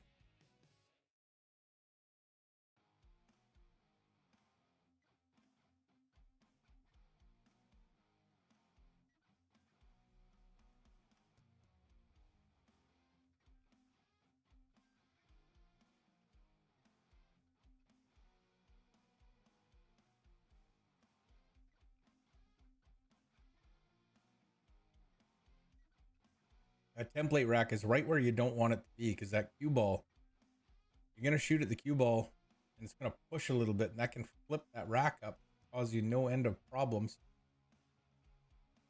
Don't have another angle, so we're just going to accept what's there. We don't get to see it.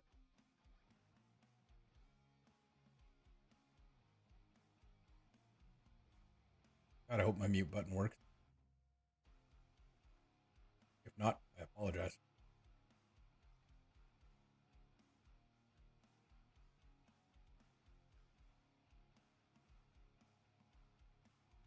Well, 11 will work. You're going after that 10 right away. You have to watch that you don't scratch.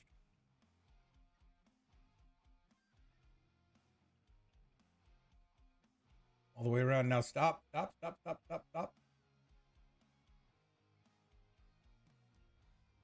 the 10 ball goes to the top right corner pocket, so he might end up with that.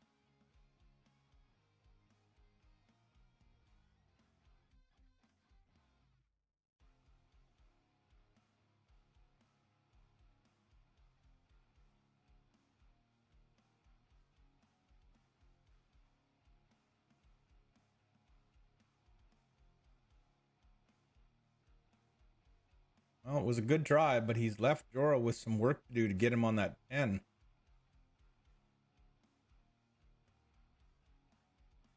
Oh man, that's tight. How do you get there?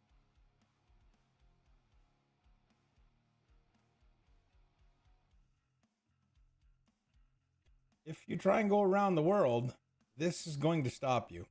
It's going to cause you no end of headaches trying to get through there. Very unpredictable.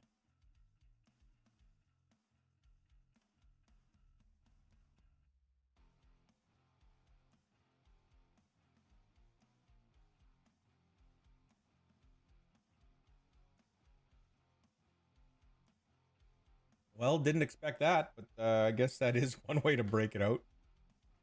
I don't think Jorah thought he was going to hit the 6 either. And it was a bit of a surprise to him that he even came close, but still, one way to get it done, I guess.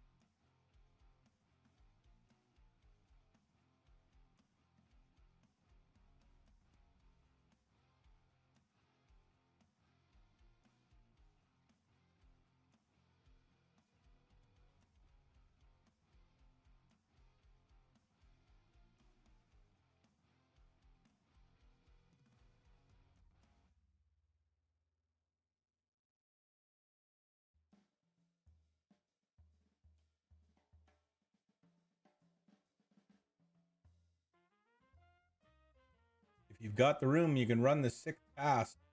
Leave the cue ball there, come across. You have the 3 ball and you're working back down table. No need to make it harder than it is.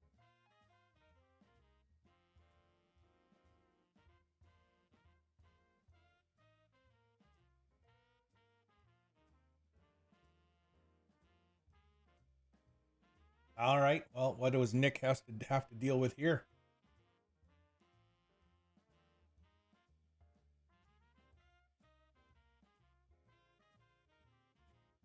Take that in the corner, come back down low enough to play the 7.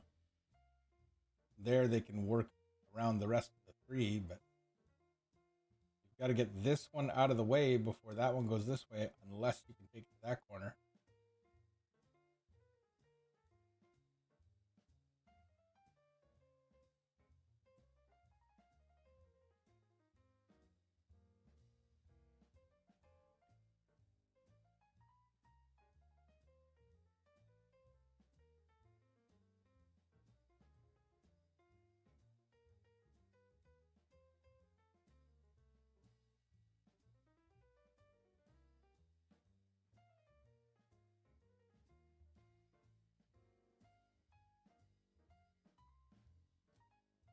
Well, depending on the angle you have on the 2, you might be able to take the 2 now. Nick's going to stretch out and take the 1. Head over towards the 8 ball to play the 5 neck.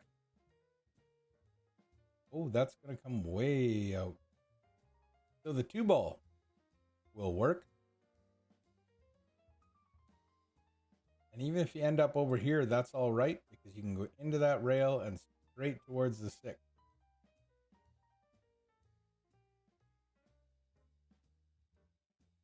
Is he just getting a look at the straight line so he knows where he doesn't, exactly where he doesn't want to be?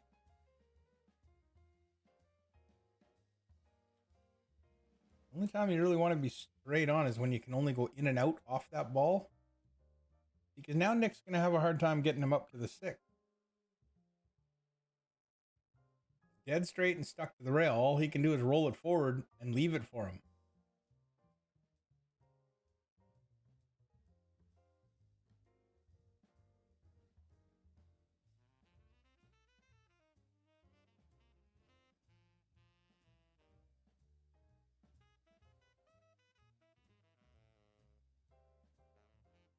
Yeah, he's just going to roll this in. Nice and soft. Leave that 6 ball for Curtis. And get it as straight as he can. Now Curtis just needs to roll this in as well. The cue ball is going to come off the rail outside of the 10. Nick will have a decent shot at the 8.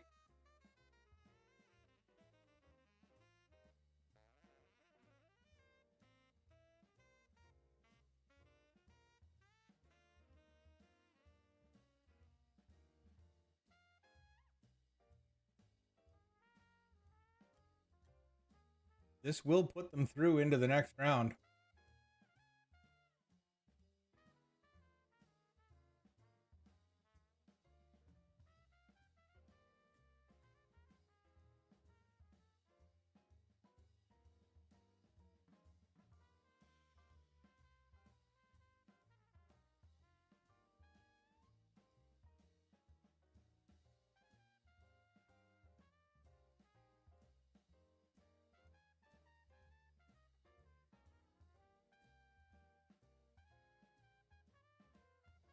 Wow. Did not expect that. Did not see that coming.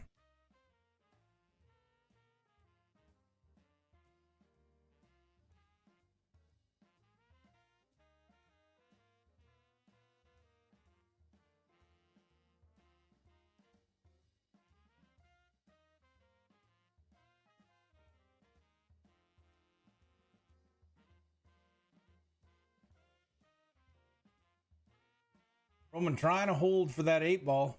Still cuttable, but it's thin. The cue ball is going to go for a zippy little ride.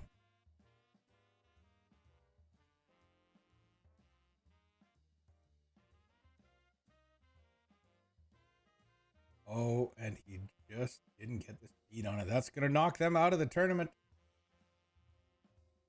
Barring some utter catastrophe.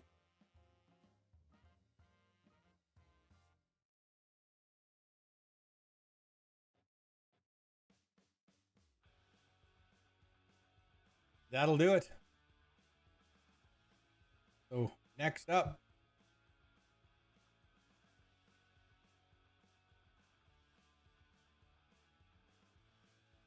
will be George and Kruger versus White and Makala.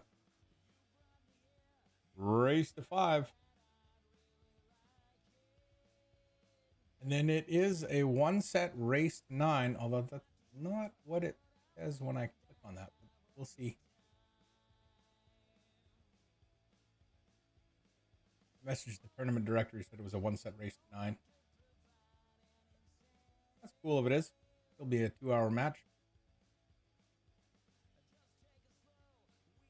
So round 11. That's what I'm thinking.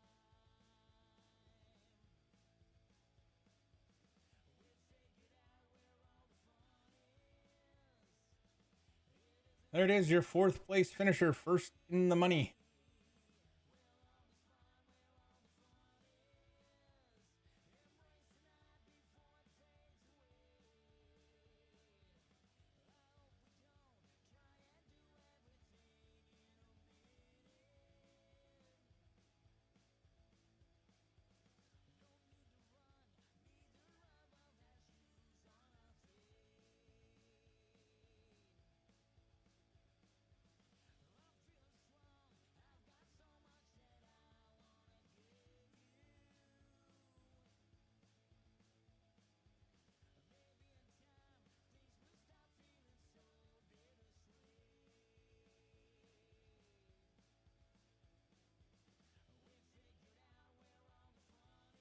All right. We should be up and running shortly. Speaking of up and running, coming up at the end of the month, another 8-ball tournament, 32-player max singles 8-ball, all matches played at the farm in Mission, BC on 4 7-foot diamonds. All tables streamed by Kick and Billiards. Stage 1 will be Friday and Saturday. Stage 2, Sunday. This is where I'm telling you I like it. Stage 1 is double elimination, race to 6 on the A side, race to 5 on the B side. Stage 2 on Sunday will be final 8 players, single knockout, race to 8, finals a race to 10. Alternating break, template allowed, CSI/BCA rules. Draw will be on digital pool, and there's absolutely no handicap. It is an open event. So that should be a lot of fun. We have quite a few players coming in from that one. You'll see Nick Kruger there again for sure. I think he's signed up and paid already. I think we have a contingent of players coming out from Calgary. Not confirmed yet, but I think Eric Vargas, Stephen Holm, I think is coming. I'm not sure. Rob can throw it up in the chat there and let me know how many other people are coming.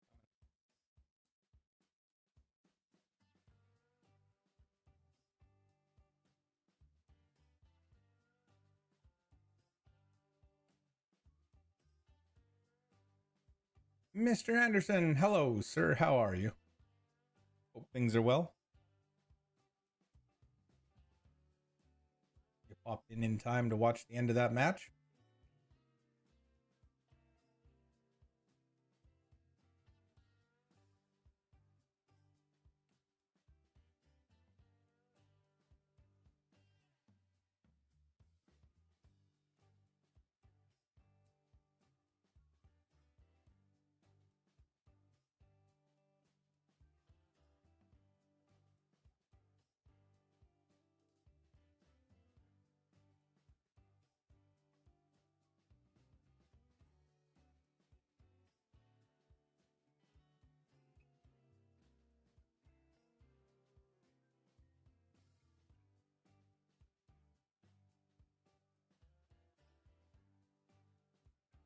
There we go.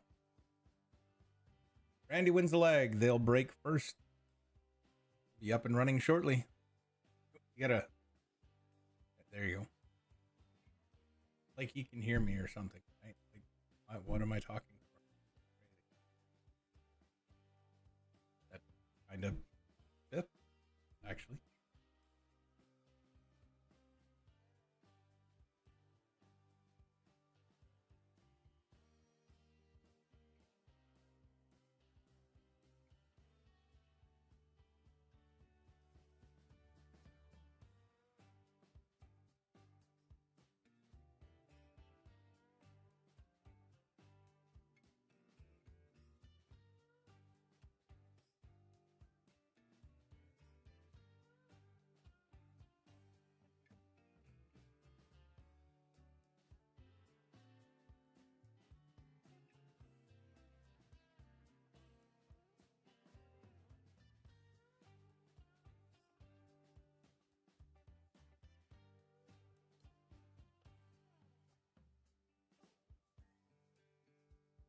Rack 1 of the B-side final. Race to 5, both teams. They played once already, I think. I think I'm right. I think I'm right. Yep. In the A-side semifinal, where White Macula got him 6-4.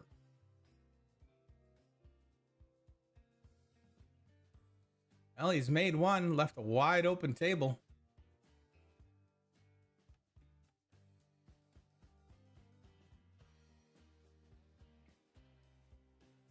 Not too much in the road here.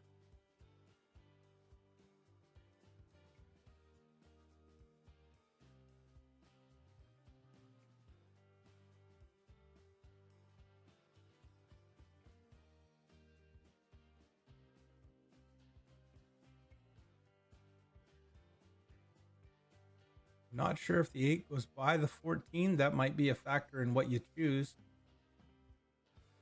I think highball's the object here, or the choice here, but we'll see.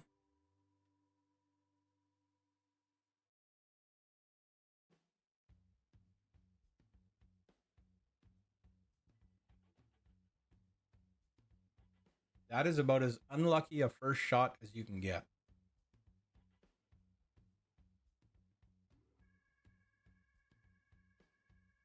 If he doesn't hit the 6, he can still see the 10. If he hits the 6 a little fuller, he goes into the 3 and can still see the 10. He had to hit the 6 at that almost exact angle, tuck in behind the 3. Now Randy's going to have to kick at the 10 and try and make it. Kick at it just like that.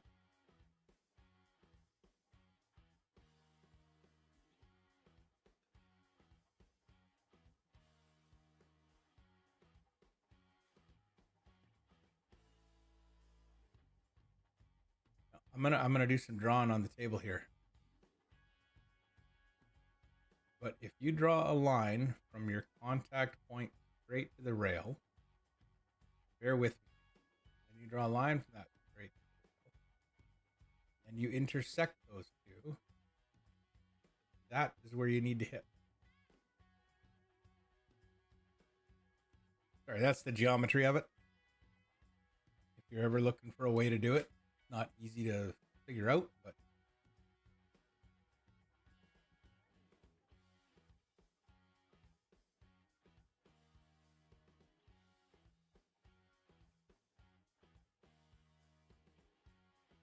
did he call that 14 and make it? I thought he was shooting at the 10. What the heck?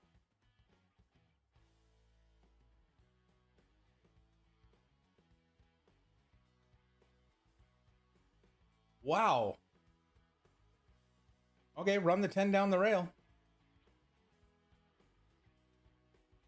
Run the 10 down the rail. Come in and bump that 8 again. Try and get the 8 over here.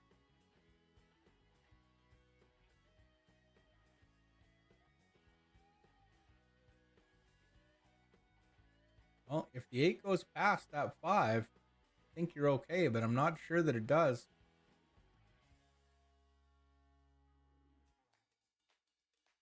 You may want to take the 12 and leave some angle on that 11 so that Randy can move you around.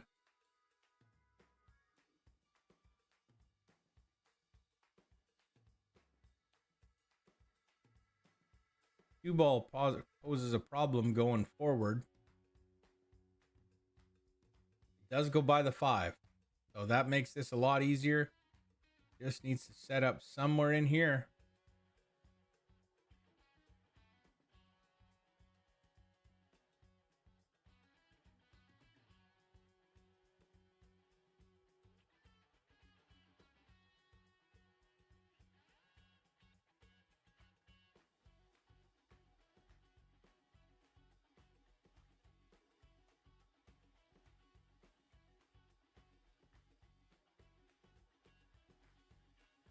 Or bottom right, and you want the bottom right to just about quit before it gets there. Oh, that's going to go way past. Watch out. And he's stuck to the 5. Wow. Chris might have to bank this 8. The only thing he's got, well, he might be able to cut it in. There is room, but it's so tight off that 5. One of the things you have to watch for is this 5 ball may have been resting against the cue ball. And so as the cue ball goes away, the 5 ball will fall into that space. So make sure that if you're going to call foul, it moves away from where the cue ball was, not to where the cue ball was. Because if it goes to where the cue ball was, it's just falling into a space the cue ball was holding it out of. The cue ball didn't necessarily hit it. Seen it happen.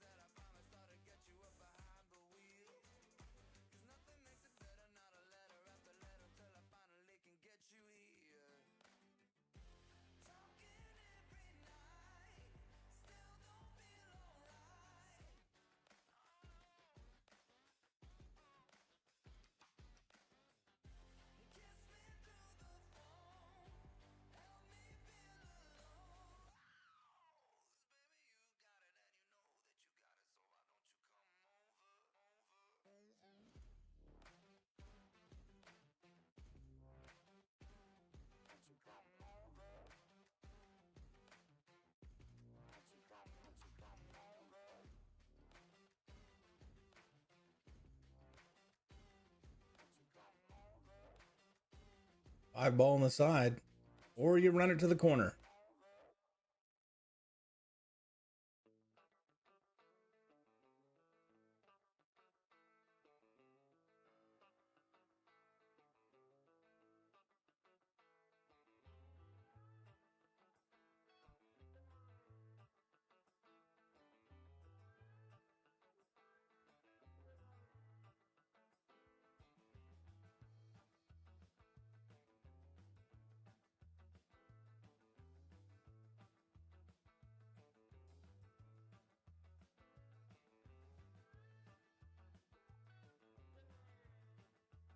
When you're getting the break, you're getting the break.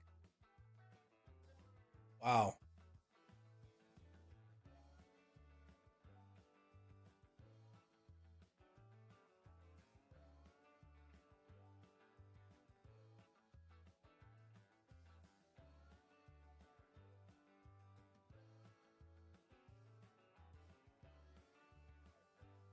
I think he's got a kick at it up here.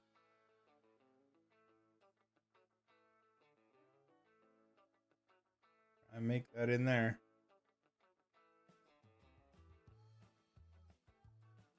Made one crazy kick already this rack. Why not two? Why not two?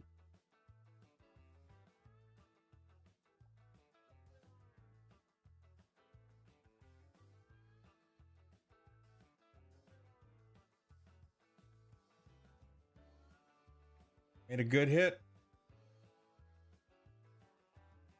8 ball's now in a dangerous spot if they miss again.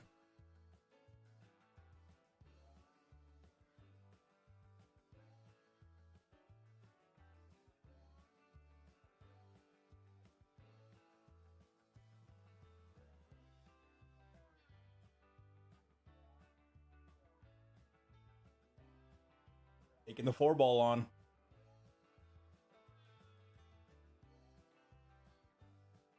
Jaws it in the corner. That's going to leave Chris Makela that open 8 ball to the bottom left corner.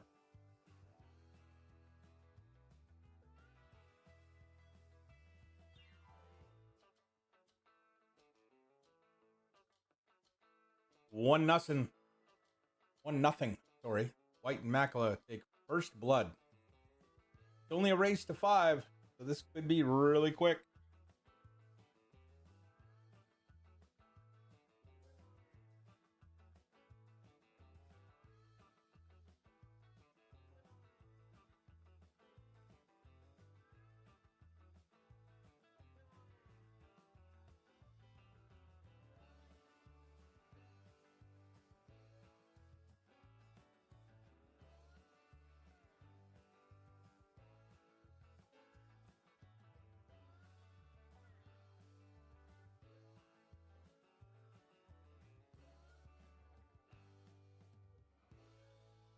Nick going with the second ball break. He's made 2 balls. Watch the cue ball on the side. Oh, gets away just in time.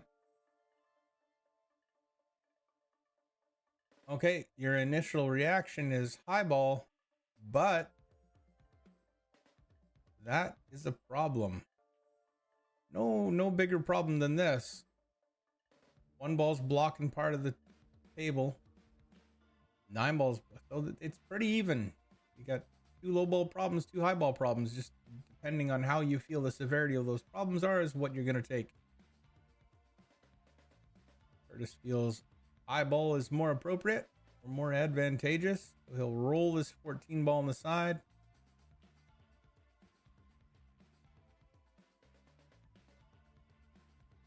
Curtis can tap the 9 in and just leave the cue ball somewhere right about there.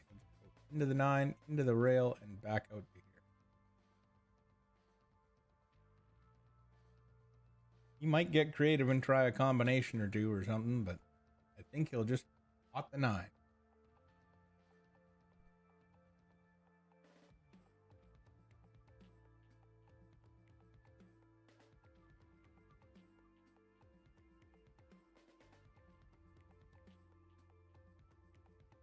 Well, I'm wrong. It's not the first time. Won't be the last. Combination 12-9. Nice and slow.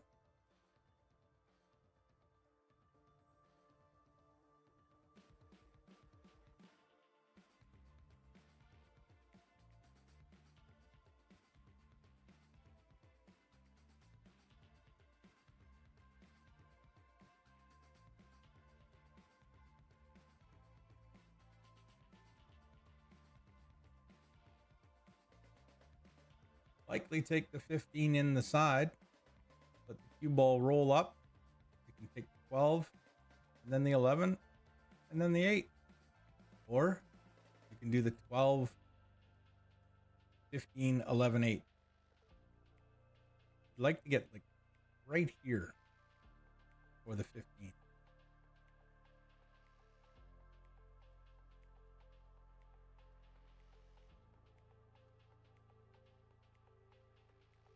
Hit this fairly thin so we can come as straight as you can up the table.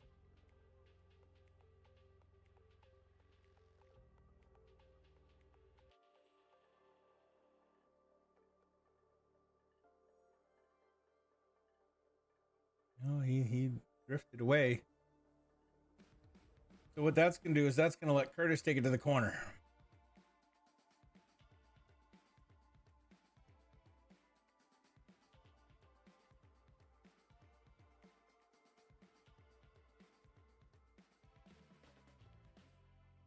think that's what he's looking at now. He's looking at the 9 or the 15 in the corner.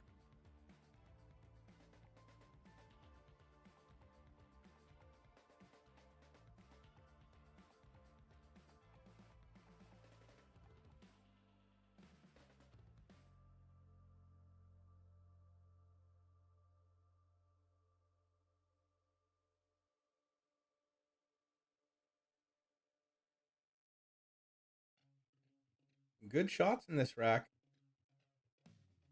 Good cue ball control. Never once looked like they were out of position.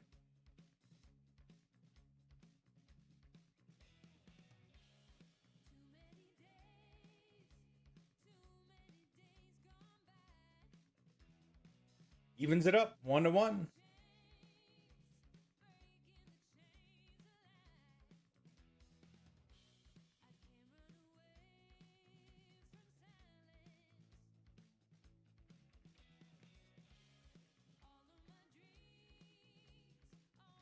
These two teams got here. Here you go.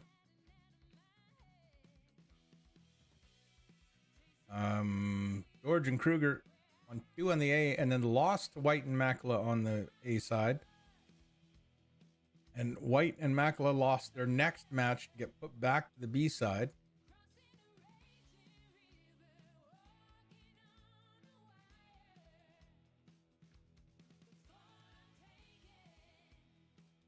And so George and Kruger won their next 2 matches to face them again. So it's been a long day of pool for these guys.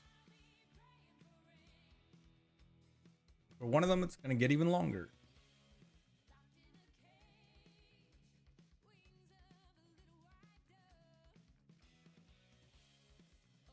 Watch that second ball head towards the middle pocket. Just a little long, both of them, the 13 and the 14.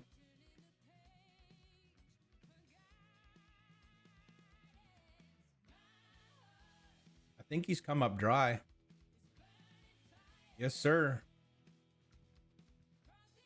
So that's a little break pat. What that does is it's supposed to help save the table from a little bit of the abuse that we give it when we break. Helps the cloth last a little longer.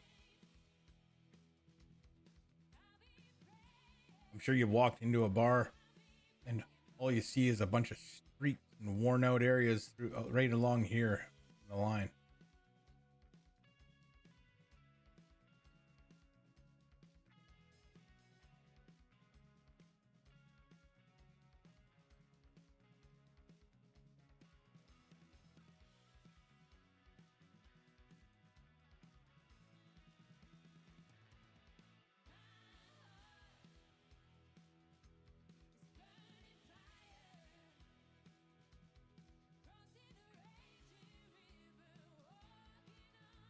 Nick working the problem.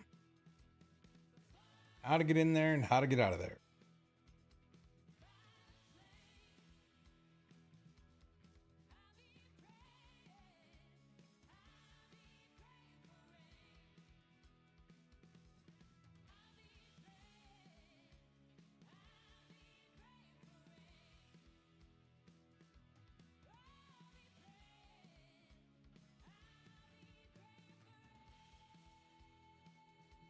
Starts with the 10 ball, top left corner pocket.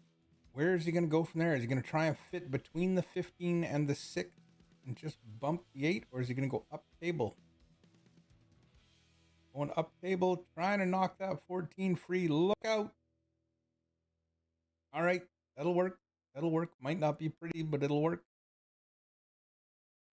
Now Curtis can do their team a little bit of do their opponent a disservice. Playing the 13 and then just rubbing that 4 ball to the rail. Let the cue ball come out. Then he may have the 15 or the 11. A lot of good things can happen here. You just don't want to hit it hard. It's going to travel.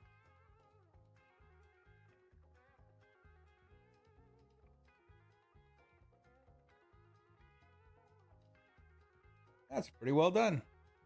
I think he's still got the 11. He can work through that.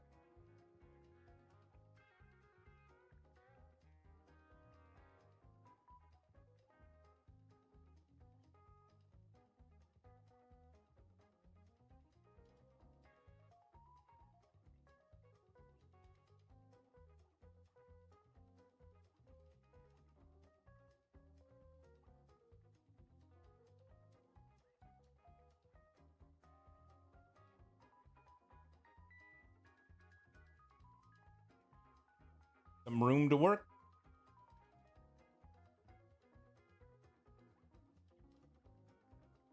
I don't mind the 9 in the side there. You're going to push the cue ball up the table, though. Get it near that 5. Maybe cause a cluster. Offline with 3, so that's tough to make. I think it's going to go closer to the 5, though. Oh, don't leave it close to the 10. Or is that the 14? I think that's the 14. There's no path for the 14 between that 1 and the 3 ball, is there? I didn't even think to look there. I thought that 1-3 was blocking that, but there might be. Super tight if it is, though.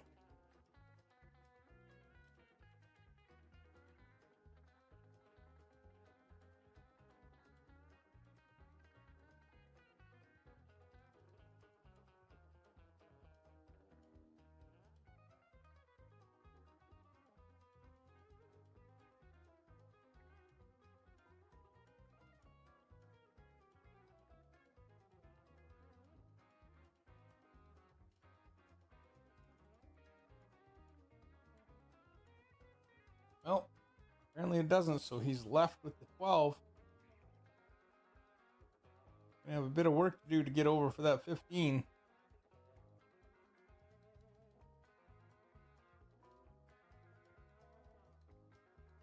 That's the best he could do. That's actually not bad at all.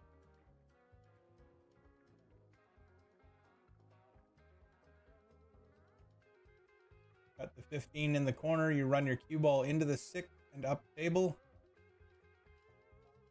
Trying to get right to there.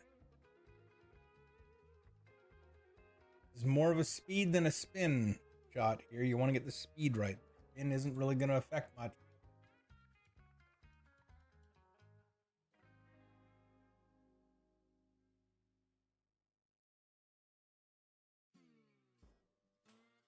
Drove into the 6 a little thicker than I thought, but that's all right. It's worked out fairly well.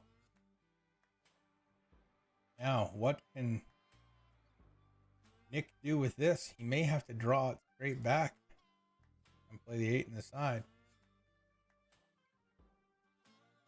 Or he does have a little bit of angle. Maybe he's going to stun it past the 2 and come this way. Not much angle there, so he's going to have to hit it hard. Ooh. Well, tried to draw it back just a little bit so that Curtis still has it in here, and I'm not certain he hasn't done that, but it may have gone too far.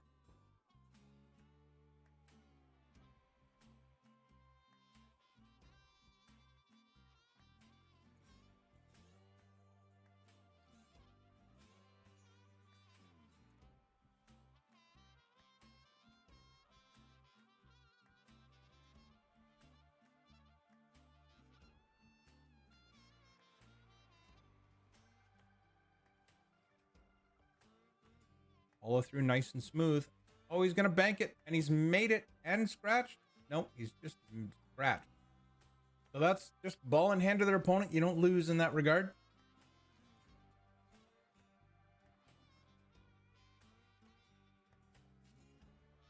But with a caliber of opponent like this, it's very likely going to be a loss anyway.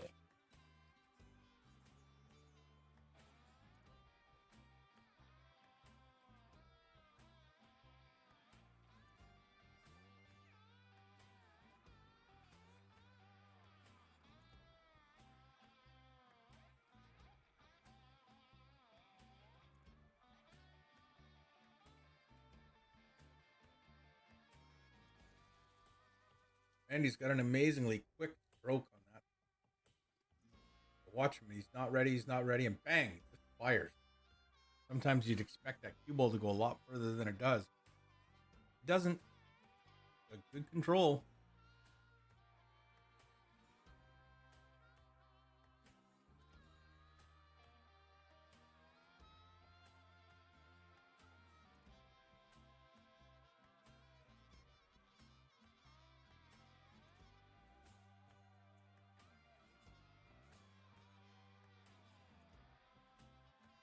Should be able to slide over for the 5 now.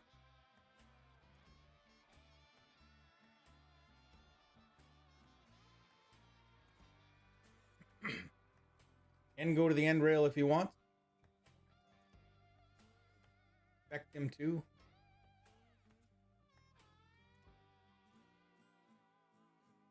Bottom left, come back out. Not going to miss this 7 in the side in a month of Sundays.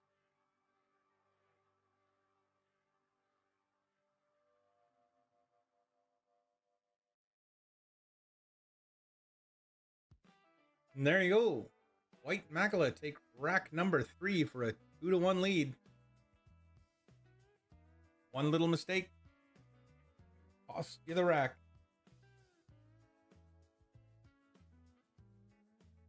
You're right back, folks.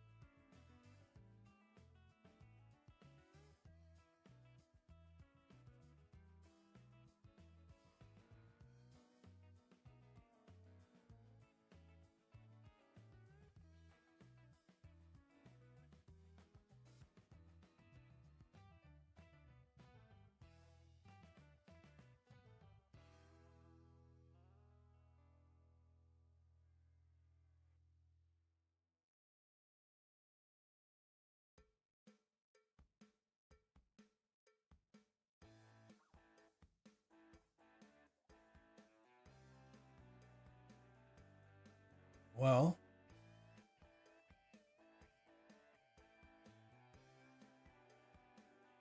Randy and Chris like they are getting through this rack. They kind of hit a roadblock if that's their last ball.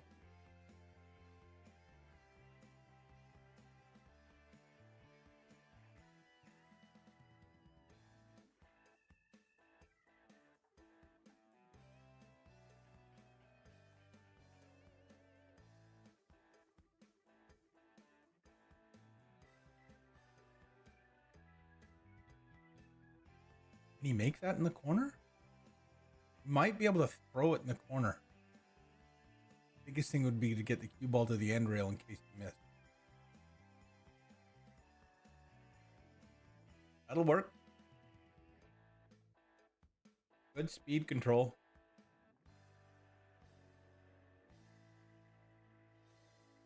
May still have an option to make that 7 ball bottom right corner.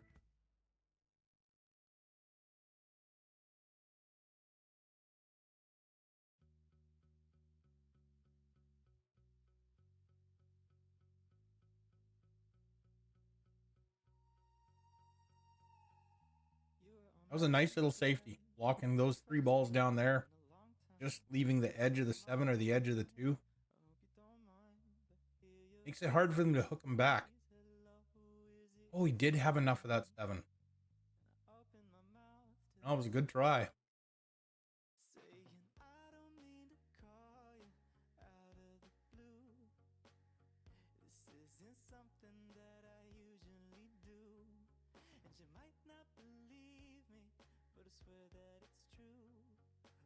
They're just double checking the angle for that 3 to go in the corner.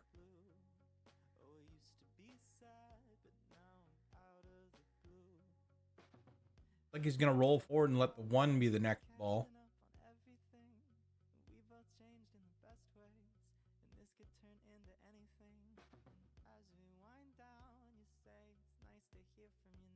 Three ball does go up there, so if Nick can leave him straight in, or even just slightly on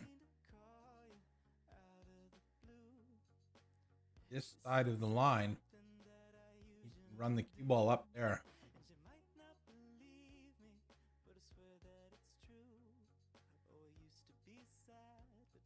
That's another option. Play the cue ball so he shoots the 3 in the corner.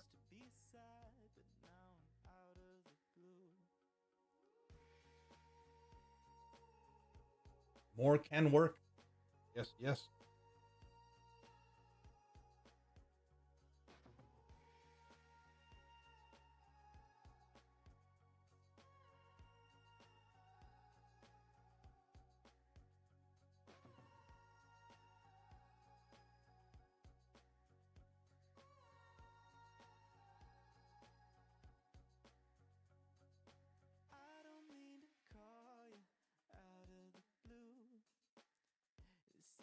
Something that I usually do, and you might not believe me, but I swear that it's true. Oh, I used to be sad, but now I'm out of the blue. Oh, bit more angle than maybe he intended, but should still be able to make it work even if he has to go across the table.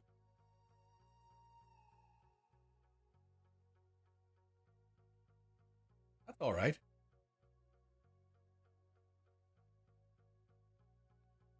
Not much. Not many problems here. Cut the 2 in. You're going to naturally go for shape on the 8. Just make sure you don't try and put a little bit of left or anything on it and come near that top side pocket. Straight in and out.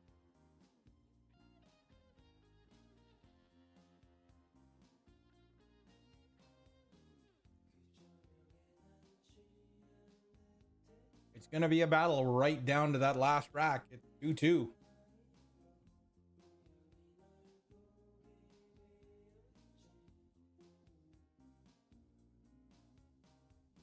Seems like each team is winning on their break.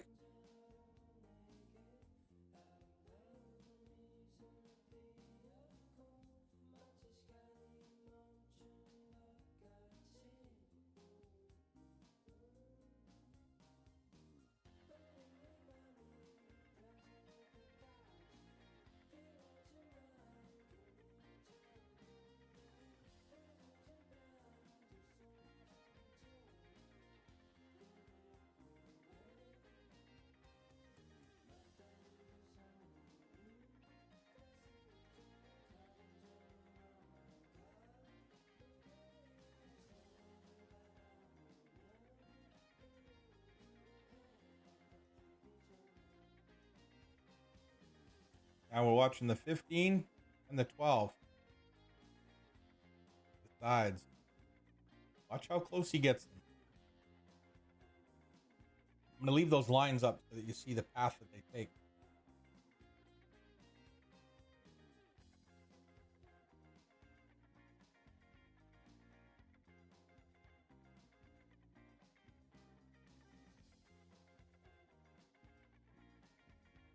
nailed the second ball on the left-hand side. And the 15 ball went off the horn. It has to do with the speed that you attain, right? Cue ball's got to pop off that head ball and get out of the way so the one ball can release. And then those two other balls come forward.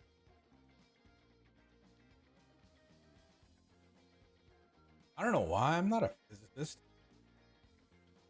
Too much weight behind the balls to push them backwards because there's 12 other balls, so they go forward. Might have. Still not a physicist.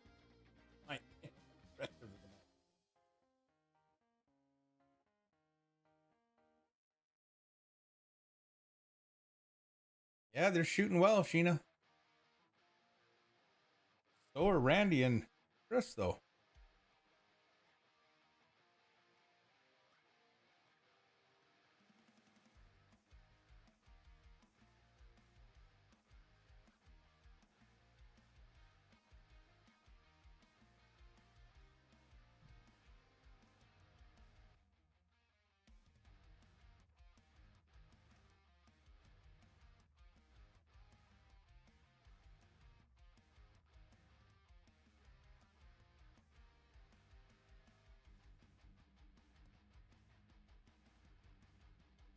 Got some choices to make.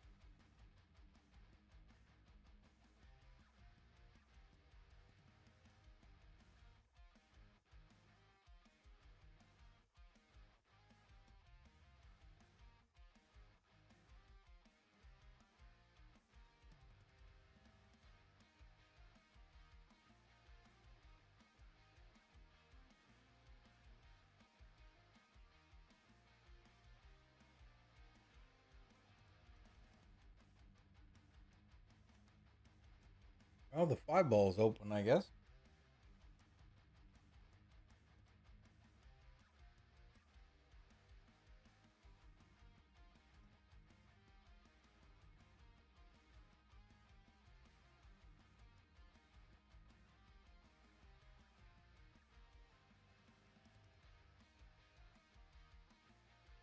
Yeah, the 2 is there. I think you can cue underneath, like, or beside the 3, so the 3's not really in the road.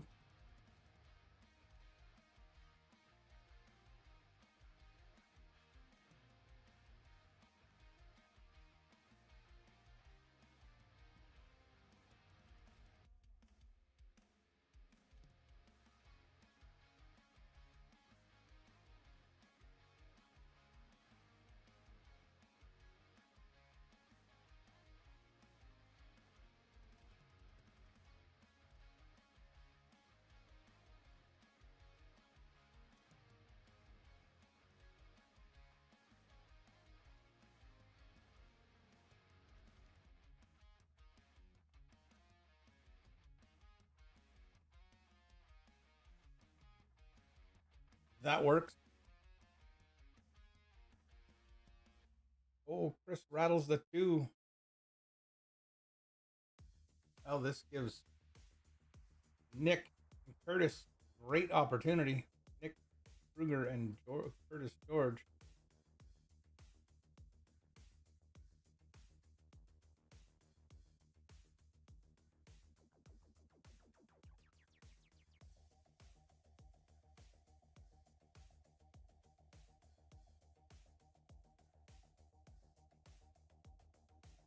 You start with the 15 in the side. Got to get down there and break that out.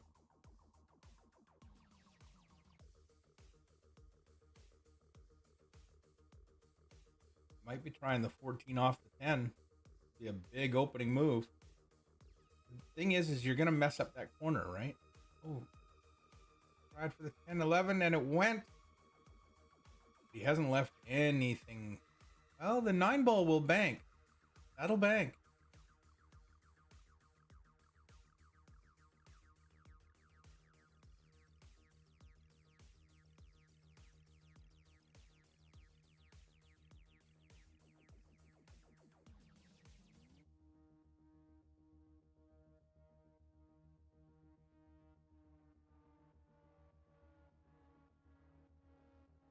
I can't see how that 13 goes.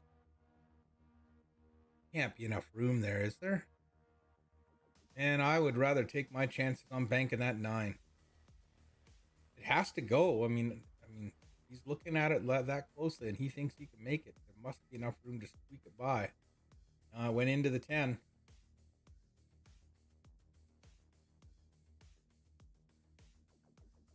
So it's Randy up.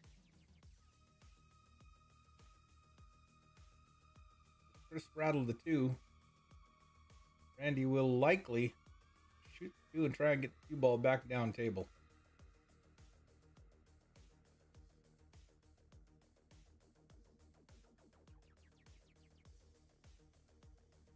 Danger in this type of shot is sometimes you misjudge how thick you're hitting the 2, and then you only get halfway there.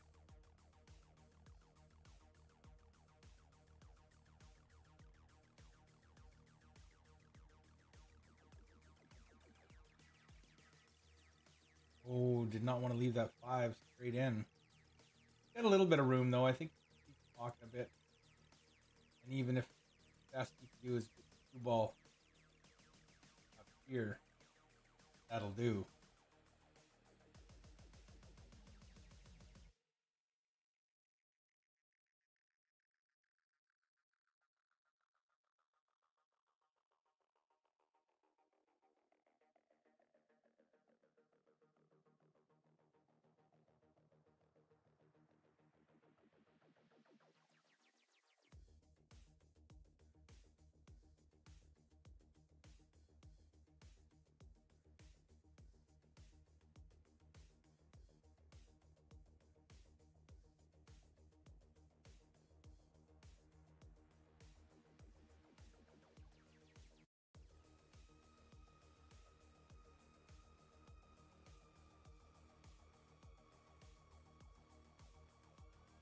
Needed a little bit more.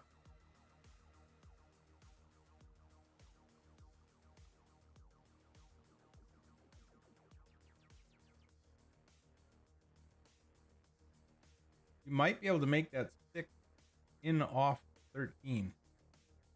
So if Randy can get here, that'll work. Gotta get it on that side. Soft bounce, soft bounce. Okay, there you go.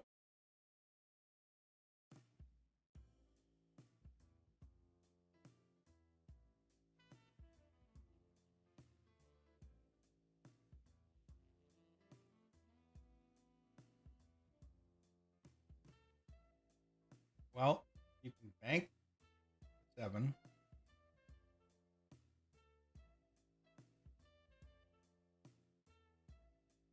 Or you can cut it in the side.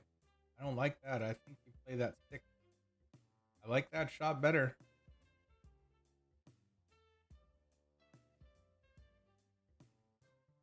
I don't have the best angle to see it. Only Chris will know if it goes. And they've taken the pocket away, so swapped it out. Although with Nick coming to the table, he's going to bank that 13 right now.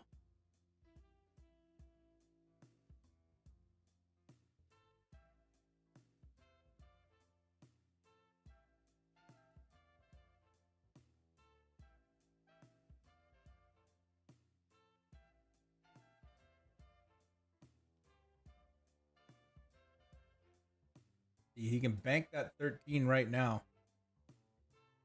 Oh, he's going to play defense. He's going to bank the 9 back here. Leave the cue ball. And leave the cue ball up here.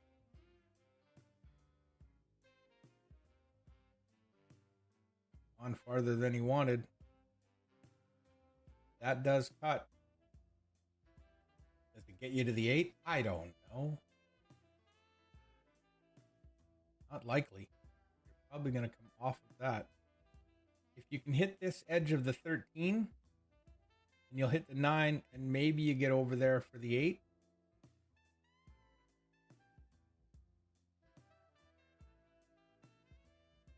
Where I didn't see where he called it. He's just trying to get it in the mess, get it in the mix, cause a problem. Oh no! And he's left the bank. He's made the cut. What a shot! Disturbs everything down there and leaves Chris a makeable bank side. Now remember, when you're banking these, you want to bank them a little long because they do shorten up. That's a heck of an out. Heck of an out. Ooh, wow.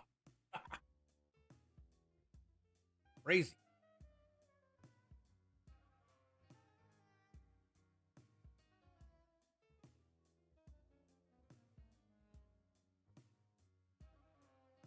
I did not give them a very high chance of getting out from that. But Randy cutting that, I think it was the 7-ball in, and then just ripping the cue ball through the mess and creating something out of nothing. That's a heck of an out. Heck of an out.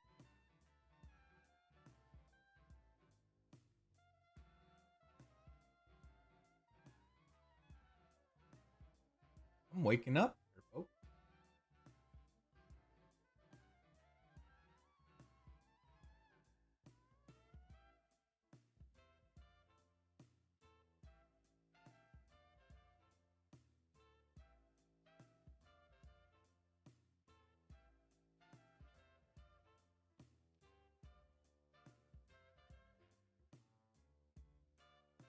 All right, let's watch them again. This is a 3.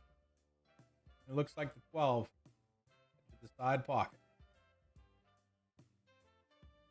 Just has to get the pop, get that cue ball off there, and get that 1 ball to release. Oh, and the 3 ball was just a little offline, and the 12 ball got kicked by another ball, but it was headed there. See, 3, 6, 9, 12, 15, dry break. Oh boy. Excellent opportunity for White Macula to get another one on the board and get on the hill.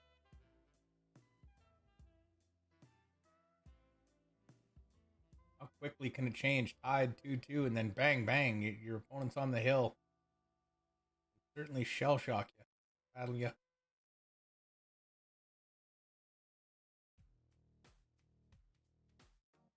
be honest with you, if everything being equal, I'll take high ball more often than I'll take low ball because the stripes on the balls give me more aiming. But it really doesn't come up very often because usually there's a very clear favorite. But if you're actually sitting there hemming and hawing, you can't really decide which. Take high ball. More aiming points on the ball is a rough stripe on there.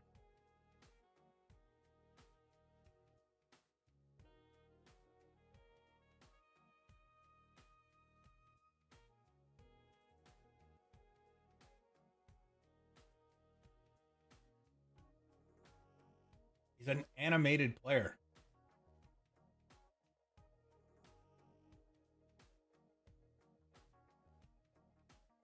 Sometimes don't know how he makes the shots that he makes. All that movement.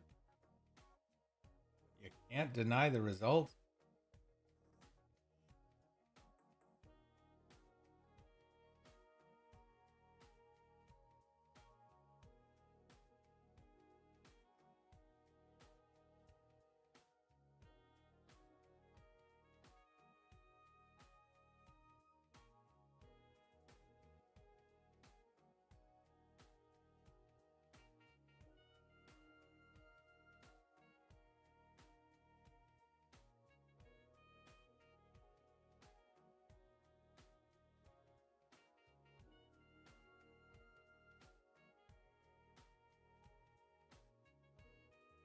Would be really nice if he could make that cue ball up to here, play the 9 off that cue ball, drift that cue ball into the 3, got that there, roll up, ding. Whole bunch of lines on the table. I know it doesn't make any sense. I'll stop. No, I won't.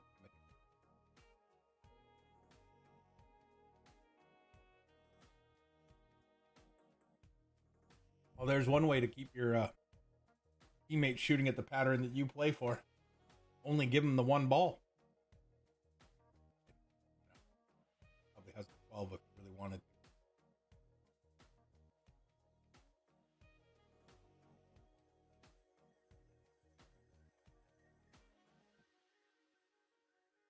Easy peasy lemon squeezy.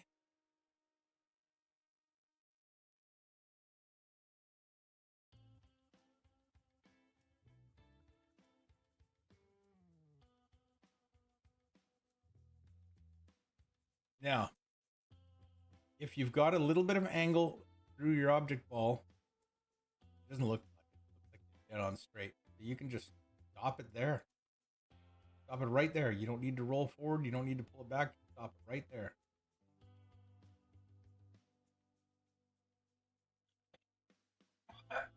Excuse me. Ooh, man. You had me worried there, Chris. A ball to the side. Get on the hill. Heck of an out, fellas. Tic-tac-toe. Even my... Well... I was going to say something, but... Probably not the coolest. Let's see. Even a youngin' could follow that roadmap, but... No, sir. Well done.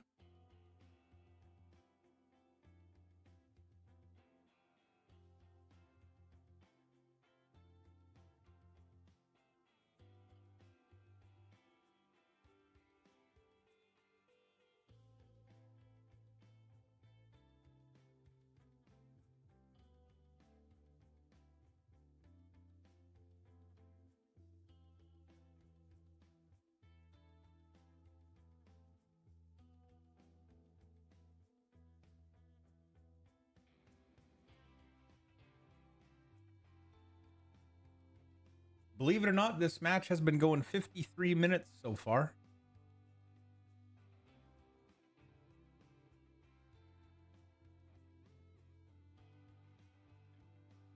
It's amazing. Doesn't seem to have been that long. Time flies when you are entertained.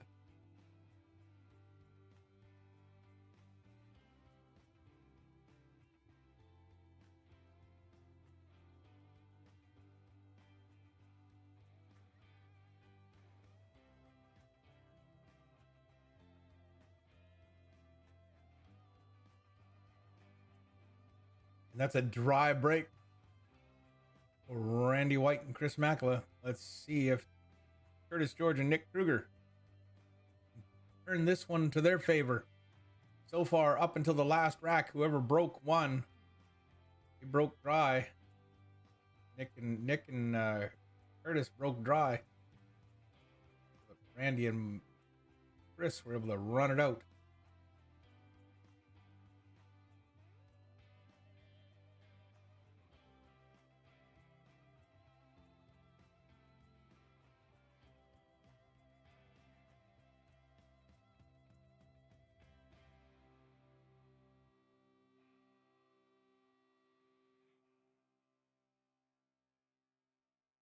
You know, one of the things I like about playing Randy is, as animated as he is, when it's your turn to shoot, in my experience with him, just sits down and waits for his turn.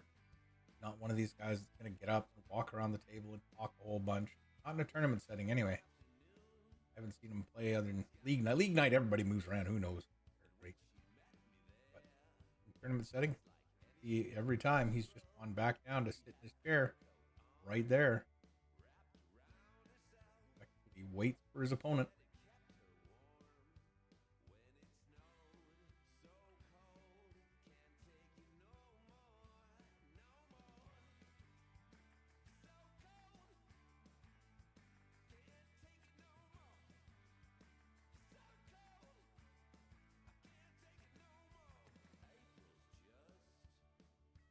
May be able to stop right there. Play the 6.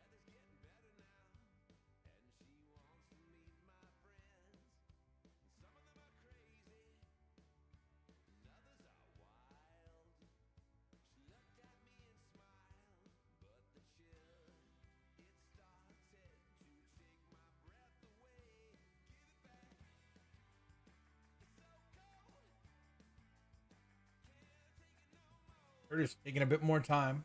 Just wants to be very precise where he puts this cue ball. Using a few practice strokes to feel the speed. I think he hit 12 a little bit too thin. Nick may have to shoot a long 4, but yeah, I just don't see it sliding through there and that 6 on the side. I don't think there's room, but maybe there is. Nick will know if there is.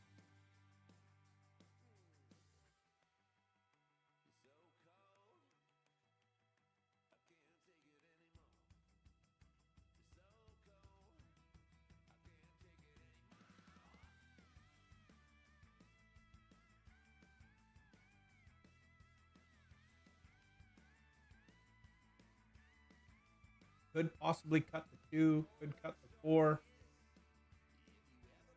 I think he's looking at the 6 though, but I can't tell if there's room. Must be if he's thinking about shooting it.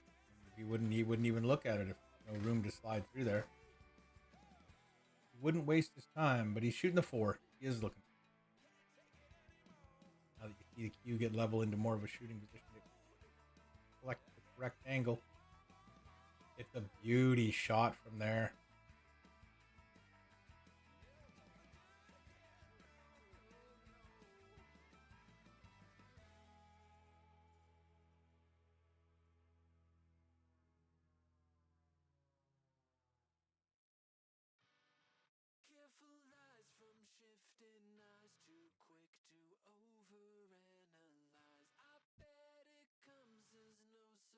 After going neck and neck, one dry break, and then this is their first trip at the table back, I believe, from 2-2. You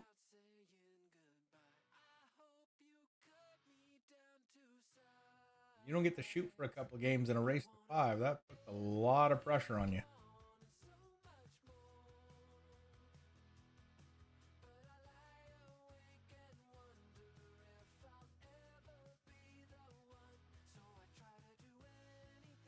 Now, unfortunately, they have 2 balls that are a problem. Oh, you know what? I think Nick's already worked it out. He's got it sorted. He can play that 6 and bump in, or bump into the rail and into that 9. Push the 9 down table. Leave the cue ball in there for the 2.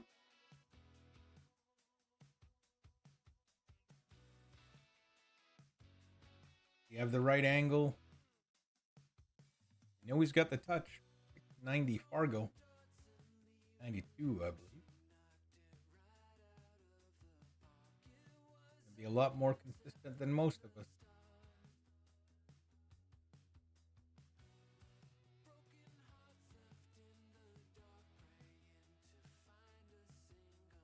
That might work out the best possible scenario. In the 6 in, you're going to have enough speed to clear the 9. The worst thing that could happen is you actually go in behind the 9 and you push the 9 directly at the 2. I think you're going to hit the face of the 9. You might even make the 9.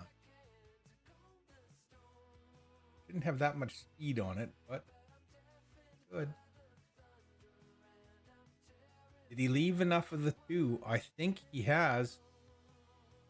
It's not taking too much time to look at it. Just gonna take a look, see where he needs to be for the 8. He'll bounce out right about there.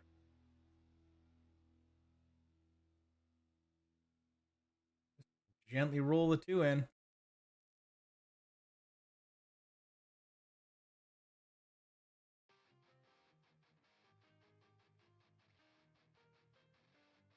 That'll get it done.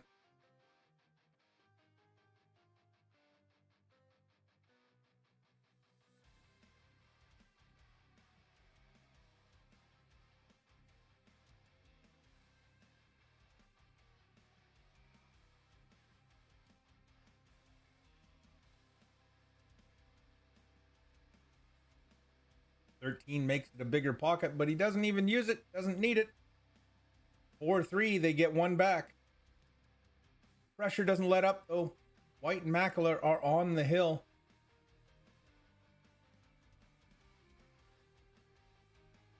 Down 4-2. Nick and Curtis had to win the next 3 straight. They've got 1. They need the next 2.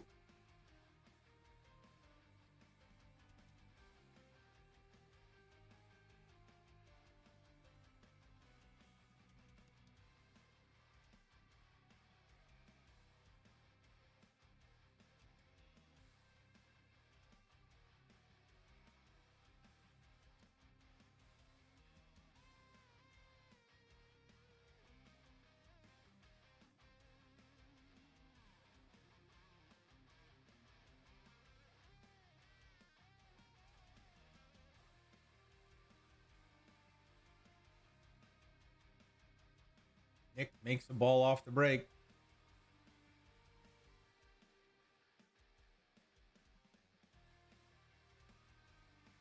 Two, actually.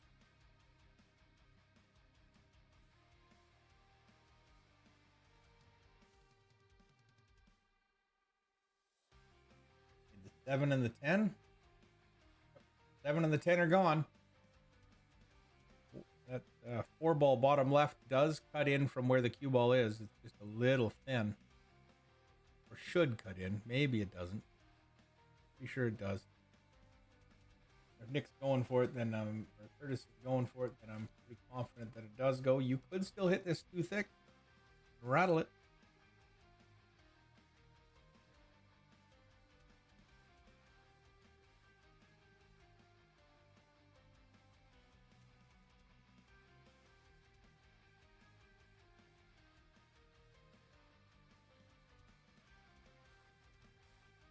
Now he's got options. 1 in the bottom right, 2 in the top right. Could cut the 5 into the bottom middle. Not that you'd want to shoot it because the 8 ball is causing all sorts of problems, but he could shoot the 6 in the bottom right again. I suspect it'll be the 1 or the 2.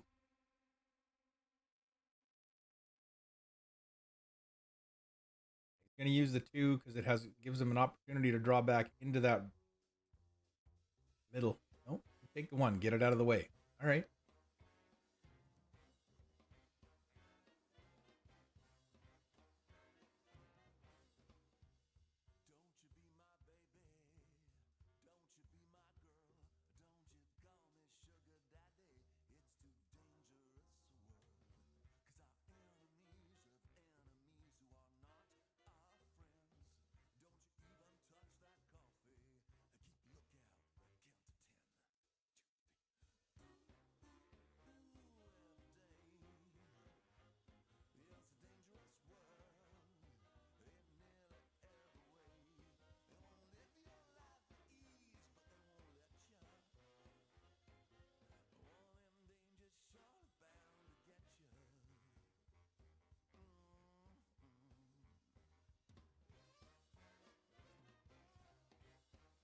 Try and draw that out. Well, he's left the 5. Should work. Nick can play the 5 in the corner. Got a little bit of angle to float this way. Doesn't want to be stuck on the rail. Well, actually, on the rail wouldn't be so bad. Then he can float off because this ball isn't on the rail.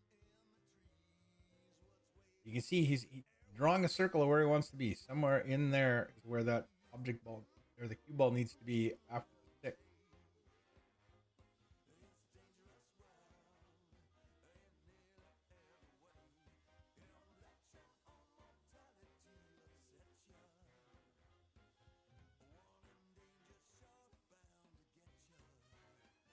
That's a problem. Very straight, not much angle. So that cue ball coming into that stick is only going to go forward. You're going to have to come almost to here to get a shot on that 3, I think. Unless you hammer it. And then you take a chance on rattling it in the pocket.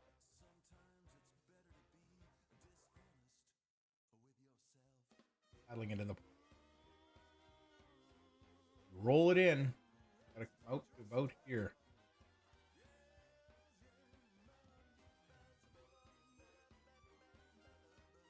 So straight, couldn't get it off the rail. But now that's as long a shot as you'll see on a 7-foot.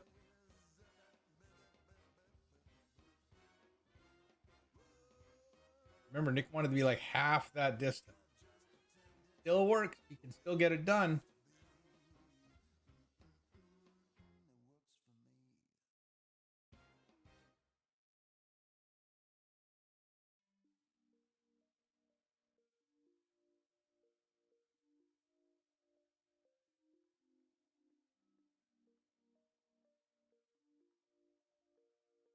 Also missable. They've been shooting good.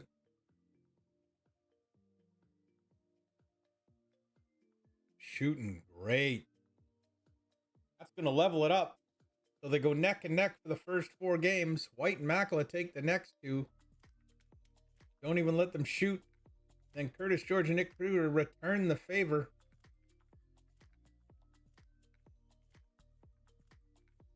Hill, hill. Randy will be breaking.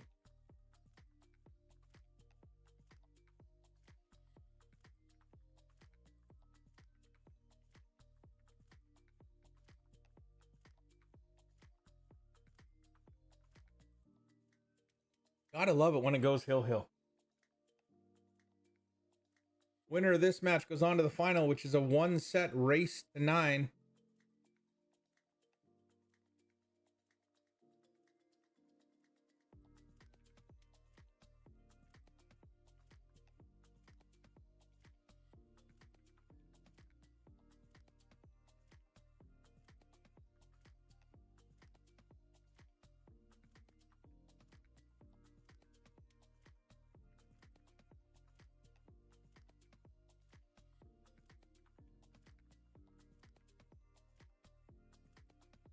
Excuse me.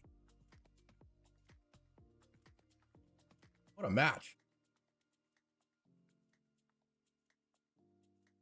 It is 1 hour and 8 minutes. Now this match, this rack could take the longest, especially if there's any clusters or problems. But with Randy breaking that head ball break, the 5 and the 13, one of those should be off the table when the balls stop moving.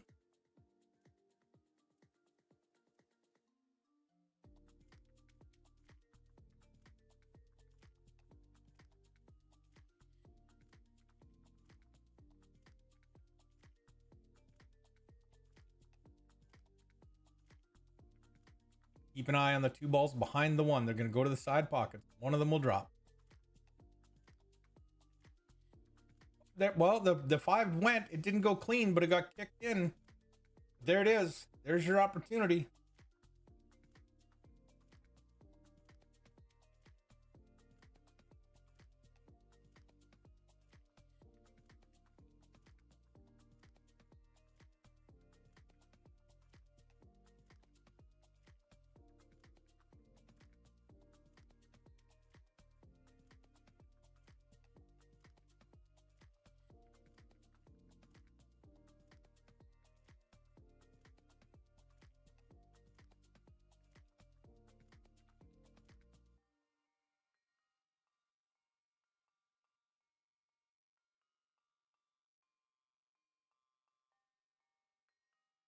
Oh, just clear everything out of the way.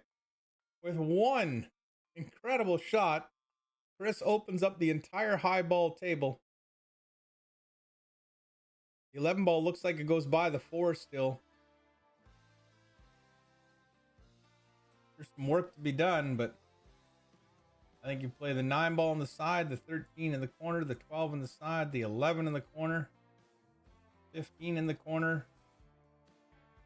And depending on your angle, you take the 14 in either end of corner here, and then the 8 in the side over the corner. It's all for them to do.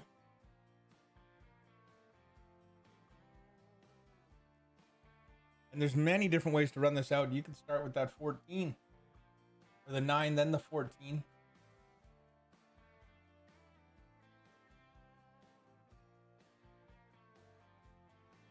I would get rid of the 9. That would improve your angle and your cueing on the 14. Get lots of balls to work from off the 14. Now you're right on the 9 right now. He's listening to the broadcast.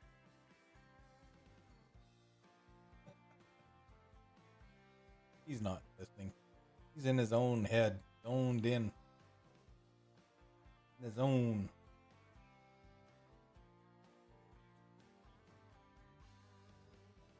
Trying to get down there for the 11. If you're on it, I'm taking it.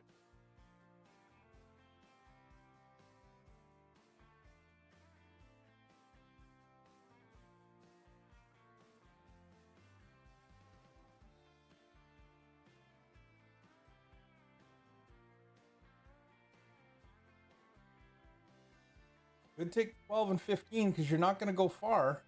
You're going to stay on that 11. Could take the 12 in the side, the 15 in the corner, the 11 in the corner, the 15 up the rail, and then the 8 in the side. I like the plan. I don't like leaving the 15 here. I think you take the 15 now. Just draw back a little bit. Just so you get angled that way off the 11. A little bit of draw. Oh, that's ported out to the left. This might be a problem. That cue ball might be here now instead of here. I think that extra foot doesn't make a difference. It does. It'll still work though. He's going to go over there and take an extra look. See where he thinks that cue ball is going to be. Pretty close to that X.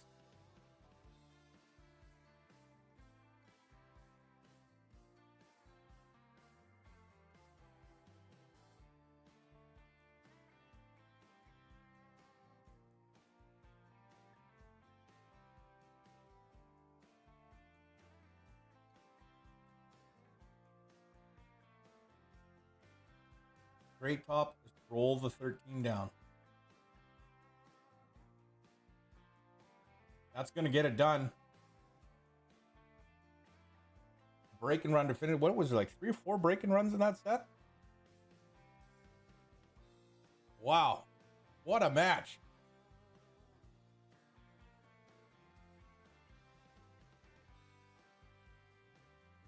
Tic-tac-toeing their way through rack.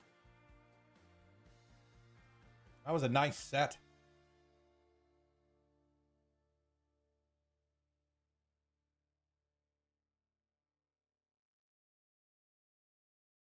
There is one match left.